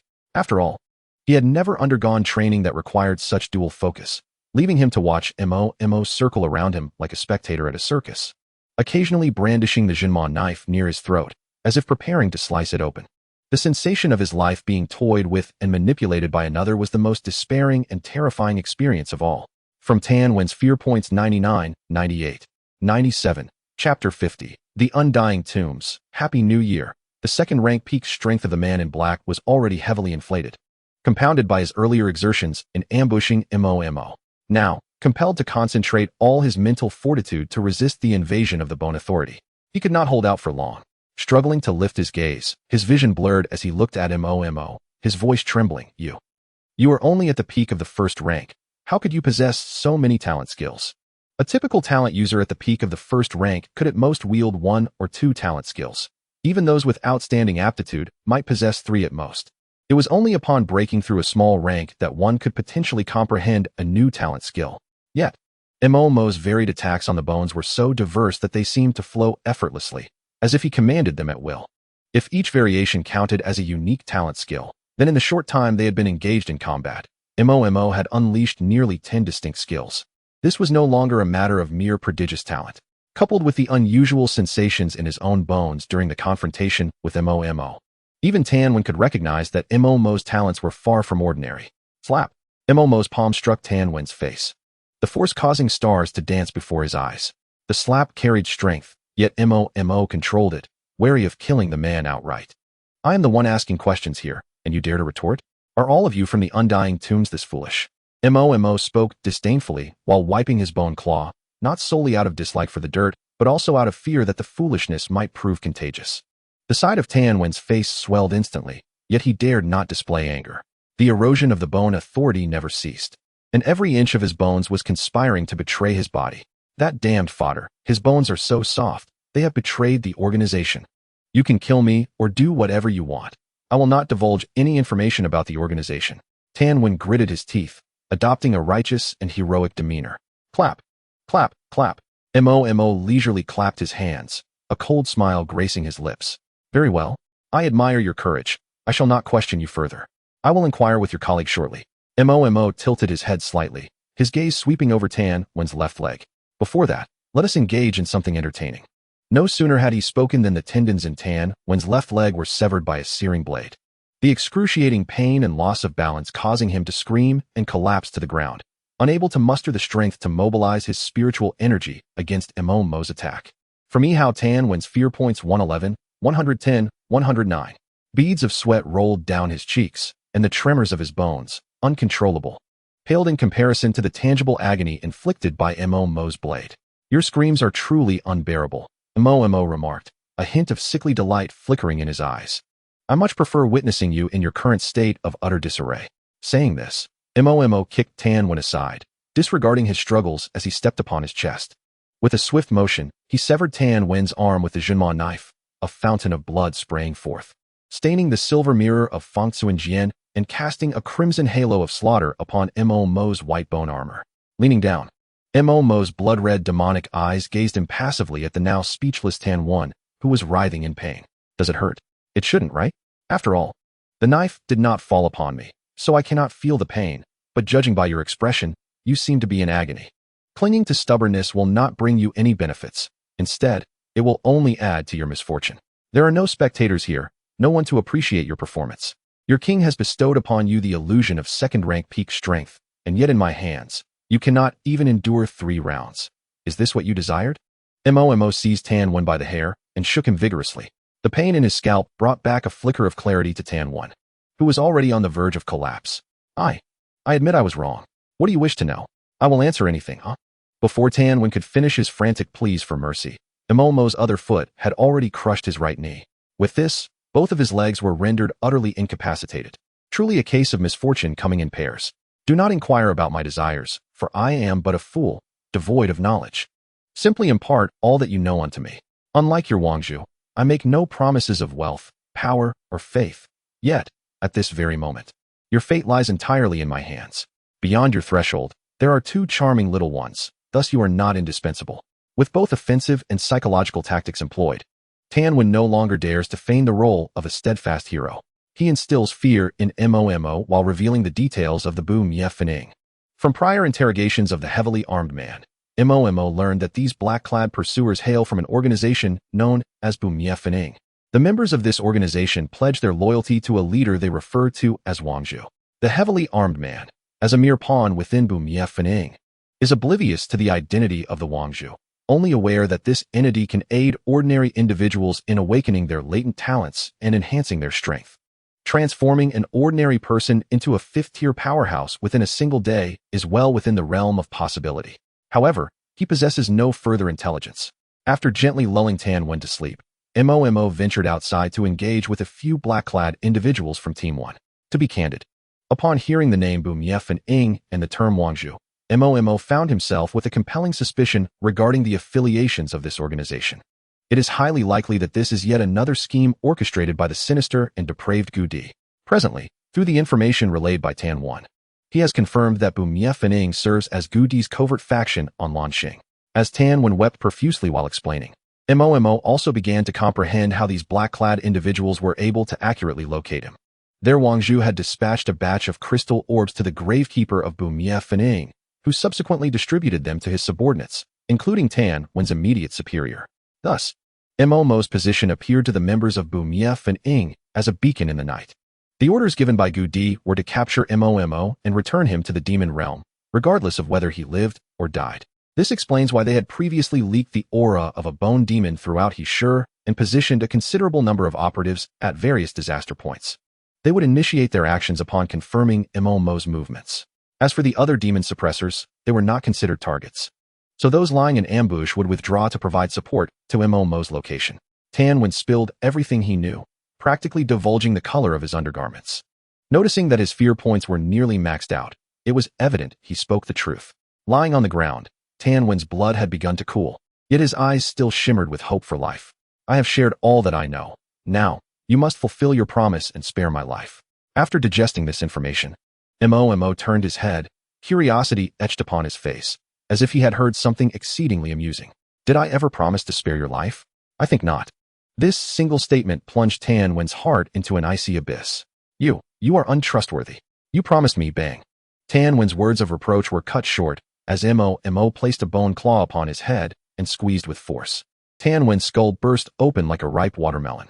Mo wore an innocent smile as he spoke, the tingling sensation from wielding the power of bones surging within him, causing him to involuntarily embrace his shoulders, his fingertips trembling slightly, a sickly crimson hue creeping into the corners of his eyes. Only in this manner could he momentarily alleviate this peculiar sensation. Mo gazed at the scattered bones and flesh upon the ground, an insatiable desire surging forth, threatening to overwhelm his reason. What is this strange craving? Chapter 51. The first absorption. Mo fixated on the pool of bone remnants emanating a faint blue glow. The remains of Tan Wen. His body seemed to yearn for it. Tentatively, he extended his fingertip, invoking the power of bones in an attempt to absorb the remains. As his fingertip made contact with Tan Wen's bones, the bloodied remnants radiated a gentle white light that flowed into Mo Mo's being. A warm current spread from his fingertip throughout his body, dispelling the tingling sensation that accompanied the use of his bone power. Simultaneously, Mo sensed a slight enhancement in his strength. He felt compelled to summon the Demon Seed panel. Demon Seed, first tier pinnacle, 211000, detected fear points. Can consume 100 fear points for enhancement. Current unlocked Demon Seed form, Bone Demon, bone power held, 7. He had astonishingly gained 20 experience points. This equated to a direct saving of 2,000 fear points. Absorbing the energy from a second-tier pinnacle's skeletal remains could yield such substantial benefits. Tan Wen was the first talent user he had slain, but not the first person. Previously, when he had dispatched those pawns, there had been no reaction from his bone power. It now became apparent that the distinction between talent users and ordinary individuals was indeed significant. Killing a talent user not only generated fear points, but also allowed for the potential reutilization of their remains. One could say they were a treasure trove. Casting a glance at Tan Wen's lifeless remains, which appeared utterly drained, Mo waved his hand and departed from the scene. Since there was a method to suppress the side effects of invoking bone power, he need not proceed with excessive caution. Eliminating his opponents would suffice to resolve this matter. Observing the now dimmed surroundings, Mo's expression turned solemn. If Tan Wen's statements held any truth, then aside from the second-tier initiates known as 4 and 9, there might be additional members of Bumyef and Ing arriving to encircle him. Mo felt confident in handling those within the third tier. Yet the presence of a senior priest among them posed a significant threat. If one considered Tan Wen and his companions, who served as bone leaders, as low-ranking squad leaders of Bumyef and Ing, their strength ranged from second to third tier. However, a senior priest, as a mini-boss, would possess a strength starting from the fourth tier. Confronting someone of that caliber would be a formidable challenge. If a fourth-tier adversary were to appear, he would either need to rely on the bone clone to fight in his stead, a choice that would accelerate the darkening process of his little white seed, or he would have to resign himself to his fate. Mo was resolutely unwilling to let the little white seed succumb to darkness. Although he remained ignorant of the consequences of total corruption, merely brushing against those dark areas had already entangled him with the repulsive Gu Di. The more he came into contact with it, the more unpredictable the results could become. Where's number 1? What have you done to him? Cursed demon, perish. The instant Mo materialized, 4 and 9, who had been anticipating his arrival, sprang into action. Wind blades and rock pillars hurtled toward Mo's vital points. Yet this time, the wind blades and rock pillars appeared feeble, lacking their usual potency. Mo, already fraught with irritation, faced yet another troublesome situation. He raised his arm with a casual gesture, forming a bone shield to effortlessly deflect their attacks. Having suffered prior exhaustion, 4 and 9 were now at their limits. Unable to confront Mo head-on, Mo couldn't be bothered to retrieve anything from the vicinity. He kicked Tan Wen's corpse toward them. Here, your esteemed colleague. From Meng Lu E of number 4, fear points 99, 91. From Yang De Li of number 9, fear points 98, 72. The two trembled, their lips quivering, instinctively retreating. How could it be that within such a short span, their strongest member, number 1, had been reduced to such a ghastly state? Were they to learn that number 1 had not even put up an effective resistance before being brutally slain, their mental state would surely shatter further. Mo disregarded the two, glancing at the time with a slight frown. It had been over 10 minutes. If reinforcements were on the way, the first to arrive would likely be from Ping and New District. Xian Fu Road was too far, and they wouldn't reach in a short time. There was still a bit of time left. Mo calculated that the other demon disaster points sent by Su Qinyan were quite distant from his current location at the slaughterhouse in Wancheng. In a brief span of time, it would not be easy for the opponent to arrive, unless they were utterly deranged, recklessly relying on their innate abilities to traverse the city. In such a scenario, there would be no need for Mo Xingzi to await a call for assistance from Mo. He would be the first to act, suppressing these individuals. Mo raised the Jinfen blade and the Jinma knife, channeling the magic energy of his bone armor beneath him, and with a powerful charge, he launched a dual blade slash aimed at the heads of the two adversaries. Unprepared for Mo's sudden assault, number 4 and number 9 scrambled to defend themselves. Number 9 placed both hands on the ground, his face flushed, unleashing his initial tier's spiritual power in all directions. Thick rock. As his yellow spiritual energy seeped into the earth beneath him, a solid earthen shield, several meters thick, surged upwards to block Mo's strike. Number 4 reacted swiftly, wholeheartedly channeling all his spiritual energy into a solid blade of wind. The originally colorless wind blade shimmered with a faint green hue under his desperate infusion. Stop! Number 4 shouted, hurling the wind blade toward Mo fearlessly. Mo's Jinfen blade erupted with flames towering to his height, meeting the wind blade head-on. The explosion of heat enveloped the entire slaughterhouse, transforming it into an oven. Number 4 and number 9 felt their hair singeing. Behind the earthen shield, a sea of flames erupted. Exchanging a glance, the two fled the slaughterhouse, their instincts urging them to escape. They dared not gamble on whether Mo had perished. They only understood that if he survived, remaining would seal their fates. Their speed was remarkable, sprinting the 100 meters faster than they had ever run. Just as they were about to break free from the slaughterhouse, the sound of crumbling earth reached their ears. Through the flames and smoke, Mo's silhouette darted forth. Blades raised high. Two heads, filled with terror and despair, soared into the air. In their final moments of life, they beheld Mo. A skeletal knight bathed in warm blood, standing with an air of divine retribution, shaking the blood from his blade with grace and precision, resembling a victorious Valkyrie. Had they known, they would never have ambushed this district.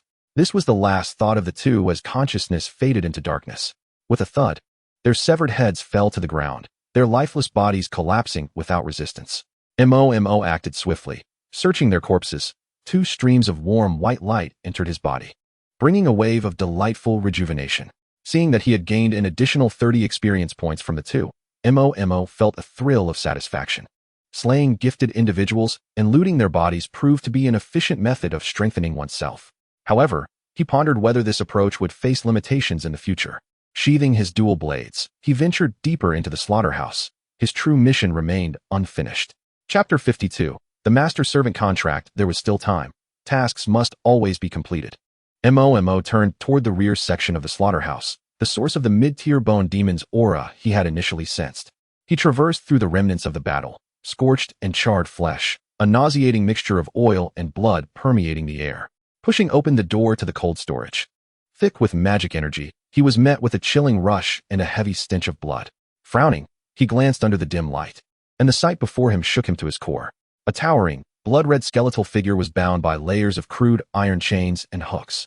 Surrounding it was a bizarre array crafted from chunks of flesh and blood, pulsating with a sinister glow. Amidst the skeletal remains and torn work uniforms, it was evident that these flesh chunks had once belonged to the slaughterhouse employees. The 2 missing members of the Bu Mie Fenzong team were also present, their hearts pierced with gaping wounds, forever resting before the array. They, too, had evidently fallen victim to this gruesome ritual. Though Mo typically lacked concern for the lives of the uninvolved, the brutality of the scene weighed heavily on his heart. Observing the scattered heads of the deceased, he knelt and gently closed their eyes, letting out a self-deprecating chuckle as he stood. It was truly disheartening. Mo had never experienced the impotence and despair of ordinary individuals facing the onslaught of demonic forces and hostile entities. His skepticism towards the duties of the Jinma Six had lingered. Yet, in the 2 sudden attacks he had encountered, there had not been a single instance without casualties.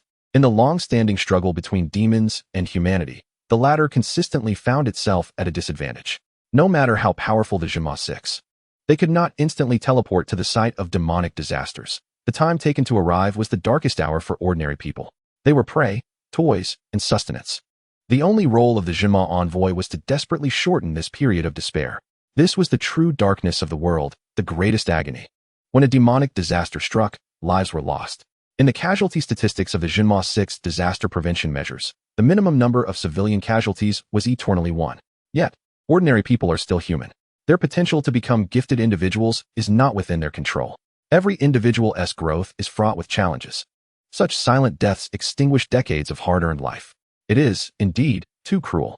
Mo lifted his gaze toward the skeletal bone demon, barely clinging to life. Ensnared by the array. The purpose of this array seemed to be to restrain the bone demon's power while simultaneously amplifying its magical aura to the maximum extent, which explained why Mo had sensed its presence from a distance. Now, as he approached, the discomforting and chilling aura did not originate from the bone demon itself, but rather from the strange array beneath it.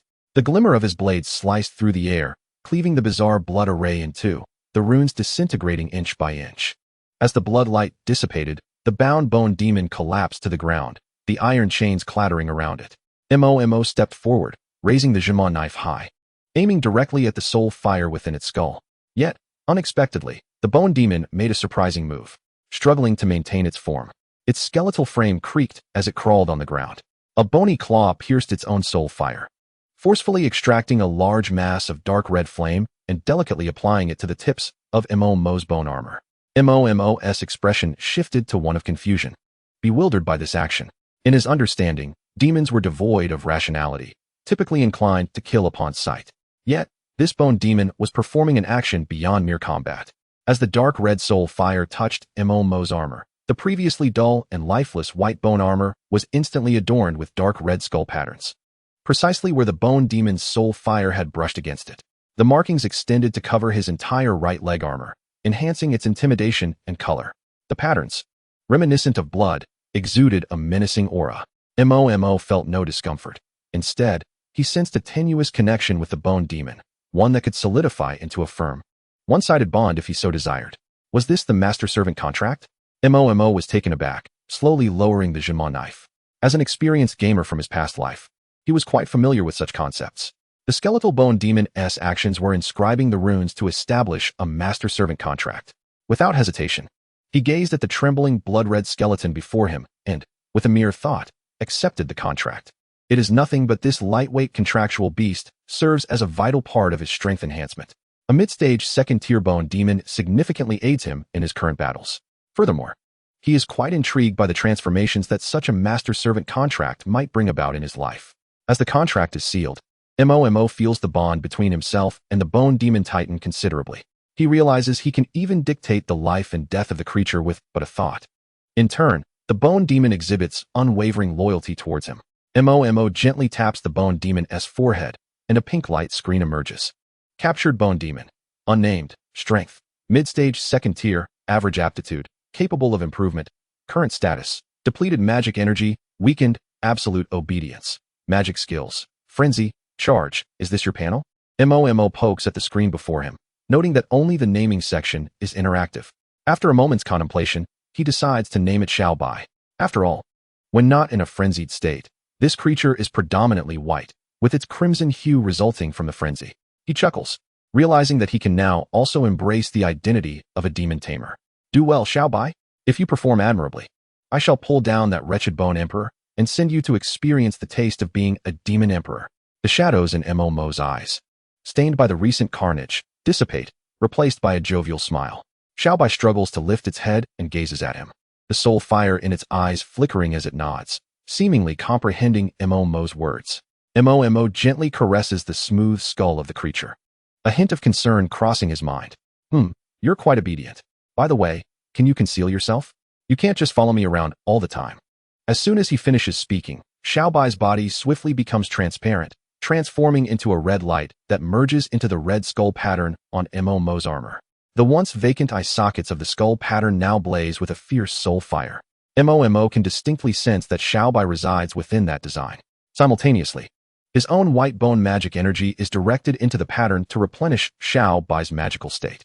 Since the bone magic is drawn from the bone authority, it is inexhaustible. While restoring Xiaobai, Mo himself remains unaffected. He nods in satisfaction. If that is the case, he has no further concerns. Xiaobai's presence is beneficial rather than detrimental to him. Mo is aware that his ability to tame Xiaobai stems from his innate talent as a magic seed, utilizing pure magic energy. To Xiaobai, he is not merely human, but rather a superior bone demon, a kindred spirit. If any other demon tamer were to approach, they would face certain death. Yet, this bone demon chose to submit willingly to him. With the successful taming of Xiaobai, Mo can now exert complete control over it. He simply needs to convey that it should not harm humans and bear no hostility, which is easily dictated with a few words. From now on, be obedient. Do not kill without my command. Understood? Mo states calmly. The patterns on his armor emit a slight warmth, as if in response. Confirming that there are no lurking dangers nearby, Mo begins to prepare the entire slaughterhouse. Chapter 53. The benevolent Tanwen outside the slaughterhouse in Wanqing District. 12 breathless figures clad in black staggered together. Their attire strikingly similar to that of the previous unyielding tomb members. There are also 9 ordinary individuals armed with firearms, accompanied by 3 gifted bone manipulators. However, this time, the 3 gifted individuals exhibit notably greater strength, with the leader radiating an aura of early third-tier power, while the other 2 are both mid-second tier. The group appears disheveled, with dirt smeared across their faces and cobwebs clinging to their heads, indicating they did not arrive by conventional means. Damn that number 1, what a lucky fool. His strength is lacking, yet fortune smiles upon him, grumbled the leader, a black-clad figure who struck the wall beside the slaughterhouse with a punch, creating a spiderweb-like dent and shattering the glass upon impact. Sign, number 5 removed a camouflage backpack from his back, extracting several night vision devices to distribute among the group. His tone tinged with resignation. Let it go. There's nothing we can do. Our mission site is relatively close, and it seems the encirclement inside has concluded. Let us head in. Perhaps we can still grab some credit. That's all we can do. Number 8. Have you been able to contact number 1 and the others? Number 2 inquired, glancing back at number 8, who was fiddling with a private communicator. Scratching the back of his head, number 8 replied, perplexed. No, it's strange. Number 1's signal dropped for a while before coming back, but I couldn't get through. It might be a malfunction in the communicator since these are old devices. Damn that Tianghua. If it weren't for him, we wouldn't have to rely on these shabby gadgets. This mobile is older than my grandmother. Number 2 gritted his teeth, while the others assumed it was merely a device malfunction, failing to consider that number 1 and his team might already be in peril. After all, 3 gifted individuals and 9 armed men were poised to execute a surprise attack against a target whose strength did not even reach the 2nd tier. How could they possibly lose? Tell me, how is that even conceivable? Forget it, let us just go in and see. I'm worried that the demon tamer with the sniper rifle in the safe zone might catch up with us, number 2 stated, stowing the communicator in his backpack before heading towards the slaughterhouse. Number 8 and number 5 exchanged glances, sensing the gravity of the situation, and nodded in agreement as they followed. Earlier, Hewen had shattered the knee of a mid-stage 3rd-tier bone demon with 3 precise shots, and they had yet to even encounter the enemy. Were it not for the renowned defensive capabilities and vitality of the bull-headed bone demon, they would have found it impossible to delay Hewen for long. Yet, even so, they were uncertain when Hewen might unexpectedly close in on them. No one dared to gamble on whether her next bullet would land on them. As they entered the slaughterhouse, they were immediately greeted by a wave of heat and the acrid stench of charred flesh, causing them to cover their mouths and noses instinctively, their stomachs churning. Damn, they've truly done it in here? What a horrid smell. It must be that number 4's twisted mind at play. He loves nothing more than to flay living beings until only their heads remain. I bet he's inside preparing a roast duck, number 2 scoffed. What a morbid sense of humor. That's hardly more entertaining than my human centipede. Enough banter, you're just as bad. Number 1, come out. I'm here to back you up. They muttered under their breath as number 2 shouted into the dark recesses. Moments later, a voice emerged from the dimly lit cold storage room. Oh, all right, I'll tidy up and come to meet you. Just wait a moment. This fellow ISN T2 cooperative. In the quiet atmosphere, number one's voice rang out sharply, interspersed with the sounds of struggling creatures. Number two, sensing something amiss, turned to look at the compartment through the night vision device, catching a glimpse of 7 distorted figures through the curtain. Lowering his voice, he addressed numbers 5 and 8 beside him. It seems this guy has lost quite a few people. He down 5. Indeed. And it seems the target is still alive. Otherwise, number 5's gaze sharpened as he gestured toward the compartment. Number 8 shivered in fear, shaking his head repeatedly, his voice trembling. No. If they find out about the infighting, we'll all end up as puppet skeletons. I refuse. The daring die hard, while the timid starve. I'm not going. I just want to live. As long as I'm alive, there are endless possibilities. Once dead, everything is lost. The trio continued to argue. Suddenly, the curtain of the compartment stirred. A shadow stepped out, standing before them. Number 1 raised his hand to remove his mask, revealing a face adorned with an apologetic smile. His tone eerily gentle. All right, my friends. I'm done here, and you've arrived rather promptly. The 3 individuals, at odds with one another, ceased their conversation, maintaining an unflinching demeanor. Where are numbers 1, 4, and 9? Number 1 gestured towards the partition behind him, smiling as he spoke. They are resting inside. The target of our mission was quite a handful, and it has thoroughly exhausted us. Number 2 nodded thoughtfully. We tried calling you several times, but you never responded. We were worried sick. That's why we hurried over to assist you. He paused, a greedy smile spreading across his face. Given how loyal we are, how about sharing a bit of that credit with us? As he spoke, he attempted to drape an arm over number 1's shoulder, but the latter instinctively recoiled. In that fleeting moment, number 2 felt that number 1 appeared considerably smaller and more delicate than before. Is this really number 1? Since the guys have spoken, what more is there to say? It's yours. Number 1 waved his hand dismissively. Upon hearing this, number 2's previous doubts vanished, replaced by overwhelming joy at the prospect of recognition. Numbers 5 and 8 exchanged incredulous glances, unable to believe that the notoriously stingy number 1 was being so generous today. Such monumental credit, freely shared. Hey, number 1, do I get a piece of that too? Count me in. I was worried about you guys as well. On my way here to support you, I nearly got run over by a car.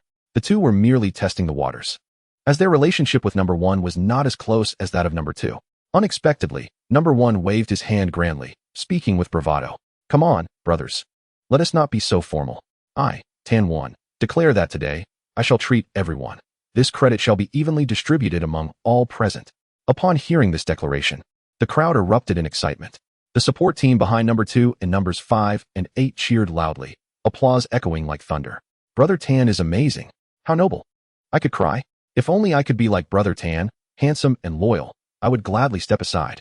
Indeed, Brother Tan deserves this recognition. Once he receives the reward for this achievement, he could even take on the role of guardian. Seeing the situation spiraling uncontrollably towards glorification, number 1 raised his hand and spoke respectfully. Thank you for your kind words, brothers. I, Tan, feel fortunate to have met you all. Let us set aside the matter of guardianship for now. It hasn't been easy for everyone. Let us go inside and catch up with numbers 4 and 9 and the others first. I have a few things to discuss with your captain, and then we can celebrate together, shall we? All right. No worries, Brother Tan. Perfect timing. I have some things to discuss with number 4 too. The enthusiastic responses were particularly warm.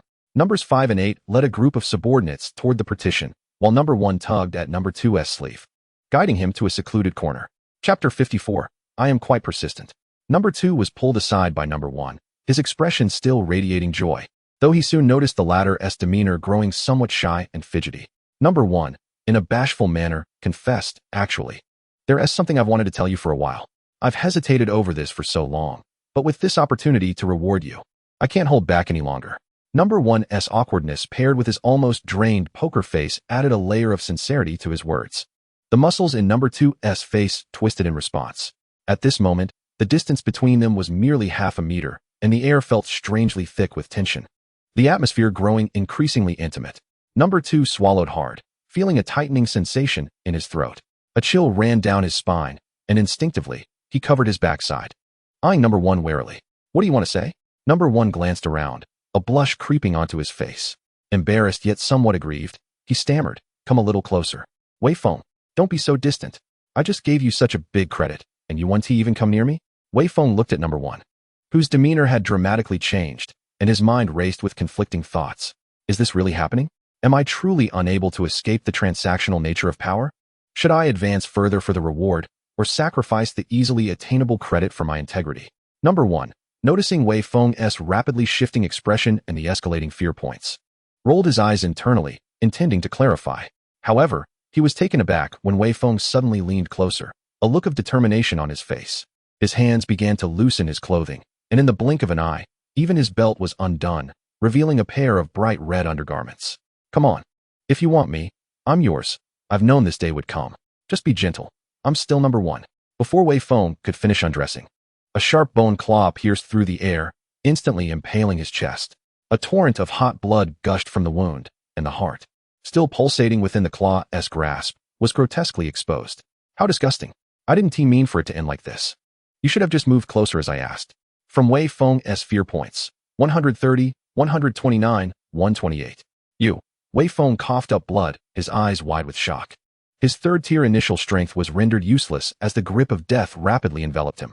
In the final moments of consciousness, he beheld Tan Wan, who had transformed into a stunning beauty with long flowing hair and exquisite features. The blood staining her porcelain cheeks was still from his own spillage. It turns out Tan Wan wasn't seeking anything illicit after all. Number 2, filled with disappointment, his pupils dilated, his body slumped, breathless. Mo gazed at the lifeless figure before him, disdainfully wiping the bloodstains on the corpse. He turned to the partition behind him, a cold smile creeping onto his lips. Calculating the time, it was about time. Since they dared to come, they might as well all stay. A few minutes earlier, numbers 5 and 8 entered the partition. Laughing heartily, the joy they felt completely erased their vigilance, causing several armed subordinates to lower their weapons as they jovially linked arms. Upon entering, Number 5 immediately spotted the familiar silhouettes of numbers 4 and 9. Hey, old 4, old 9, you look so relaxed. Still resting? Where's the target? Let us take a look. I remember the intel said she was quite a beauty. Numbers 5 and 8 surveyed the surroundings. But the 7 figures facing away from them remained still, and there was no sign of a holding area for Mo. The partition was small and constricted, easily visible in its entirety. Number 5 scratched his head, unconcerned, and stepped forward to clasp number 4's shoulder. Where are they? Why are they hiding so well? Just as number 5 was about to finish his sentence, he felt something round and smooth tumble to the floor from number 4's body. Cursing under his breath, he bent down to pick it up. What's this? Bringing a basketball on a mission? As his fingers brushed against the cold, hair-covered, fleshy sphere, a chilling sensation shot up his spine. What kind of basketball is this? Oh no. The lights in the partition flickered, and only then did number 5 realize that the object beneath him was number 4's severed head, its unblinking eyes staring blankly at him. The headless body of number 4 toppled to the ground with a thud. From number 5, Li Jiaming's fear points. 100, 99, 98. Old 4 is dead. Ah! With number 5's scream, numbers 8 and the others frantically rushed toward the remaining 6 figures. Corpses, corpses, more corpses. All members of the Wan District Slaughterhouse Squad are dead. The so-called number 1 Tan Wan they had seen earlier was merely a fabrication. Suddenly, the wall of the compartment exploded with a resounding crash. A crimson skeletal demon emerged, wielding a massive sword forged from bone, roaring fiercely as it swung its blade, cleaving 2 unsuspecting cannon fodder in half. Their entrails and viscera spilled onto the ground in a gruesome display. A bone demon. It's a skeletal demon. Quickly kill it. Open fire. Target its soul fire. Aim for the head. The cacophony of gunfire, screams, and roars merged with the demon's terrifying howl, echoing throughout the slaughterhouse. Individuals numbered 5 and 8 reacted swiftly, evading the demon's attacks and standing shoulder to shoulder. They raised their hands to channel their mental energy, preparing to unleash their innate abilities to halt the demon's rampage. However, a profound sense of dread surged from their very bones, and they sensed that their skeletal structures seemed to harbor independent thoughts, yearning to break free and explore the world beyond. Instinctively, they suppressed this bizarre sensation with their mental power, but the cost was that they could only watch helplessly as the skeletal demon wielded its bone sword, mercilessly slaughtering their subordinates like helpless prey. Let's Xiaobai have some fun first. As for the two of you. The voice of Mo drifted mockingly from behind them, laced with a chilling mirth. Observing the 2 trembling figures, pallid and stricken with fear, he licked his enticing red lips, tilting his head with a light chuckle as he added, "Allow me to entertain you properly. Rest assured, it won't be brief. I am quite enduring." The expressions of 5 and 8 were filled with terror as they watched Mo approach, shaking their heads in frantic denial. But their efforts were in vain. The heart-wrenching cries pierced the roof of the slaughterhouse, reverberating throughout the entirety of one district. It was as if the slaughterhouse, which had been dormant for an entire day, was now reanimated. Outside the slaughterhouse, Hewen steadied her breath, her black gold demon-suppressing robe clinging to her as she wiped the sweat from her brow. She quickly adjusted her focus, activating her earpiece to signal MOMO. The faint sounds of dialing echoed in the eerie silence before the slaughterhouse, amplifying her anxiety as she gripped the anti-slip handle of her heavy sniper rifle tightly. Please connect.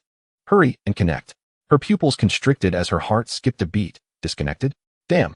Without a moment's hesitation, she cradled the heavy sniper against her chest and charged toward the entrance of the slaughterhouse like an arrow released from a bow. As a sharpshooter, her innate talent for demon hunting was rooted in long-range capabilities. She would never wield her sniper as a shotgun unless absolutely necessary. However, with MOMO's sudden disappearance and the alarming message from Mo Xingzi about the peculiarities surrounding this demon disaster, she knew she had to act swiftly. For MOMO's life could be in jeopardy. The demon hunters would never abandon a companion. This was a rule established through the Dragon Soul Pact. Just as she neared the entrance, a plump black figure surged through the wall, slicing past her with a foul wind. Hewen reacted instantly, diving to roll out of the way while simultaneously raising her rifle, firing a precise shot that obliterated the spherical creature.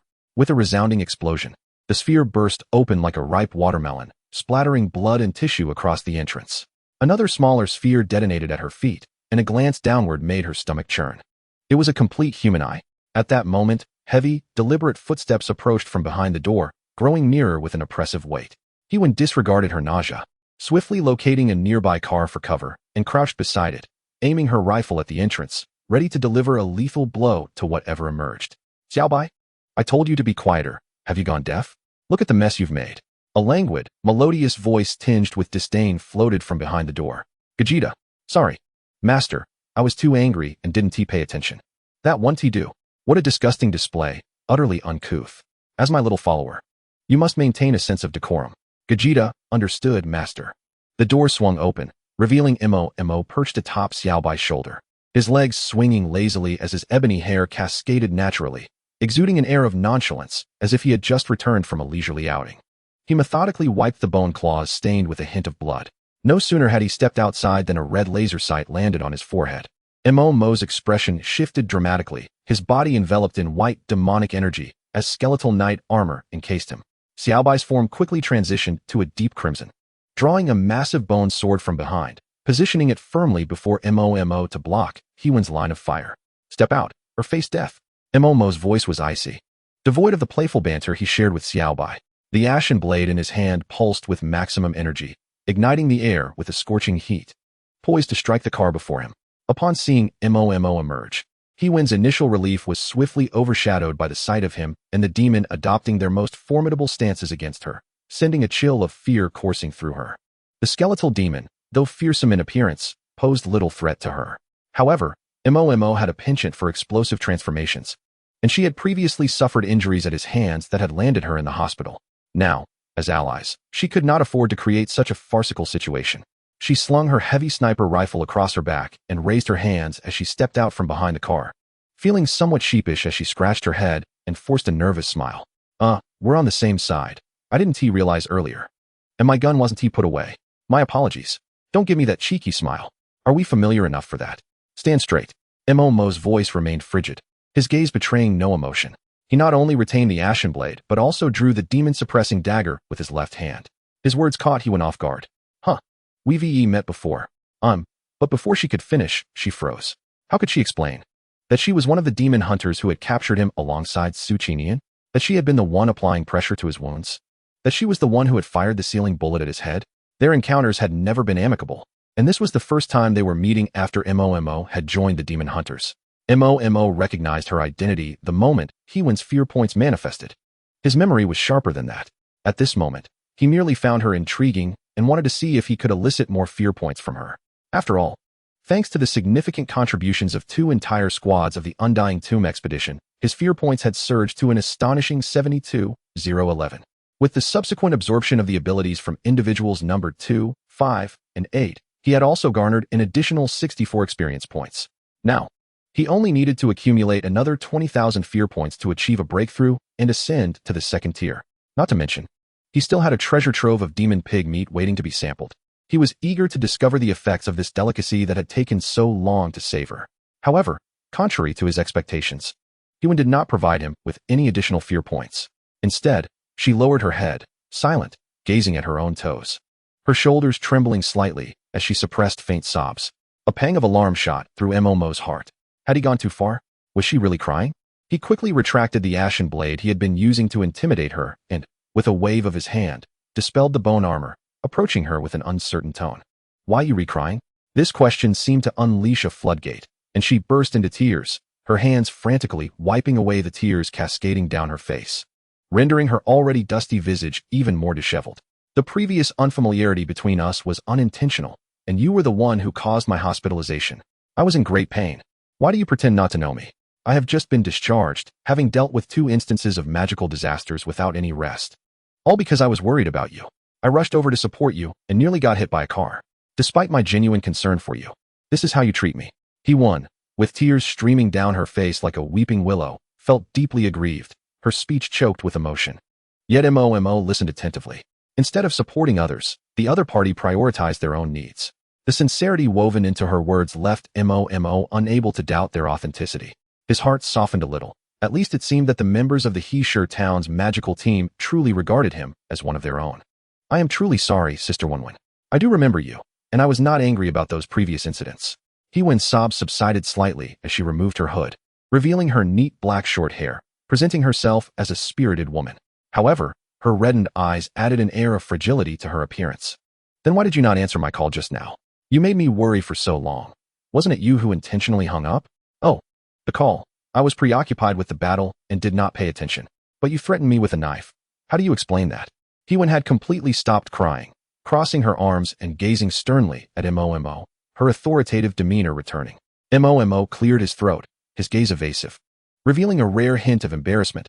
I apologize. That's not sufficient. It lacks sincerity. Mo felt a headache coming on. This time, he had truly failed in his endeavors, having scared off a recently discharged patient from their team. Chapter 56. We only agreed to look. Hiwen sniffled, her eyes sparkling with mischief as her cheeks flushed slightly. Her voice faltered as she said, If you let me see your abs, I will forgive you. Abs? But I don't have any. Mo was taken aback by Hiwen's request, momentarily at a loss. Touching heads was one thing. After being petted by Shuangqing and Shi Yin so many times, he had gained considerable experience. But he truly had no abs. Hiwen tilted her head to the side, playfully huffing. I refuse to listen. I want to see them. If you don't have abs, then show me your belly fat. Seeing her determined expression, Mo found himself unable to refuse. Taking a deep breath, he pushed aside his cloak, lifting the hem of his sweater to reveal his flat, smooth stomach. There, you can take a look. This should suffice. A dazzling sight of pale skin invaded Hiwen's vision. The slender waist combined with the flawless complexion left her momentarily mesmerized, unable to resist reaching out to touch. Just as her fingertips brushed against the soft skin, Mo quickly pulled down his shirt, reacting like a startled animal. Yet, Hiwen's fingers lingered with the delicate sensation. So soft. Mo, his face flushed, covered his stomach, his eyes glistening as he gritted his teeth, and spoke. Why did you touch me? Did we not agree to just look? That area is quite sensitive. Hiwen snapped back to reality, feeling embarrassed as she poked her lips, smiling sheepishly. I apologize. It was just too enticing, and I couldn't resist the urge to see how it felt. Mo pursed his lips, fixing his clothes, the flush on his face fading slightly. Still, he muttered with a hint of annoyance. Humph, you lack boundaries, Sister Wenwen. You are quite bold. Beautiful? Thank you for the compliment, Xiaomo. It is bold. Bold, not beautiful. Their playful banter dissolved the initial awkwardness, creating a warm atmosphere. Just then, a sharp sound sliced through the air. Xiaobai tensed, every joint cracking as its skeletal form turned crimson in an instant, transforming into a furious red. It swiftly positioned itself in front of the two. Did you tame this bone demon? Mo Xingxi's surprised voice rang out. Mo waved his hand to calm Xiaobai's restless energy. Xiaobai, stand down. This is Captain Mo. Seeing Xiaobai reluctantly retract its massive sword and step back, Mo began to explain the origin of Xiaobai. After hearing the explanation, Mo Xingxi's gaze turned more complex and serious. If your talent can tame such demons, then your capabilities may be far more intricate than we initially thought. I will report this to headquarters and seek further instructions. I will also register Xiaobai to prevent any unforeseen circumstances in the future. Mo Xingxi's consideration was thorough, especially since, based on the information Mo provided when signing the master-servant contract, if Xiao Bai were to perish, it would indeed be a permanent loss. However, as long as it wasn't completely dead, it could be revived within the servant space. Mo nodded in agreement with his words. Mo Xingxi glanced towards the slaughterhouse behind Mo, where the overwhelming scent of blood wafted through the door, making it impossible to ignore. All 12 were killed. Not 12, but 22. 6 were endowed individuals, and the rest were armed. Mo briefly recounted the events, omitting his own use of the space and the subsequent killings, only stating the outcome. He also informed Mo Xingxi that these individuals hailed from the immortal tomb. Mo Xingxi's brow furrowed tightly as he retrieved a bloody severed head from the iron box he had traveled in. However, from the fluctuations of its aura, it appeared to be a mid-level 4th tier. The prior ritual they mentioned must pertain to this individual. It seems the Bone Emperor is truly intent on capturing you this time. Let us return to the base. I will excuse you from school. Mo looked at the severed head in Mo Xingxi's hand, but felt no energy that could be absorbed from the endowed individual's remains. It seemed he was unable to absorb experience from those killed by others, which was not a favorable development.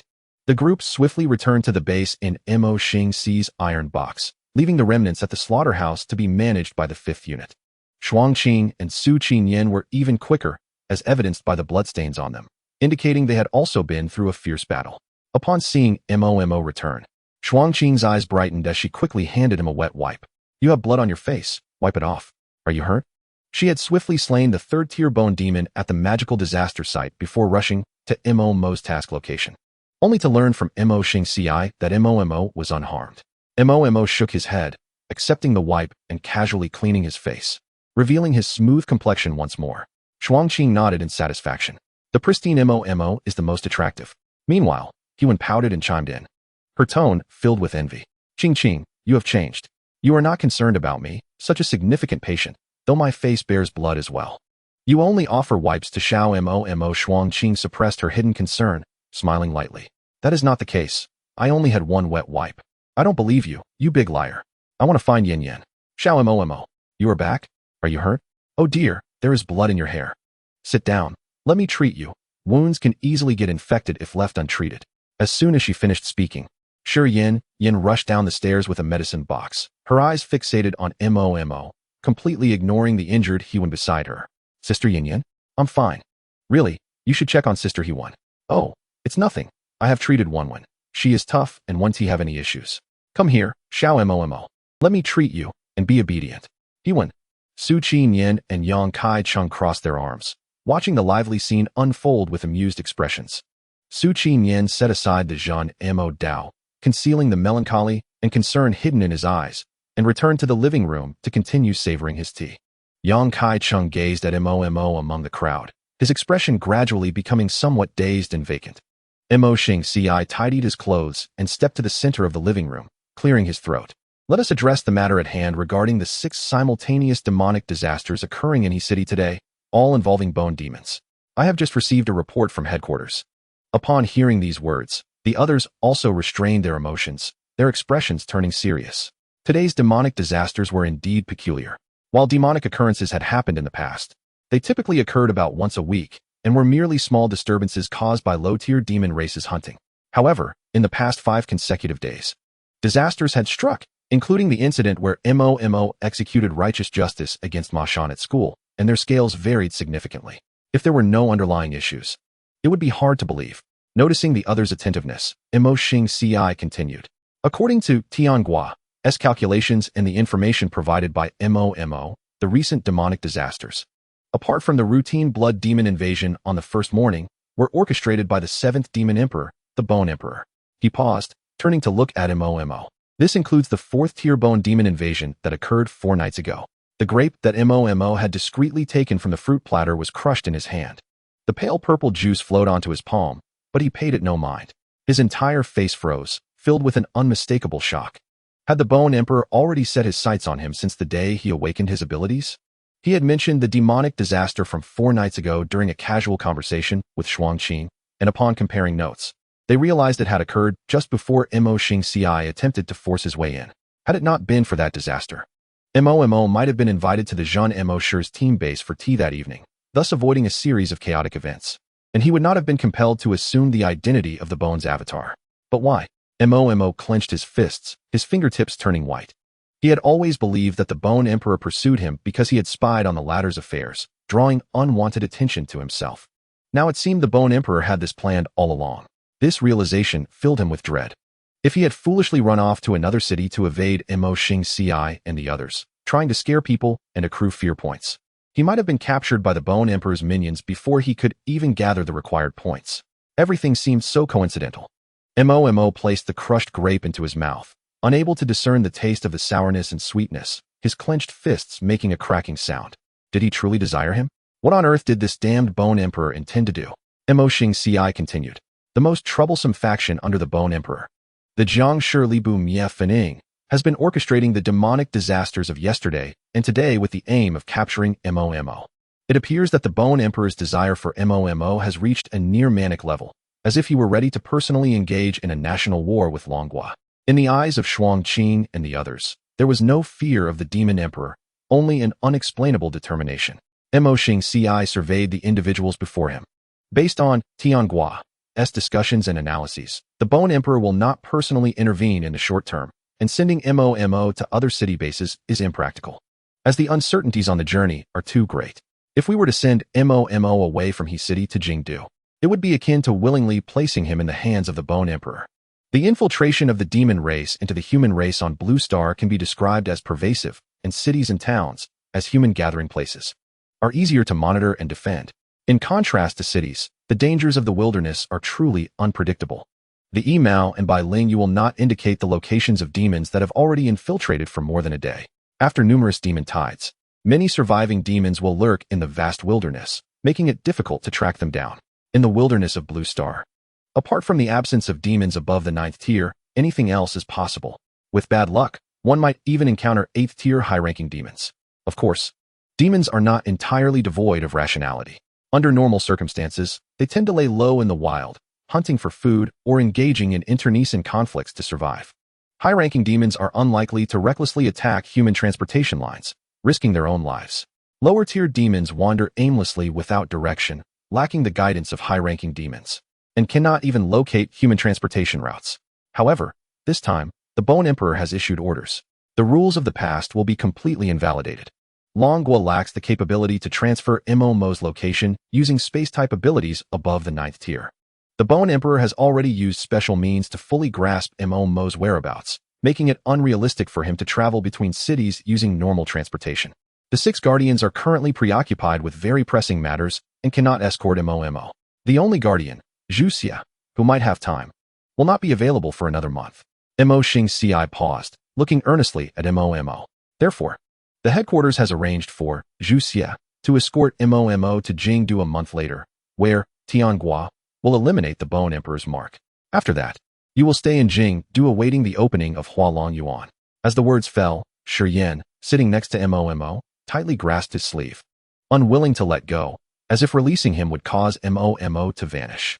Shuangqing's fingertips dug deeply into her palm, her eyes brimming with an uncontainable reluctance. The others also wore expressions of reluctance. After all, Mo was their comrade, beautiful, kind-hearted, and sweet-tongued. No one could bear to see such a presence leave them. Mo Xingci sighed helplessly, setting down the tablet in his hand. This was a necessary course of action, compared to allowing Mo to remain in his city awaiting the Bone Emperor's personal intervention. Sending him to Jingdu to have Tiangua erase the Bone Emperor's tracking mark was paramount for everyone's well-being. Moreover, once the mark was erased, Mo would no longer need to fear being tracked by the Bone Emperor and could return to visit without issue. Having said that, Mo Xingci retrieved a small silver metal sword from a pocket near his chest and handed it to Mo. Take this with you.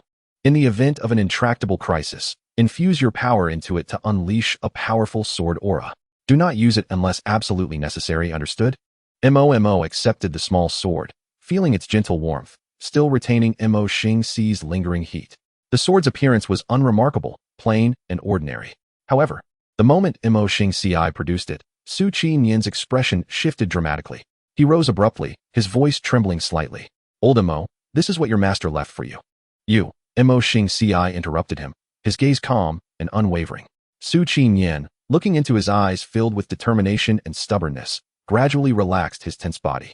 With a bitter smile, he shook his head and returned to his seat. Ah, this is why you two are master and disciple. Your tempers are equally stubborn. He shifted his tone, looking seriously at Mo. Little Mo, take good care of it. Although old Mo doesn't want me to say this, as the vice captain, I will shamelessly interject. If possible, when Zhu Xia comes to pick you up in a month, please return it to old Mo, alright? Su Qinyan's words made Mo feel as if the small sword in his hand had become immensely heavy. This gift from Mo Xingxi seemed to carry significant importance.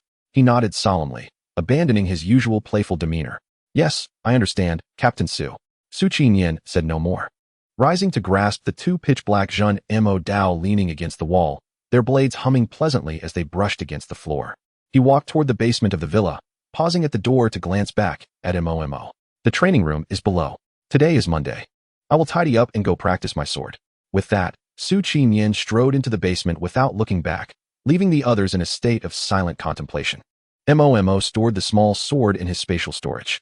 Regardless of what this object was, whether it was significant to him or not, it undoubtedly held immense importance for Mo Xingxi. In this perilous moment, his comrades did not abandon him out of fear of the Bone Emperor. Rather, they chose to protect him, feeling his distress and concern. This bond he has etched in his memory, and he would never permit their harm due to his own shortcomings. During the past few days spent with Mo Xingxi, the once cold and rigid commander of the mechanized team revealed a depth of humanity and a hidden tenderness far beyond appearances. Mo turned to retrieve the demon suppression robe hanging nearby, unfurling it over his shoulders. The gilded characters of demon suppression shimmering like starlight under the glow of the lights. In the past, his charming, playful demeanor had often been accompanied by a hint of mischief in his peach blossom eyes. Now, however, they were reduced to an icy coldness, brimming with an unrelenting murderous intent. He must grow stronger, strong enough to shatter the intricate web of the Bone Emperor's design, strong enough to trample underfoot this relentless adversary who treated him as prey and toy. He wanted the locals to witness the terrifying prowess of the otherworldly demons and their golden fingers. Mo, the first of his kind to be driven into such a sorry state by the locals, felt a burning desire for vengeance. To not retaliate would be a disgrace to all traversers. Some boys, adorned in skirts, could dazzle all around. Yet he, Mo, wielded a long blade, inspiring awe wherever he went. In Chapter 58, It Hurts a Bit, You Must Endure, as he entered the underground area of the base. Mo was met with an astonishing sight. Before him lay not a cramped, dim, and damp basement, but rather a brilliantly lit and spacious expanse. The entire training area was vast, akin to 4 or 5 football fields, perfectly encompassing the subterranean region of the villa. Standard shooting ranges, enclosed knife training rooms, holographic combat simulation chambers, a central arena, and a gravity fitness room. Every conceivable training facility was present, surpassing even the most well-ordered and luxurious special forces bases he had witnessed in his previous life. Mo approached the weapon rack in awe, where an array of firearms was neatly organized. Handguns, assault rifles, precision sniper rifles, and heavy bolt-action sniper rifles lined the shelves. At the deepest end, he even spotted a universal heavy machine gun equipped with a grenade launcher. These specialized weapons, typically reserved for military and special forces, bore the inverted golden dragon insignia of the 6 departments of demon suppression, accompanied by various ammunition types. Among them were more of the gleaming, silver-gilded demon suppression rounds filled with special agents. Mo extended his hand, caressing the sleek body of an assault rifle, its aerodynamic contours captivating him. No boy could resist the allure of such exquisite violent aesthetics, and Mo was no exception. Those are for He1 and Shi Yan's courses. Today, your training is focused on knife skills. The sudden voice of Su Qinyan startled Mo, causing him to retract his hand as if shocked. Resembling a child caught playing with forbidden toys, leaning against the wall beside the beverage machine, Su Qinyan finished a chilled can of coffee in one gulp, casually crumpling the empty can and tossing it into a trash bin 3 meters away without a glance. He cast a fleeting glance at Mo and gestured towards the closed combat training room beside him. Get ready and step inside. Today's lesson will be quite demanding. I hope you can keep up. Without awaiting a response, Su Qinyan entered the training room. Coming to his senses, Mo retrieved the demon suppression blade. He intended to mimic Su Qinyan by sheathing the blade at his waist, only to find there were no straps or hooks available. Reluctantly, he cradled the blade and jogged into the training room. As he entered, he saw Su Qinyan retrieving a wooden training knife from the rack. Upon turning back, he caught sight of Momo, slightly out of breath, clutching the long blade with disheveled hair. With striking features and skin nearly translucent, his disheveled appearance exuded an unexpectedly fragile beauty. For a moment, Su Qinian found himself momentarily captivated. Even now, he struggled to believe that Momo was indeed a boy. Could there truly be a boy more stunning than a girl? Su, team leader? Is there something on my face? Momo asked, noticing Su Qinian's intense gaze fixed upon him, instinctively checking for any blemish. Shaking his head, Su Qinian replied, no, but you should tie your hair up. It's inconvenient for training when it's loose. Oh right, got it. Momo quickly gathered his long hair into a neat ponytail, his demeanor transforming from fragile to strikingly heroic. Su Qinian tossed the sharpened steel knife to Momo, recalling Huan's mention of Momo having used 2 knives. After a moment's hesitation, he inquired, do you wish to practice with a single knife or dual knives? Dual knives, Momo responded without hesitation. Still recalling the devastating ice and fire damage he could unleash with his left hand wielding the cold blade and his right hand wielding the burning blade. Besides, his body exhibited remarkable coordination, making dual wielding feel fluid. Su Qinian nodded slightly, his tone devoid of warmth. Fine, practice slashing a single knife 10,000 times. For dual knives, let us make it 20,000. Oh, and old Mo mentioned increasing it by 20%, so today you'll practice slashing 24,000 times. Don't stop in between. Pausing even once adds 100. How many? Momo's eyes widened in disbelief as he stared at Su Qinian, as if hearing something utterly preposterous. 24,000 slashes. Is that a problem? Of course it is. Momo exclaimed, nearly jumping in agitation. This is insane. 24,000 slashes without a break. I'll be ruined. Do you not wish to grow stronger? Or do you believe that your innate talent alone will suffice to face all sudden crises? Su Qinian's calm words rendered Momo speechless. A voice in his ear seductively urged him to reconsider his desire for strength. Perhaps he could endure for another month. Following the training plan laid out by the 6 departments of demon suppression, it would be far less arduous. Yet another voice within him insisted that he must not be intimidated by these challenges. Otherwise, he would forever be shackled by the fate of being controlled by others, unable to reach the end, even as a traverser. Momo's voice softened with a hint of pleading. 24,000 is a bit excessive, team leader. Could we perhaps reduce it? It's only the first day. Would you plead with your enemies for leniency when their blades fall upon you? Unfortunately, our foes are demons. They do not heed such pleas. Realizing he had no ground to stand on, Momo lowered his head, reaching for the steel knife. Su Qinian's gaze remained calm, showing no sign of yielding to Momo's words. Yet suddenly, as if recalling something, a glint of mischief appeared in his eyes. Since you are reluctant to practice these fundamental techniques, I can offer you a second option. Momo's eyes brightened as he looked up eagerly. What option? Defeat me in close combat without utilizing your innate abilities, and I will teach you proper swordsmanship. All right, I'll give it a try. Momo cheerfully grasped 2 steel knives, assuming a stance against Su Qinian, fearful that hesitation might cause the latter to retract his offer. After all, he had some talent with dual knives. Even if he did not win, it should not end too poorly, he thought. Su Qinian smiled faintly, picking up 2 wooden knives, his expression unreadable as he approached Momo with steady strides. Since you have made your choice, be prepared. It's about to begin. Momo, realizing that Su Qinian held only blunt wooden knives, was taken aback. Team leader, I have a sharpened steel knife.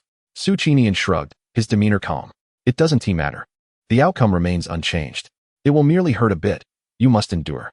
Upon witnessing the expression on the other party's face, Momo felt a sudden jolt in his heart, an inexplicable sense of foreboding washing over him. It seemed as though he had unwittingly fallen into the trap laid by Su Qinian. However, he reminded himself that he wielded a real blade, while his opponent merely held wooden ones. In this duel of steel against wood, the advantage rested with him. Surely, he could handle this. Regaining his composure, he inhaled deeply, his gaze sharpening. I must apologize, Captain Su. Su Qinian nodded, her dual blades poised with perfect precision, allowing no room for error. Very well, let us begin. As Momo charged forward with his weapon, Su Qinian's eyes reflected a hint of regret. My apologies, Xiaomo. Before she could finish her sentence, 5 seconds later, the basement echoed with the chilling screams of Momo Chapter 59. Surviving the night as the sun dipped behind the hills, darkness enveloped the landscape. Unbeknownst to him, Momo had already spent nearly 10 hours in the underground training facility. The exceptional soundproofing rendered any peculiar noises inaudible. It was not until the basement door was slowly pried open that a staggering figure emerged like a zombie. Is anyone there? Help! Mo's voice was hoarse, each word trembling with exhaustion. Before he could finish speaking, his vision darkened, and he collapsed onto the cold floor. In his hazy consciousness, he imagined an elderly lady with kind eyes waving at him from across a river shrouded in mist. Her lips moved, as if speaking, but the distance rendered her words indistinct.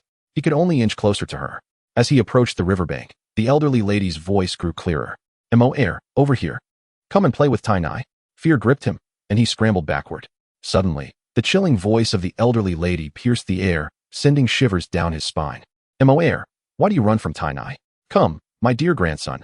Tai Nai will take you to practice swinging your blade 24,000 times. Mo's pupils constricted, and he screamed in terror. No, I've already taken the medicine. He jolted awake, gasping for breath, his eyes meeting the soft pink ceiling of a cozy room. The faint sounds of debate nearby abruptly ceased. Upon regaining consciousness, a wave of pain engulfed him, as if every muscle in his body had been mercilessly crushed.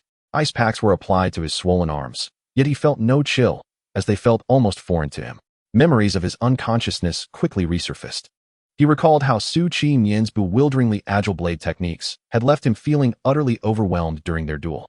Previously, he had believed that his bone avatar was merely suppressing Su Qinyan, but now he realized it was not her weakness. Rather, his avatar's stats were disproportionate.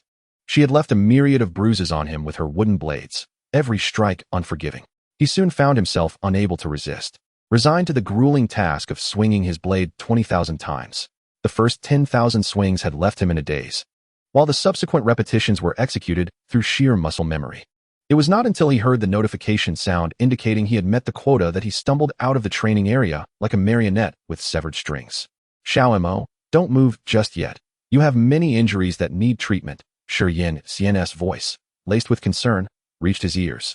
Turning his head, he saw the petite girl gently emitting a soft green healing mist from her fingertips, soothing his swollen arms through the ice packs. Mo attempted to lift himself, but his body refused to obey. It felt as though a massive truck had rolled over him countless times, every muscle protesting in unison. Water, I'm so thirsty, he rasped, his cracked lips moving with difficulty. As soon as he spoke, Shuangqing appeared with a cup of perfectly warm water, bringing it to his lips with a gentleness reminiscent of handling fragile treasure. I'll feed you. Open your mouth and drink slowly. Be careful not to choke.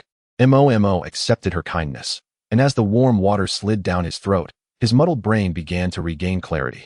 Only then did he notice that he lay on Shuangqing's bed, surrounded by He-Wan, Shi Yanxian, and Shuangqing, who formed a protective circle around him. Meanwhile, Su Qinyan and Mo Xingci stood by the door, their expressions tinged with helplessness. At that moment, Mo was beyond caring about anything else. His gaze was vacant as he stared at the ceiling, murmuring to himself, I'm so foolish, truly. I knew Captain Su posed a threat, yet still dared to duel him, only to receive a beating. If it weren't for my obstinate belief in my abilities that drained my energy and strength during the duel, I wouldn't have been left so vulnerable during the subsequent swings. You dueled with Captain Su in close combat? He-Wan exclaimed, her surprise evident. The expressions of the others shifted into something more complex. Mo Xingci leaned against the doorframe, casting a sidelong glance at Su Qinyan, a smirk playing at the corners of his mouth. You really are cunning. Increasing the intensity while also deceiving him. Su Qinyan's gaze wandered, her demeanor slightly awkward as she coughed lightly. Isn't this a form of democratization? I provided him with two choices, and he made his own decision.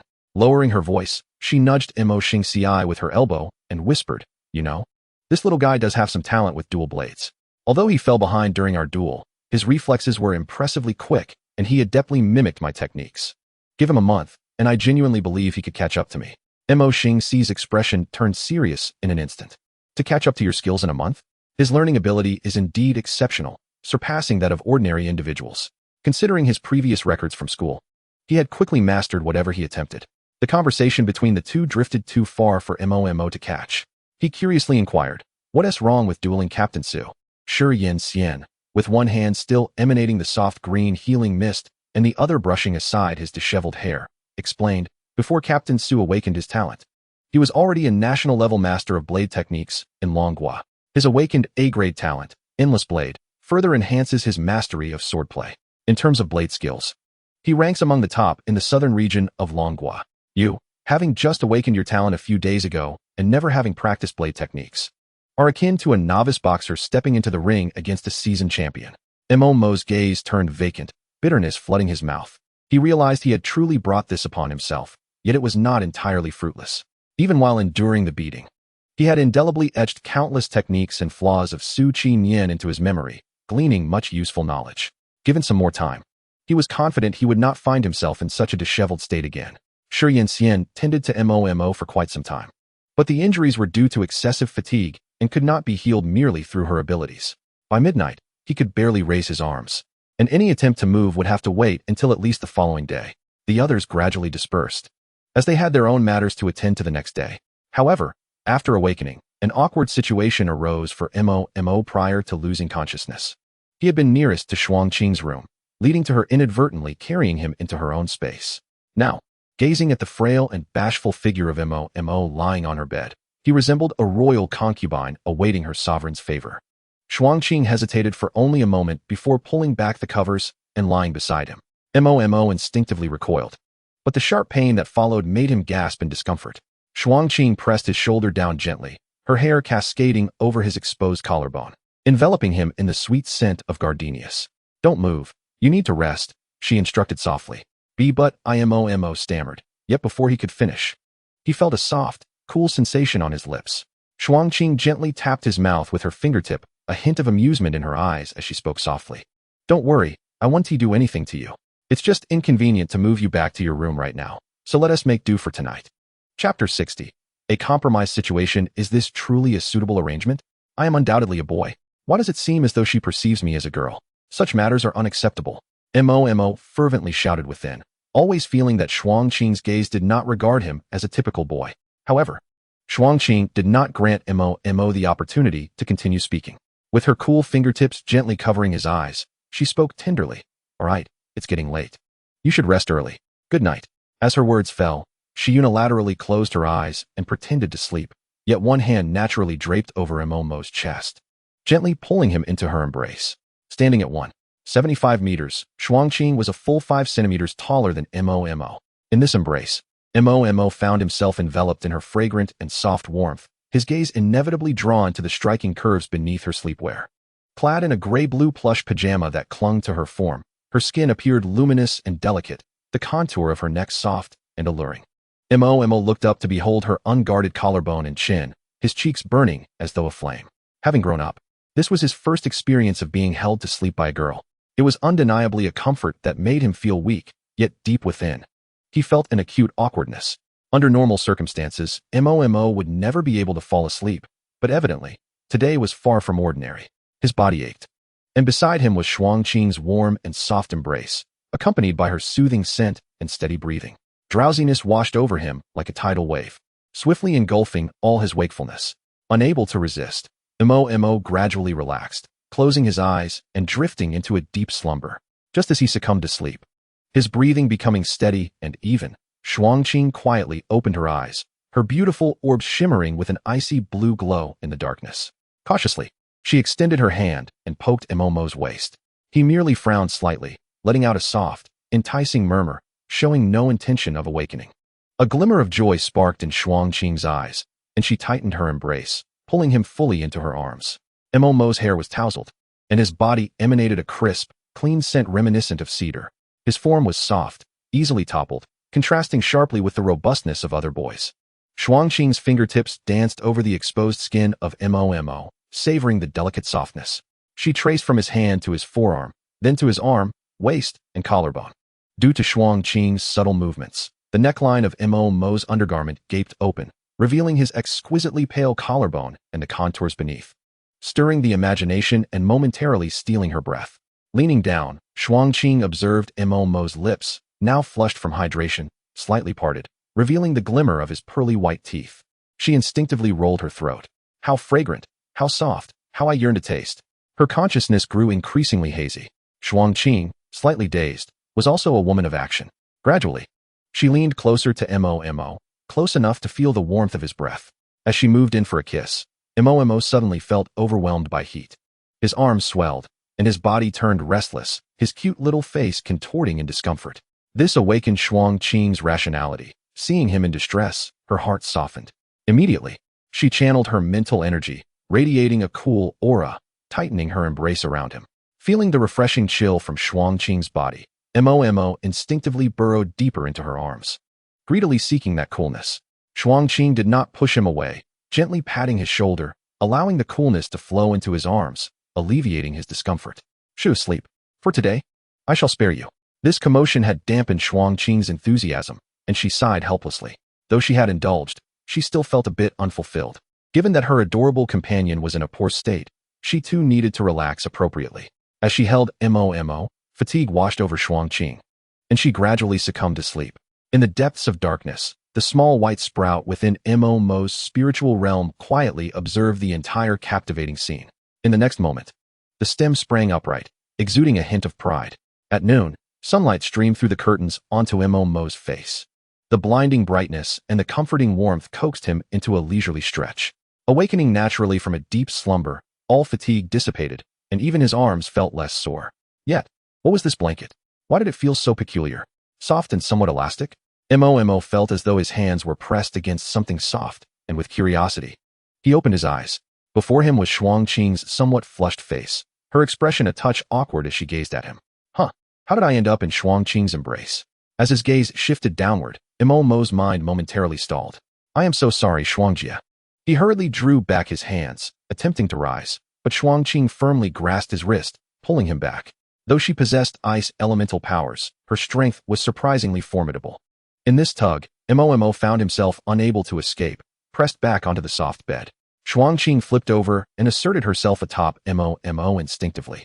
He attempted to push her away, but she seized the opportunity, pinning his hands firmly above his head, rendering him utterly immobile. Shuangjia? Mo's body trembled slightly, eyes wide as he looked at Shuangqing. What on earth was she planning this early in the morning? And this wretched body, so light and easily toppled. Even weaker than a girl. How frustrating. Observing the pitiful creature beneath her, Shuangqing had initially intended to resume their unfinished business from the previous night. Yet she found herself hesitating, lacking a suitable justification to proceed. Hearing Mo timidly call out her name, she clicked her tongue in annoyance and finally released him. It's nothing. I was just startled. Just startled. Nothing's wrong. As Mo was freed, he immediately gathered his disheveled clothing, hugging his chest tightly, tears of embarrassment brimming in his eyes. He nodded, somewhat understanding. Startled? All right. I'm sorry, Shuangjia. I just woke up and didn't realize. Enough. Don't say any more. I'm not angry with you. It was me who held you first, so it's fine. Shuangqing interrupted him, her face flushed, casting him a slightly reproachful glance. This little darling, who usually displayed cleverness, seemed quite dazed now. With his soft, adorable voice, he repeated the topic she had deliberately avoided, fearing he might utter something inappropriate next. From Shuangqing's fear points, 6 Mo. Receiving this unexpected information left his mind blank. Isn't it me who should be worried? Given that you have me pinned to the bed, why are you suddenly giving me fear points? Just as the two of them sat in silence, the atmosphere growing increasingly delicate, a sudden knock echoed from outside the door. Chapter 61. Do not investigate him. Shuangqing fixed a deep gaze upon Mo, the emotions swirling in her eyes momentarily sinking into the depths. She tidied her attire, restoring her usual calm, icy demeanor, and approached the door. As the lock clicked, she swung the door open forcefully. Two figures, caught eavesdropping too intently outside, stumbled and tumbled into the entrance, their hair disheveled, their poses comically awkward. It was He-Won and Shi-Yin, who had been peering through the door. Mo had sensed their positions long before they approached, thanks to the Bone Authority, but he refrained from warning them. Seeing their disheveled appearance, he couldn't help but stifle a laugh. Shuangqing, feeling a slight headache, rubbed her forehead as she gazed at the two individuals sprawled on the ground. A mix of exasperation and amusement evident in her tone. Sister Yin, Sister He, what on earth are you two doing? He-Won, who had just propped herself up, feigned calmness in an attempt to mask her embarrassment. Shi-Yin chimed in. The captain wants to know what you would like to eat this morning, so he can have Kaizi prepare it. Yes, that's right. The arrangements for your school have already been made. You and Mo can go whenever you wish during this month. If you choose not to, it's perfectly fine, as there is not much to learn there. No way. I want to go to school. Shi-Yin was abruptly interrupted by Mo, who was in a hurry. What kind of joke is this? If we don't go to school, how will he accumulate fear points? Relying on these teammates to provide fear points for the lottery is already a struggle. Shi-Yin shrugged, a hint of curiosity in her voice. Well, it's up to you. The captain suggests you take more time for training and improvement, but if you want to go to school, that is fine too. Is little Mo reluctant to leave her classmates? Mo snorted coldly, her eyes icy. Of course, I'm reluctant to leave my good classmates. I feel quite attached indeed. Shi Yin initially thought Mo had a particularly close friend at school she wanted to bid farewell to. But she didn't dwell on it, and simply nodded with a smile. So little Mo has such a good relationship with her classmates. Mo shook her head, not wishing to linger on the topic. With a light raise of her wrist, she conjured several neatly cut pieces of fresh meat, pinkish and exuding a faint magical aura, which appeared in her palm. The rich aroma mingled with a pure energy essence wafted through the air.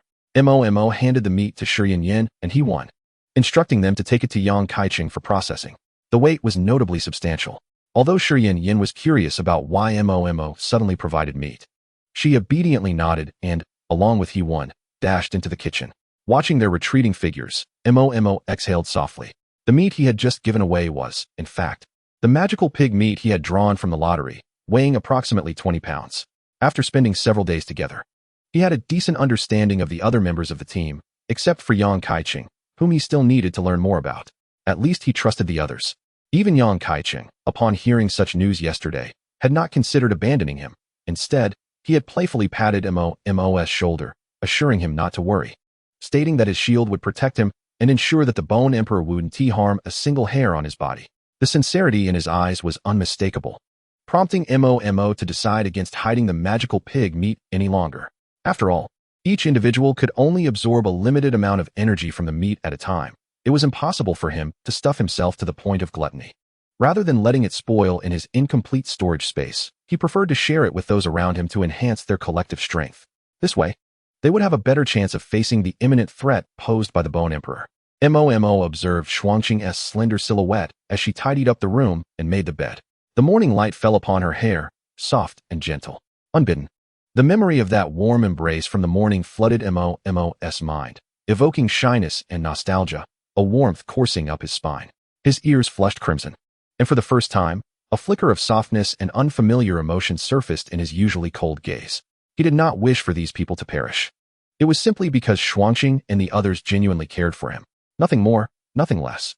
His thoughts were not overly complex. He would reciprocate the kindness shown to him. However, for those who treated him poorly, his eyes turned cold, and a hint of malevolence emanated from him. He would ensure that they paid a price beyond their capacity to bear. In the kitchen, Yang Kaiching stared at the pieces of meat Shi Yin and He Wan brought, his pupils suddenly constricting, his breath momentarily faltering. Where did you get this? Shi Yin and He Wan exchanged puzzled glances, relaying Mo's words verbatim. Yang Kaiching, touching the texture of the magical pig meat and feeling the energy it radiated, was certain. There's no mistaking it. This is prime hind leg meat from a wild magical pig. Not only is the absorption threshold higher than that of other magical creatures' meat, but its flavor is also extraordinarily delectable. Although the enhancement effect is limited to talents below the 4th tier, higher tier talents can still benefit from it, slightly boosting their mental acuity. The magical pig is fierce, thriving in harsh environments. Blue Star cannot meet its breeding conditions. To taste it, one must venture deep into the magical realm, close to the residence of the Demon Emperor, an exceedingly rare treat. Throughout He City, no, across the entire Dragon Kingdom, it is a rare delicacy, a true treasure. Yang Kaiching spoke rapidly, excitement overtaking him, as he was well acquainted with the upper echelons of society and the diverse individuals therein. Shi Yin and He Wan, having limited exposure and not being skilled cooks, were understandably unaware. He recalled an event where a renowned merchant served such magical pig organs, with each attendee receiving only a minuscule portion. Yet, all who tasted it praised it highly. The pig bladder he had consumed was glistening with oil, an extraordinary experience, leading him to believe he would never find such a taste again in the Dragon Kingdom. To his astonishment, Mo had casually summoned this much magical pig meat today. The value of the meat far surpassed that of the organs. Recalling Mo Xingshir's words from a few days prior, Mo has his secrets, as teammates. Earning the trust of someone who has endured hardships is already a rare achievement. Maintain this relationship and do not pry into his matters. These are the words of Tianghua, and I advise you accordingly.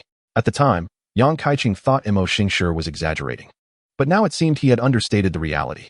He shook his head, taking a deep breath to quell the tumult within, donning a carefree smile as he patted the meat. Our little Mo is truly remarkable. He can procure such exquisite items. Today, whether frying, roasting, or stir-frying, I will showcase my culinary skills and allow you all to experience what true culinary delight is. Upon hearing Yang Kaiqing extolling the virtues of the magical pig meat, Shi Yanyan and Hewen were already thoroughly intrigued by the meat's supposed miraculous qualities, erupting in cheers. As the water washed over the meat and the hot oil hit the pan with a sizzling sound, an intense and alluring aroma instantly filled the room. When Mo finished dressing and washing up, the entire dining room was saturated with the rich, enticing scent. Following the aroma, he approached the dining table, now laden with dishes prepared from the magical pig meat. Just as Yang Kaiqing had described, it featured a variety of cooking methods: deep-fried, stir-fried, roasted, and more, each dish gleaming with a glossy sheen, appealing to the senses with vibrant colors and tantalizing aromas. As the primary and secondary team leaders, Mo Xingshi and Su Qinian were out on patrol in He City, leaving only Xuanqing and a few others at the table. Upon Mo's arrival, Yang Kaiqing removed his apron and set it aside, smiling as he spoke. "Hey, you're here. Sit down and eat before it gets cold. The taste won't be as good." Hewen's eyes were fixated on the food on the table, already tantalized. She eagerly chimed in. Yes. I've heard from Kaizi that this meat tastes amazing. I haven't tried it yet. Thanks to little Mo, we're in for a treat." Everyone was urging Mo to join them at the table, yet they all tacitly refrained from inquiring about the meat's origins, which relieved Mo. He had been pondering how to explain where the meat came from, so this saved him considerable effort. As soon as he sat down, Xuanqing quickly picked up a piece of boiled magical pig meat and placed it in Mo's bowl, speaking casually. "In the morning, it is advisable to consume lighter fare to allow the stomach to ease into digestion before indulging in richer dishes." "Oh, thank you, Sister Xuang." Mo nodded obediently, bringing a morsel of meat to his lips. In an instant, an unparalleled sensation of delight erupted upon his taste buds. Mo vowed that this was unequivocally the most delectable meat he had ever tasted, without exception. It was tender, fresh, and not overly greasy, with a texture that was both firm and springy. So delicious," he exclaimed, his eyes lighting up with excitement. He could feel a warm current coalescing within him, evidently beginning to absorb the energy from the Mo meat. Observing his genuine joy, Xuanqing's previously aloof demeanor softened, her eyes shimmering with warmth and a sincere smile gracing her lips.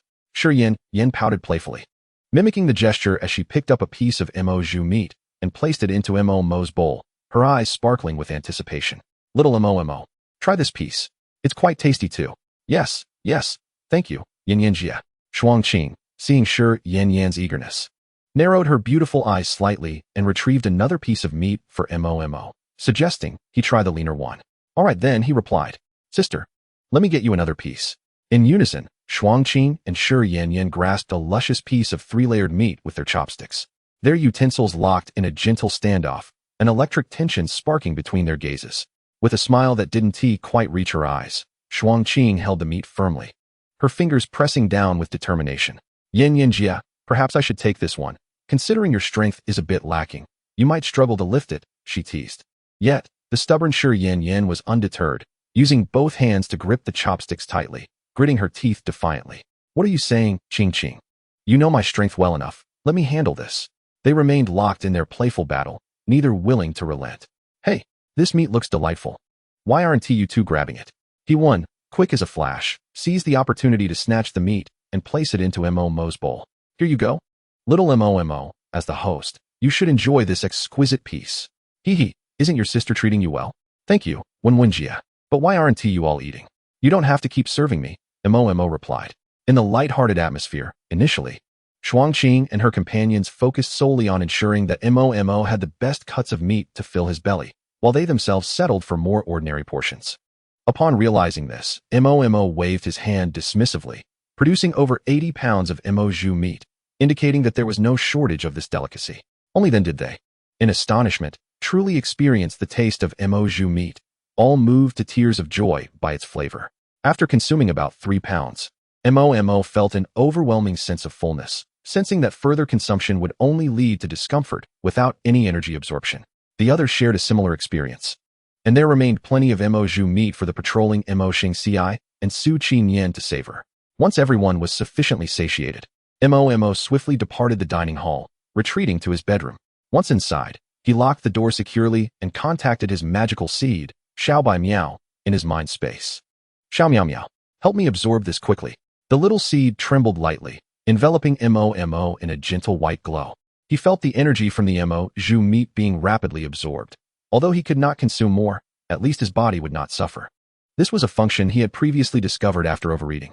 As the energy was fully absorbed, Mo opened the Magical Seed panel. Magical Seed, First Tier Pinnacle, 190-1000, Current Unlocked Magical Seed Form.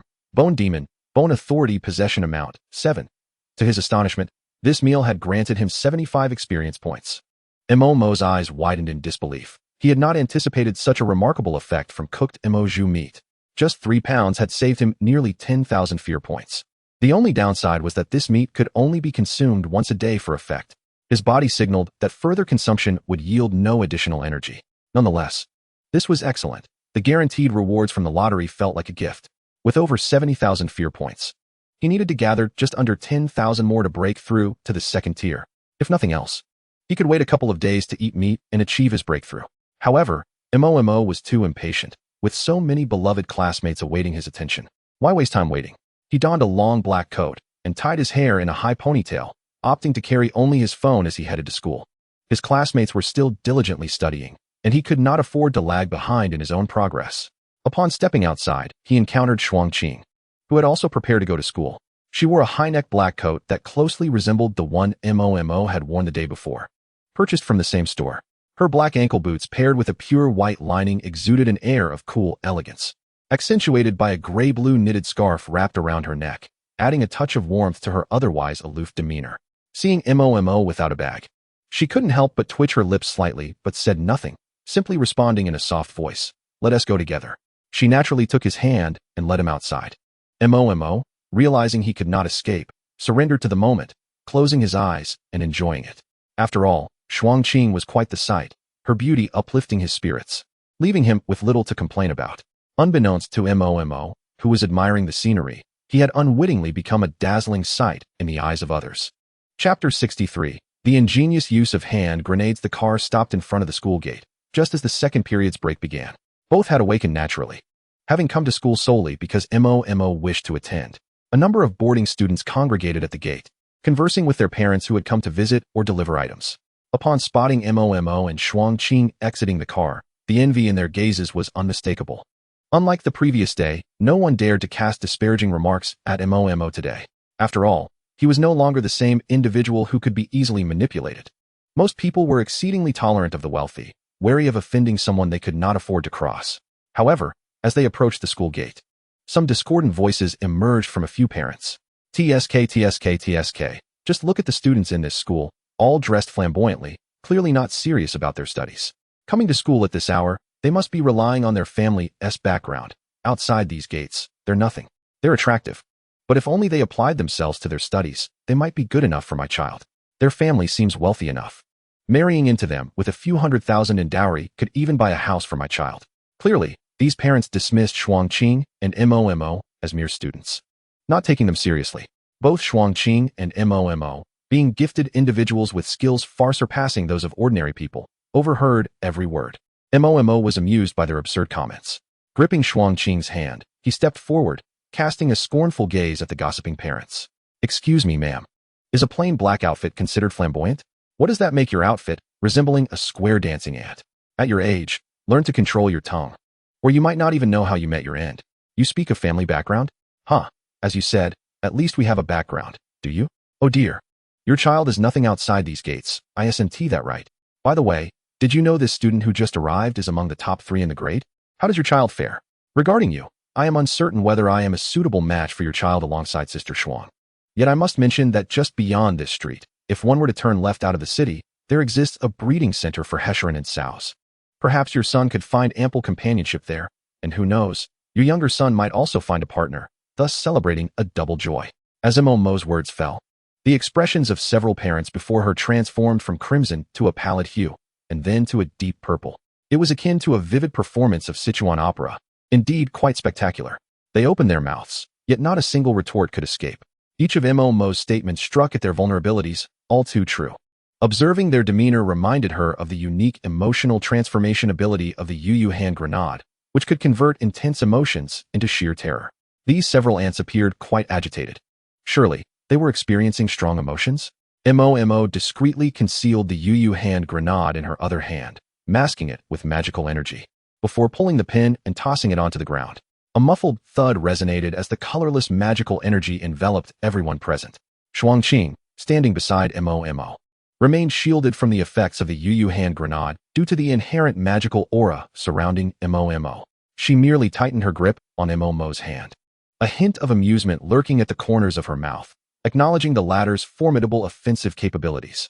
One could only wonder whether such a venomous tongue would taste bitter or sweet. The parents, fully aware that they could not contend with Mo, found themselves overshadowed by the superior modeling skills, academic achievements, abilities, and even the background conditions of her so-called wayward child. A swell of frustration and irritation surged within them, accompanied by a burgeoning fury directed at Mo. However, upon colliding with the magical aura of the Yu hand grenade, these emotions were abruptly contorted and shattered, transmuting entirely into profound fear. In their minds, their children morphed into bloodthirsty demonic creatures, baring their fangs as they lunged at them. In reality, a calm settled over the scene, yet the parents writhed on the ground like lunatics, screaming and struggling, their anguished wails echoing at the school gates. The fear points rapidly flooded Mo's magical panel, her reserves of fear points soaring. A flicker of surprise flashed in Mo's eyes. She had not anticipated the formidable strength of this function of the Yu hand grenade. It had effectively transformed anger, an emotion seemingly unrelated to fear, into sheer terror. If this ability could be integrated into her own talent, would it not allow her to elicit fear points from others merely by making them experience emotional fluctuations? Once this thought took root, it expanded uncontrollably within her mind. The more she pondered, the more feasible it seemed, for the Yu hand grenade was merely of green quality. The more she possessed, the greater the potential for change. Ultimately, these were all products of her own innate talents. Mo tugged at Shuangqing's hand, intending to lead her back to class, but found herself unable to pull her along. Shuangqing gazed at the parents rolling on the ground, concern etched upon her face. Mo reached out, gently poking her soft cheek to redirect her attention. Sister Shuang, let us go back to class. However, Shuangqing hesitated. They are merely receiving their just deserts for their sharp tongues. There will be no lasting harm, fret not. Yet, Sister Shuang, Mo's voice rose slightly. Do not be overly kind-hearted. Why concern yourself with those who have brought this upon themselves? It would be wiser to focus on those around you. Some matters are simply their own doing. Having erred, they must accept the consequences. Is that not just? Shuangqing fell silent, as if a dam within her had burst. She cast one last glance at the writhing figures on the ground, took a deep breath, and without a hint of hesitation, tightened her grip on Mo's hand and walked toward the classroom, refraining from further speech. The worry in her eyes dissipated entirely, returning to her usual icy demeanor. The several ants at the school gate were soon escorted away by security, taken for medical evaluation. Despite having no visible injuries, they adamantly claimed their children had transformed into demons intent on devouring them. The doctors were at a loss, ultimately categorizing it as acute psychological distress and temporarily sending them to a psychiatric facility. Mo's intention to attend school was primarily to accumulate fear points. The more, the better. Upon returning to class, she resumed her previous demeanor. She kicked open the classroom door, startling everyone inside. Fear points were swiftly accrued. Once they recognized Mo, the anger that had begun to simmer was immediately suppressed. After all, they still had to attend school. Provoking this little girl could jeopardize their diplomas, a risk too great to bear. When they beheld Shuangqing, the ice-cold beauty of the school, holding hands with Mo and walking side by side to their seats, jealousy surged within them. Even if Mo's modeling skills were exceptional, the fact that the new transfer student, the school beauty, was so close to him stirred resentment. Perhaps the only commonality they shared was that they were both carbon-based life forms. Mo's perceptiveness was sharp. She immediately noticed the jealousy etched on her classmates' faces and smirked. From beneath the desk, she produced 2 additional Yu hand grenades and tossed them into the fray. Enjoying jealousy and envy? A reward was certainly in order. Chapter 64, Breakthrough to Second Tier. After school, upon returning to their residence, Shuangqing's understanding of Mo had been refreshed multiple times. Although she was aware of Mo's significant disdain for those so-called classmates, the entire morning had been tumultuous in Class 3. Not a moment of tranquility could be found. Mo's 2 Yu hand grenades had transformed the jealousy of all her classmates into terror. Those with strong psychological resilience merely screamed in fright before regaining their composure, while the more timid fainted, frothing at the mouth. It wasn't until the effects of the Yu hand grenades significantly waned that the students began to feel somewhat better. Their emotions gradually stabilized. Yet, Mo, seated at the back of the classroom, leisurely munched on potato chips and sipped the beverage Shuangqing had brought. The magical aura she exuded subtly pervaded the entire classroom. As ordinary students, they could not discern that it was magical energy. They only felt their previously improving moods plunge into despair and fear. Living felt exhausting. They wished to cease breathing.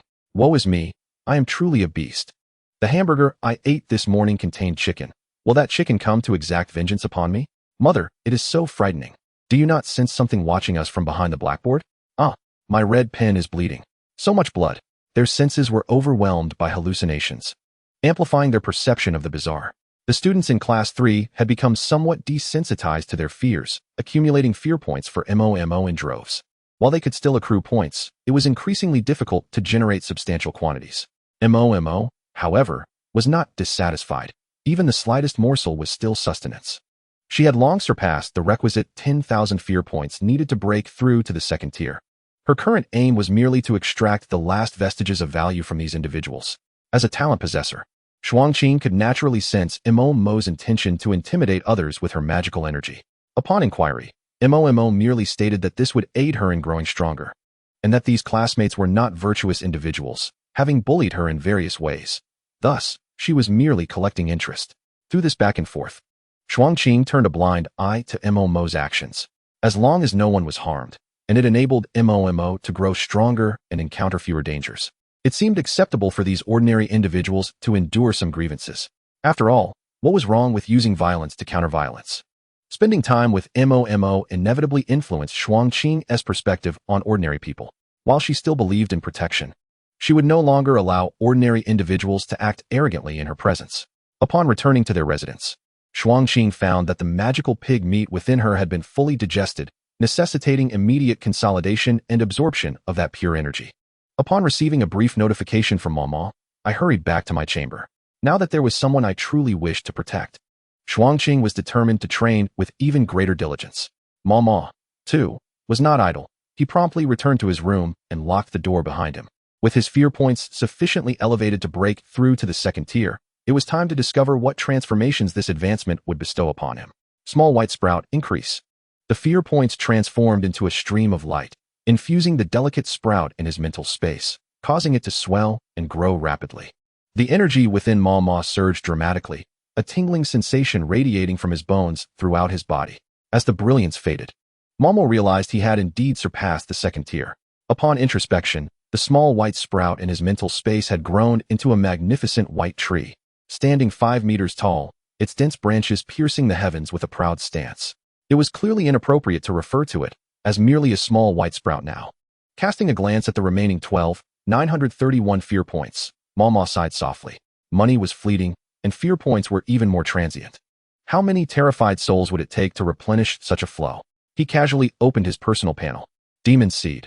Early stage of second tier, 01500. Current unlocked Demon Seed form. Bone Demon. Bone Authority Ownership, 13. Breakthrough of 10% in authority ownership grants the ability to create bones from thin air, allowing the manipulation of materials within a certain range for bone formation. Bone Demon Talent Combat Skill. Bone Creation, Unmastered Bones. Upon viewing this panel, Mama felt a sense of relief wash over him, as the immense cost of his upgrade was somewhat alleviated. The ownership of Bone Authority had surged into double digits, reaching 13%. Along with the acquisition of 2 genuinely meaningful talent combat skills, he had gained the ability to conjure bones from nothingness. In the future, who could differentiate him from the god of bones? Mama navigated to the talent combat skills page to examine the effects of these 2 skills. As he absorbed the content displayed on the panel, a grin spread across his face that was harder to suppress than a smirk. Bone Creation. Summon bone subservience to fight on your behalf. The specifications and size determined by the creator's strength. The tier and strength of the bone creation are equivalent to that of the creator. Current number of bone creations that can be produced at one time, 3 units. Welcome, my lord, transcending the origin. Unmastered bones. Control the surrounding corpses, with the maximum tier not exceeding 2 major tiers above one's own, and a limit of 1 unit. If the tier equals or surpasses the creator's level, more units can be controlled. Once controlled, the corpse can exert 80% of its prior strength, and talents can be utilized normally. Duration is 1 hour. Upon expiration, the corpse collapses and cannot absorb experience points. Enemies of my lord, servants of my lord. Punishment for transgression, reward for merit. Both combat skills were remarkably practical. One allowed for the creation of bone subservience to battle for him. The design appeared to be customizable. Not to mention, securing a skeletal steed for his bone knight seemed quite promising. If he could conjure two towering skeletal constructs in one breath, wouldn't he that grant him dominion over the battlefield? However, the notion of a skeletal construct might be a tad far-fetched. In reality, it would likely appear more ornamental than functional. He needed to find an opportunity to experiment further. As for the other skill, Unmastered Bones, it was undeniably excessive. The ability to harness 80% of a corpse's strength meant that a second-tier individual could control the remains of a fourth-tier powerhouse to fight for him. Although he could not absorb experience from the bones afterward, the element of surprise could prove invaluable in critical moments. After all, who would anticipate that a fallen comrade might suddenly rise to assault their rear? Moreover, once these adversaries were utilized, they would crumble into dust, sparing him the trouble of burying them. A true boon for the Demon Suppression 5. Ma closed the panel, realizing that his strength had undergone a profound transformation. His foundation was solid, devoid of any sense of superficiality that often accompanied rapid advancement. With the second tier attained, how far could the third tier be? Observing the burgeoning demon seed tree before him, the once dominant blackened area now only faintly covered several roots, a symbol of safety and assurance. Yet, this was not the most significant change. The breakthrough had yielded far more than he initially perceived. Feeling a stirring in his heart, Ma extended his fingertip to touch the blackened area once more. He had noticed upon his breakthrough that he seemed to have gained an opportunity to present a gift to the Bone Sovereign. As his fingertip made contact, the scenery around him shifted drastically. Soon, he beheld the familiar white bone hall deep within the endless bone tombs of the demon realm. This time, a pure, translucent branch as white as jade appeared in his hand. This was a remnant branch that had naturally fallen from the growth of the demon seed tree. And according to its explanation, bringing this item into the demon realm could yield unforeseen delights for the Bone Sovereign. Chapter 65. Buoyancy. Upon the throne of the Bone Hall, the Bone Sovereign, clad in silver robes, exuded an aura of dark yellow bones. Yet the pressure emanating from him had solidified into a palpable force, far stronger than when Ma had last visited. He surveyed the 5 kneeling demon generals before him, surrounded by heaps of various materials. There were vibrant, shimmering multicolored bone fragments, ancient ice as deep blue as the ocean that chilled the surrounding air, and peculiar magical beasts that, despite their haphazard appearance, were clearly extraordinary. With a casual wave of his hand, the Bone Sovereign summoned a chilling white mist imbued with dark magical energy to envelop these tributes. The sounds of shattering stone and the anguished cries of magical beasts echoed momentarily before falling into silence. As the magical energy dissipated, nothing remained in its wake. Yet the Bone Sovereign's aura intensified. Not enough. I require more. Obey the command of the Sovereign. You may withdraw. Upon hearing the Bone Sovereign's decree, the 5 pinnacle 9th-tier bone demon generals felt as if they had been granted a reprieve, bowing deeply as they retreated. As they passed the hall's entrance, they brushed shoulders with Ma, who held the branch of the demon seed tree, yet they remained entirely oblivious to his presence, departing in their own world. Ma's objective was not with them. He confidently strode into the hall, his demeanor haughty and his eyes glinting with mischief. The demon seed tree had informed him that the Bone Sovereign could not seize him, as he was merely a consciousness. It would only expel his consciousness from the demon realm without inflicting any substantial harm. Since he posed no threat to himself, Ma had little reason to fear the Bone Sovereign. You dare to return? The Bone Sovereign detected Ma's presence the moment he entered the hall, an expression of surprise emanating from his bony visage. Oh, you, the feculent yellow skeleton, appear rather lifeless, yet your gaze is quite sharp. Did your father notice me upon entering? Ma smirked, brushing aside loose strands of hair from his forehead and casually adjusting the tie of his high ponytail. While long hair was indeed beautiful, it could become burdensome over time. Care was required to maintain it, lest it become disheveled. Feculent yellow skeleton? Are you referring to me? The Bone Sovereign's astonishment deepened. He realized he could not contend with Ma and was aware that Ma's visit certainly held ill intentions. However, he did not anticipate that Ma would bestow such a fitting title upon him at their first encounter. Why not? I've seen white, red, and black bone demons, but a yellow one like you is a first for me. Ma rested the branch on his shoulder, gently massaging his shoulder as he spoke nonchalantly. The Bone Sovereign's throat emitted a series of clattering sounds, a rare flicker of anger surfacing amidst his otherwise placid demeanor. Very well, exceedingly well. It has been centuries since anyone has dared to insult me in such a manner. You not only have the audacity to speak, But you also dare to enter my domain and spout such nonsense. Those incompetent fools allowed you to escape. Do you truly believe I cannot do anything to you? The Bone Sovereign slammed his bony throne, causing the golden halo behind him to spin faster, transforming into a shadowy figure, from which an overwhelming magical pressure emanated. A terrifying aura bore down upon Mama. Yet, this pressure, potent enough to shatter any ninth-tier bone demon general, was utterly inconsequential to Mama, who felt as if a gentle breeze were merely caressing a mountain crest. Heh! Mama's expression remained unfazed, a scoff escaping his lips. Silence enveloped the scene. Yet it felt as though an abundance of words had been spoken. The Bone Emperor sensed a burning heat radiating from his facial bones. As if they were about to ignite, the golden halo behind him gradually came to a halt. How long can you bask in arrogance? Once your true form stands before me, I shall see if you can maintain such audacity. As he pondered, the Bone Emperor's expression shifted, revealing hints of trepidation and fear. Do you still retain any memories of the past? Momo shook his head, a flicker of thought igniting as the white branch in his hand transformed into a stream of pure white electricity. It rested securely in his grasp without causing harm.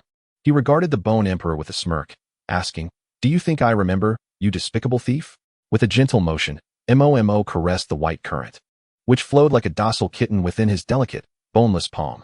He attempted to invoke the title the Bone Emperor once used for him, hoping to extract some information. To his astonishment, upon hearing the word thief, the previously composed Bone Emperor abruptly rose from his throne, his skeletal claws gripping the bone staff, trembling violently. How can this be possible? From Bone Emperor Burns. Fear points 9,999. 9998. 0. Momo's eyes widened. His breath caught in his throat. What is happening?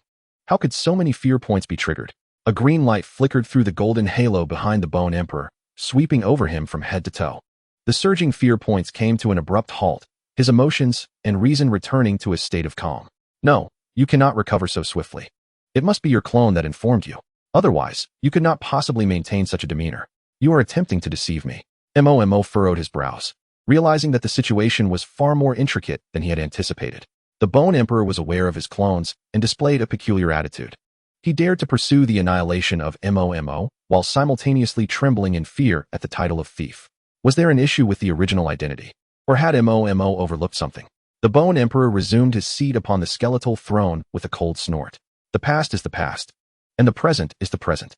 Since you chose that path, do not blame me for being ruthless. The news of your return has been thoroughly sealed. Do not expect assistance from others. Rather than being devoured by that fellow, it is better to submit to me. The water of the fertile land shall not flow to outsiders. I am your true progenitor. Momo was left in a haze by this speech, his expression darkening. What audacity!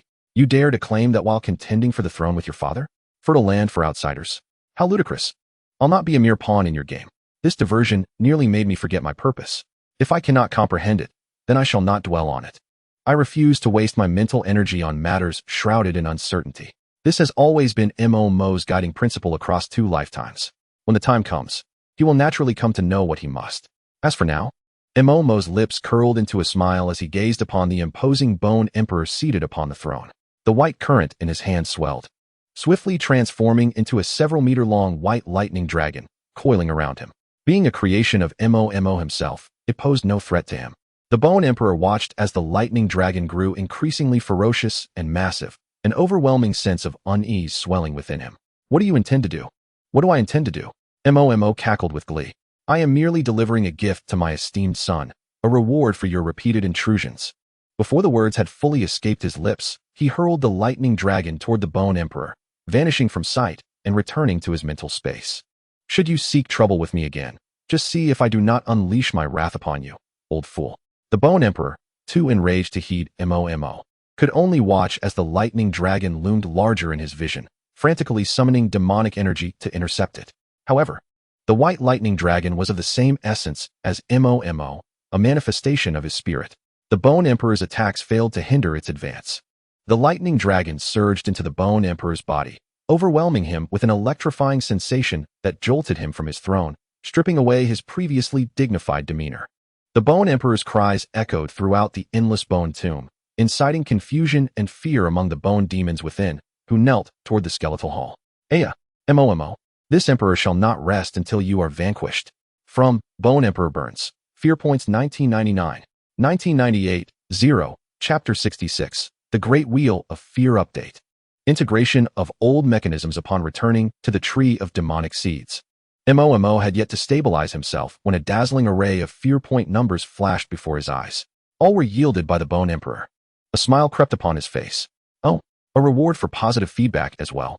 The Bone Emperor is quite magnanimous. While the Bone Emperor's earlier remarks had indeed taken Momo by surprise, it was merely that, surprise. For even though the original owner of this body was formidable, he was currently a pitiful being barely above the second tier. The Bone Emperor's statement held true. The past is the past, and the present is the present. Those who dwell in the past ultimately cannot progress. Momo composed himself.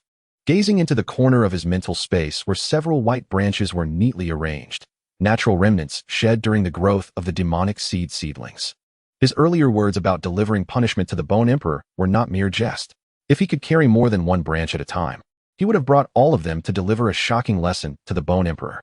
It seems that a new daily task of visiting the Bone Emperor has emerged, especially since he could yield significant fear points.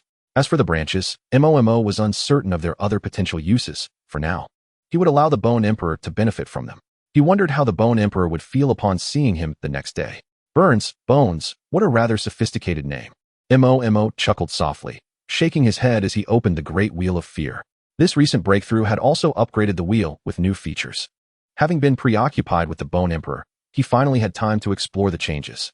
As the wheel unfurled, it retained its vibrant appearance, but this time, a small shop and a pink screen appeared below it. Major update to the Demonic Seed Wheel. Update 1. New Guarantee Mechanism. A 10-draw guarantee of blue quality items.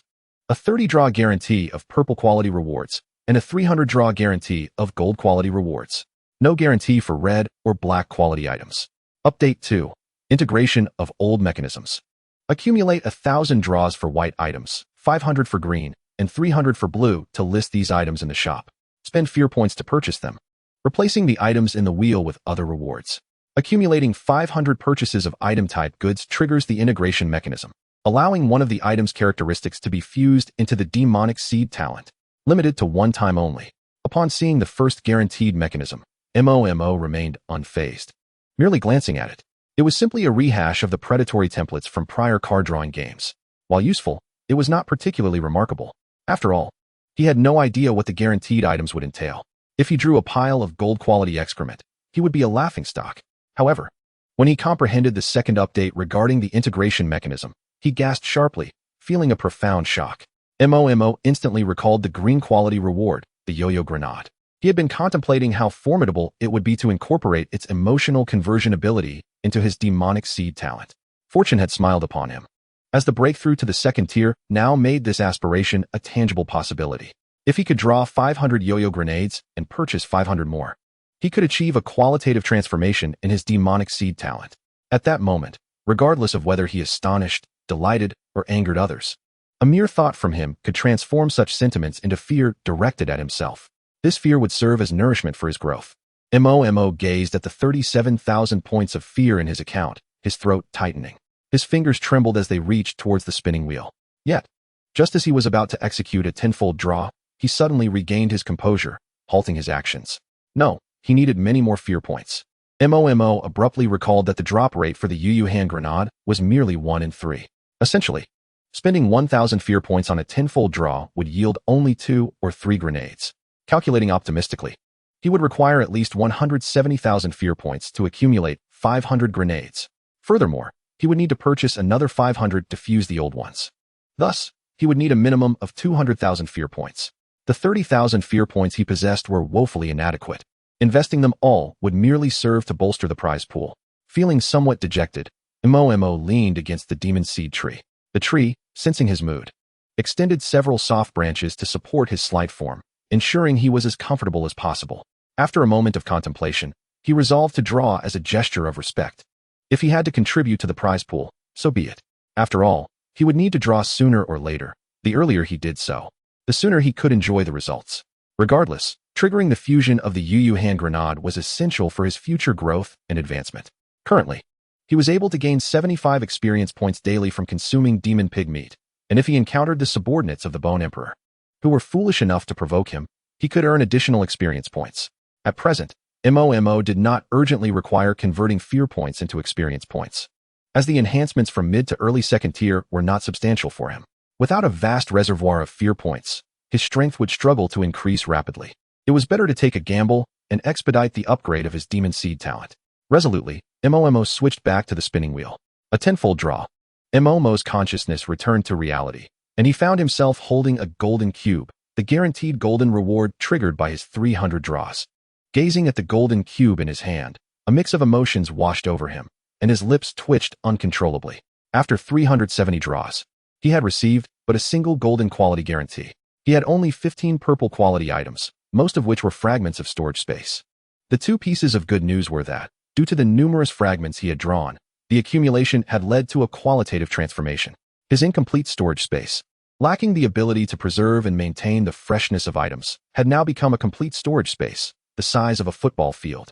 Henceforth, any food or similar items placed inside would not spoil or even change temperature, significantly enhancing its practicality. The other good news was straightforward. The 370 draws had yielded a total of 90 Yu hand grenades, including the previous 20 or so. He now possessed over 100 grenades. Momo wiped his face, observing the depleted fear points in the storage space filled with demon pig meat. His expression a complex amalgamation of feelings. He looked at the golden reward in his hand, took a deep breath, and with a thought, opened it. Swiftly, he stuffed the cube into his bedding to avoid being dazzled by its brilliance. Having learned from past experiences, Momo would not stumble in the same place twice. This time, the golden light seemed to linger longer than before. After a considerable wait, he finally uncovered the blanket to find the dissipating golden glow. A full minute passed before the light completely vanished. Momo yanked the blanket aside, his eyes widening in astonishment, instinctively covering his mouth with a small hand. What is this? Chapter 67. The magic wand lying quietly on the pure white sheets was a pastel pink magic wand. The wand's head was adorned with a pure white pair of small wings, and a blood-red diamond was embedded in the center of a sky-blue heart, complemented by a milky white shaft. It appeared utterly kawaii, radiating a youthful charm. A magic wand? How could such a thing exist? Momo furrowed his brows. Picking up the wand, it felt light and cool to the touch, responding to his grasp. The red heart gem on the wand flashed with a flare. Random Magical Girl Transformation Wand. A special magic wand discovered by a great entity wandering through various dimensions. This item allows the user to transform into a magical girl without the need for a contract. However, it imposes strict requirements on the user, necessitating that they be an exceptionally attractive girl. The initial contact with the wand will cause it to glow if the requirements are met. The transformation lasts for 24 hours and reverts automatically after the time elapses. A cooldown period of 7 days applies. After use, one will randomly be selected from the 4 magical girl types: despair, anger, compassion, pride. Momo shook his head and sighed. Alas, it turned out to be a transformation item. But it could only be used by girls. I am a boy, what a waste. Before he could finish his thought, the magic wand began to glow again, accompanied by sound effects. Veins bulged on his temple as he gripped the wand tightly, his palms turning white from the pressure. His lips trembled uncontrollably, and he forced a stiff smile. Ha, ha, ha. Look, it seems I truly have drawn a blank. The light is broken. Ding dong, ding dong, ding dong. The pink light of the magic wand flickered like disco lights in a nightclub, accompanied by an exceedingly loud, alert sound. It was as if it were jumping up to whisper in his ear, "You have passed." Momo flung the magic wand onto the bed, covering his ears and shaking his head furiously to escape. I won't listen. I won't listen. This is clearly for girls. I'm a boy. A boy. Why can I use it too? This is all so strange. Amidst the chaos, Momo reluctantly picked up the magic wand once more. There was no choice. This item, however abstract, had cost him over 30,000 fear points. His resources were not plentiful enough to decide what to keep or discard. 30,000 fear points were neither excessive nor insufficient. However, considering the performance of the Face of Fear and the fleeting moments, trading for this golden quality magic wand was undoubtedly a worthwhile exchange. Momo stored the magic wand in his storage space, silently resolving to avoid using it at all costs. This was a matter of dignity and survival. Social death counts too, and he could not afford to be careless. If you're going to give me a magic wand, at least provide me with a knight's transformation device, he muttered to himself. His face filled with dejection as he opened the door and stepped outside. As for the other 5 purple quality items, most were offensive tools with utility comparable to the Jinhan blade, differing only in weapon type and special effects. They would serve perfectly to fill Momo's arsenal. When Mo Xingzi and Su Qinian returned to the base that evening, They immediately noticed that MOMO had once again advanced to the early second tier. Their astonishment was palpable. Observing the lavish feast of demon pig meat on the dinner table, they understood that all of it was provided by MOMO. Yet they chose to remain silent on the matter. This sense of discretion warmed MOMO's heart. During their evening training session, MOMO wielded his dual blades with newfound agility and cunning. After 24,000 swings, he gradually discovered the balance and support points within his technique, making rapid progress. Although he still could not defeat Su Qinian, he was at least able to parry a strike or two, unlike the previous day when he could only endure passive blows. Bang! Crack! Su Qinian executed a one-handed sweep, sending the last steel blade from MOMO's grasp flying. Using the momentum, she counterattacked. Her blade's hilt pressed against MOMO's abdomen, knocking him to the ground. Thanks to Su Qinian's deliberate restraint, the blow only inflicted discomfort without causing any injury. Observing MOMO curled up on the ground, drenched in sweat, Su Qinian's gaze was filled with surprise and complexity. After merely one night's training, he had already attained a level comparable to that of his month-long swordsmanship practice. To claim that he felt no frustration would be disingenuous. In comparison to MOMO, the once-renowned genius of sword and blade seemed to him a mere mediocrity. Yet, he genuinely felt joy for MOMO's growth. The stronger MOMO became, the lesser the chance of encountering unforeseen calamities. Whether as a friend or teammate, he wished for MOMO to remain safe. He sipped his warm water slowly, acknowledging his rapid progress. Today, completing 20,000 swings of the blade was sufficient. MOMO, with great effort, lifted his head to accept the cup of water from Su Qinian, savoring it in small gulps. After vigorous exercise, MOMO appeared exceptionally calm and graceful, resembling an elegant lady of high society, refraining from speech. Even during this rest period, he was mentally replaying the various details he had inadequately managed during his recent duel with Su Qinian, continuously reflecting and seeking improvement. On the following day, Wednesday, having completed the collection of fear points from his classmates and checked in with the MOG tree at the Bone Emperor, MOMO once again accumulated over 10,000 fear points. He invested all into the fear roulette, bringing him significantly closer to the goal of 500 ghostly grenades. Arriving at the training ground, Shi Yanyan and Hewen were already fully prepared. The moment MOMO arrived, he eagerly commenced today's training session. The content presented by Shi Yanyan was relatively simple, imparting basic first aid knowledge to MOMO. From triangular bandages for bleeding control to the hygienic use of the sealing needles, nothing was overlooked. These measures were primarily designed to ensure that the demon suppressors could survive severe injuries until their allies arrived to provide support and medical assistance. MOMO was exceptionally intelligent. After a single review, he grasped the general concepts. After Shi Yanyan repeated the instructions twice, he had already familiarized himself with the entire process. Delighted, Shi Yanyan praised his attentiveness and eagerness to learn. When it came to Hewen's firearms shooting course, MOMO continued to exhibit remarkable talent. With a pistol for close-range defense and a rifle for assault, he moved with an ethereal grace, his form akin to a wraith. Not only did he achieve precise shots on target, but he also managed to stabilize 25 out of 30 shots on a 50-meter target.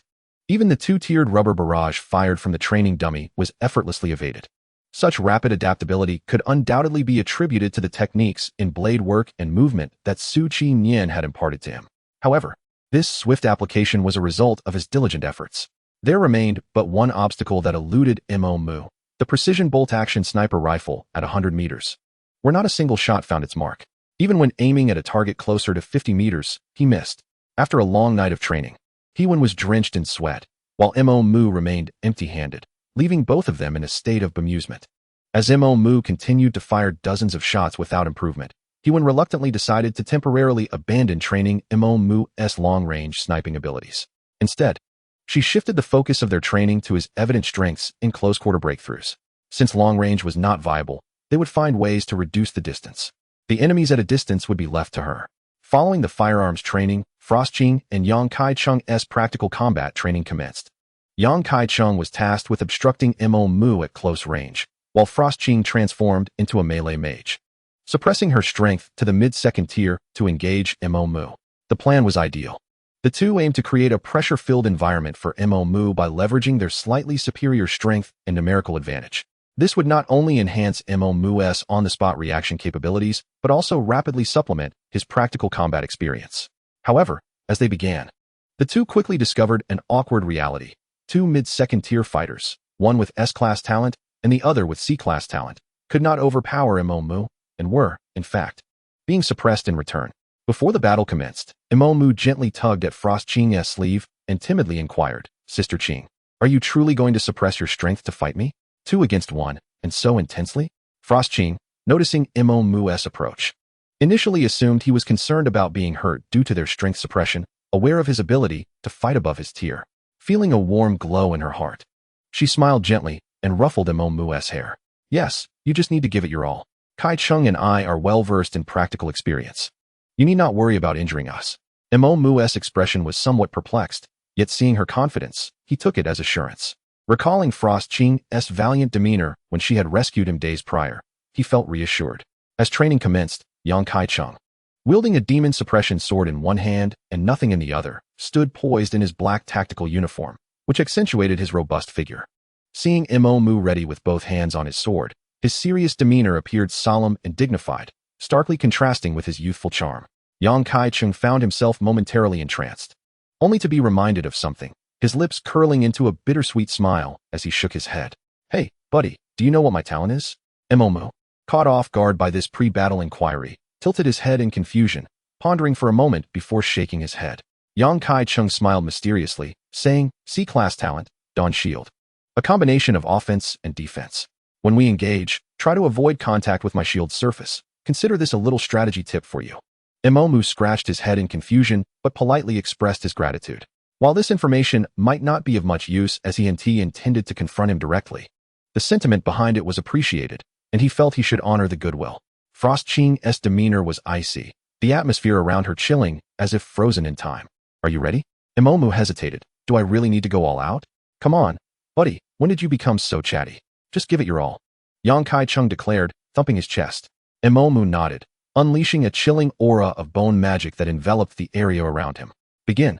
The moment the command was uttered, Yang Kai-cheng's expression turned serious. With a flick of his left arm, a nearly 2-meter-tall golden shield coalesced at his forearm. The shield, without weighing him down, emanated a golden brilliance that enveloped him, and his demon suppression soared in a magnificent glow. He thrust the heavy shield forward towards Imomu. Simultaneously, Frost Qing moved like a specter, unleashing 9 icy spikes that shot towards Imomu from another angle. Everything unfolded in an instant. A pincer maneuver that seemed to spell doom. Yet, Imomu's reaction was swifter. He snapped his fingers with a crisp sound.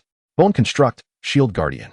From the empty spaces on either side of him, bone magic gathered at an imperceptible speed, coalescing and condensing into 2 towering 4-meter-high skeletal shield guardians that stood beside him. Each guardian wielded a hefty bone shield in one hand and a bone sword in the other, clad in a full suit of bone armor, exuding an imposing presence akin to ancient generals of war.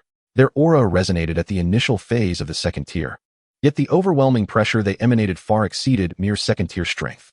Both Frost Qing and Yang Kai-cheng gazed in astonishment at the sudden appearance of these colossal beings, their eyes widening and their attack motions momentarily halted. The skeletal shield guardians raised their shields high and slammed them down. With a thunderous crash, the specially reinforced floor capable of withstanding third-tier attacks shattered like a spider's web, the heavy shields embedding deep into the ground, effectively barricading the two like a fortress. The icy spikes of Frost Qing's attack clashed against the left guardian's shield, shattering into fragments of bone and ice, failing to even push the guardian back.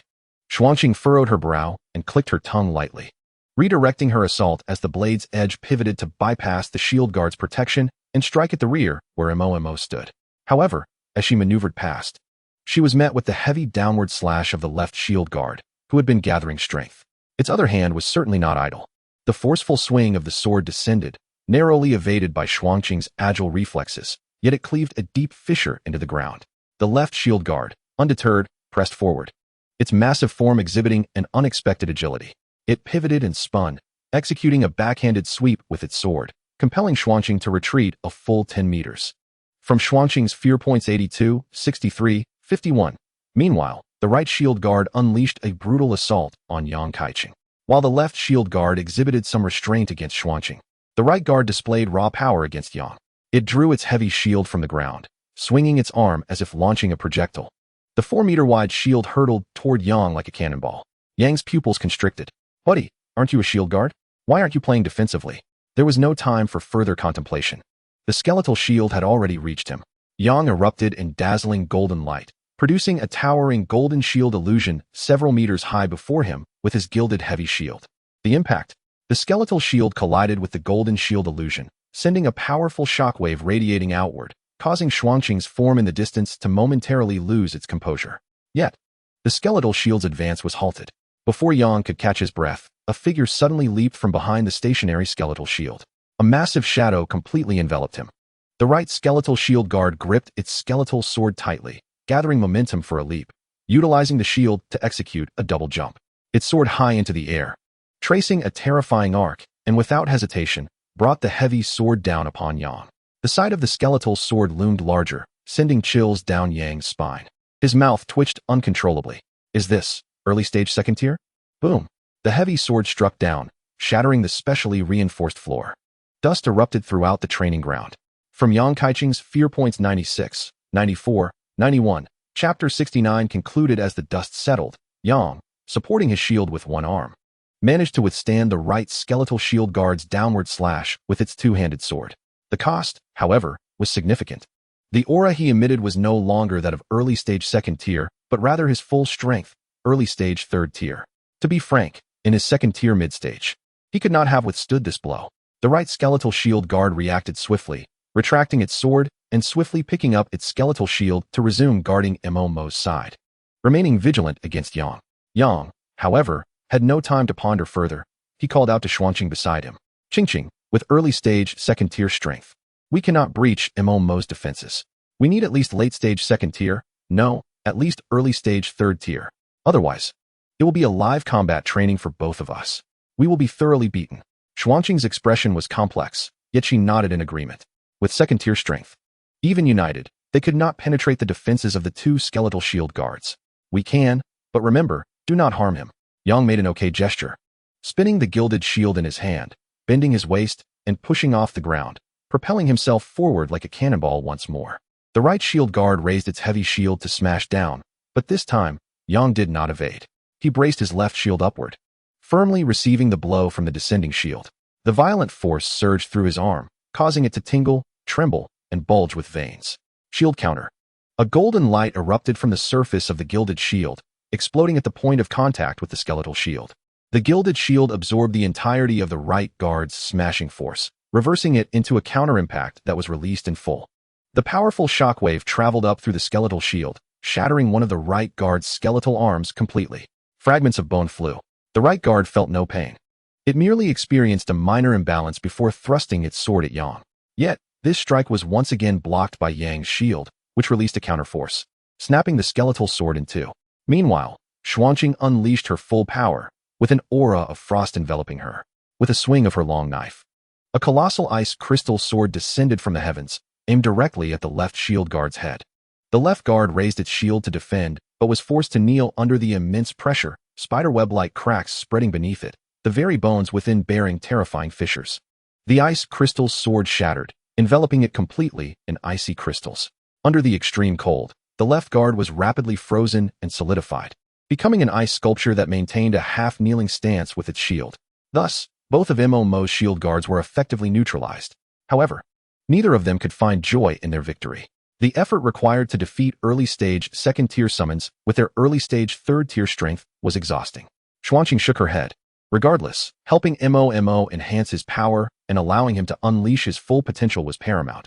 They could endure the embarrassment. She raised her ice crystal long knife, gazing towards Mo's position. In the next moment, her pupils constricted.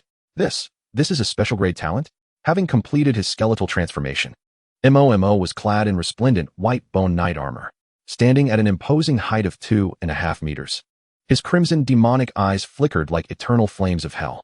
Beneath him stood a 4-meter-tall skeletal warhorse, engulfed in blazing white demonic fire, rearing with pride. Previously obscured by the towering forms of the two shield guards, she had failed to notice him until now. With the skeletal guards fallen, Mo's full form was now revealed before them. Are we finished? Then, Xuangjia, Yanggu, let us commence the second round. Mo's tone was earnest, yet the words carried a formidable sense of pressure. In his left hand, he gripped the blade Jin Han, and in his right, the bone-formed Jinma Dao.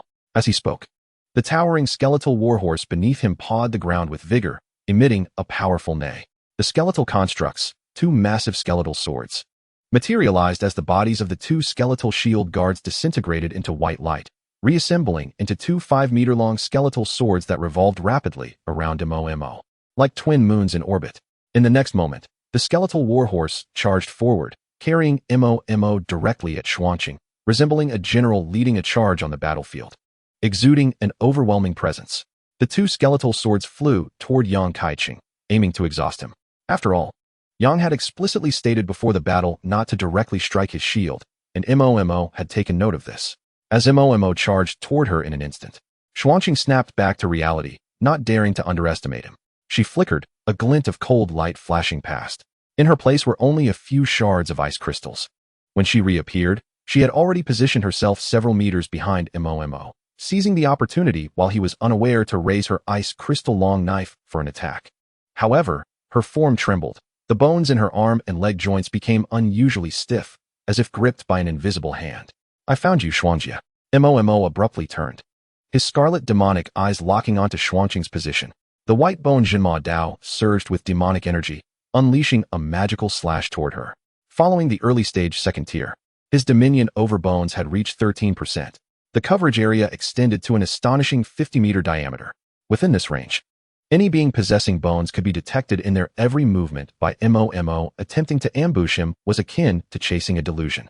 Xuanqing reacted swiftly, immediately channeling her mental energy to resist Mo's bone dominion, while simultaneously evading the magical slash he sent her way. Her practical combat skills were evidently superior to those of the numerous skeletal leaders Mo had previously slain. With a flicker of his mind, several skeletal pillars coalesced beside Xuanqing, ensnaring her firmly. The skeletal warhorse beneath him charged once more toward Xuanqing. Xuanqing felt the force of this blow from Mo.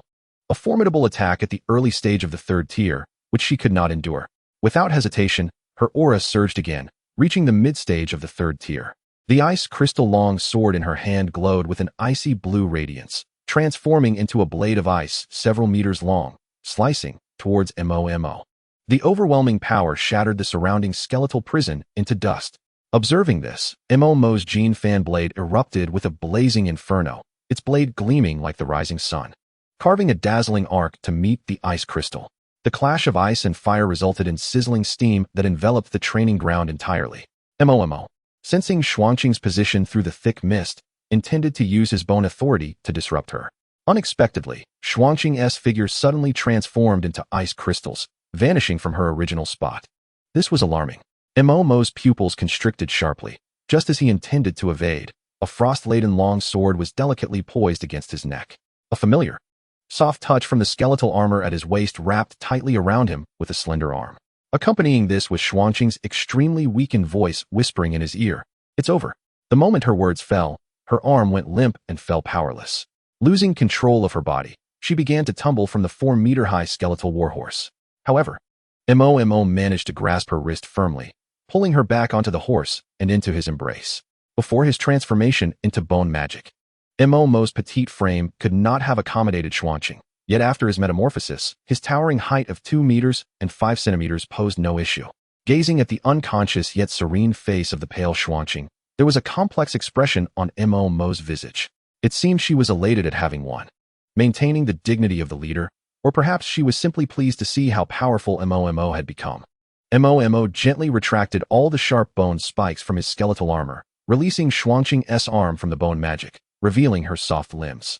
As he admired Xuanqing's tranquil sleeping visage, the fierce battle intent in his eyes swiftly faded, transforming into a gentle warmth. He softly murmured, "Yes, Xuangjia, it's over." Chapter 70, Strengthening the Demon Seed Talent. Tears of the Merfolk. While it may seem incredible, it is indeed a fact. Mo's initial strength at the early stage of the second tier had clearly placed him among the top 4 combatants of the He City Demon Squad. The following day, as he cradled the unconscious Xuanqing and his companion Yang Kaiqing, who was utterly drained, exiting the training ground, his practical training target was temporarily adjusted to Su Qinian for an offensive role, with Xuanqing and Yang Kaiqing assigned to support.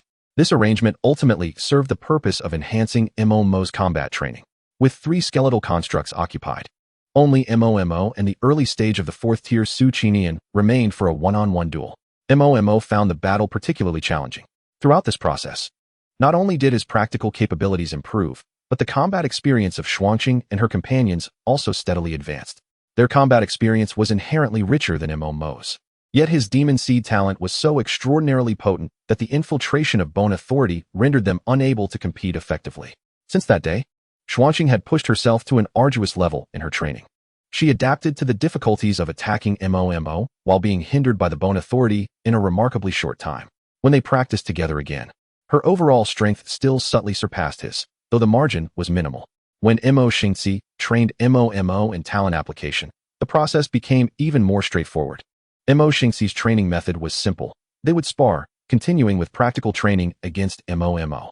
If the utilization of talent abilities against the early stage of Su Qinian allowed Mo to rely on his inherent advantages to avoid a humiliating defeat, then facing Mo Xingzi posed true hellish difficulty for him.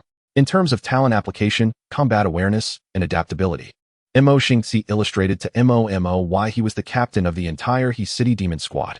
He suppressed his strength to the peak of the second tier when facing Mo, and in just a few seconds, he adjusted to the Bone Authority's onslaught.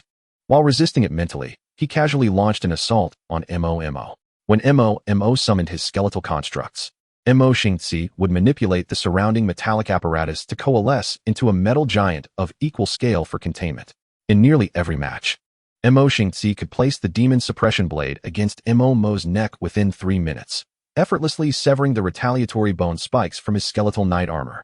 Although frustrated, Mo refused to concede. After being knocked down, he quickly regained his composure and lunged back into battle with Mo Xingzi.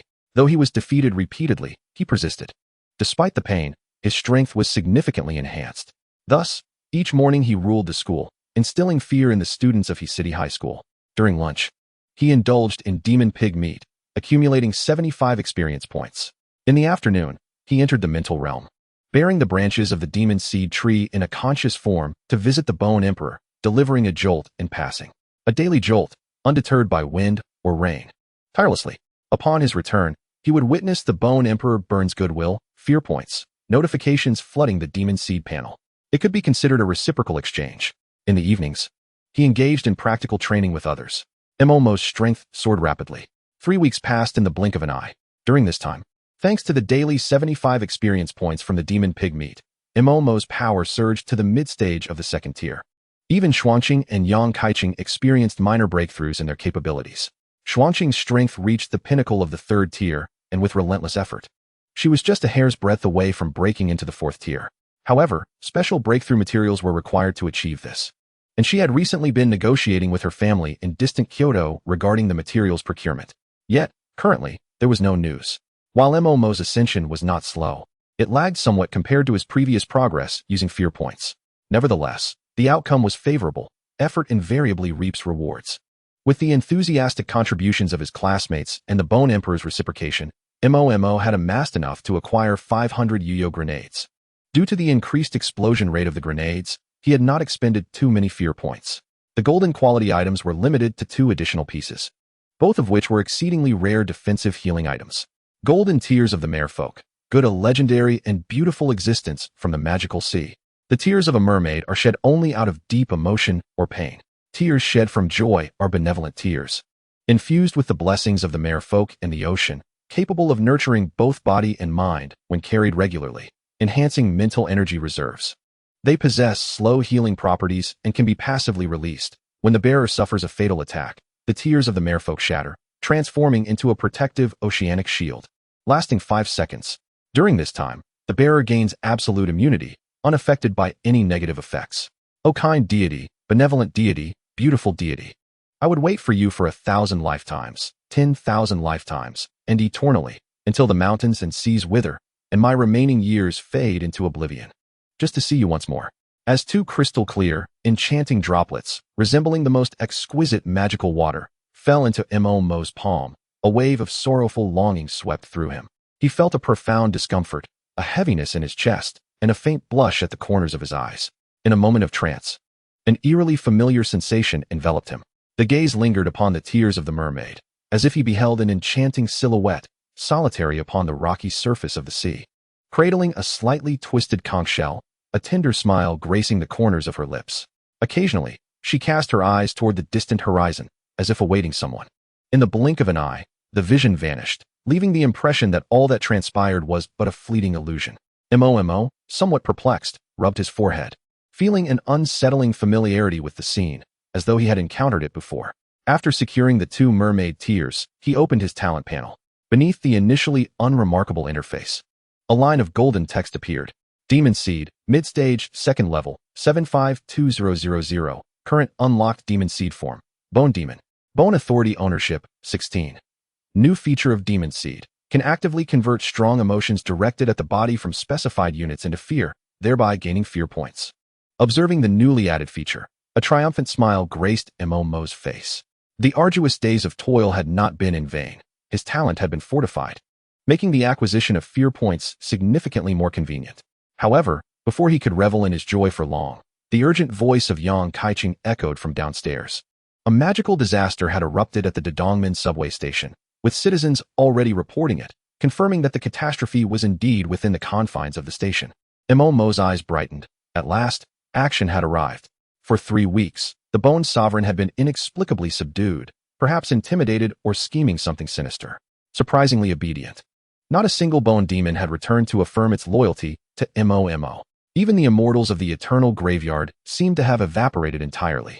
Each time Mo ventured into the demon realm to seek the Bone Sovereign, he would always intend to engage in small talk before the electricity began. Yet, the Bone Sovereign remained as stoic as ever, enduring the shocks in silence. Its gaze towards Mo icy enough to send shivers down his spine. If looks could kill, Mo might have already been reduced to mere paste by that frosty stare. The haunting wails of the endless bone tombs in the demon realm resounded daily, instilling a pervasive sense of dread. None could fathom the reason behind their lord's anguished cries, which were as alluring as they were terrifying, echoing through the day. The tone had transformed from initial howls to subsequent soft moans. Chapter 71. The Magical Spider Disaster at the Dodongmen subway station. The absence of any disturbances indicated that Mo was unable to exact his toll upon others. The fear points to be gained were exceedingly limited. Among the students of He City High School, not a single one could yield 100 fear points in a single instance. It was a tiresome endeavor, far inferior to the Bone Sovereign, whose fear points often soared into the thousands. This left Mo yearning to administer a few more electric shocks. However, constrained by the limited number of branches he could carry, he had to relent. At last, a magical disaster had unfolded, signifying a bountiful influx of fear points on the horizon. With a swift motion, Mo dashed down the stairs, deftly retrieving the magic robe imbued with the scent of cedar from the clothes rack, his ink-black hair tied back into a high ponytail with a black ribbon. With a flourish of his bangs, he burst forth into the wind. "Leave this to me." Yang Kaiqing was momentarily taken aback, puzzled by Mo's eagerness.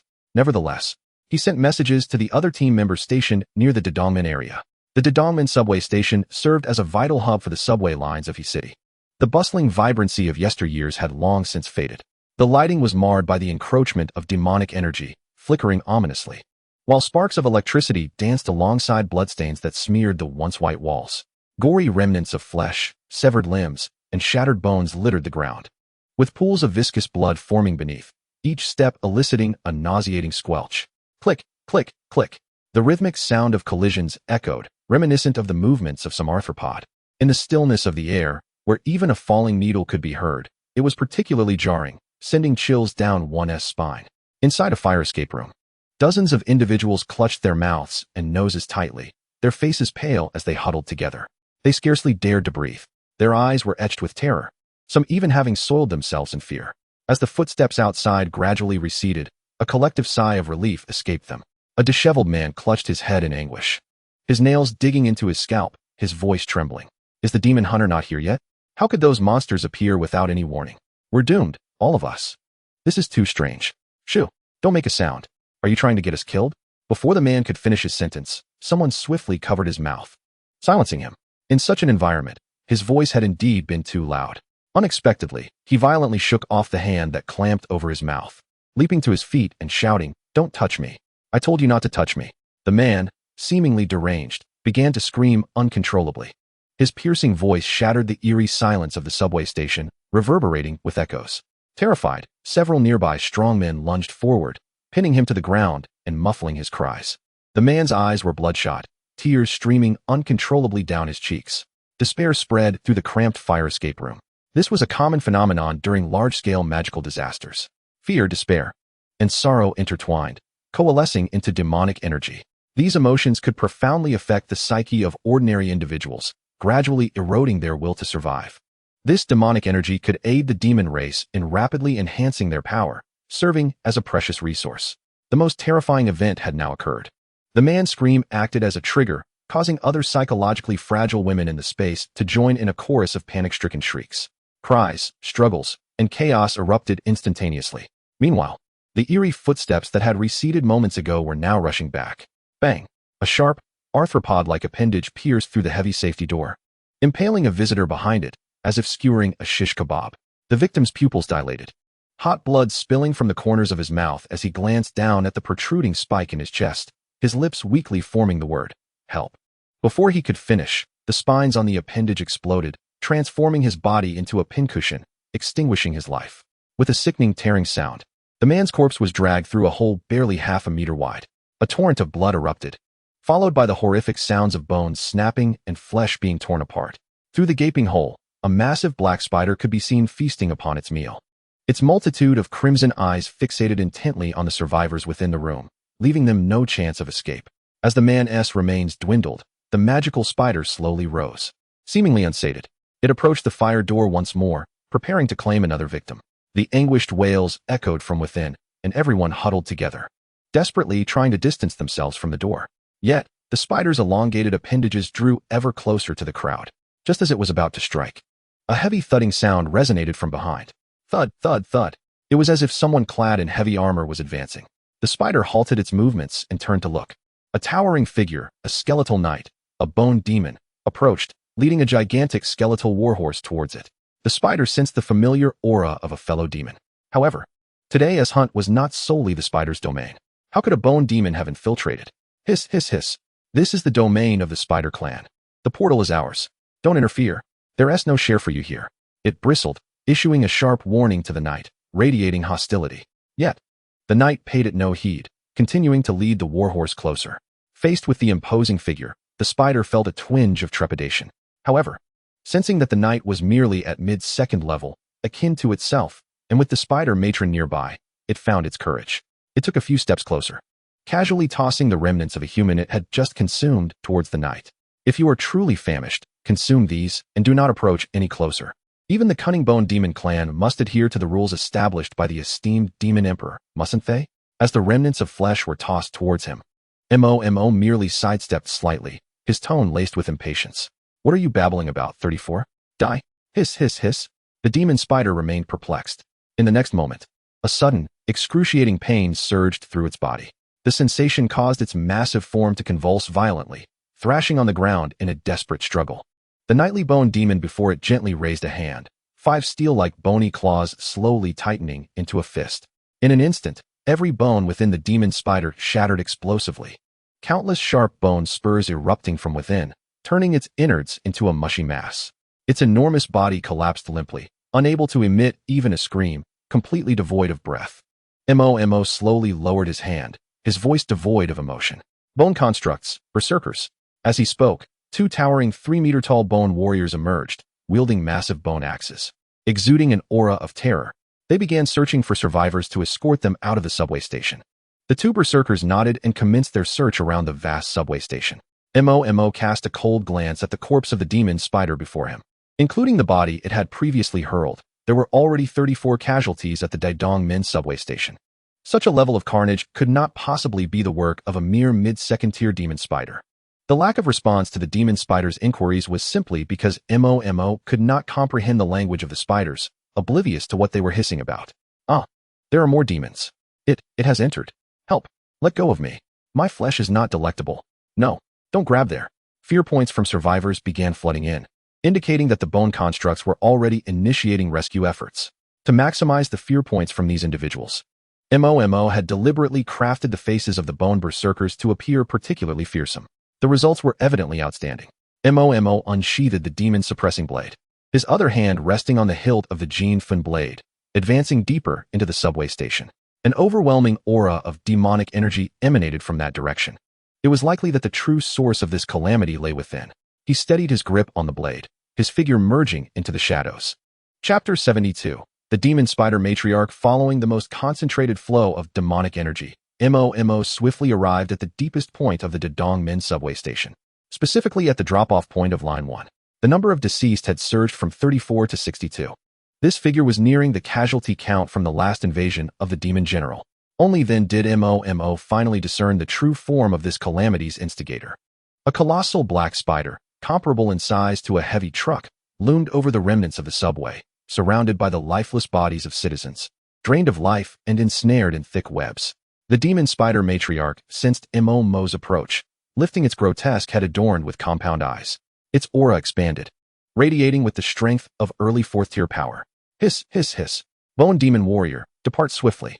This feast is nearing its end, but there is no place for you here.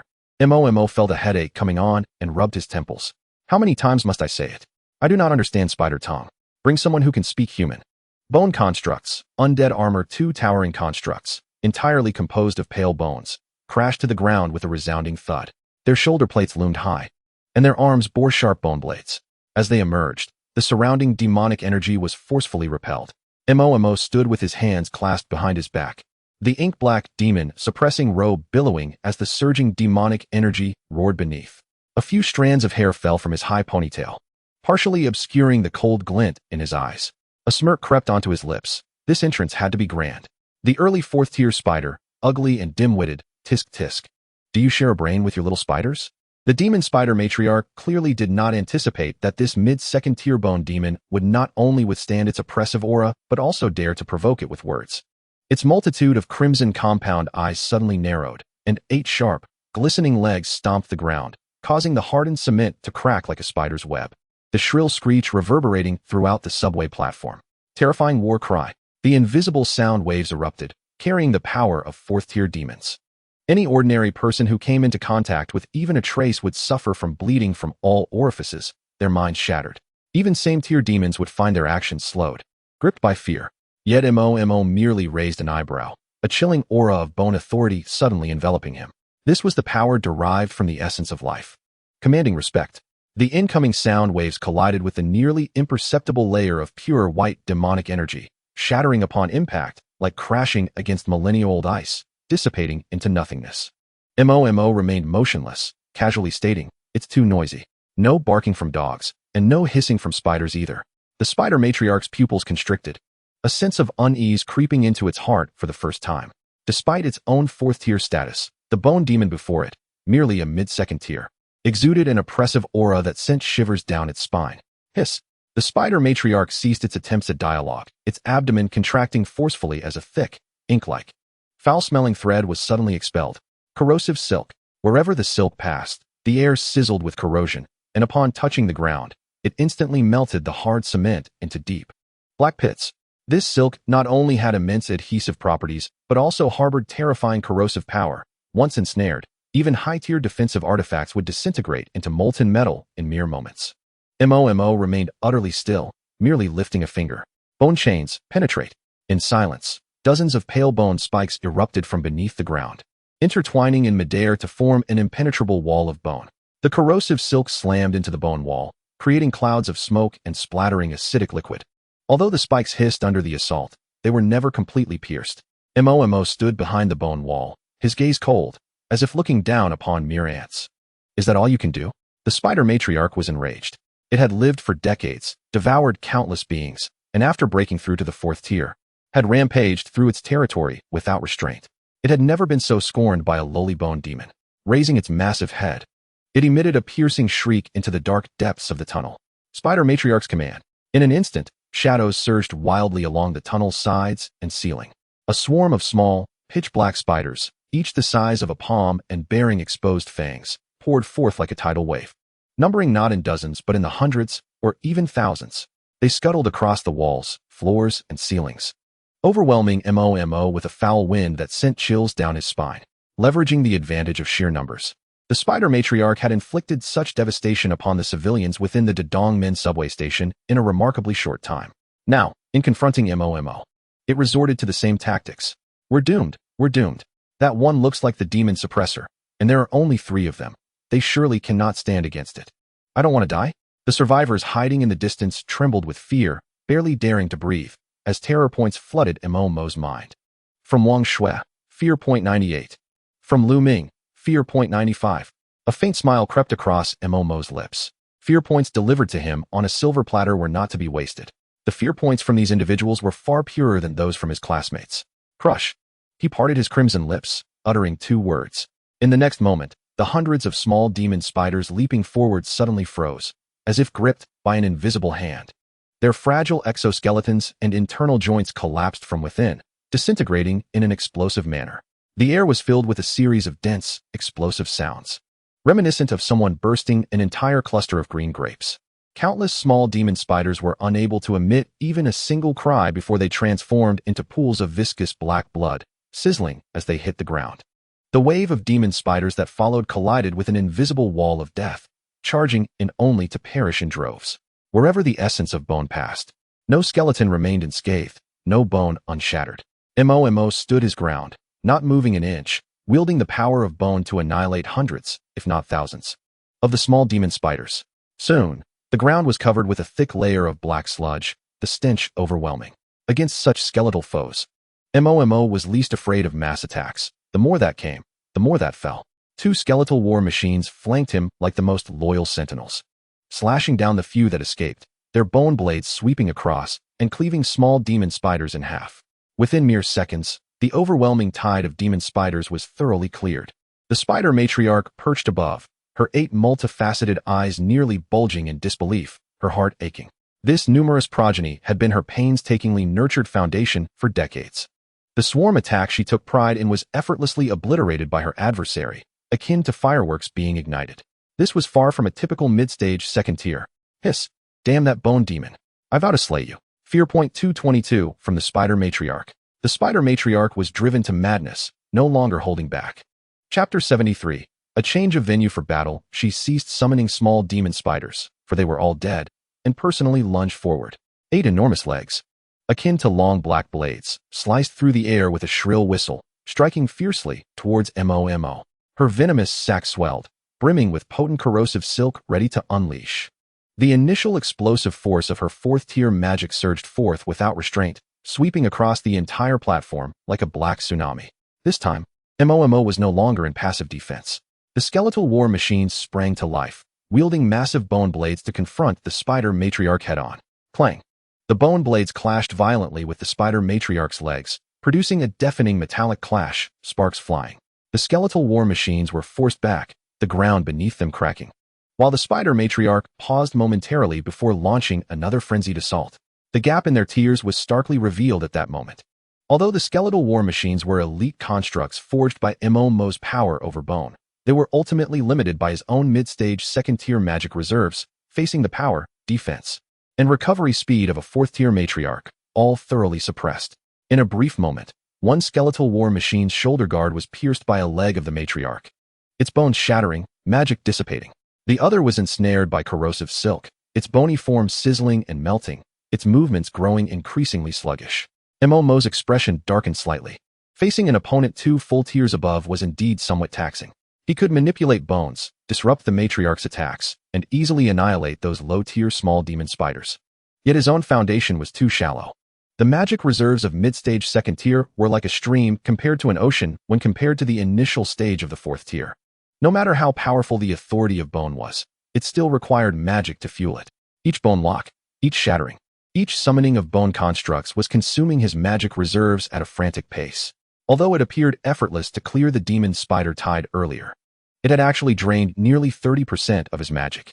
Meanwhile, the spider matriarch remained imposing, her energy undiminished. What a nuisance, Mo muttered under his breath. He raised his hand, gripping the hilt of the Jinma Dao at his waist, slowly drawing the blade. The cold light of the blade gleamed fiercely. If I cannot sustain the intensity of magic, then let me test my blade. With a swift step, Mo's form vanished from sight. He did not evade or dodge, instead charging directly towards the colossal creature, one hand grasping the Jinma Dao and the other wielding the Jin Fun Ren. The spider matriarch, enraged, dismissed the low-tier demon's audacity with a hint of disdain. A single sweeping leg was sufficient to crush him and his blade into a pulp. Cold light surged in Mo's eyes as he activated the authority of bone at the moment the leg swept toward him, subtly redirecting its trajectory. That massive, forceful leg veered by half an inch. That half inch made all the difference between life and death. Momo slipped past the spider matriarch's leg, the Jinma Dao slicing upward with tremendous force. The pitch-black, tough spider exoskeleton was forcibly torn open, a massive gash appearing. Dark green spider blood gushing forth and splattering the ground. Before the demon matriarch could react, Momo executed a swift slide, reversing the Jin Funrin for another strike. The sizzling sound of roasting flesh mingled with the acrid scent from the gash made by the Jinma Dao. Hiss! The spider matriarch emitted a mournful cry of pain, thrashing her massive body wildly, her 8 legs flailing like mad. The entire subway platform shook violently, debris raining from the ceiling, walls crumbling into disarray. A scene of utter devastation. Momo, employing his agile footwork and swordplay, deftly dodged amidst the tempest of strikes, evading and maneuvering. He was akin to a hunter dancing on the edge of death, avoiding a direct clash of strength with the spider matriarch, instead seizing upon the most lethal openings. Each flash of his dual blades leaving deep, visible wounds on the matriarch's form. Whether from the irregular gash of the bone Jinma Dao or the charred essence of the Jin Funrin's fiery strikes, the intricate dual-wielding techniques and nimble movements he had learned from Su Qinyan were on full display. The dark green spider blood flowed increasingly, and the matriarch's movements gradually began to slow, yet her ferocity was fully ignited. She no longer cared for her wounds. Her sole obsession was to annihilate the ant before her. The spider matriarch suddenly opened her massive maw, unleashing a cloud of corrosive silk, 10 times more concentrated than before. As dark as ink. This time, it was not a mere spray, but rather a shroud that descended like ominous clouds, sealing off all avenues of escape for Momo. Corrosive silk at full power. This attack drained her entire reserve, her once bulging abdomen now deflated, like a pig's bladder that had been trampled. The black silk blotted out the sky, reeking of a foul stench, the temperature of the air plummeting. Momo's pupils constricted. There was no escaping now. Gritting his teeth, he summoned his magic, coalescing a thick and heavy bone shield before him. Boom! The corrosive silk collided violently with the bone shield, sending plumes of smoke billowing into the air. The bone shield melted, crumbled, and dissipated at a visible pace. Momo felt a tremendous force rebound from the bone shield, causing his chest to constrict, his throat to tighten, and nearly vomit blood. His internal magic surged chaotically, teetering on the brink of exhaustion. The chasm between mid-stage 2nd tier and initial 4th tier was starkly illuminated at this moment. His decline was now undeniable. The spider matriarch, gazing at the wavering bone shield, let out a triumphant and cruel hiss. She slowly raised her thickest, sharpest leg, its tip brimming with pitch-black venom, aiming directly at Momo, who was evidently weakened. With this strike, she intended to pierce through this bothersome ant and crush it. Momo, bracing himself against his trembling body, wiped the blood trickling from the corner of his mouth, raising his gaze towards the towering, menacing spider matriarch. His long hair was disheveled, his Jinma robe stained with blood, and his aura diminished, appearing as though he had reached his limits. Yet, the beauty of his countenance bore an air of reluctance. He truly did not wish to resort to that wretched thing. But as the spider matriarch's leg was about to impale his chest, Momo remained steadfast. With a flick of his wrist, a silver cube appeared in his palm. Come, let us find a new battleground for our clash. As the words fell, a resplendent silver light enveloped both Momo and the mother of the spider demon, causing them to vanish in the blink of an eye. The spider mother's attack was deflected by the fleeting distortion of space, missing Momo entirely and instead piercing a silver mirror. The creature, not particularly astute, had yet to comprehend the situation when Momo's voice, laced with mockery yet melodious, reached her ears. Look here, my dear spider. Following the sound, the spider mother turned her gaze to see Momo grasping a delicate, shimmering wand adorned with a ruby heart, her expression tinged with a hint of embarrassment and hesitation. I seem to have a peculiar affinity for spiders, but compared to the last one, you are merely a trifling creature. Let us see just how effective this magical wand truly is. With that, the wand in Momo's hand radiated a brilliant pink light, enveloping her completely in a cocoon of luminescence. Before the spider mother could react, the pink cocoon abruptly shattered, dissipating like smoke. A violent surge of crimson energy erupted from the cocoon's center, sending shockwaves throughout the space. As the red glow faded, the very air within the vicinity seemed to be grasped tightly by an invisible hand, causing even the lingering dark energy to recoil in fear from this sudden, furious presence. Momo's once jet-black hair transformed with astonishing rapidity into a blazing crimson hue, cascading down her waist like a flowing river of blood-red silk. The the tips curling slightly.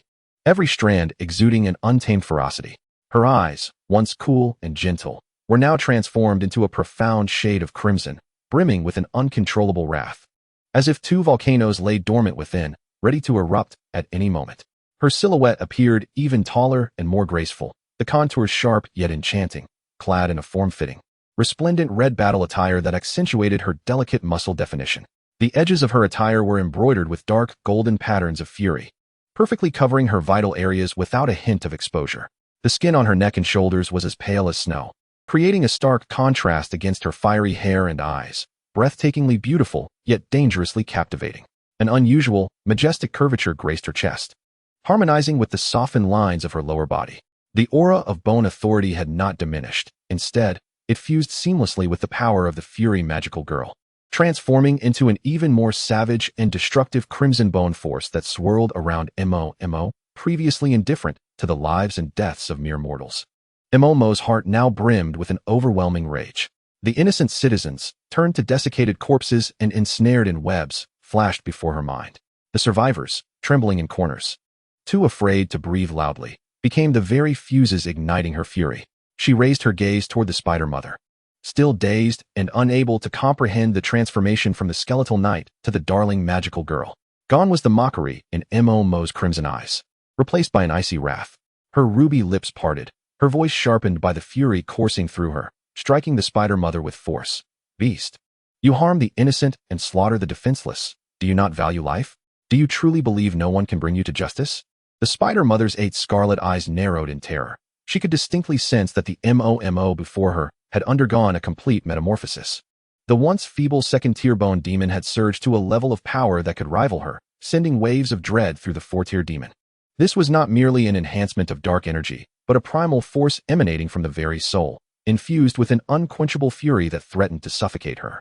With a terrified hiss, the Spider Mother thrashed her 8 legs, the sound echoing as they struck the ground, causing the sturdy silver mirror to fracture.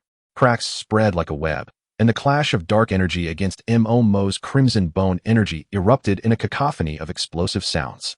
She could hardly believe that the ant she had been dominating had, with just a moment's cocooning, gained the strength to confront her head-on. Enraged, the Spider Mother ceased her hesitation and launched an attack. The thickest of her legs sliced through the air, aiming directly for Mo's chest. The venomous tip glistening with a deadly sheen, corroding the very air around it. Simultaneously, her abdomen swelled with viscous, corrosive silk, ready to ensnare Mo the moment she drew closer. Standing her ground, Mo felt no fear in her crimson gaze, only a burgeoning fury. In her fury form, her power escalated geometrically, her speed, strength, and reactions breaking through all previous limits. Every muscle was infused with a primal force, and the authority of bone became more domineering and unruly under the influence of her rage. The price, however, was a potential loss of reason. Her words and actions became impulsive, governed by the raw instincts of anger. As the Spider Mother's leg was about to pierce her, Mo moved with blinding speed, leaving only a crimson afterimage in her wake. Instead of evading, she charged forward, raising her right hand, the crimson bone force coalescing instantaneously. A spike, several times thicker than before and glowing like molten iron, erupted from her palm, propelled by a howling wind, crashing into the Spider Mother's leg. The sound of metal clashing resonated throughout the space, sending vibrations through the air, sparks flying as the dark spider leg collided with the crimson spike, energy rippling outward and scattering the remnants of fallen spider demons. The Spider Mother felt an overwhelming force coursing through her leg, causing it to tremble. The immense weight of her body stumbled back involuntarily, a shallow crack appearing on her hardened exoskeleton from the impact of the spike. This strike revealed that Mo had the upper hand. Fleeting emotions flickered through Mo's mind, but she had no time to dwell on them. All her focus was on the Spider Mother, her rage only intensifying. You have become this weak? How dare you wreak havoc on my territory? With a fierce shout, her crimson bone force surged once more, her gloved hand tightening into a fist, fully unleashing the authority of bone.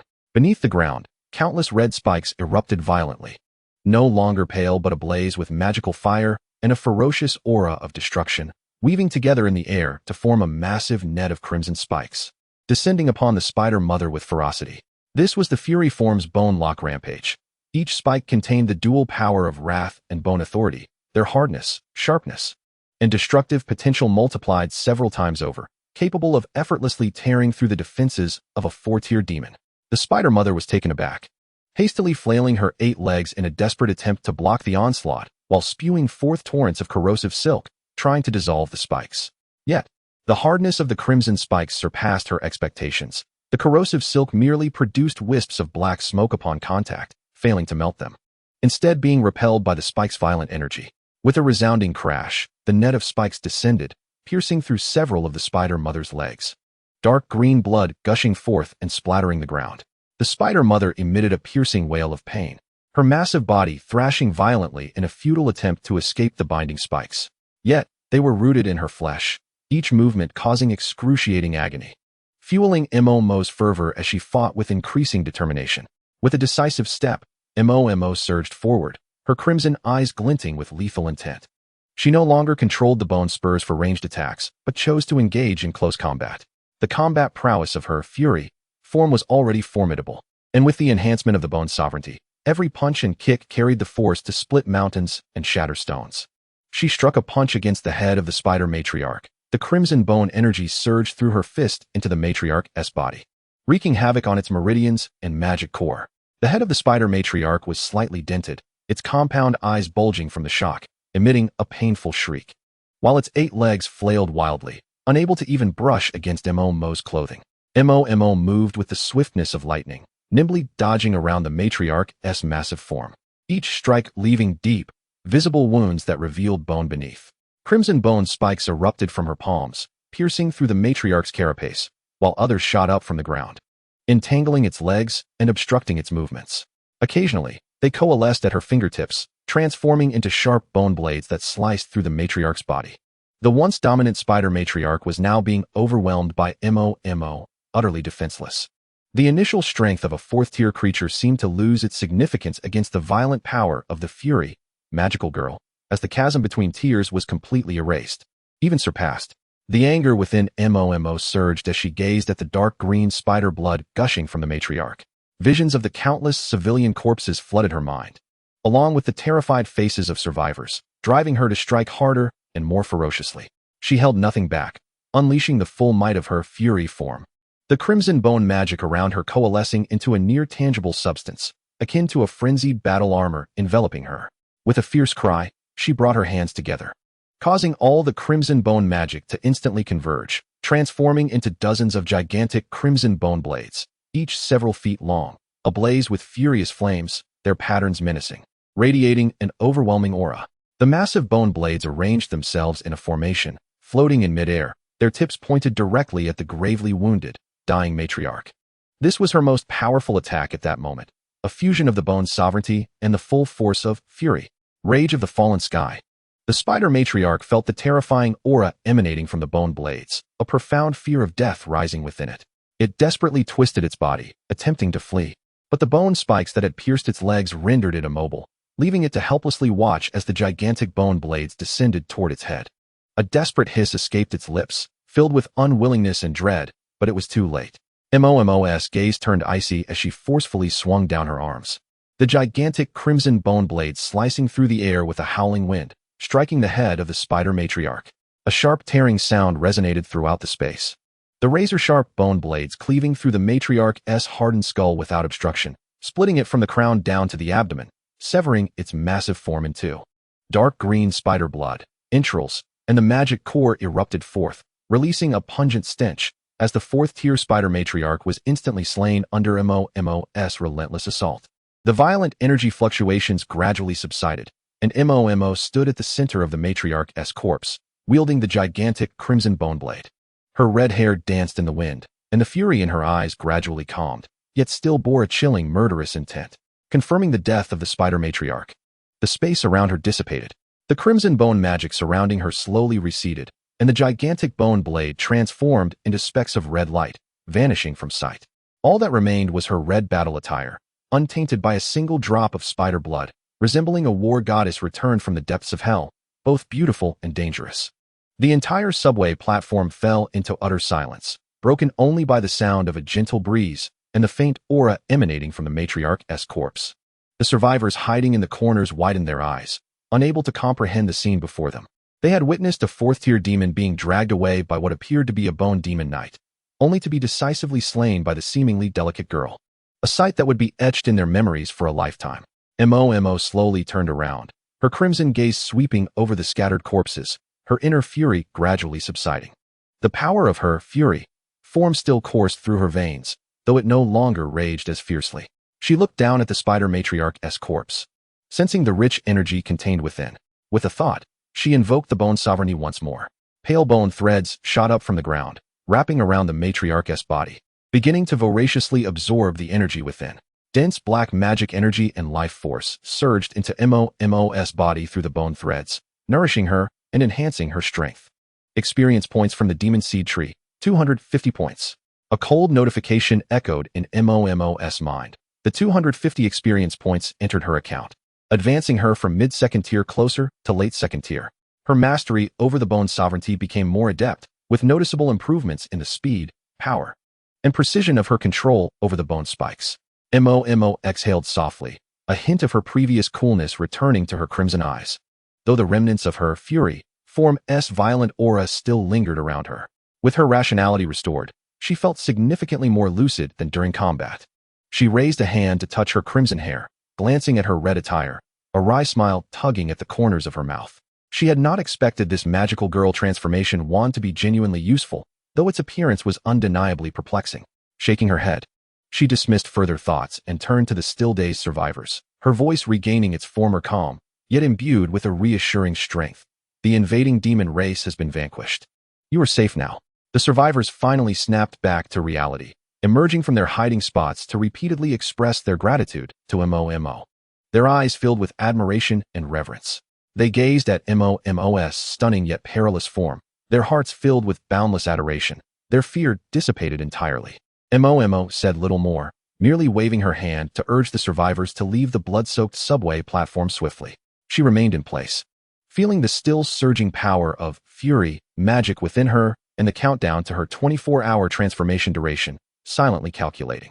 This random magical girl transformation wand, though embarrassing, had saved her life at a critical moment and granted her the strength to battle across 2 tiers. However, with a cooldown period of 7 days. The next use would require a random selection from the forms of despair, compassion, pride, or fury. She wondered what form she would take next. For now, though, the crisis had been resolved, experience points secured, and the bone's sovereignty had been enhanced. This was a profitable endeavor. Mo raised her gaze towards the subway station exit. Her blood-red hair lifted by the gentle breeze, her red attire accentuating her poised figure. She began to walk towards the exit, leaving behind the corpse of the spider matriarch and the remains of the fallen. She refrained from using the powers of the demon seed to transform the gratitude and reverence of these people into fear because she could sense that their predominant emotion was sorrow. After all, among the many corpses lay their loved ones. Such fear points were not something she desired to absorb. The power of the fury, magical girl exceeded her expectations, and it would serve as one of her trump cards in the future. As for now, she needed to think about how to explain her transformation to Shuangqing and the others. Chapter 76. Discovery. The evening breeze outside the Dongmen subway station carried a tinge of coolness, brushing against the skin with a slight tickle. As Mo stepped out of the subway station, she found herself in a remarkably awkward state. The fury, magical girl form was hardly distinguishable from that of an ordinary girl when not in combat. Only during combat do the characteristics of the magical girl manifest in their fullest glory. Her long crimson hair cascades down to her waist, the strands soft and smooth, brushing against her cheek with the gentle caress of the evening breeze, evoking a familiar yet uncanny sensation. The resplendent and flamboyant red attire she wears has yet to fade, the snug fabric accentuating her perfectly sculpted curves at this moment. Her slender, alabaster shoulders and deeply defined collarbone, along with the subtle rise and fall of her chest as she breathes, starkly contrast with the former self of Mo. It is akin to a transformation from a youthful version to a mature incarnation of Mo. With every step she takes, she can distinctly feel the balance of her body, her gait, and even the manner in which her muscles exert force has undergone a complete metamorphosis. Ultimately, this is due to the alterations in her upper body and the diminishment in her lower half, a reversal of nature. Previously, Mo was accustomed to a normal gait, her movements casual and serene. Yet now, even the simplest step emanates an uncontainable lightness and grace, each action seemingly sculpted by an invisible hand, exquisitely refined. This transformation is not a result of her femininity, but rather an instinctive response of the magical girl, beyond her conscious control. Momo glanced down at her hands. Her fingers are delicate, her skin fair and smooth, and even her knuckles appear softened. While not drastically different from before, they do seem more refined.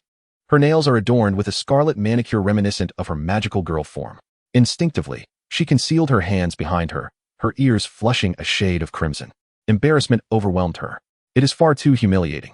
Anyone who suddenly transforms from a genuine boy into such a charming and striking young girl would struggle to maintain their composure. Previously, Momo could confidently assert his identity as a true man. Yet now, the truth has vanished, and so has the confidence. She dared not lift her gaze to meet the astonished stares of passers-by, hastening toward the direction of the demon-suppressing headquarters, fervently praying not to encounter any acquaintances, especially not Xuangqing, and certainly not the observant and meticulous Shi Yanyan with her medical background. He-Wen, on the other hand, was less restrained and did not require such caution around her. Yet Xuangqing and Shi Yanyan were both keenly observant. One was notoriously calm and perceptive, while the other was a bona fide doctor. If they were to witness her current appearance, Momo could easily predict an excruciatingly embarrassing spectacle would ensue.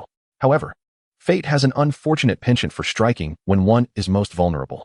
Just as Momo turned a corner, two familiar figures rushed toward her, their breaths rapid and their gazes sharp, clearly having received alarming news regarding a significant magical disaster at the subway station. It was Xuangqing and Shi Yanyan. It was not that her teammates were slow to arrive. Rather, it was that Momo had dispatched foes far too swiftly, engaging the mother spider with excessive zeal. Upon raising their heads, their eyes locked onto Momo, their footsteps abruptly halting, leaving them frozen in place. The air grew inexplicably still in that moment. The usually calm and composed gaze of Xuangqing revealed unmistakable shock for the first time. A rare expression of bewilderment graced her otherwise impassive face. Her eyes scanning Momo from head to toe, each inch scrutinized with incredulity. Shi Yanyan, on the other hand, covered her mouth with her hand, her eyes wide with disbelief, her usually gentle demeanor now filled with astonishment. Is that you, Xiao Momo? You are Momo? Momo thought to herself. This is disastrous. The very thing she feared most had come to pass. Instinctively, she took a step back, her arms reflexively shielding her in front, her ears burning crimson. Her gaze averted from the two. She could only awkwardly turn her head, attempting to obscure much of her face with her long hair, her voice barely audible, akin to a mosquito's hum. Why are you here? No, you must have mistaken me for someone else. The moment those words slipped from her lips, Momo herself faltered. The sound of her voice, resonant with a magnetic allure, yet underscored by a sharp edge, was unmistakably her own. Yet it had entirely altered in timbre. The previously sweet and soft tone had vanished, replaced by a commanding and authoritative voice typical of a mature woman. The hint of confusion in her tone, rendering her particularly endearing. How could she have failed to notice the change in her voice amidst the chaos of battle? Xuangqing gradually collected herself, her brow slightly furrowed as she stepped forward, her voice still cool but now tinged with certainty. You are indeed Momo. She was nearly convinced.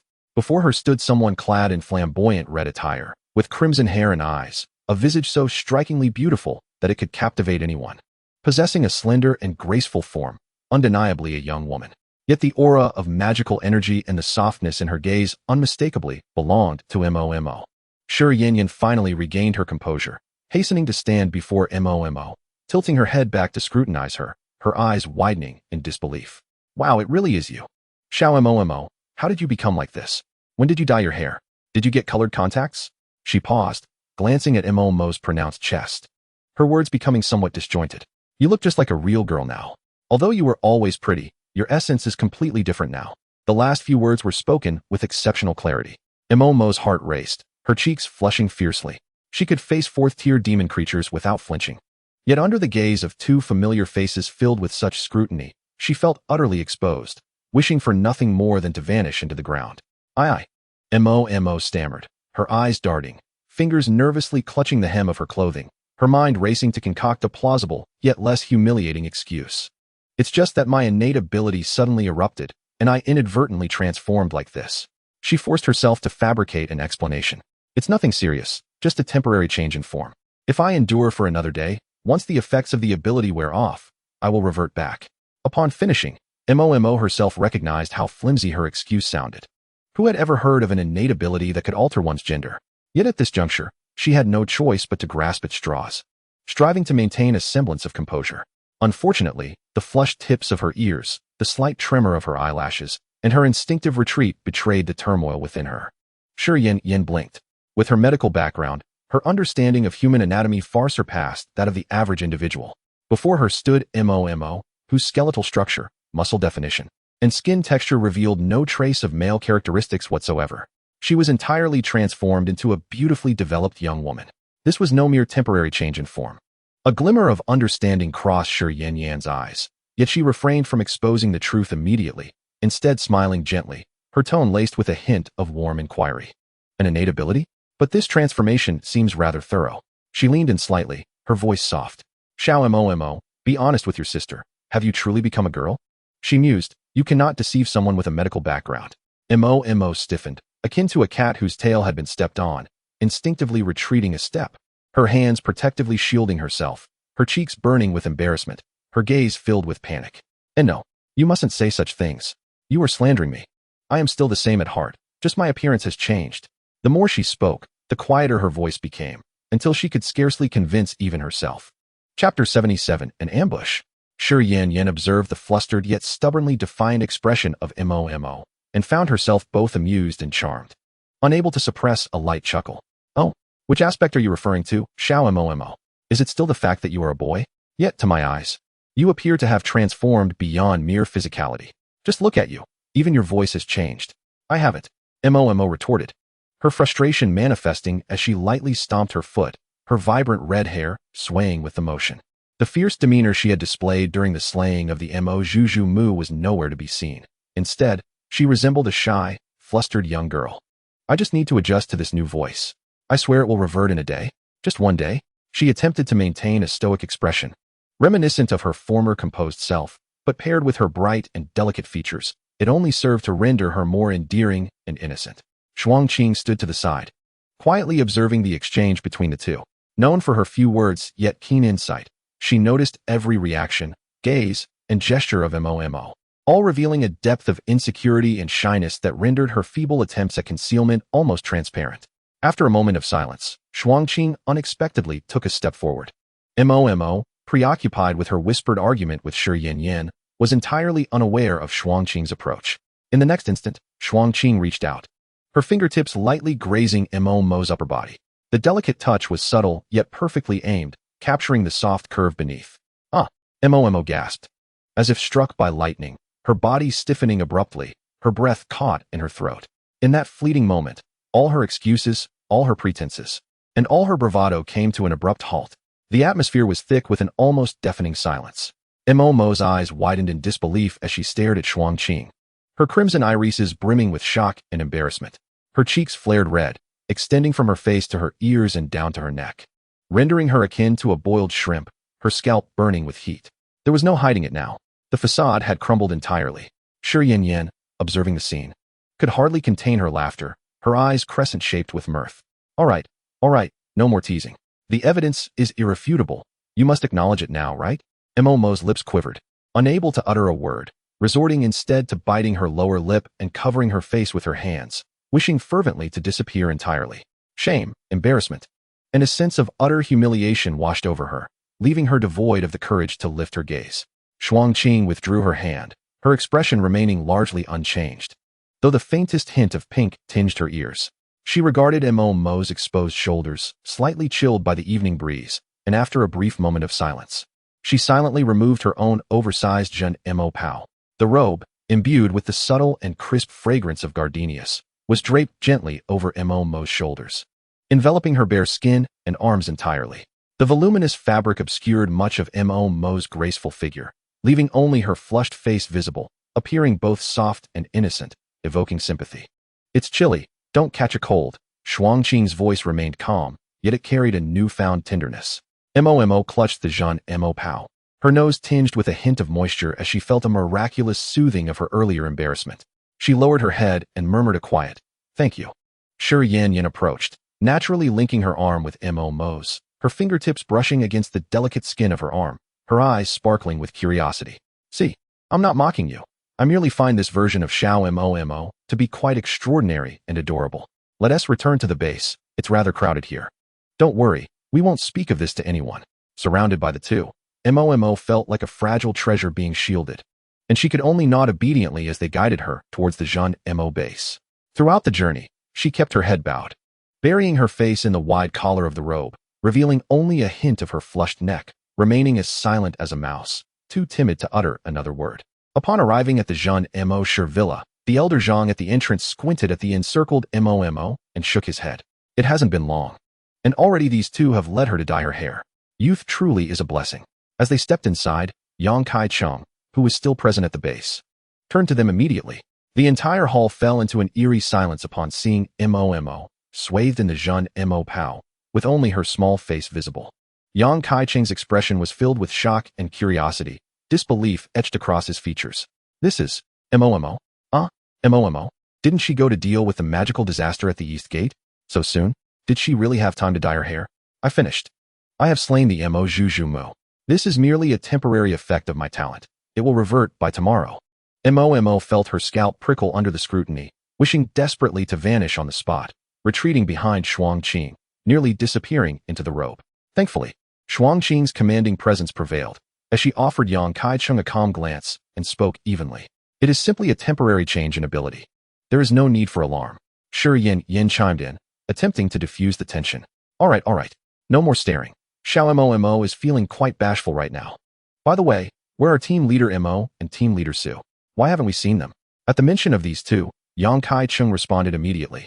The captain and Team Leader Su are still out managing the aftermath of the Jean Mo Wubu. They won't be back for a while. The news regarding the damage caused by the fourth-tier Mo Zhu invasion has just come in. Originally, Mo Xingci was dispatched to assist with the sudden magical disaster in the neighboring Zhong city, but has now been urgently recalled to liaise with headquarters. Su Qinyan couldn't arrive in time due to the distance from the East Gate subway station. Fortunately, Momo had managed to withstand the pressure and eliminate the Mo Zhu Mu in time, preventing its offspring from spreading through the extensive subway network of Heshi, which could have resulted in far more severe consequences. It is worth noting that while the individual combat prowess of the Mo clan is formidable, the most significant threat lies within the insect-like demon races. However, due to the slaying of their demon emperor by the demigods of humanity centuries ago, this once thriving demonic race has since dwindled, making encounters exceedingly rare. One would scarcely encounter an insect demon even after 100 magical disasters. Thus, the crisis at the East Gate subway station was indeed unforeseen. Momo, upon hearing this, did not dwell too long on the matter, silently exhaling a sigh of relief. Thankfully, there were two who would not return, sparing her the embarrassment of being witnessed by everyone. It was a small mercy to have fewer witnesses to her mortifying predicament. After enduring a long day filled with battles, transformations, and social blunders, Momo felt utterly exhausted, both physically and mentally. She yearned to wash away the day's tribulations and retreat beneath her blankets, quietly awaiting the end of her transformation. Yet, the mere thought of bathing sent her cheeks aflame once more. Bathing. Chapter 78. Bathing together in her current feminine form. How could she face such a situation with composure? Simply contemplating the notion filled her with insurmountable embarrassment. Momo hesitated at her room's entrance, her steps faltering as her thoughts waged war within her. At that moment, Shi Yin, seemingly reading her mind, approached with a bright smile, gently grasping her wrist. Xiao Momo, are you heading to bathe? It must be quite inconvenient for you now that you've transformed into a girl. How about I accompany you to the bathroom? I promise not to disturb you. I just want to ensure you're clean. Though her words were reassuring, the glimmer of excitement in Shi Yin's eyes was nearly impossible to conceal. Momo felt an instinctive apprehension, sensing that things would not be so straightforward. Before she could refuse, Xianyan unceremoniously pulled her towards the bathroom. Come on. The bathroom on the first floor is spacious and more comfortable. Given your current state, it would be rather inconvenient in your own room, wouldn't it? Momo was dragged along without the slightest resistance, her expression one of utter despondency as she was ushered into Xianyan's room. A faint fragrance filled the air, creating a clean and cozy atmosphere. Xianyan rummaged through her belongings and produced a set of loose, comfortable sleepwear, handing it to Momo with sparkling eyes. Here, wear this. It's my clothing. It should fit you perfectly now. It's soft and incredibly comfortable. Momo accepted the sleepwear, her fingertips warming up in embarrassment. The loose garment looked light and soft, gliding against her skin. Just picturing herself in it made her feel a tingle of anxiety. I can wash myself, she protested, still making a final effort to resist. No, you can't, Xianyan replied with a cheerful shake of her head. Girls and boys shower quite differently. Not being thorough can lead to some rather troublesome situations. Besides, you might find yourself in such circumstances again in the future. I can teach you. Which is a precaution worth taking. More importantly, we are both girls. It's perfectly fine. What could I possibly do to you? Mo harbored serious doubts. Suspecting Xianyan simply wished to tease her. What could girls do with one another? Perhaps nothing at all, or perhaps everything. With that thought, Xianyan seemed to have a great deal of potential. Ultimately, under Xianyan's coaxing and gentle tugging, Mo, blushing furiously, reluctantly entered the bathroom. Since they were both girls, it should be, perhaps, truly fine. The magical girl's red attire could be effortlessly shed with a mere thought, and as warm water cascaded down her body. The unfamiliar sensation kept Mo tense throughout, not daring to glance down, feeling quite flustered. Meanwhile, Xianyan, her eyes sparkling yet respectful, earnestly instructed Mo on proper hygiene practices. Despite everything, Mo still felt a sense of shame after washing herself and awkwardly slipped into the loose sleepwear. The soft cotton felt airy and light, and while it would indeed fit Xianyan perfectly, it was far too constricting for Mo, intensifying her awareness of her transformed body. She sensed something was amiss but could not articulate it. As the fabric brushed against her skin, she found her body inexplicably sensitive, causing her movements to become uncharacteristically shy. The neckline hung slightly open, revealing a sliver of fair skin, while the sleeves draped loosely to her wrists and the hem swayed gently, presenting an image of softness and obedience, imbued with an indescribable allure. The sharpness in her eyes was softened by a gentle shyness. Standing before the mirror, she gazed at the girl who was both familiar and foreign, her cheeks flushed, hesitant to step outside. The face was undeniably hers, yet the change in hair color, eye color, and figure rendered it unsettling. Why did it feel so wrong? Just then, Xianyan gently knocked on the door. Having noticed Mo's face was nearly fainting from embarrassment, she had wisely stepped out of the bathroom to give Mo some much-needed space. Mo, are you ready? Taking a deep breath, Mo braved the door, flushing with heat as she tugged at the tight-fitting sleepwear. Upon opening the door, Xianyan's eyes lit up instantly. Before her stood Mo, her long red hair slightly damp, clinging softly to her cheek, the loose sleepwear accentuating her gentle curves. Her fair, delicate skin, coupled with the lingering shyness in her eyes, enveloped her in a soft halo, fragrant and alluring, captivating to the point of being unable to look away. Xianyan swallowed hard, her eyes brimming with affection as she stepped forward, wrapping her arms gently around Mo's arm, nuzzling her cheek against her shoulder, her voice soft and inviting. Wow, little Mo, you look absolutely stunning. So soft and fragrant, it feels delightful to embrace you. The warm, gentle touch sent Mo stiffening in place, suddenly unsure of how to move. Why you shouldn't be this close, Xianyan. Her voice trembled, overwhelmed with shame. It's just a hug. Nothing will happen, Xianyan teased, her smile playful, refusing to let go. Instead, she pulled Mo along into her room, effortlessly guiding them both onto the bed. Tonight, you will sleep here with me, and I promise I won't disturb you. Mo found herself bewildered, pinned to the bed. Before she could protest, the door creaked open once more. Xuanqing entered, carrying a blanket, her expression impassive as she approached the bed, silently climbing in beside them. Mo was left utterly stunned, her crimson eyes reflecting her confusion. What was happening? What on earth was going on? Xianyan blinked in surprise, glancing at Xuanqing. Xuanqing, what are you doing here? Xuanqing settled herself, adjusting the blanket around her shoulders, her gaze calm as it fell upon Mo. She isn't quite ready. I'll keep an eye on her. Oh, is that so? Well, all right then. The reasoning was presented with an air of grandeur, her expression impeccably composed. Yet, the slight blush on her ears betrayed her true feelings. Thus, on one bed, to the left lay the cheerful, bright-eyed Xianyan, and to the right, the stoic yet subtly inching closer Xuanqing. In the center was Mo, caught between them, stiff and overwhelmed, teetering on the brink of embarrassment. Even though it was deep winter, Mo felt as if she were experiencing a sweltering summer. Who had set the air conditioning so high? It was suffocating. The atmosphere shifted to one of subtle tension and ambiguity. Mo curled up beneath the blankets, her breathing quiet, her entire being taut, afraid to make a move. With girls on both sides, she feared touching anything that might lead to awkwardness. In the next moment, Xianyan made the first move.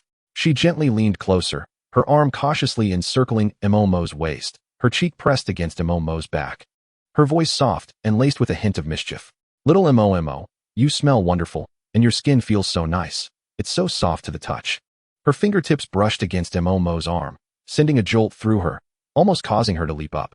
Xianyan, don't touch me like that, Momo exclaimed, her tone urgent yet lacking any authority. I'm just giving you a gentle touch, Xianyan replied, her delight evident as her fingers purposefully grazed Momo's side, eliciting a shiver from her. It's not painful, what are you afraid of?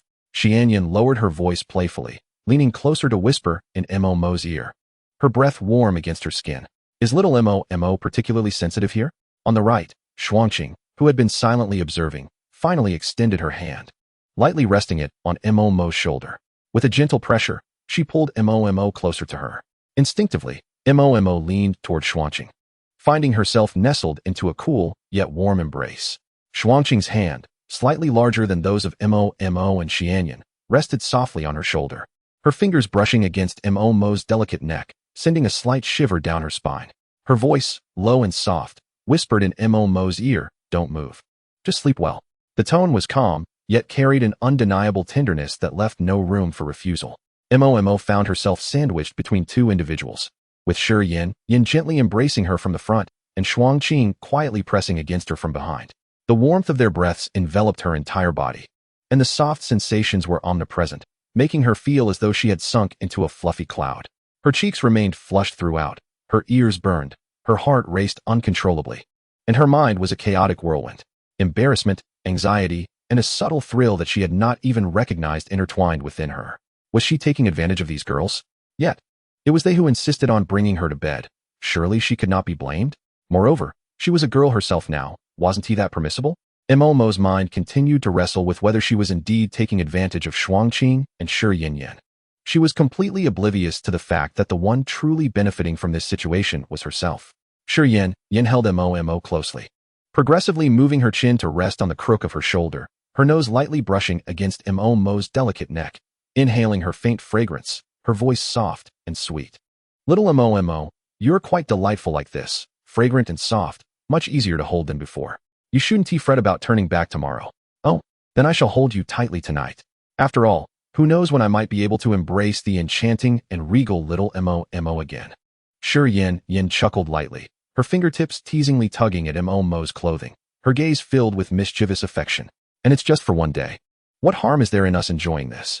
Shuangqing remained silent, merely tightening her embrace, securing Mo more firmly in her arms. Her movements were gentle and cautious, as if she were handling a rare treasure.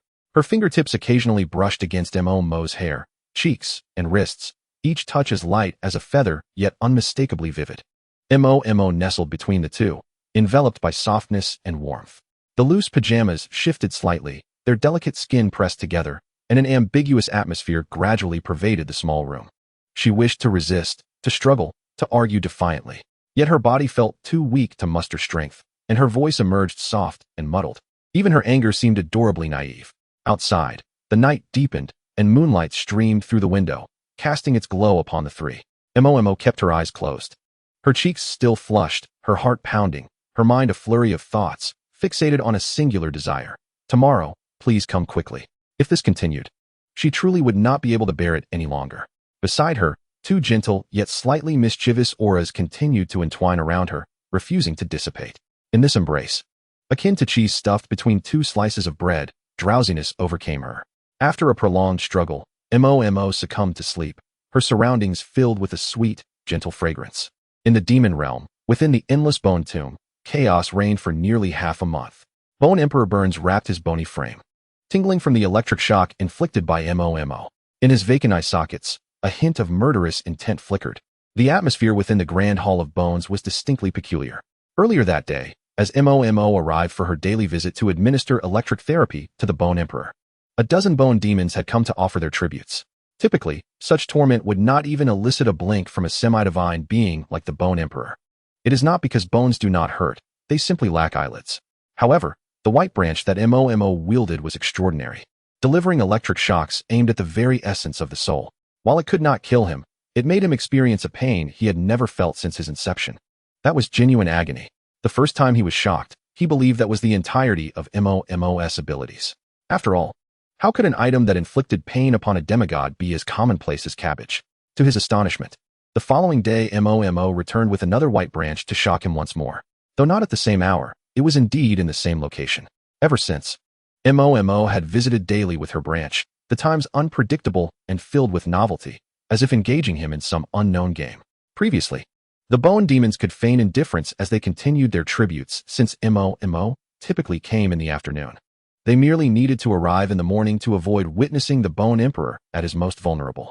Today, however, Mo deviated from routine and arrived to administer electric therapy in the morning, in the presence of their revered Bone Emperor.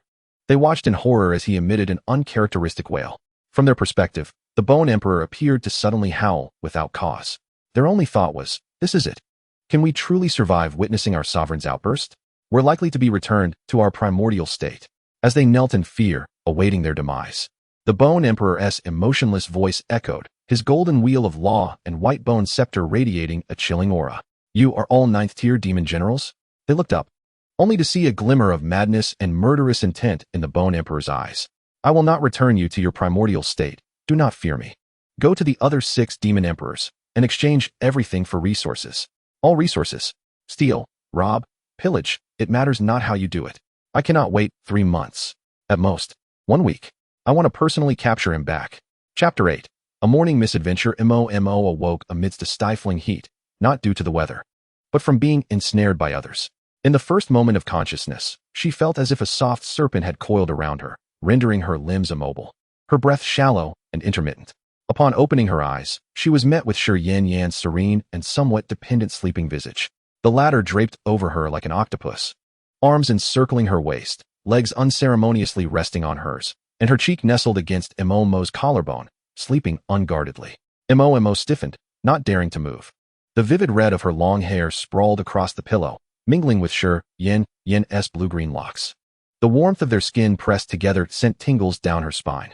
It dawned on her that she still bore the appearance of a girl.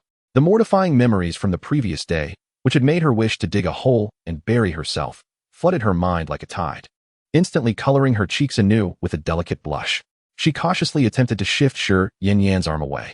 However, as soon as she exerted any force, the person in her embrace let out a dissatisfied whimper, tightening her grip and mumbling incoherently, "Don't disturb me. Little Mo, let me sleep a bit longer." The soft, drowsy voice brushed against her ear, rendering Mo completely still in shock. At that moment, she heard the faintest rustle beside her. Turning her head, she met Shuangqing's calm, unwavering gaze. Shuangqing lay on her other side, her posture dignified. Yet the blanket that should have covered each of them was now mostly wrapped around Mo, securing her snugly. Upon noticing Mo had awakened, a trace of gentleness flickered in Shuangqing's eyes. Her voice flowed like water. "Awake? Mo replied softly, her cheeks aflame. "I didn't mean to stay still." "It was Yan. I know." Shuangqing interrupted her, her tone natural. "She never sleeps quietly." As she spoke, Shuangqing reached out, gently placing her hand on Shi Yanyan's arm, applying a subtle pressure to discreetly pry away the tightly coiled embrace. Shi Yan frowned in discontent, but did not wake, merely turning over to hug the pillow and continue her slumber, finally granting Mo a moment's reprieve. Mo let out a long sigh of relief as she propped herself up, only to have her nightgown slip down her shoulder, revealing her delicate shoulder. She realized she was still wearing Shi Yanyan's loose cotton nightgown, the neckline slightly open, and a mere glance downward revealed her smooth skin. The taut sensation constantly reminded her of how strange this body felt. She hurriedly tugged at the collar, her ears flushed crimson. Shuangqing had already risen and was gently tidying up her tousled long hair, her fingertips weaving through the fiery red strands with a tender touch. It was still early, and the transformation had not yet reached 24 hours. She would revert back in the evening. Mo nodded, silently lamenting the wait ahead. Another whole day to endure this was truly torturous. "Let's go wash up first." Shuangqing offered a clean towel, saying, "I'll help you." "No, it's fine. I can do it myself." Mo's refusal was barely out before Shi Yanyan groggily awoke, her eyes sparkling like stars upon seeing Mo sitting up. She immediately dashed over, wrapping her arms around Mo's, her cheek rubbing against her shoulder, grinning radiantly. "Little Mo is awake. Perfect timing. Let's wash up together. I'll help you squeeze the toothpaste and fetch the water, ensuring you look beautiful." Surrounded by the two, Mo had no chance to resist and was half dragged, half coaxed into the bathroom. A faint, refreshing fragrance filled the restroom as Shi Yan deftly squeezed the toothpaste and handed it to Mo. Her eyes fixated on her, as if she were gazing at a treasure.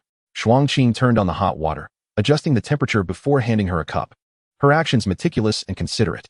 Mo lowered her head while brushing her teeth, her cheeks flushed in the mirror, and her scarlet eyes filled with embarrassment. Though it was the same face, the hair color and figure made her feel utterly alien. After washing up, Shuangqing presented a set of clothes she had prepared earlier. It consisted of a loose, light-colored sweatshirt and long pants, crafted from soft fabric that wasn't overly tight, allowing her to conceal her figure while remaining comfortable. It was evident that Shuangqing had meticulously planned this, taking every detail into account. Put this on. It's suitable and more comfortable. Mo accepted the clothes. Her fingertips slightly warm. Shi Yanyan leaned against the doorframe, smiling, and did not intrude, simply waving her hand. Hurry up and change. Once you're ready, we'll go have breakfast. I made your favorite. As the door gently closed, Mo looked at the clothes in her hands, took a deep breath, and slowly changed. The loose sweatshirt draped over her, perfectly concealing any curves that made her uneasy, and the pants were also loose and comfortable. Instantly, she appeared refreshed and obedient, losing some of her allure and gaining the innocent charm of a neighborly girl. Once she adjusted her outfit, she opened the door and stepped out. Shi Yanyan's eyes sparkled once more. Wow, little Mo looks stunning. This outfit suits you perfectly. She quickly stepped forward, naturally adjusting Mo's collar and deftly gathering her long hair behind her, securing it into a low ponytail with a simple hair tie. This looks more spirited and neat. Shuangqing stood quietly to the side, watching with a gentle smile in her eyes. Mo felt uncomfortable under their gaze, but found herself unable to refuse, allowing them to fuss over her like a doll being meticulously dressed. In that moment, the awkwardness and anxiety brought on by her transformation gradually faded away, replaced by an indescribable warmth. Since her arrival in this world, it was the first time she had been cared for with such delicate attentiveness. This feeling, perhaps, wasn't he so bad after all. Just as the three were enveloped in warmth, the villa's front door gently swung open. Mo Xingci had returned. Dressed in a black demon hunter uniform, he carried the morning chill from outside, and a hint of fatigue graced his brow, clearly having hurried back overnight. The sudden magical disaster at Dongmen subway station had arisen swiftly and dissipated just as quickly. The mother spider demon had been slain by Mo, and all of its offspring had been eradicated without exception. The follow-up work was not overly complicated. After handling it, he immediately rushed back to the base. Upon entering, Mo Xingci's gaze fell upon Mo, nestled between Shi Yanyan and Shuangqing. His steps faltered momentarily. He clearly hadn't anticipated seeing her in such a guise. Chapter 81. Confidentiality. Mo's crimson hair, delicate features, and slender figure clad in a loose sweatshirt made her appear fresh and soft, a stark contrast to her usual cool, sharp demeanor. Even Mo Xingci, typically composed and unflappable, displayed a hint of surprise in his eyes upon witnessing the scene. He stared at Mo for a few seconds, refraining from questioning or teasing her, simply nodding lightly, his tone neutral. You're back. Those 4 simple words brought a sigh of relief from Mo thankfully. Captain Mo was not the type to be overly dramatic like Yang Kai Chong, relentlessly questioning her or making a spectacle. Yes, I'm back. Mo cleared her throat, striving to maintain her usual composure, but with her current appearance, it came off as somewhat awkward. The mother spider demon has been dealt with. No greater damage was caused. I know, Mo Xingci nodded, settling onto the living room sofa as his expression gradually turned serious. The magical disaster at Dongmen was purely accidental. Insect-type demon races are already rare, and a 4th-tier spider mother is even more seldom encountered. You handled it well on your own. Mo remained silent, patiently awaiting further words. She could tell that Mo Xingci had more pressing matters to discuss. Indeed, after a brief silence, he lifted his gaze to the group, his tone growing graver. However, you should all minimize going out recently, especially you. Mo's eyes widened. What has happened? News has come from the demon realm. Mo Xingci's brow furrowed slightly. Intelligence gathered from their operatives stationed in the demon realm indicated that the situation was quite unstable. An overwhelming surge of demonic energy was emanating from the territories of the 6 demon emperors, signaling a significant upheaval. One so severe that it had even prompted the participation of the war demon and flame demon emperors in the fray. The atmosphere in the room turned somber. The demon emperors were semi-divine beings at the pinnacle of the demon realm, each ruling their own territory and typically refraining from interference with one another. Now, with 2 emperors personally involved in combat, it was evident just how chaotic the demon realm had become. Is it infighting? Shuangqing inquired, her voice calm. Unclear. Mo Xingci shook his head, acknowledging the limited information available. All we know is the surge of demonic energy is widespread, affecting the entire demon realm. It doesn't seem like mere infighting. It feels as though something significant is brewing among the demon emperors. He turned to Mo, his tone growing serious. You have deep ties to the demon realm, especially with the Bone Emperor. You must exercise caution, avoid acting alone, and steer clear of the demon realm's entrance.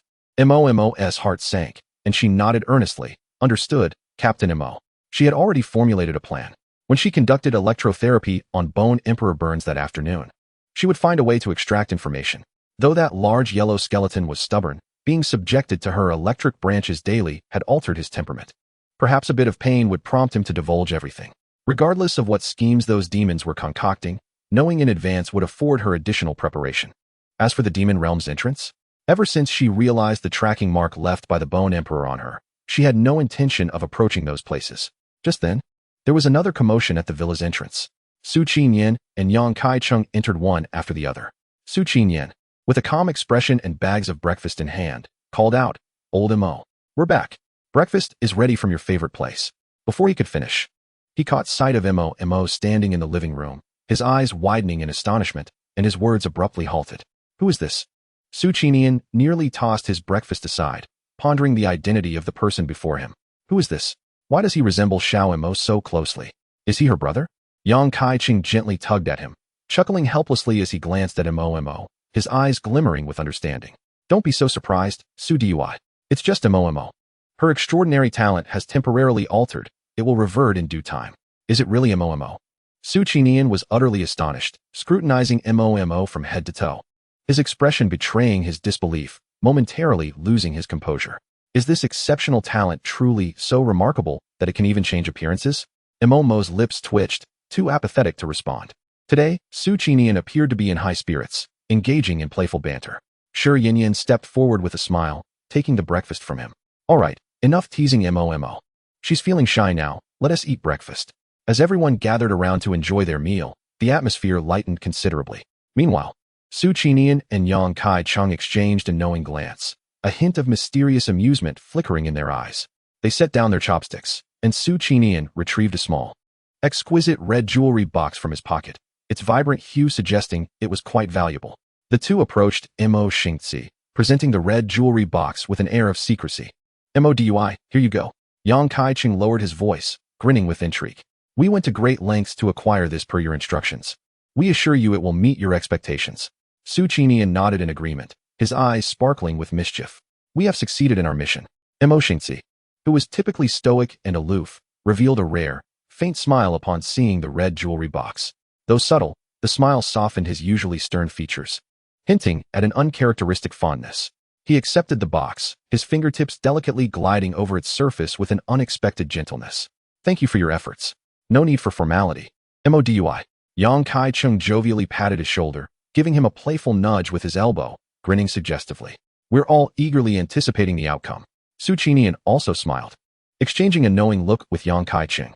This scene piqued the curiosity of Shi Yinyan and Shuang Qing. With sparkling eyes, Shi Yinyan leaned closer, inquisitively gazing at the jewelry box in Mo Xingzi's hand. Modui, what is this? It looks so exquisite.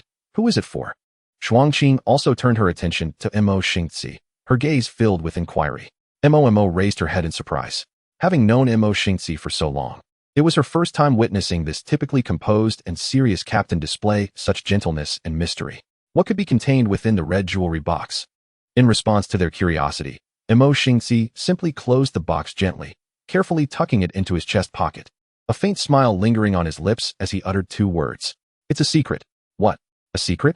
Shi Yinyan pouted in dissatisfaction. Modui, you're being so stingy. Just tell us a little. Mo Xingzi shook his head, his demeanor resolute, yet unexpectedly gentle. It's not stinginess. The time has not yet come. He paused, meeting the expectant gazes of the group, and slowly added, next week, I will reveal it to you. With that, he thoroughly piqued everyone's interest. Shi Yinyan was about to press further, but Shuang Qing gently pulled her back, shaking her head slightly to signal her to refrain from further inquiries. Since Mo Xingzi mentioned next week, he would undoubtedly disclose the information. Pressing him now would be futile. Mo Xingzi tucked away the jewelry box, his smile gradually fading as he resumed his usual serious demeanor, as if the warmth he had just shown was merely an illusion. Sitting upright, he addressed everyone, his tone returning to a grave seriousness. Now, let us discuss the matter at hand. During my recent assistance in Zhong City, I discovered some peculiar phenomena. Chapter 82. Conspiracy. Returning to the original state, the group immediately focused, listening intently. Zhong City, located on a plain with an expansive terrain and dry climate, has historically rarely experienced fog, much less thick fog. Mo Xingzi furrowed his brow. However, when I arrived in Zhong City, an unprecedented dense fog had already arisen, sprawling extensively and enveloping much of the city, and it continues to expand. Is there demonic energy within the fog? Mo inquired promptly. No, Mo Xingzi shook his head. This is the most perplexing aspect. There is no trace of demonic energy within the fog, nor the presence of any demonic entities, and there have been no casualties. It is merely an ordinary thick fog, appearing in Zhong City where it should not, and it arrived without warning. Upon hearing this, everyone frowned. There was no demonic energy, no danger, yet it was extraordinarily bizarre. Such seemingly harmless yet uncanny phenomena often evoke more unease than overt demonic disasters. After all, if demonic entities are detected, they can simply be eliminated.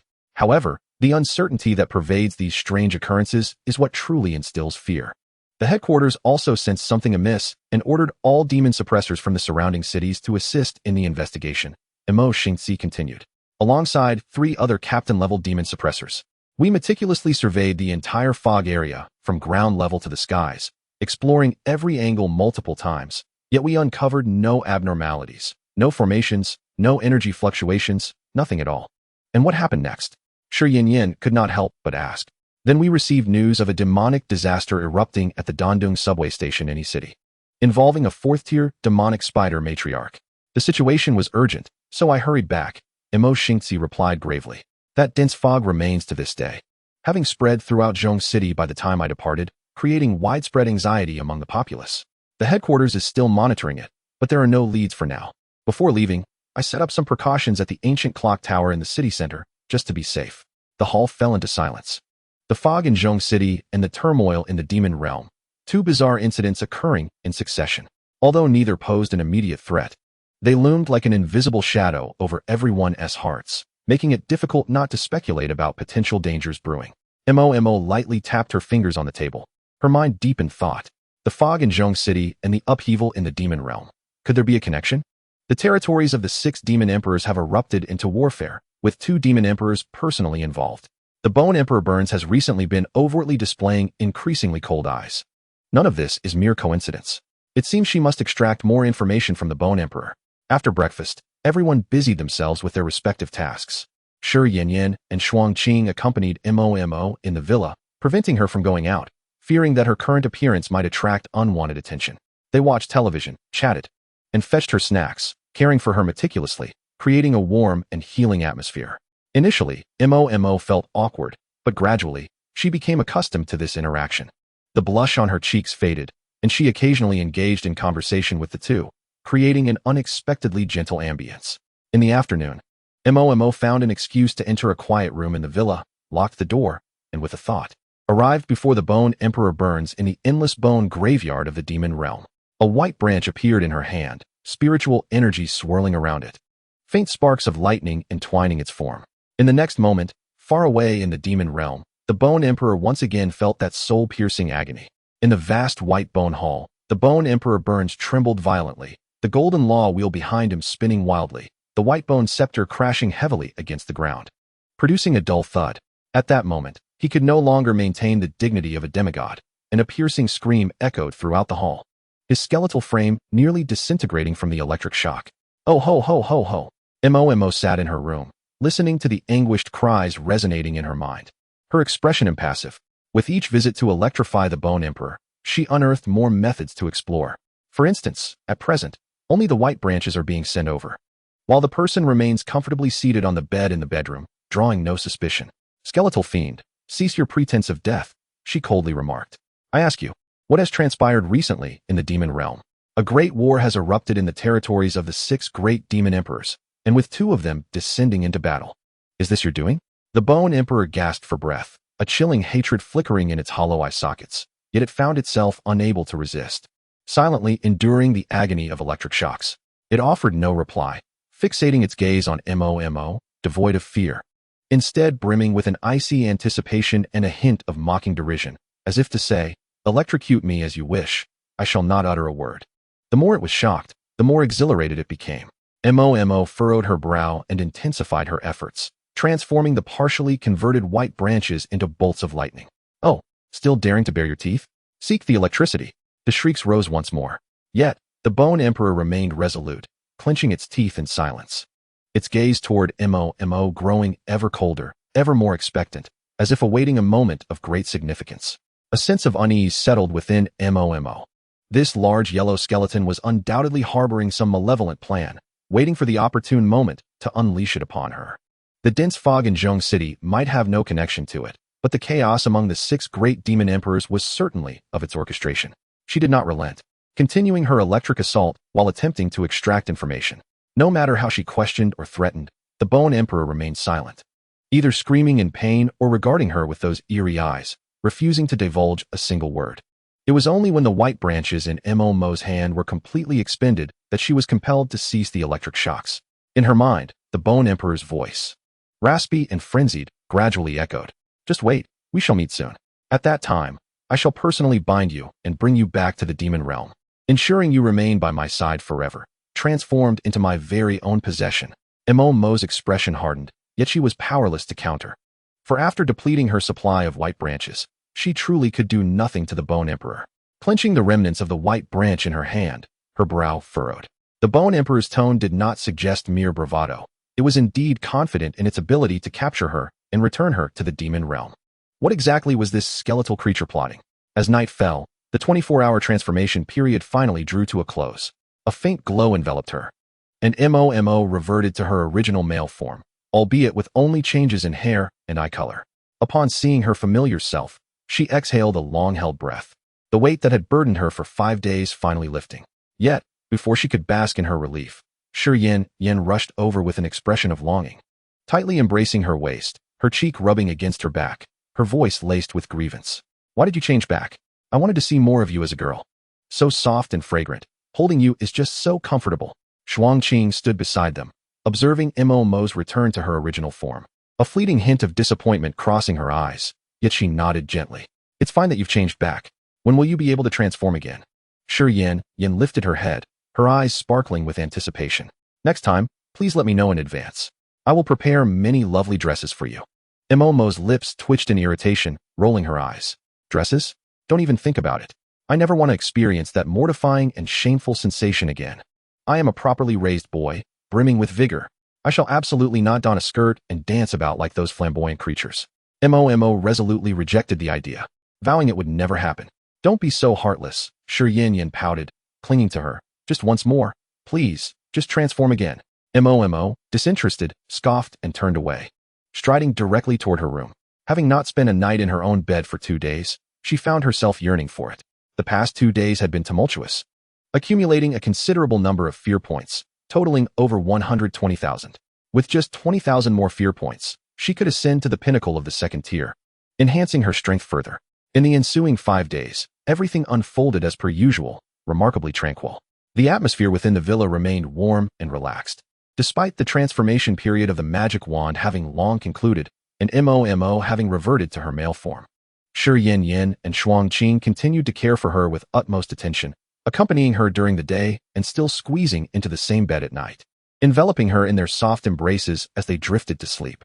Even though Mo had returned to her original appearance, her physical softness and charming visage had not diminished in the slightest, leading her from initial stiffness and embarrassment to gradually becoming accustomed to it, occasionally leaning toward their warm embraces in her sleep. After all, no one would wish for anything less than kindness from others. Learning to savor such moments was one of Mo's guiding principles. During this time, her strength naturally flourished, successfully breaking through to the pinnacle of the 2nd tier by consuming demon pig meat. Magic species, pinnacle of the 2nd tier, 1, 252. 500, current unlocked magic species form, bone demon, bone authority possession amount, 19. As the breakthrough's white magical energy flooded the entire base, all the bearing fish in the aquariums leaped with exuberance, excitedly splashing against the surface. The other members of the team hastened to congratulate her. Not only had she improved, but several others had also made significant advancements. The strength of the magic users team from He City had collectively risen by a small tier, with Mo Xingci on the cusp of breaking into the early stages of the 5th tier, requiring only one more special material. which was currently en route from the headquarters of the 6 departments of demon suppression to He City. Upon further inquiry, MOMO discovered that Mo Xingci had also emerged from Hua Long Academy, ranking 4th on its dragon list and regarded as a prodigy of the Dragon Kingdom. Achieving peak 4th-tier strength at the mere age of 24, serving as the captain of the magic users team in the prominent city of He City. This revelation brought a measure of comfort to MOMO, explaining why she often found herself bested during their sparring sessions. Yet, Mo Xingci had been remarkably discreet, never once mentioning such an impressive background, maintaining an air of humility. Moreover, there were some curious occurrences. Recently, Xiao Meng He from the Talent Management Bureau had been frequently appearing in MOMO's line of sight, each time adorned with a radiant smile. Sometimes she came to deliver documents from the headquarters to Mo Xingci, while other times she assisted in cooking and tidying up for the other residents. More often than not, she quietly sat on the sofa, observing Mo Xingci's serious demeanor as he handled official matters, her expression soft and unhurried.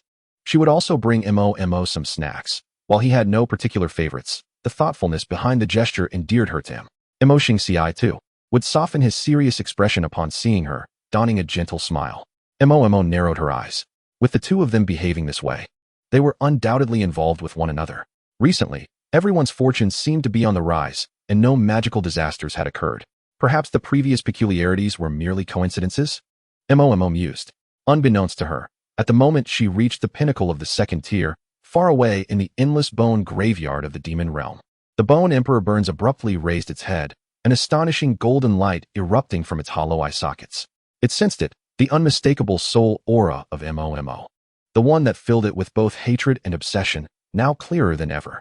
The Bone Emperor slowly rose, the yellow bones of its body creaking ominously as overwhelming magical energy surged forth, causing the entire Bone Palace to tremble violently. The bone demons dispatched earlier are currently ceaselessly transporting resources plundered from the territories of the other 6 demon emperors back to the Endless Bone Tomb. The mountains of resources emit a dazzling radiance in the center of the Grand Hall. The cost of this endeavor has resulted in the loss of more than half of the 58 9th-tier demon generals under its command, leaving only 24 within a mere fortnight, as they perished in the relentless quest for resources from the hands of other demon emperors. However, the Bone Emperor remains unperturbed. The loss of demon generals is inconsequential. They can be replenished. Yet, if MOMO can be captured and rigorously trained, that would indeed be a true victory. The Bone Emperor extended a finger, and with a gentle wave, all resources erupted instantaneously, transforming into the purest energy that surged into its being. Its aura swelled with terrifying speed, surpassing any moment in the past. Though its recovery was subpar, at merely half of its peak, it was sufficient. The Bone Emperor whispered, its voice brimming with an uncontrollable madness and anticipation. MOMO, my master, I have come for you. This time, no one shall impede me. The overwhelming demonic energy burst forth from the Endless Bone Tomb, soaring into the heavens, stirring the entire demon realm. The 7th demon emperor of the demon realm, Bone Emperor Burns, has emerged once more after 3 centuries. Meanwhile, within the magic envoy's villa in He Shi town, MOMO reclines on the bed, eyes closed in repose, entirely unaware of the Bone Emperor's peculiarities. Having reached the pinnacle of the 2nd tier, he possesses a more profound understanding of the authority of bones. His skills, bone creation and unclaimed bones, have both been enhanced, allowing him to create or control an additional entity. He can now simultaneously manufacture 4 bone creations of the same tier, or command 2 corpses that exceed him by 2 tiers. In 2 days, one of the 6 magic generals, Zhu Xia, will arrive, and he's sure to escort him to the capital. This ensures both his safety and that of his teammates remaining in He Shi. If he continues to proceed methodically, all will eventually improve. His current consideration revolves around how to harvest fear points in the capital, as the new environment demands an uninterrupted collection of fear points. MOMO furrowed his brow, his cherubic face clouded with worry. Would the other magic generals understand his plight in scaring people for fear points in the capital? After all, he too seeks to grow stronger without harming anyone. The mere thought of utilizing demonic energy beneath the watchful eyes of the magic generals filled him with a modicum of excitement. As the sun dipped below the horizon, casting a warm golden hue over the He Shi Middle School building, students poured out in a bustling stream. MOMO, with his jet-black hair cascading over his shoulders, walked among them, his once lively eyes dimmed by an inescapable gloom. He rubbed his forehead in exasperation, overwhelmed by recent events. He had turned He Shi Middle School into a veritable base for harvesting fear points. From the supernatural rumors surrounding the third-floor restroom to the eerie skeletal structure in the northwest corner of the playground, and the sudden chill that swept past during self-study periods, as well as the flickering lights during evening classes and the inexplicably appearing white bones in lockers, he had exhausted nearly every frightening tactic he could conceive. Initially, the results were astonishing. Numerous supernatural tales emerged from Heesher High School. Girls huddled together in fright, while boys turned pale. And fear points flooded into his system panel like a torrent, ringing incessantly. Those days were the most comfortable for MOMO at Heesher High School. He didn't have to expend energy battling demons or face surprise attacks from Bone Emperor Burns. All he needed to do was exert a little effort to terrify a group of ordinary students. However, as time passed, the situation shifted. The students had developed a remarkable immunity to his scares. They had become desensitized. No matter how bizarre the disturbances he conjured, they merely responded with casual banter. "Oh, here we go again. The little ghost is at it. Ignore it. It'll pass soon. I'm not scared anymore. I'm used to it." Some bolder boys even approached him, curiously examining and poking at the skeletal structures he had created.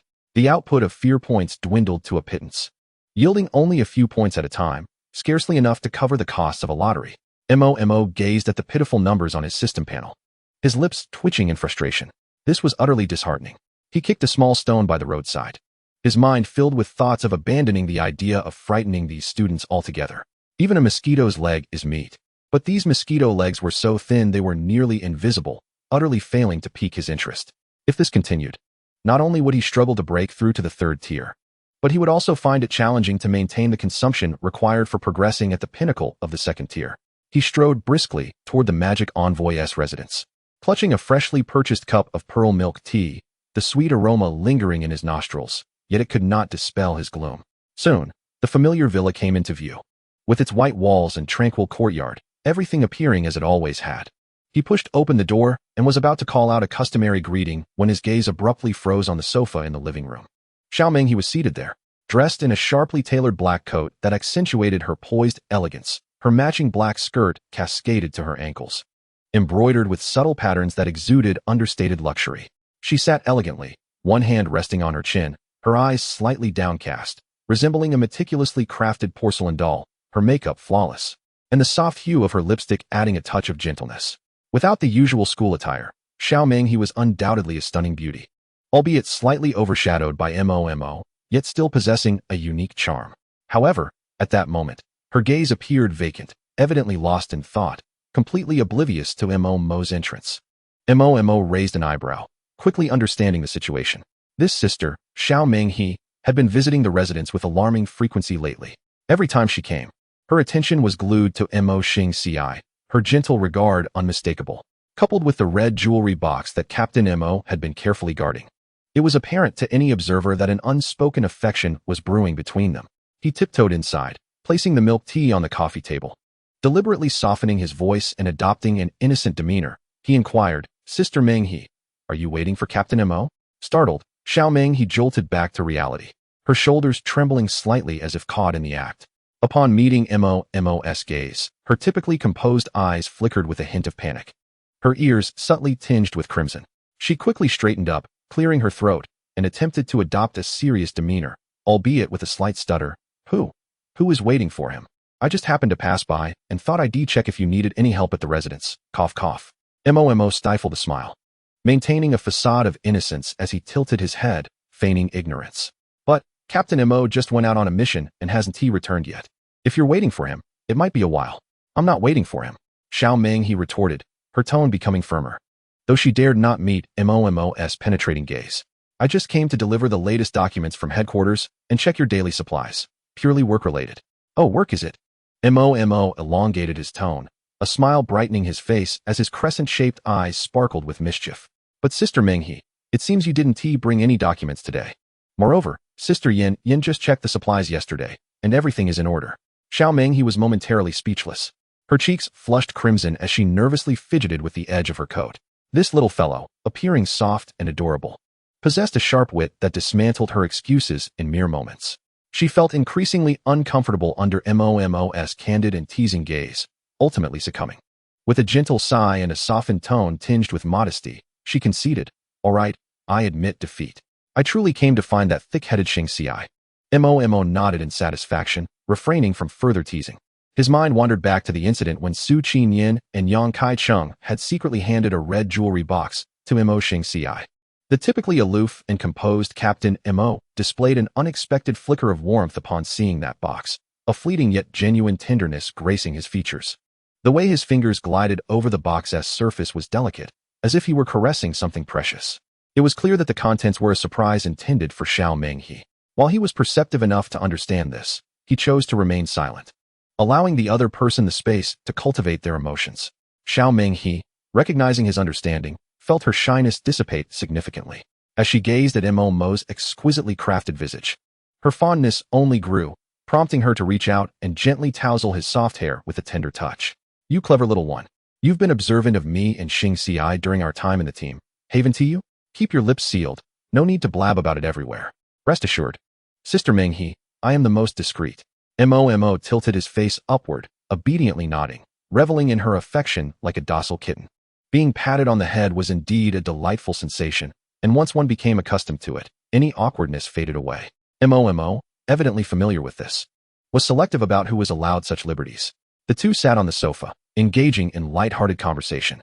Xiao Menghe recounted the mundane affairs of the administration bureau, the mountains of paperwork, and the clumsiness of new recruits. Mo occasionally chimed in with anecdotes from the team, sharing tales of Yang Kai-chung's foolishness, Su Qinyan's knife maintenance, and Shuang Qing's cold demeanor. The atmosphere was relaxed and warm, casting a soft glow even on the twilight sky outside. After a while, Xiao Menghe seemed to recall something, her eyes brightening with urgency as she softly said, "Oh, Mo, I wish to prepare a small gift for Xingci. Would you accompany me to the street for a little shopping?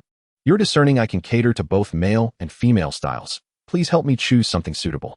Mo immediately agreed. After all, having been dragged along on several shopping excursions by Shuang Qing and Shi Yanyan, his fashion sense had evolved, making him somewhat of an aficionado. "Yes, I will accompany Sister Menghe." They left their base and strolled through the bustling commercial street of E-City. As evening descended, the streets illuminated with lights. Throngs of people meandered, and shops brimmed with an array of wares. Jewelry, handcrafted goods, clothing, and delicacies were in abundance. The cool evening breeze caressed their cheeks, offering a refreshing sensation.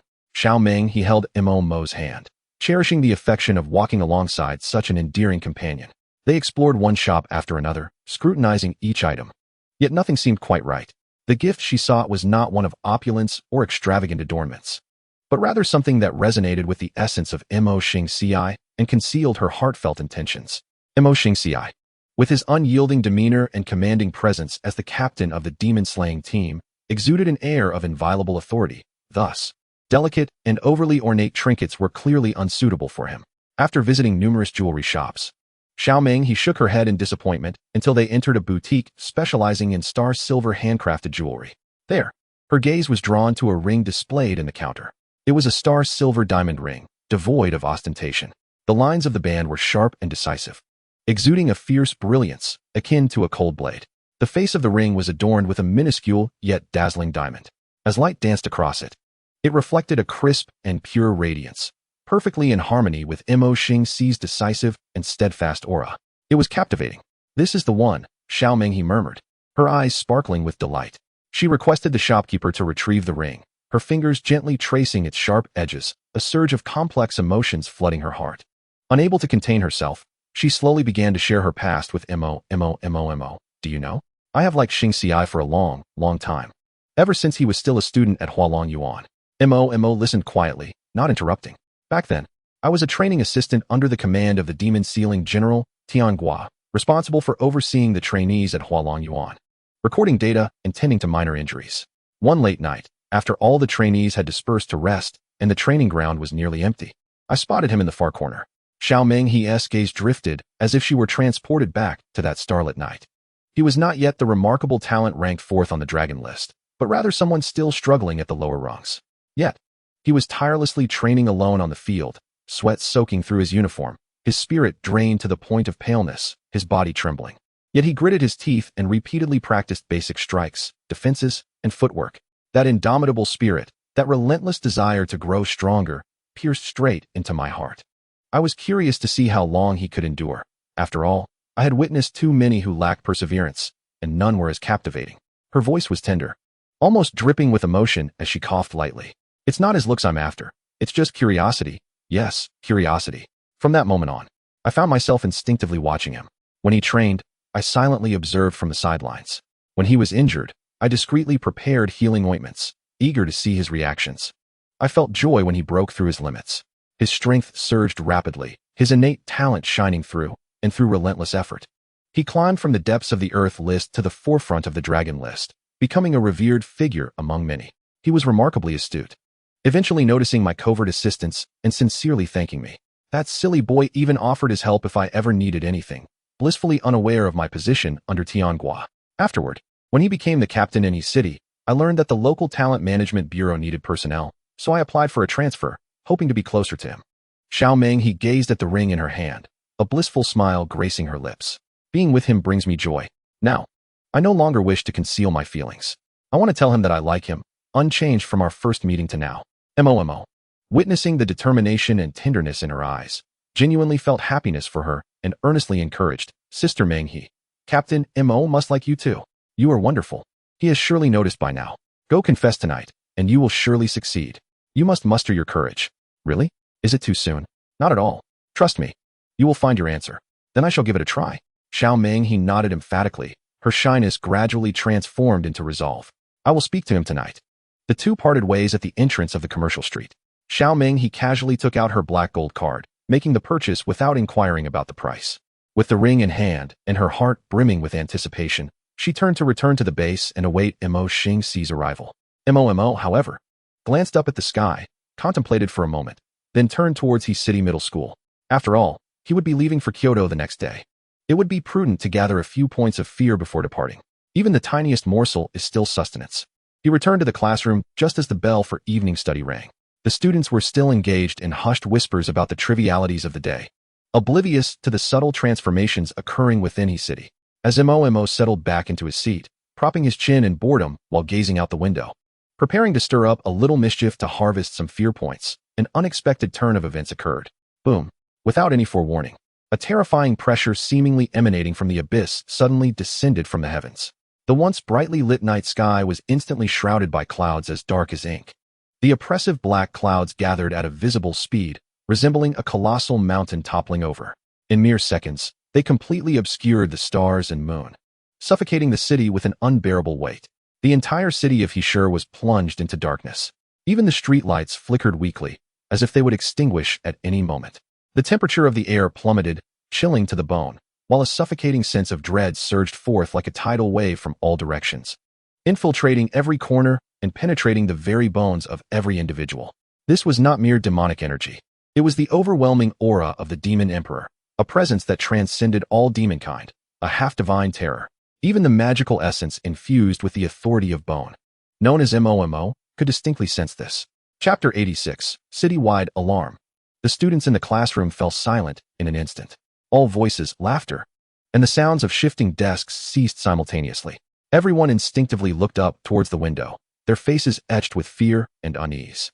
The formerly clear sky now appeared as dark as a cloth drenched in ink, pressing heavily above the city, as if it would crash down at any moment, reducing the entire Hishur to dust. The wind began to howl, its mournful wails resembling the cries of countless vengeful spirits. The windows rattled violently, lights flickered erratically, casting the classroom into an eerie darkness. Why is it so dark all of a sudden? Someone stammered, their voice trembling. It's terrifying. I feel so cold all over. What on earth is happening? Is there going to be an earthquake? No, this feeling is wrong. It's as if something is coming. Panic spread through Hishur like an epidemic. This evident and bizarre change was something any sane person could perceive. In a world ravaged by demonic disasters, no one had the inclination to pull out their phones and capture the moment of impending doom. Chaos erupted in traffic as people grew restless. The sounds of clashing desks, quiet sobs, suppressed gasps, and frantic discussions rose in a cacophony. The classroom was thrown into disarray. Some sought refuge beneath their desks, others attempted to flee the classroom, while some, paralyzed by fear, clutched their deskmates' hands, their faces pale as paper. Meanwhile, within the demon suppression officer's villa, Yin knelt before the fish tank, tenderly scattering fish food into the water, her lips curling into a gentle smile. Little darlings, take your time eating. Oh no, Xiaohua, don't bite Qing's tail. Yet in the blink of an eye, her smile froze. The normally docile whitefish were now in a frenzy. They thrashed violently, colliding against the walls of the tank, their fins erect, their eyes filled with terror. All of them faced the direction of the outskirts of Hishur, repeatedly crashing into the tank with a thundering noise, their force nearly shattering the glass. The whitefish served as an exclusive warning spirit for the demon suppression officers. Under typical circumstances, they would only gently sway their tails, indicating the direction of a demonic disaster. Moderate disasters would cause slight agitation, while the arrival of high-level demons would lead to violent thrashing. However, what Shi Yanyan witnessed now was unprecedented, a near-manic state of desperation. This was the first time she had ever encountered such a scene. Her complexion paled, and her heart sank. This was no ordinary demon, not a high-level demon, not a demon general, but a true existence that surpassed all demons, the Demon Emperor. Unfortunately, the whitefish from the 6 departments of demon suppression had never recorded an encounter with the Demon Emperor, and thus, according to Shi Yanyan's judgment, the invading demon clan belonged to the high-level demon category. Yet, even high-level demon generals were not something the demon suppression team of Hishur could contend with. Oh no. Shi Yanyan suddenly stood up, disregarding the fish food scattered on the floor, and seized the communicator on the table. Her fingers trembled as she pressed the call button, her voice urgent to the point of cracking. Emergency notification. Emergency notification. The whitefish are collectively warning. Target direction, outskirts of Hishur. The intensity of the demonic energy cannot be determined. Highly dangerous. Immediately dispatch the nearest personnel for reconnaissance. Hurry.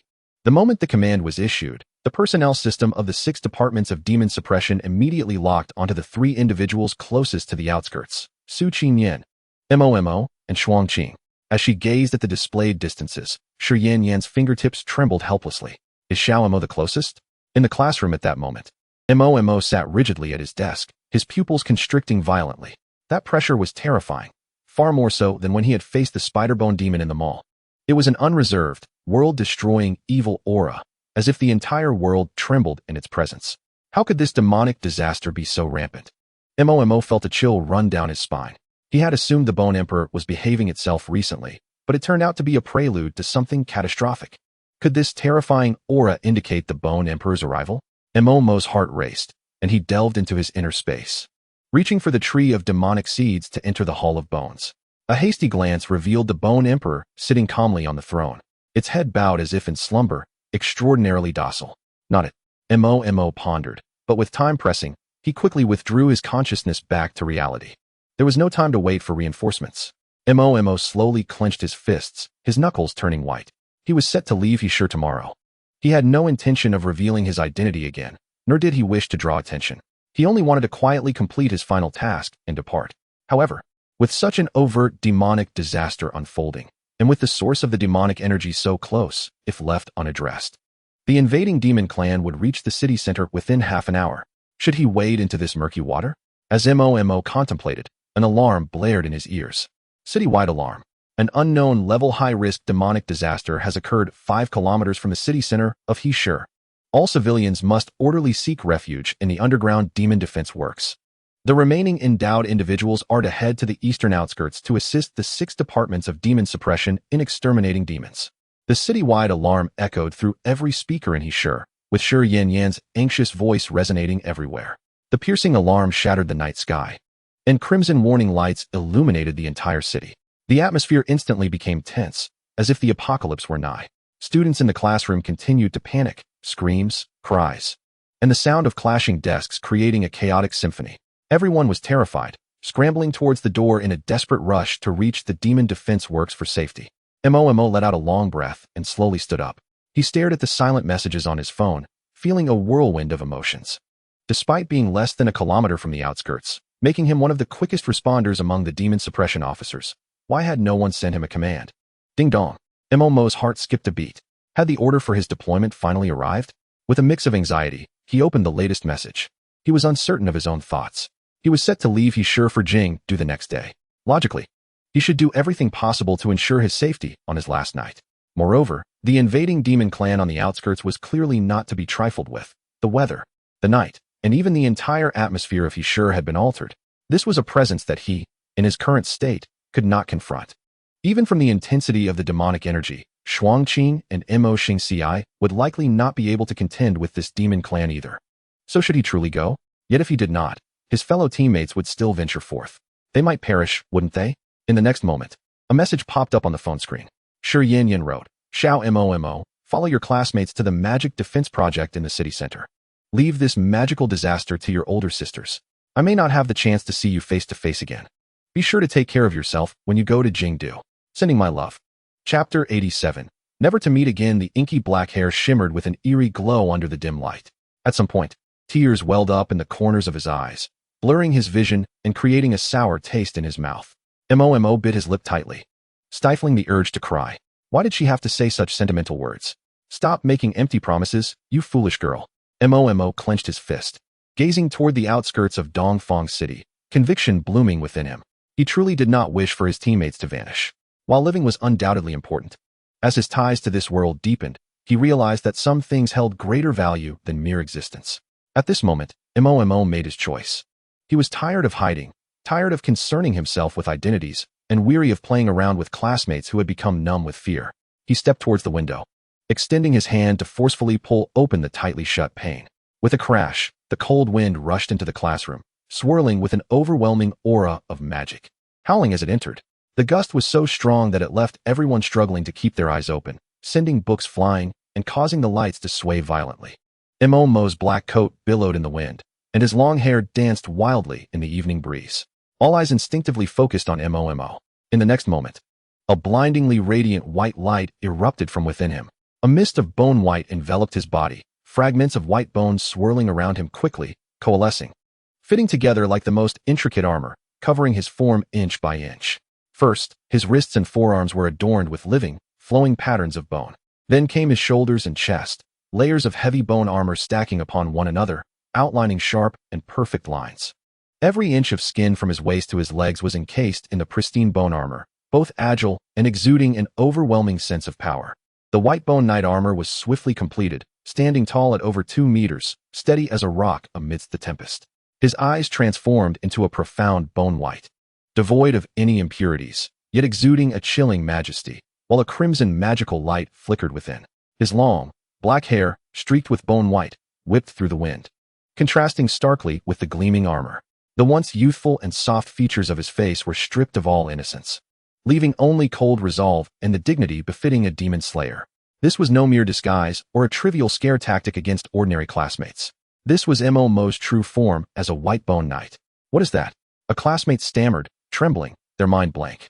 Mo paid no heed to the astonished gasps around him. He raised his hand, gesturing into the void, and softly commanded, "Come forth." The deep, chilling words resonated in the air. The ground trembled slightly. Outside the classroom, on the playground, vast amounts of white bones surged ferociously from the earth, layering upon each other and rapidly coalescing into form. The crisp sounds of bone clashing echoed clearly amidst the raging wind. Heads, spines, ribs, and limbs all began to assemble into a skeleton warhorse, crafted entirely from the purest, hardest bone, slowly taking shape before the astonished eyes of the onlookers. The warhorse stood proudly, nearly 4 meters tall, its form entirely white, without a hint of blemish. Each bone was smooth and flawless, with ghostly blue flames flickering in its eye sockets. Its hooves struck the ground with a dull, powerful resonance. The warhorse raised its head and let out a thunderous bone cry. This was not the ordinary whinny of a horse, but a roar filled with the spirit of battle. The white bone warhorse, the exclusive steed of the white bone knight. At this moment, the entire classroom fell into a hushed silence. All the students gaped, unable to believe their eyes, mouths agape, forgetting to breathe. The mischievous and adorably soft Mo, known for his playful antics, was revealed to be the demon slayer of He City. When had he become so gifted? And how could he radiate such an imposing aura? The pristine bone armor, the contrasting black and white hair, the white bone warhorse with its burning ghostly blue flames, and the black gold demon-slaying robe that fluttered in the wind, all combined to create an image that was both breathtakingly beautiful and fearsome, commanding respect and awe. What is Mo doing? A student finally stammered, their voice trembling with shock and a hint of genuine reverence. From his elevated stance, Mo cast a calm glance over the classroom, observing the distorted, astonished faces. There was no longing, no explanation. He merely tilted his head slightly, his hair brushing against his shoulder armor, his high ponytail dancing wildly in the wind. His stunning visage bore no expression, and his crimson eyes pierced through the bone mask, striking fear into the hearts of all. He He spoke, his voice cold and sharp, reverberating throughout the classroom. The heavens have darkened. What else is there to do? I shall go slay the demons. Farewell, you group of rascals, worthless classmates, never to meet again. The moment his words fell, Mo leaped, vaulting out of the window. His form shot forth like an arrow, landing securely upon the back of the white-bone warhorse. With a gentle squeeze of his legs, the warhorse sprang into the air, its soul fire flaring, letting out a resounding bone cry that echoed to the heavens. Together, they became a streak of white light under the dim and oppressive sky. Racing toward the outskirts of his city, all eyes filled with panic. The bone-white glow pierced through the darkness, leaving behind the silhouette of a solitary figure swiftly vanishing beneath the swirling black clouds. Inside the classroom, silence reigned. All the students stared blankly out the window, unable to regain their senses. The scene they had just witnessed felt like a dream, yet it was terrifyingly real. The Mo they knew transformed before their very eyes into the hero destined to protect this city, charging unflinchingly into the all-consuming darkness. Outside, the wind howled. The sky darkened, and the aura of magic thickened. The entire city was shrouded in a heavy atmosphere of despair. Passers-by fled in a frenzy. Shops hastily shut their doors, and the sounds of sirens, screams, and cries intertwined in chaotic disarray. Wherever Mo passed, people gasped in shock. Those unaware of the truth mistook the galloping skeleton warhorse and the valiant white-bone knight upon its back for an invasion of demons, shrieking and scattering in fear. Terror points flooded Mo's demon seed panel. In the direction of the suburbs, thick, ink-like magic had fully materialized, surging like a tsunami. Manic and exhilarated laughter pierced through the layers of dark clouds, resonating in the air, icy and frenzied, filled with an extreme obsession. Mo, this emperor has arrived. This time, no one can stop me from bringing you back to the demon realm. A massive, filthy skeleton rose from the depths of the cemetery in the suburbs, dark magic swirling around it, pulling nearby bones and debris to envelop the towering figure. Its momentum soared, starting at the initial stage of Tier 5 and continuing to grow stronger. Chapter 88. Heir of the Old Era? The anomaly of authority the Knight of his city had long been stained a dead gray by the thick, unyielding magic. Mo rode the white-bone warhorse, cleaving through the chaotic throngs like a flash of white lightning. The streets along the way echoed with the explosive sounds of a chain collision of vehicles, mingled with the heart-wrenching cries of the populace, transforming the once thriving metropolis into a hellish realm of flight. A wild wind whipped up sand and fragmented bones, striking against Mo's bone armor with a piercing clang. The black-gold demon-suppressing robe he wore billowed ominously, and his bone-white eyes were fixated firmly on the suburban direction. There, the demonic energy had coalesced into a visible column of black clouds, soaring into the heavens like a malefic staff piercing through the fabric of the world. As he drew closer to the suburbs, the tremors beneath his feet grew increasingly violent. The asphalt road had long since cracked, with gaping fissures releasing pale bone fragments, akin to the ghastly fangs of the earth. Among these were ancient bones and the still warm remains of the unfortunate. The air was thick with demonic energy, suffocatingly cold, like ice shards piercing through flesh. Mo raised his hand, a faint luminescence of bone light seeping from the gaps in his armor, pushing back the encroaching demonic energy within a 3-foot radius. The skeletal steed beneath him emitted an anxious whinny, its hooves trampling over the amassed bones, scattering a flurry of pale debris. As he drew nearer, an unsettling anxiety stirred within him. At last, the graveyard of the suburbs came into view. This had once been a long-abandoned mass grave, with tilted tombstones, but it had now transformed into a purgatorial realm. Thousands of skeletal remains erupted from the ground, skulls rolling across the earth, spines writhing like serpents, ribs assembling into menacing shields, and limbs morphing into sharp spears. These corpses, driven by the pull of demonic energy, danced frantically, as if commanded by some supreme directive, converging toward a singular destination. At the center of this sea of bones loomed a colossal figure, rivaling mountains in stature. Having taken form, it was a titan skeleton, towering 30 meters high. Its bones were not the typical pallid hue, but bore a dark, muted color, with black demonic flames entwined at its joints, and intricate, grotesque markings of the demon race etched upon each bone. Within its cranial cavity, 2 pulsating dark red soul flames flickered like celestial bodies, exuding an air of dominion over all. The torso was constructed from hundreds of skeletal remains, with robust arm bones resembling colossal pillars, shaking the ground with a mere grasp. Most unsettling for Mo was the unmistakable resemblance of this titan skeleton's facial features and body shape to that of the Bone Emperor Burns, seated upon his throne in the Hall of Bones. This was no ordinary skeletal construct. It was the Bone Emperor's avatar. A maniacal and exhilarated laughter erupted from the Titan skeleton's cranial cavity, rumbling like thunder and shattering the surrounding bones. The dark red soul flames suddenly locked onto Momo, swirling with unmasked greed and obsession. Momo, did you ever expect me to seek you out personally? Did you not enjoy electrifying me before? Now, let us see if you can use that broken twig to zap me again. Ha! Before the words could settle, the Titan skeleton abruptly raised its right arm. The power of Bone Authority on full display.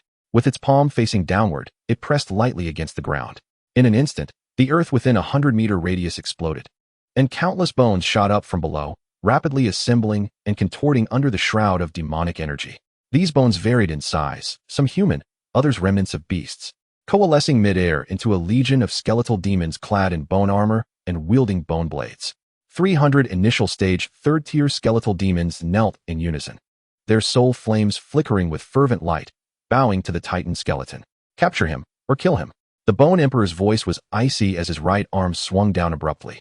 The 300 skeletal demons roared in unison, their soul flames surging, brandishing bone blades and spears, surging toward Momo like a tide of darkness. They moved with incredible swiftness, their skeletal limbs leaving trails upon the ground, bone blades cleaving through the air with a deafening whoosh. Their dense assault instantly sealing off Momo's path. Momo sat upon his skeletal steed, his expression impassive. In his bone-white eyes, there was no trace of fear. The enemy had not directly sought to eliminate him, which indicated that their strength could not possibly reach the semi-divine level, perhaps not even 7th tier. He raised his hand, gently grasping at the void. Bone construct, welcome, my lord, transcending the primal. In the next moment, 3 dazzling beams of bone light erupted from Momo's form. Boom, boom, boom. 3 thunderous sounds reverberated, causing the ground to tremble violently. 3 10-meter-tall skeletal knights, entirely white, rose before Momo. Their bones were denser than those of ordinary skeletal demons, their surfaces glistening with a faint bone sheen, blue soul flames flickering within their cranial cavities. Wielding colossal bone swords forged from spine bones, clad in armor woven from ribs, exuding a formidable presence, clearly at the initial stage of 3rd-tier strength. The 3 skeletal knights drew their bone swords, charging headlong into the oncoming legion of skeletal demons. Clang, clang, clang. The metallic clashing echoed wildly across the wilderness. Bone swords met bone blades, sending sparks flying. The strength of the bone retainers was exceptionally formidable. With each swing of their swords, they cleaved through several skeletal demons' blades, even easily tearing through their bone armor. One of the bone retainers gripped its bone sword with both hands, sweeping it fiercely, unleashing a wave of white bone energy that instantly severed over a dozen skeletal demons in half, their shattered remains scattering to the ground. Swept by demonic energy toward the Titan skeleton. Although Momo's bone constructs were only at the pinnacle of 2nd tier, they handled this initial stage 3rd-tier skeletal army with ease. Yet the sheer number of skeletal demons was overwhelming. In no time, they found themselves encircled as dozens of skeletal demons pounced upon a single bone retainer. Bone spears piercing its armor, bone blades hacking at its joints, and black demonic flames scorching its bones with explosive sounds. Momo's gaze sharpened, and he raised his left hand. Bone without master, my lord's enemy, my lord's servant. The punishment for transgression, the reward for loyalty.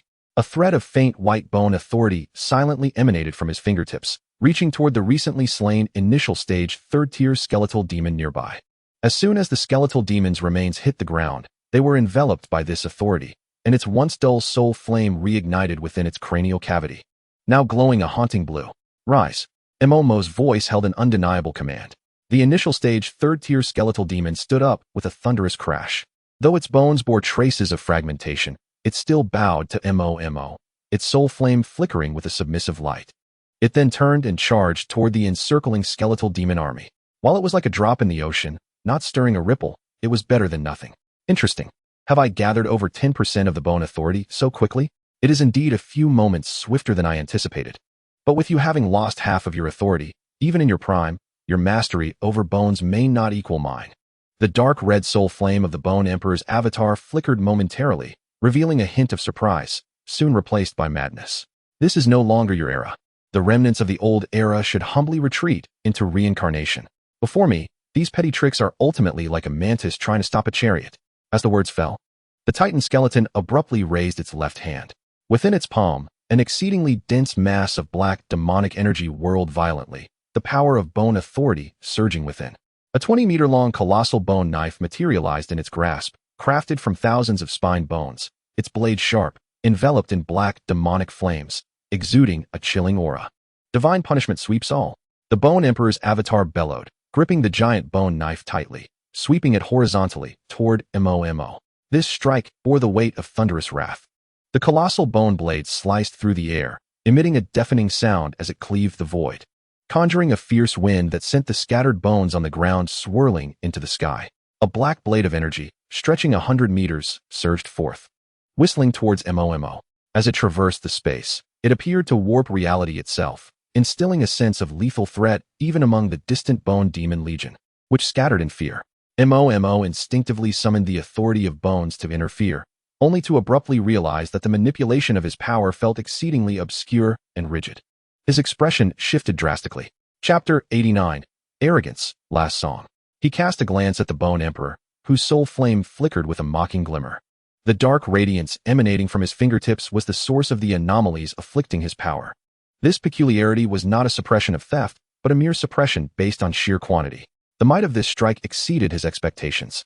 With the initial strength of the 6th tier, combined with the battle experience of the Demon Emperor and the absolute suppression of the authority of bones, this blow was sufficient to slay an ordinary mid-6th tier powerhouse. He dared not underestimate it, tightening his legs against the belly of his steed.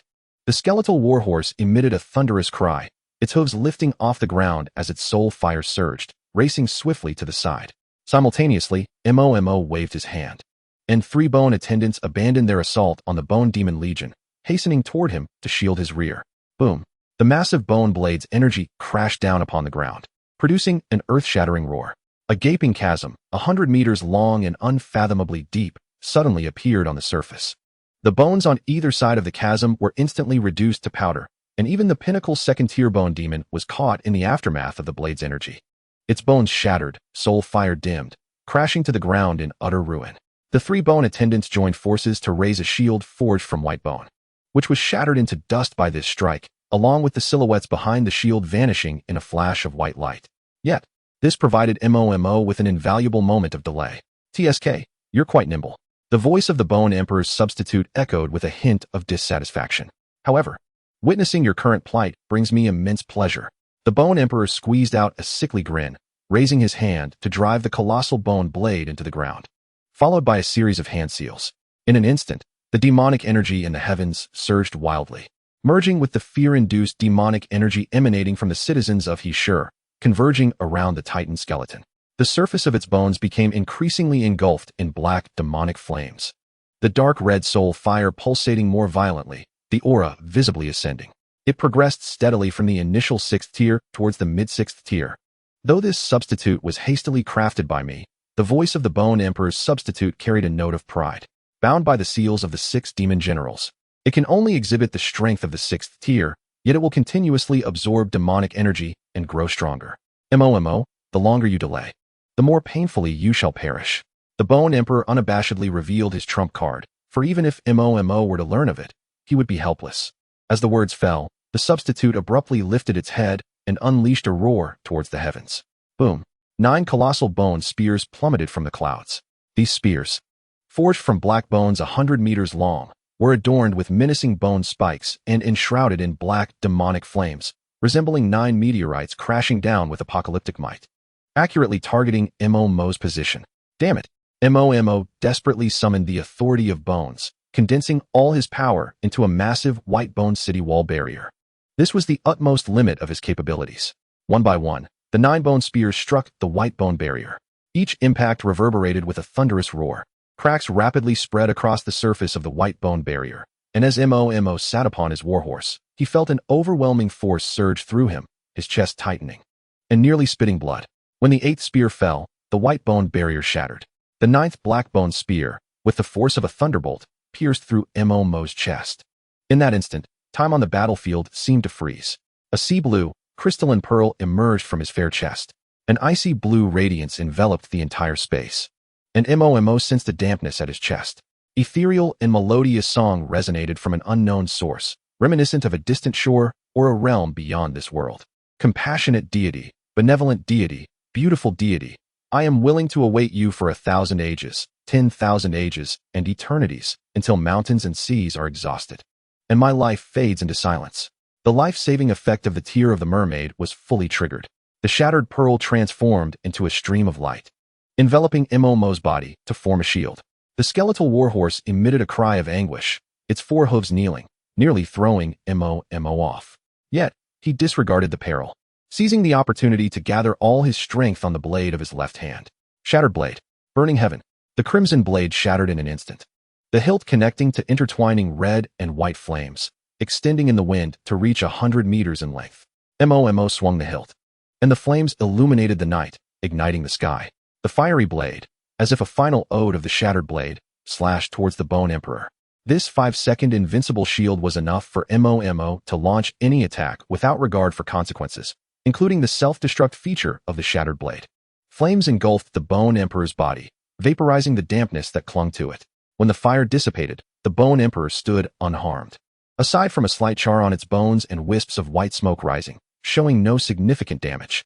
Mo dismounted, wiping the blood from the corner of his mouth, and a flicker of ruthlessness flashed through his bone-white eyes. The sea-blue shield surrounding his body shattered dramatically, transforming into several beautifully illusory bubbles that burst in front of him. The strength of the Bone Emperor's substitute is formidable. Even at the initial 6th tier, it is beyond my current capacity to contend with. Moreover, its power continues to rise. At this rate, I shall be slain within 10 minutes. Mo reached into his pocket and retrieved a powder blue magic wand. The wand's body was milky white, and atop it, the pure white wings of a heart encircled a blood-red diamond, now radiating a dazzling light, as if resonating with his current thoughts. Random Magical Girl Transformation Wand. Upon use, randomly selects one from the 4 magical girl forms: despair, anger, compassion, arrogance. Mo gripped the wand tightly, taking a deep breath. If possible, he truly wished to avoid using this item. It was indeed quite socially devastating, and the cooldown had only just completed this morning. Yet, in this dire moment, he had no other choice. Transform. As the words fell, a dazzling purple light erupted from the wand. This light was not the gentle pinkish purple, but a deep purple with a fierce edge, akin to thunder in the night sky or a crown of an emperor gazing down upon all. The purple radiance swiftly enveloped Mo's form, and the white bone knight armor on him gradually dissipated, replaced by a magnificent and ostentatious purple gown.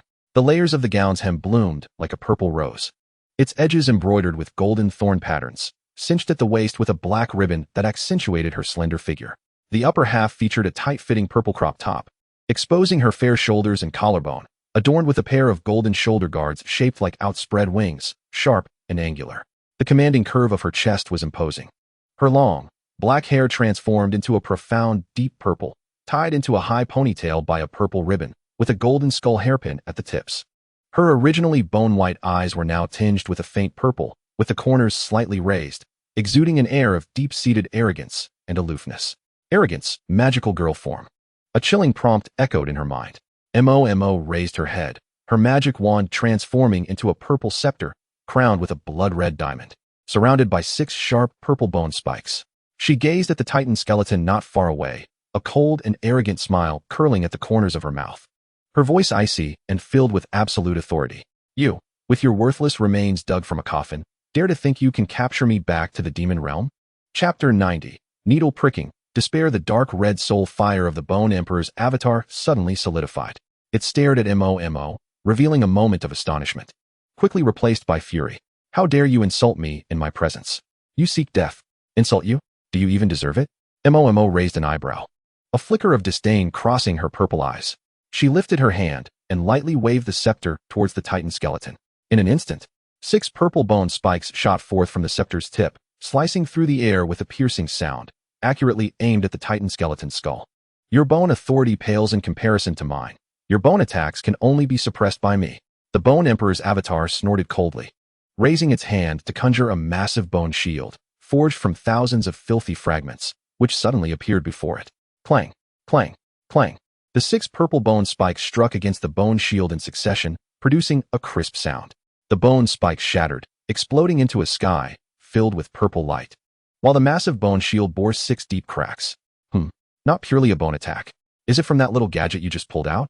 The Bone Emperor's voice carried a hint of surprise, but it was not enough.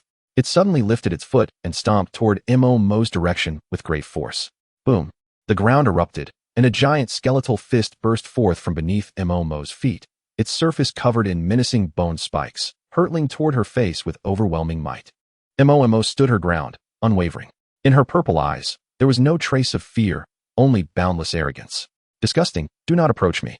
With a look of utter disdain, Mo grasped her scepter and swung it heavily at the oncoming skeletal fist. Power of arrogance, contempt for all, unmatched pressure. An invisible wave of authority erupted from Mo, originating from her ultimate disdain. This arrogance disregarded the power gap, stemming solely from a feeling of superiority over her opponent. In that moment, the Titan skeleton appeared to her as nothing more than an insignificant ant. The skeletal fist halted abruptly, just 3 feet from Mo. Its bone spikes beginning to shatter wildly, black magic energy receding like a tide. However, in the next moment, the Bone Emperor's gaze sharpened. The skeletal fist trembled and fractured under the pressure of her arrogance, but reformed amidst the surging 6-tiered magic energy, the black bone spikes swelling ferociously. Aimed once more at Mo with the intent to crush.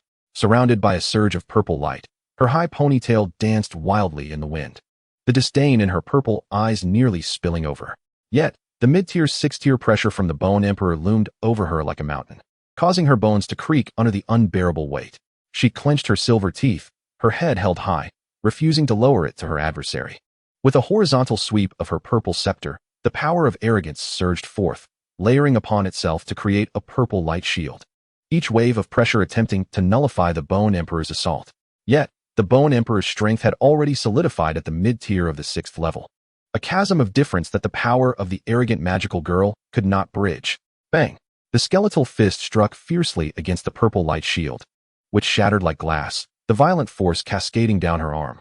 Mo was sent flying like a kite with its string cut, crashing heavily onto the ground littered with bones, a sharp pain piercing her chest, and a mouthful of blood splattered across her purple dress, blooming like a shocking red flower. Struggling to rise with the scepter, her skirt torn by bone spikes, blood seeping from her fair thigh, but her purple eyes remained defiantly aloft, her arrogance undiminished. The power of a pitiful ant. The 30-meter-tall form of the Bone Emperor trembled, its dark red soul fire swirling with mockery and arrogance. Arrogance. Do you truly believe that with those trinkets you collected, you can flaunt your power before my bone authority? Your arrogance is but a speck of dust. Your meager bone authority is merely a plaything in my palm. As the words fell, the Bone Emperor waved its hand, unleashing a torrential downpour of black bone spikes, each infused with the terrifying power of the mid-tier 6th level, completely sealing off Mo's escape routes.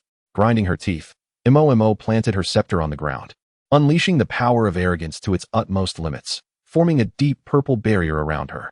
Yet, the moment the bone spikes struck the barrier, it began to fracture inch by inch, cracks spreading like a spider's web. She could clearly feel her power dwindling rapidly. The enhancement of the arrogant magical girl proving utterly feeble in the face of such an absolute disparity in strength. The Bone Emperor's bone authority acted as invisible shackles, firmly suppressing her own bone authority, preventing her from even mobilizing it for defense. She could not afford to fall here. How could the protagonist succumb to such a loathsome creature? Mo's fingertips trembled, a flicker of resolve flashing in her eyes. She understood that if she were to falter, no one in He Shi would be able to withstand the Bone Emperor. Since the Bone Emperor had arrived, it would not simply capture her. The countless lives of He Shi would become mere skeletal puppets. With a swift motion, Mo raised her hand. 3 different streams of light shimmering from her fingertips, her trump card. Sealing magic 5 needles. The first needle, the sealing white needle. The jade white needle instantly pierced her shoulder. A warm white light enveloping her. The agony of her injuries swiftly sealed, her body a state of fatigue and pain forcefully adjusted to its peak. A refreshing power coursing through her limbs. Sealing white needle, pain cessation and body condition adjustment. Effect duration 1 hour. With the white needle embedded, Mo's breath stabilized. Her staggering form regained balance, the fatigue in her purple eyes disappearing, leaving only the cold arrogance behind. Yet, she knew this was merely a temporary remedy. The white needle could only restore her condition, not enhance her power. Facing the mid-tier Bone Emperor, she remained as vulnerable as a mantis trying to stop a chariot. Interesting. You possess such secret techniques? Are they from the Sealing Mage? The Bone Emperor observed Mo's transformation, surprise flickering in its soul fire, but still held disdain. Alas, no matter how you adjust, the weak will always be weak. The storm of bone spikes surged again, their potency increased by a third. Mo swung her scepter to defend, yet still found herself being forced back repeatedly, her arm numb, the scepter nearly slipping from her grasp. Gritting her teeth without hesitation, crimson light sparked at her fingertips. The second needle, the sealing red needle. The crimson needle pierced her shoulder and neck, blood trickling down her fair neck into her inner garments. The violent energy exploded instantaneously, sweeping through her like a volcanic eruption, awakening the dormant forces within her.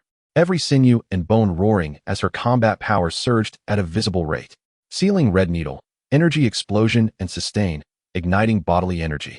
Providing a significant short-term boost in personal fighting power, approximately one small tier increase, peak tier power rising by half a tier. What was once barely at the pinnacle of the second tier now surged past barriers, reaching the early stage of the third tier. Mo's purple aura swelled dramatically, and with a swing of her scepter, a purple slash spanning dozens of meters howled forth, cleaving through the storm of bone spikes. Oh, finally able to withstand my attack. Albeit barely, the Bone Emperor let out a piercing, derisive laugh, but that was all. It took a mighty step forward, the ground shattering. A giant bone blade coalescing once more, the mid-tier 6th level pressure engulfing the heavens and earth, striking down with a black blade energy resembling a world-ending dragon. Aimed straight at Mo to devour her. Mo wielded her staff, fiercely clashing the power of arrogance against the blade's aura, producing a deafening roar. The bones beneath her feet were instantaneously ground to dust, her legs sinking deep into the earth as blood trickled from the corner of her mouth once more. The enhancement from the red needles could not bridge the vast gap in combat prowess. Mo's breath quickened, the energy within her depleting rapidly, her consciousness beginning to blur. Trembling, she raised her hand, her fingertips glowing with a faint azure light. The third needle, the Jun Mo Lanjun, the cerulean needle pierced her arm, a warm energy continuously replenishing her drained mental and physical strength, revitalizing her once parched energy reservoir, barely stabilizing her precarious situation. With all three needles deployed, Mo maintained her peak condition, yet faced with the steadily advancing Bone Emperor, she remained firmly suppressed. She could sense that the Bone Emperor's dominion over bones was akin to an ocean, while her own 19% authority was merely a drop in the vast sea. Were it not for this authority safeguarding her bones, preventing the Bone Emperor from manipulating her body, she would have long since become his puppet. There was no time to delay. A flicker of determination flashed in Mo's eyes as dark, inky light emanated from her fingertips. The fourth needle, the Jun Mo Jun. Jun Mo Jun. Burnout potential, unleash latent power, lose ability to act after 10 minutes. Enter a state of coma for at least 10 days, requires subsequent life support. This was a fatal needle that consumed life and potential, once inserted. The outcome would be a relentless struggle until death. Mo clutched the black needle, her fingertips trembling slightly, terrified of death. At that moment, the threat of demise loomed perilously close. Even the power of arrogance seemed to diminish. As someone who had once tasted death, she valued her life more than anyone else. Yet she feared that if she fell, her comrades would lack even the qualification to confront the Bone Emperor. She could feel that, without her dominion over bones, the Bone Emperor could effortlessly conclude this battle, and her companions, lacking such authority and without her assistance, would be merely fodder. Her 19% dominion over bones was their only shield. As long as she remained, the Bone Emperor could not manipulate the bones of others, granting them the strength to fight. If she were to depart, her comrades would be easily crushed by the Bone Emperor. Mo shook her head with a bitter smile, softly mocking herself. She was but a fool easily swept away by fervor. The tip of the black needle had already grazed her skin, with a mere prick. It could unleash power beyond limits. Yet the prospect of a 10-minute coma and 10 days of near death loomed ominously. Should she fall, the battlefield would collapse entirely.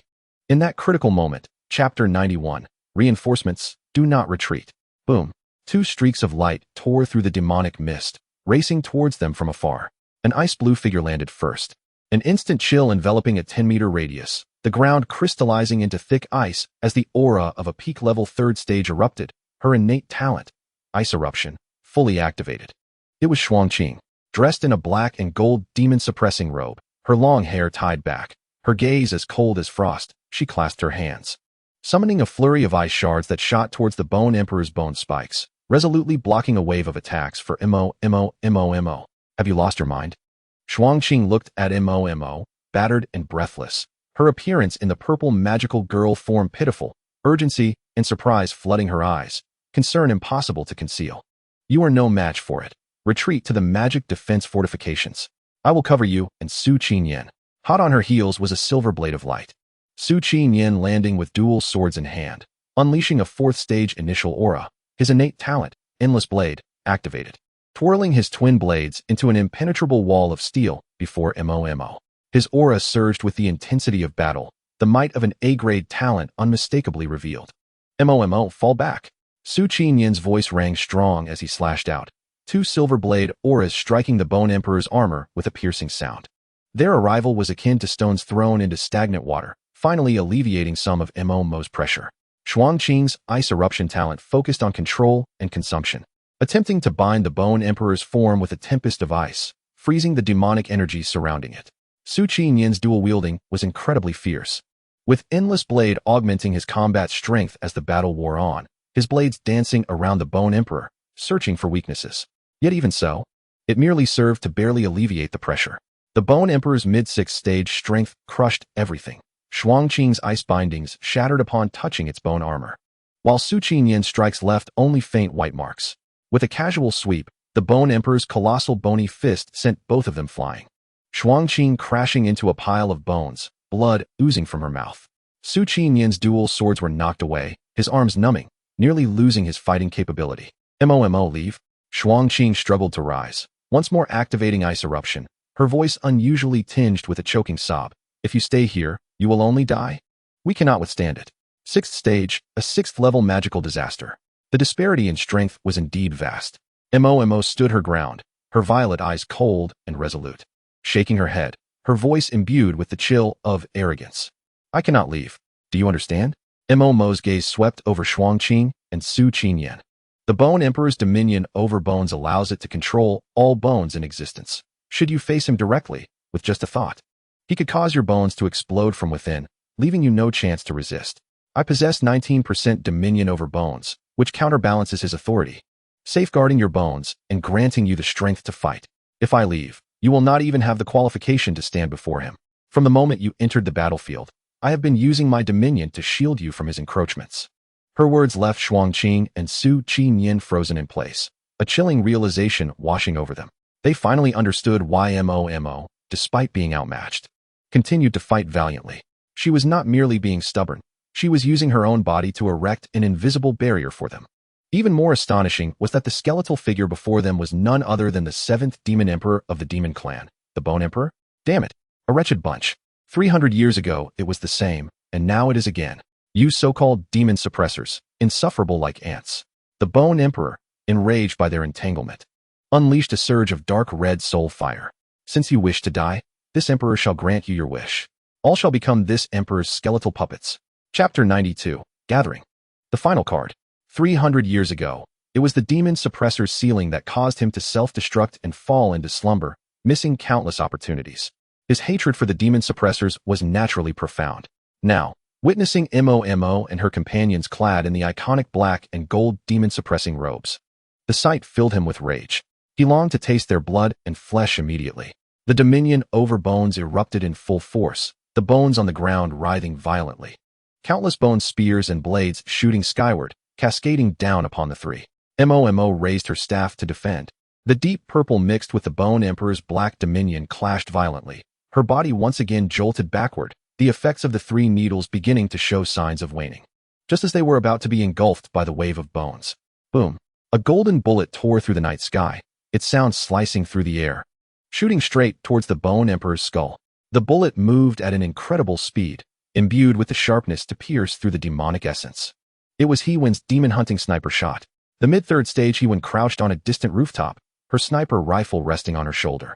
Her innate talent, demon-hunting sniper, fully activated, each shot aimed at the Bone Emperor's vital points, the golden bullet grazing the Bone Emperor's soul fire, leaving a deep mark on its bones.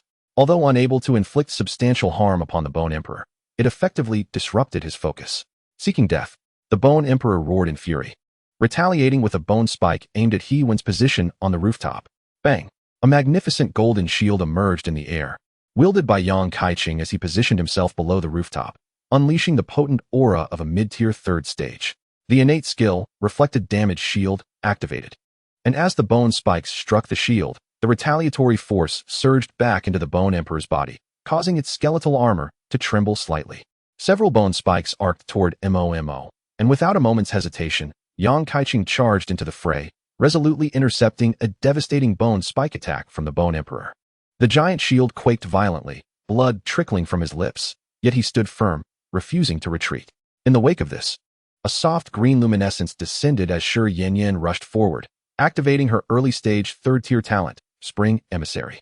A gentle healing energy enveloped the group, swiftly mending the wounds of Xuanqing, Su Qinian, and Yang Kaiqing, replenishing their stamina. Finally, the trio of Shi Yanyan, Yang Kaiqing, and He Wen arrived to provide much-needed support. The six of them formed a circle, encircling the Bone Emperor in the center. Momo stood directly before the Bone Emperor, her aura as the arrogant, magical girl still radiating defiantly. With her purple staff pointed at the Bone Emperor, her voice, though weakened, remained resolute. With your pitiful scraps of stolen bones and usurped powers, how dare you approach me, you audacious thief? The more arrogant her demeanor, the stronger her arrogance, power became. The purple flames surrounding her surged once more, hinting at a potential increase in combat prowess. However, the Bone Emperor's strength was firmly established at the mid-sixth tier, rendering their collective assault ineffective against such an overwhelming disparity in power. Xuanqing's ice-type attacks were draining, with the speed of ice spike formation diminishing, her complexion turning an unhealthy pale. Su Qinian's endless blades, while improving, were insufficient against the overwhelming force of the Bone Emperor, making her efforts feel futile. Yang Kaiqing's reflected damage shield required mental energy, and he could hardly withstand the Bone Emperor's relentless assault, each block costing him blood and breaking his bones multiple times. Relying solely on Mo's bone authority to endure, He Wen's limited ammunition could not inflict fatal damage on the Bone Emperor. Shi Yanyan's healing abilities began to lag behind the injuries sustained, with various wounds manifesting on each member of the group. All present had completed the initial 3 injections of the sealing needles, yet the effects for Momo were rapidly waning. The analgesic properties of the white needle began to dissipate, and the searing pain flooded her body once more. The explosive energy of the red needle reached its limits, and the surge in combat power began to decline. The group's despair erupted instantaneously. Seizing the opportunity, the Bone Emperor, disregarding defense, surged forward under their attacks, wielding a massive bone blade in a sweeping strike. With injuries exchanged for injuries, he unleashed a divine retribution that tore through their formation. The residual force of the dark blade energy struck Xuanqing, shattering her protective robe and leaving her gravely injured on the ground. Su Qinian's dual blades were knocked away, her chest pierced by a bone spike, blood gushing forth. Yang Kaiqing's giant shield cracked, the retaliatory energy rebounding upon him, exhausting his mental strength and rendering him unconscious on the ground. He Wen's sniper rifle shattered under the force, plummeting from the rooftop, only to be caught by Shi Yanyan. Yet the fragments embedded deeply into her wrist. Shi Yanyan's healing powers depleted, her complexion pale and faltering. All of this transpired too swiftly. None anticipated that the Bone Emperor would abandon defense so suddenly and exchange injuries for injuries. They hadn't even had time to draw the sealing needles before losing their fighting spirit. Momo understood that it was not that Xuanqing and the others were weak. If they fought at equal tiers, each would be regarded as top-tier combatants. However, the disparity in power between the Bone Emperor's avatar and them was insurmountable, a gap that could not be bridged merely through skill and experience. Even she had only managed to hold on thanks to the Bone Authority. Yet, Momo remained steadfast, her purple staff held high, her violet eyes unwavering. Despite her injuries, despite her dwindling power, and with the sealing needle at her fingertips, she maintained her proud stance. A true embodiment of the arrogant, magical girl.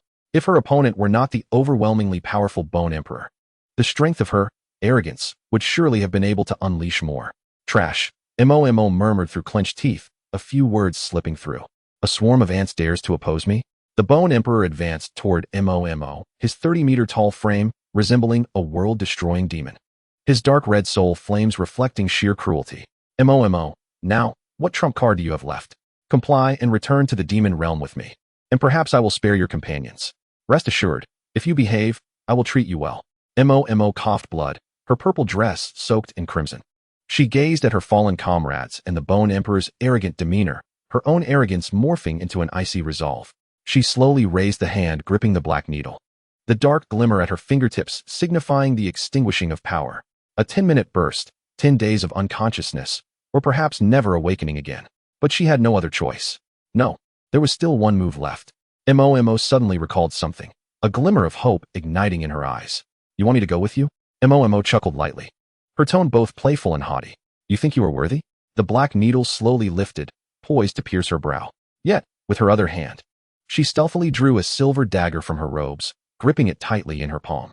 Meanwhile, within a residential building in He City, Emo Xingzi pushed open the door. Enveloped instantly by an aura reminiscent of an apocalyptic descent, the sky was darkened by demonic energy, fierce winds howled, and distant cries of despair mingled with the roars of demons, saturating the air with an overwhelmingly potent sense of danger. Every breath felt oppressive and laden with death. Moments ago, Xiaoming had called him, her voice filled with excitement, urging him to return to the base that evening, promising a surprise. He had responded with a smile, mentioning he had a surprise for her as well. He lifted a hand, gently brushing the pocket at his chest, where he had placed the surprise for her. He thought of the girl, carefree and sunny, her smile bright, her crescent-shaped eyes gleaming when she laughed, and the way she would throw herself into his arms to be pampered. A tender smile unconsciously curled at the corner of Mo Xingxi's lips. She was the only light in his once dark life. Menghe, wait for me to come back, he whispered, his gaze firm. He felt the most intense demonic energy emanating from the outskirts, where the danger was greatest, yet that was where he needed to be. As the captain of the He City Demon Suppression Team, this was both his mission and his duty. His teammates were still waiting for him.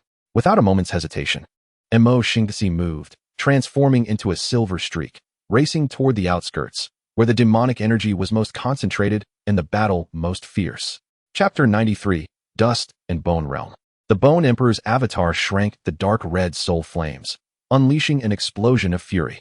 Leaning forward, the 30-meter-tall skeletal figure raised a massive bone hand, striking fiercely toward Mo. The churning black, demonic energy between the fingers consumed light and shadow, the Bone Authority weaving an invisible net that completely sealed off all avenues of escape for Mo. This time, no one can save you. Comply and follow me. The colossal hand loomed overhead, the air compressing with explosive sounds, the ground collapsing beneath the weight. Mo could distinctly smell the decay and death emanating from the Bone Emperor. Yet her violet eyes held no trace of retreat. She lifted her chin, a frigid smirk gracing her lips. You wish to seize me? That depends on whether you are worthy. With a swift motion, Mo raised her wrist, the ebony sealing needle tracing an arc before she thrust it decisively into her brow. In that very instant, she unleashed a fierce battle cry from the depths of her soul. Demon Seed, add points. Buzz.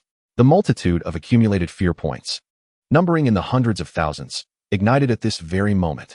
As if the galaxy were inverted, billions of white streams of light converged from all directions, surging uncontrollably into Mo's body, rushing into the long-dormant demon seed tree. The previously feeble glow of the demon seed surged explosively, intertwining purple and white flames that shattered all constraints within her being. The barriers of her realm collapsed with a resounding crash. The demon seed, now at the initial stage of the third tier, unlocked the forms of Bone Demon and Blood Demon, with the respective dominion over Bone, 22, and Blood, 5, manifesting within her. An unprecedented surge of power enveloped her limbs and core, as her dominion over Bone soared from 19 to 22, complemented by a warm, sanguine energy coursing through her veins. The Blood Demon forms 5% dominion. Yet, Mo paid it no heed. These powers, these forms, these dominions were not her ultimate weapons. Her true lethal strike had only just begun at the moment the needle pierced her brow. The demon suppression needle embedded itself completely, where its tip ignited the very essence of power, erupting with potential like a volcano. Exhausting all, heedless of the consequences, her strength exploded forth. Mo's aura transcended the confines of the initial third tier, propelling her like a rocket. Midway through the third tier, she reached the pinnacle. Boom. The fourth tier barrier shattered.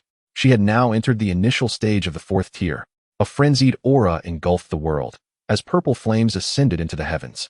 And within her, the dominion over Bone surged under the needle's forceful catalysis, briefly soaring to 33%.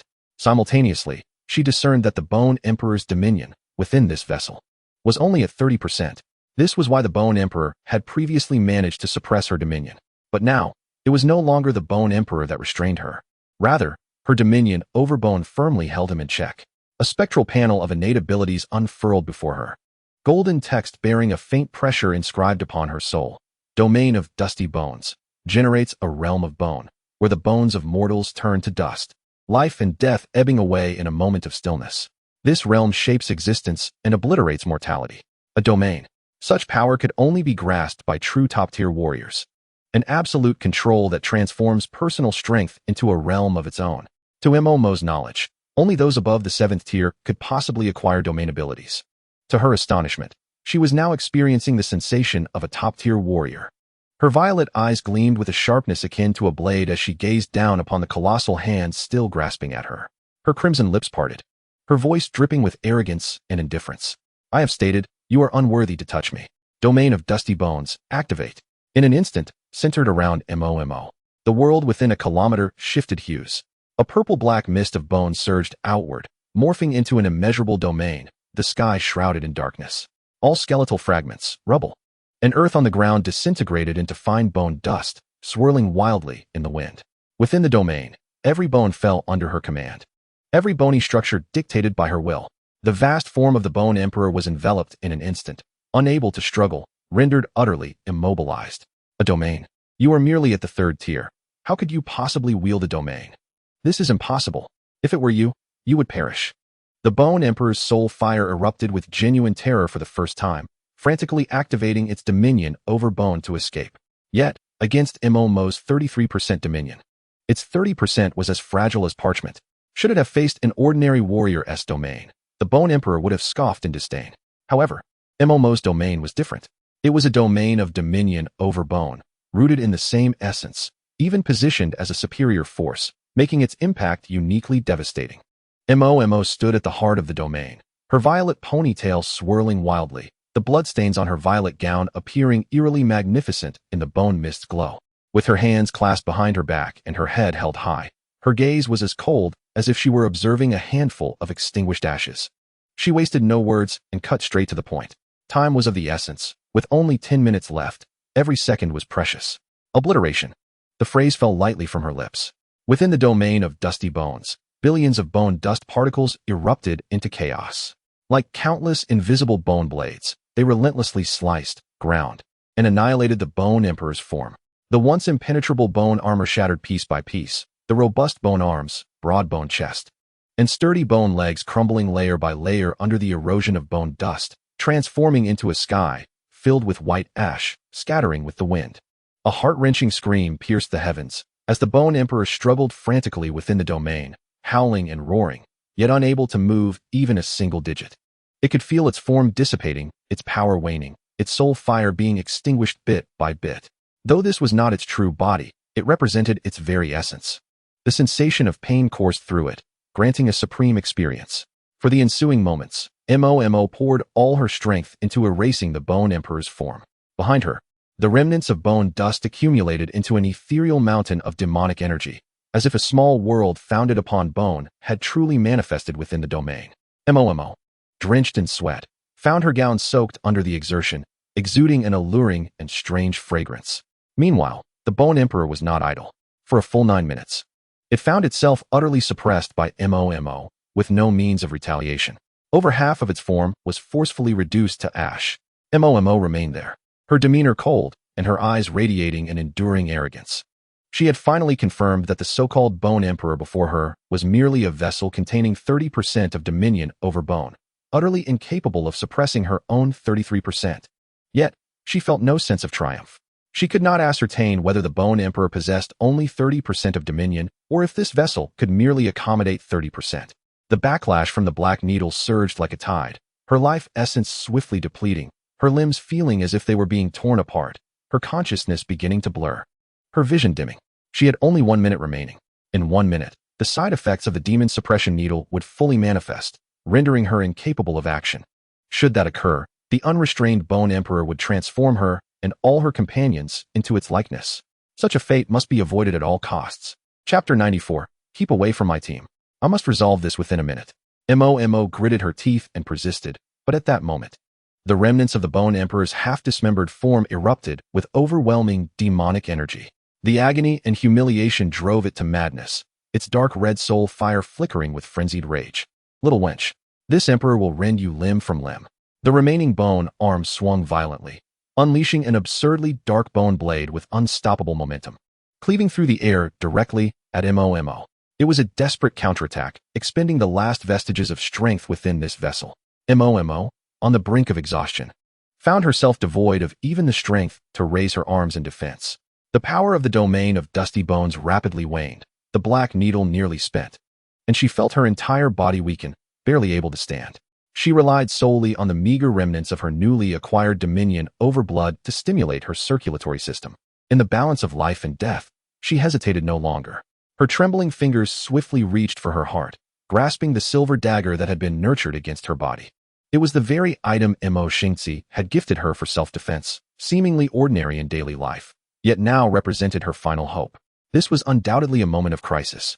Mo channeled every remaining fragment of her strength into the dagger. Buzz! The melodious sound of the blade soared to the heavens, as the once dim silver dagger erupted with a breathtakingly brilliant azure light. The blade's glow sliced through the bone mist, rapidly absorbing energy upon contact with the air, illuminating the darkened sky with a terrifying pressure far beyond Mo's imagination. It all hinged on this strike. Mo murmured softly, her voice barely audible. Sword energy traverses 30,000 miles. A single sword frost spans 19 states. A clear, cold female voice resonates across the vast wilderness, akin to an ethereal being untainted by the mortal realm. In the direction where the azure light vanished, a graceful figure clad in white silk gracefully raised her wrist, drawing forth a long sword from her waist, and swung it towards the remnants of the Bone Emperor's body. Evil spirits, be vanquished. In the next instant, a sword energy, as vast as the heavens, erupted forth. The sword energy extended over 1,000 meters, its might approaching the pinnacle of the 9th tier. The azure light sliced through the firmament, cleaving the dark demonic aura shrouding the sky in two, revealing the clear night sky beyond. Wherever it passed, the space distorted, purifying the demonic energy, and the Bone Emperor's desperate strike, the Bone Blade, disintegrated like mere frost.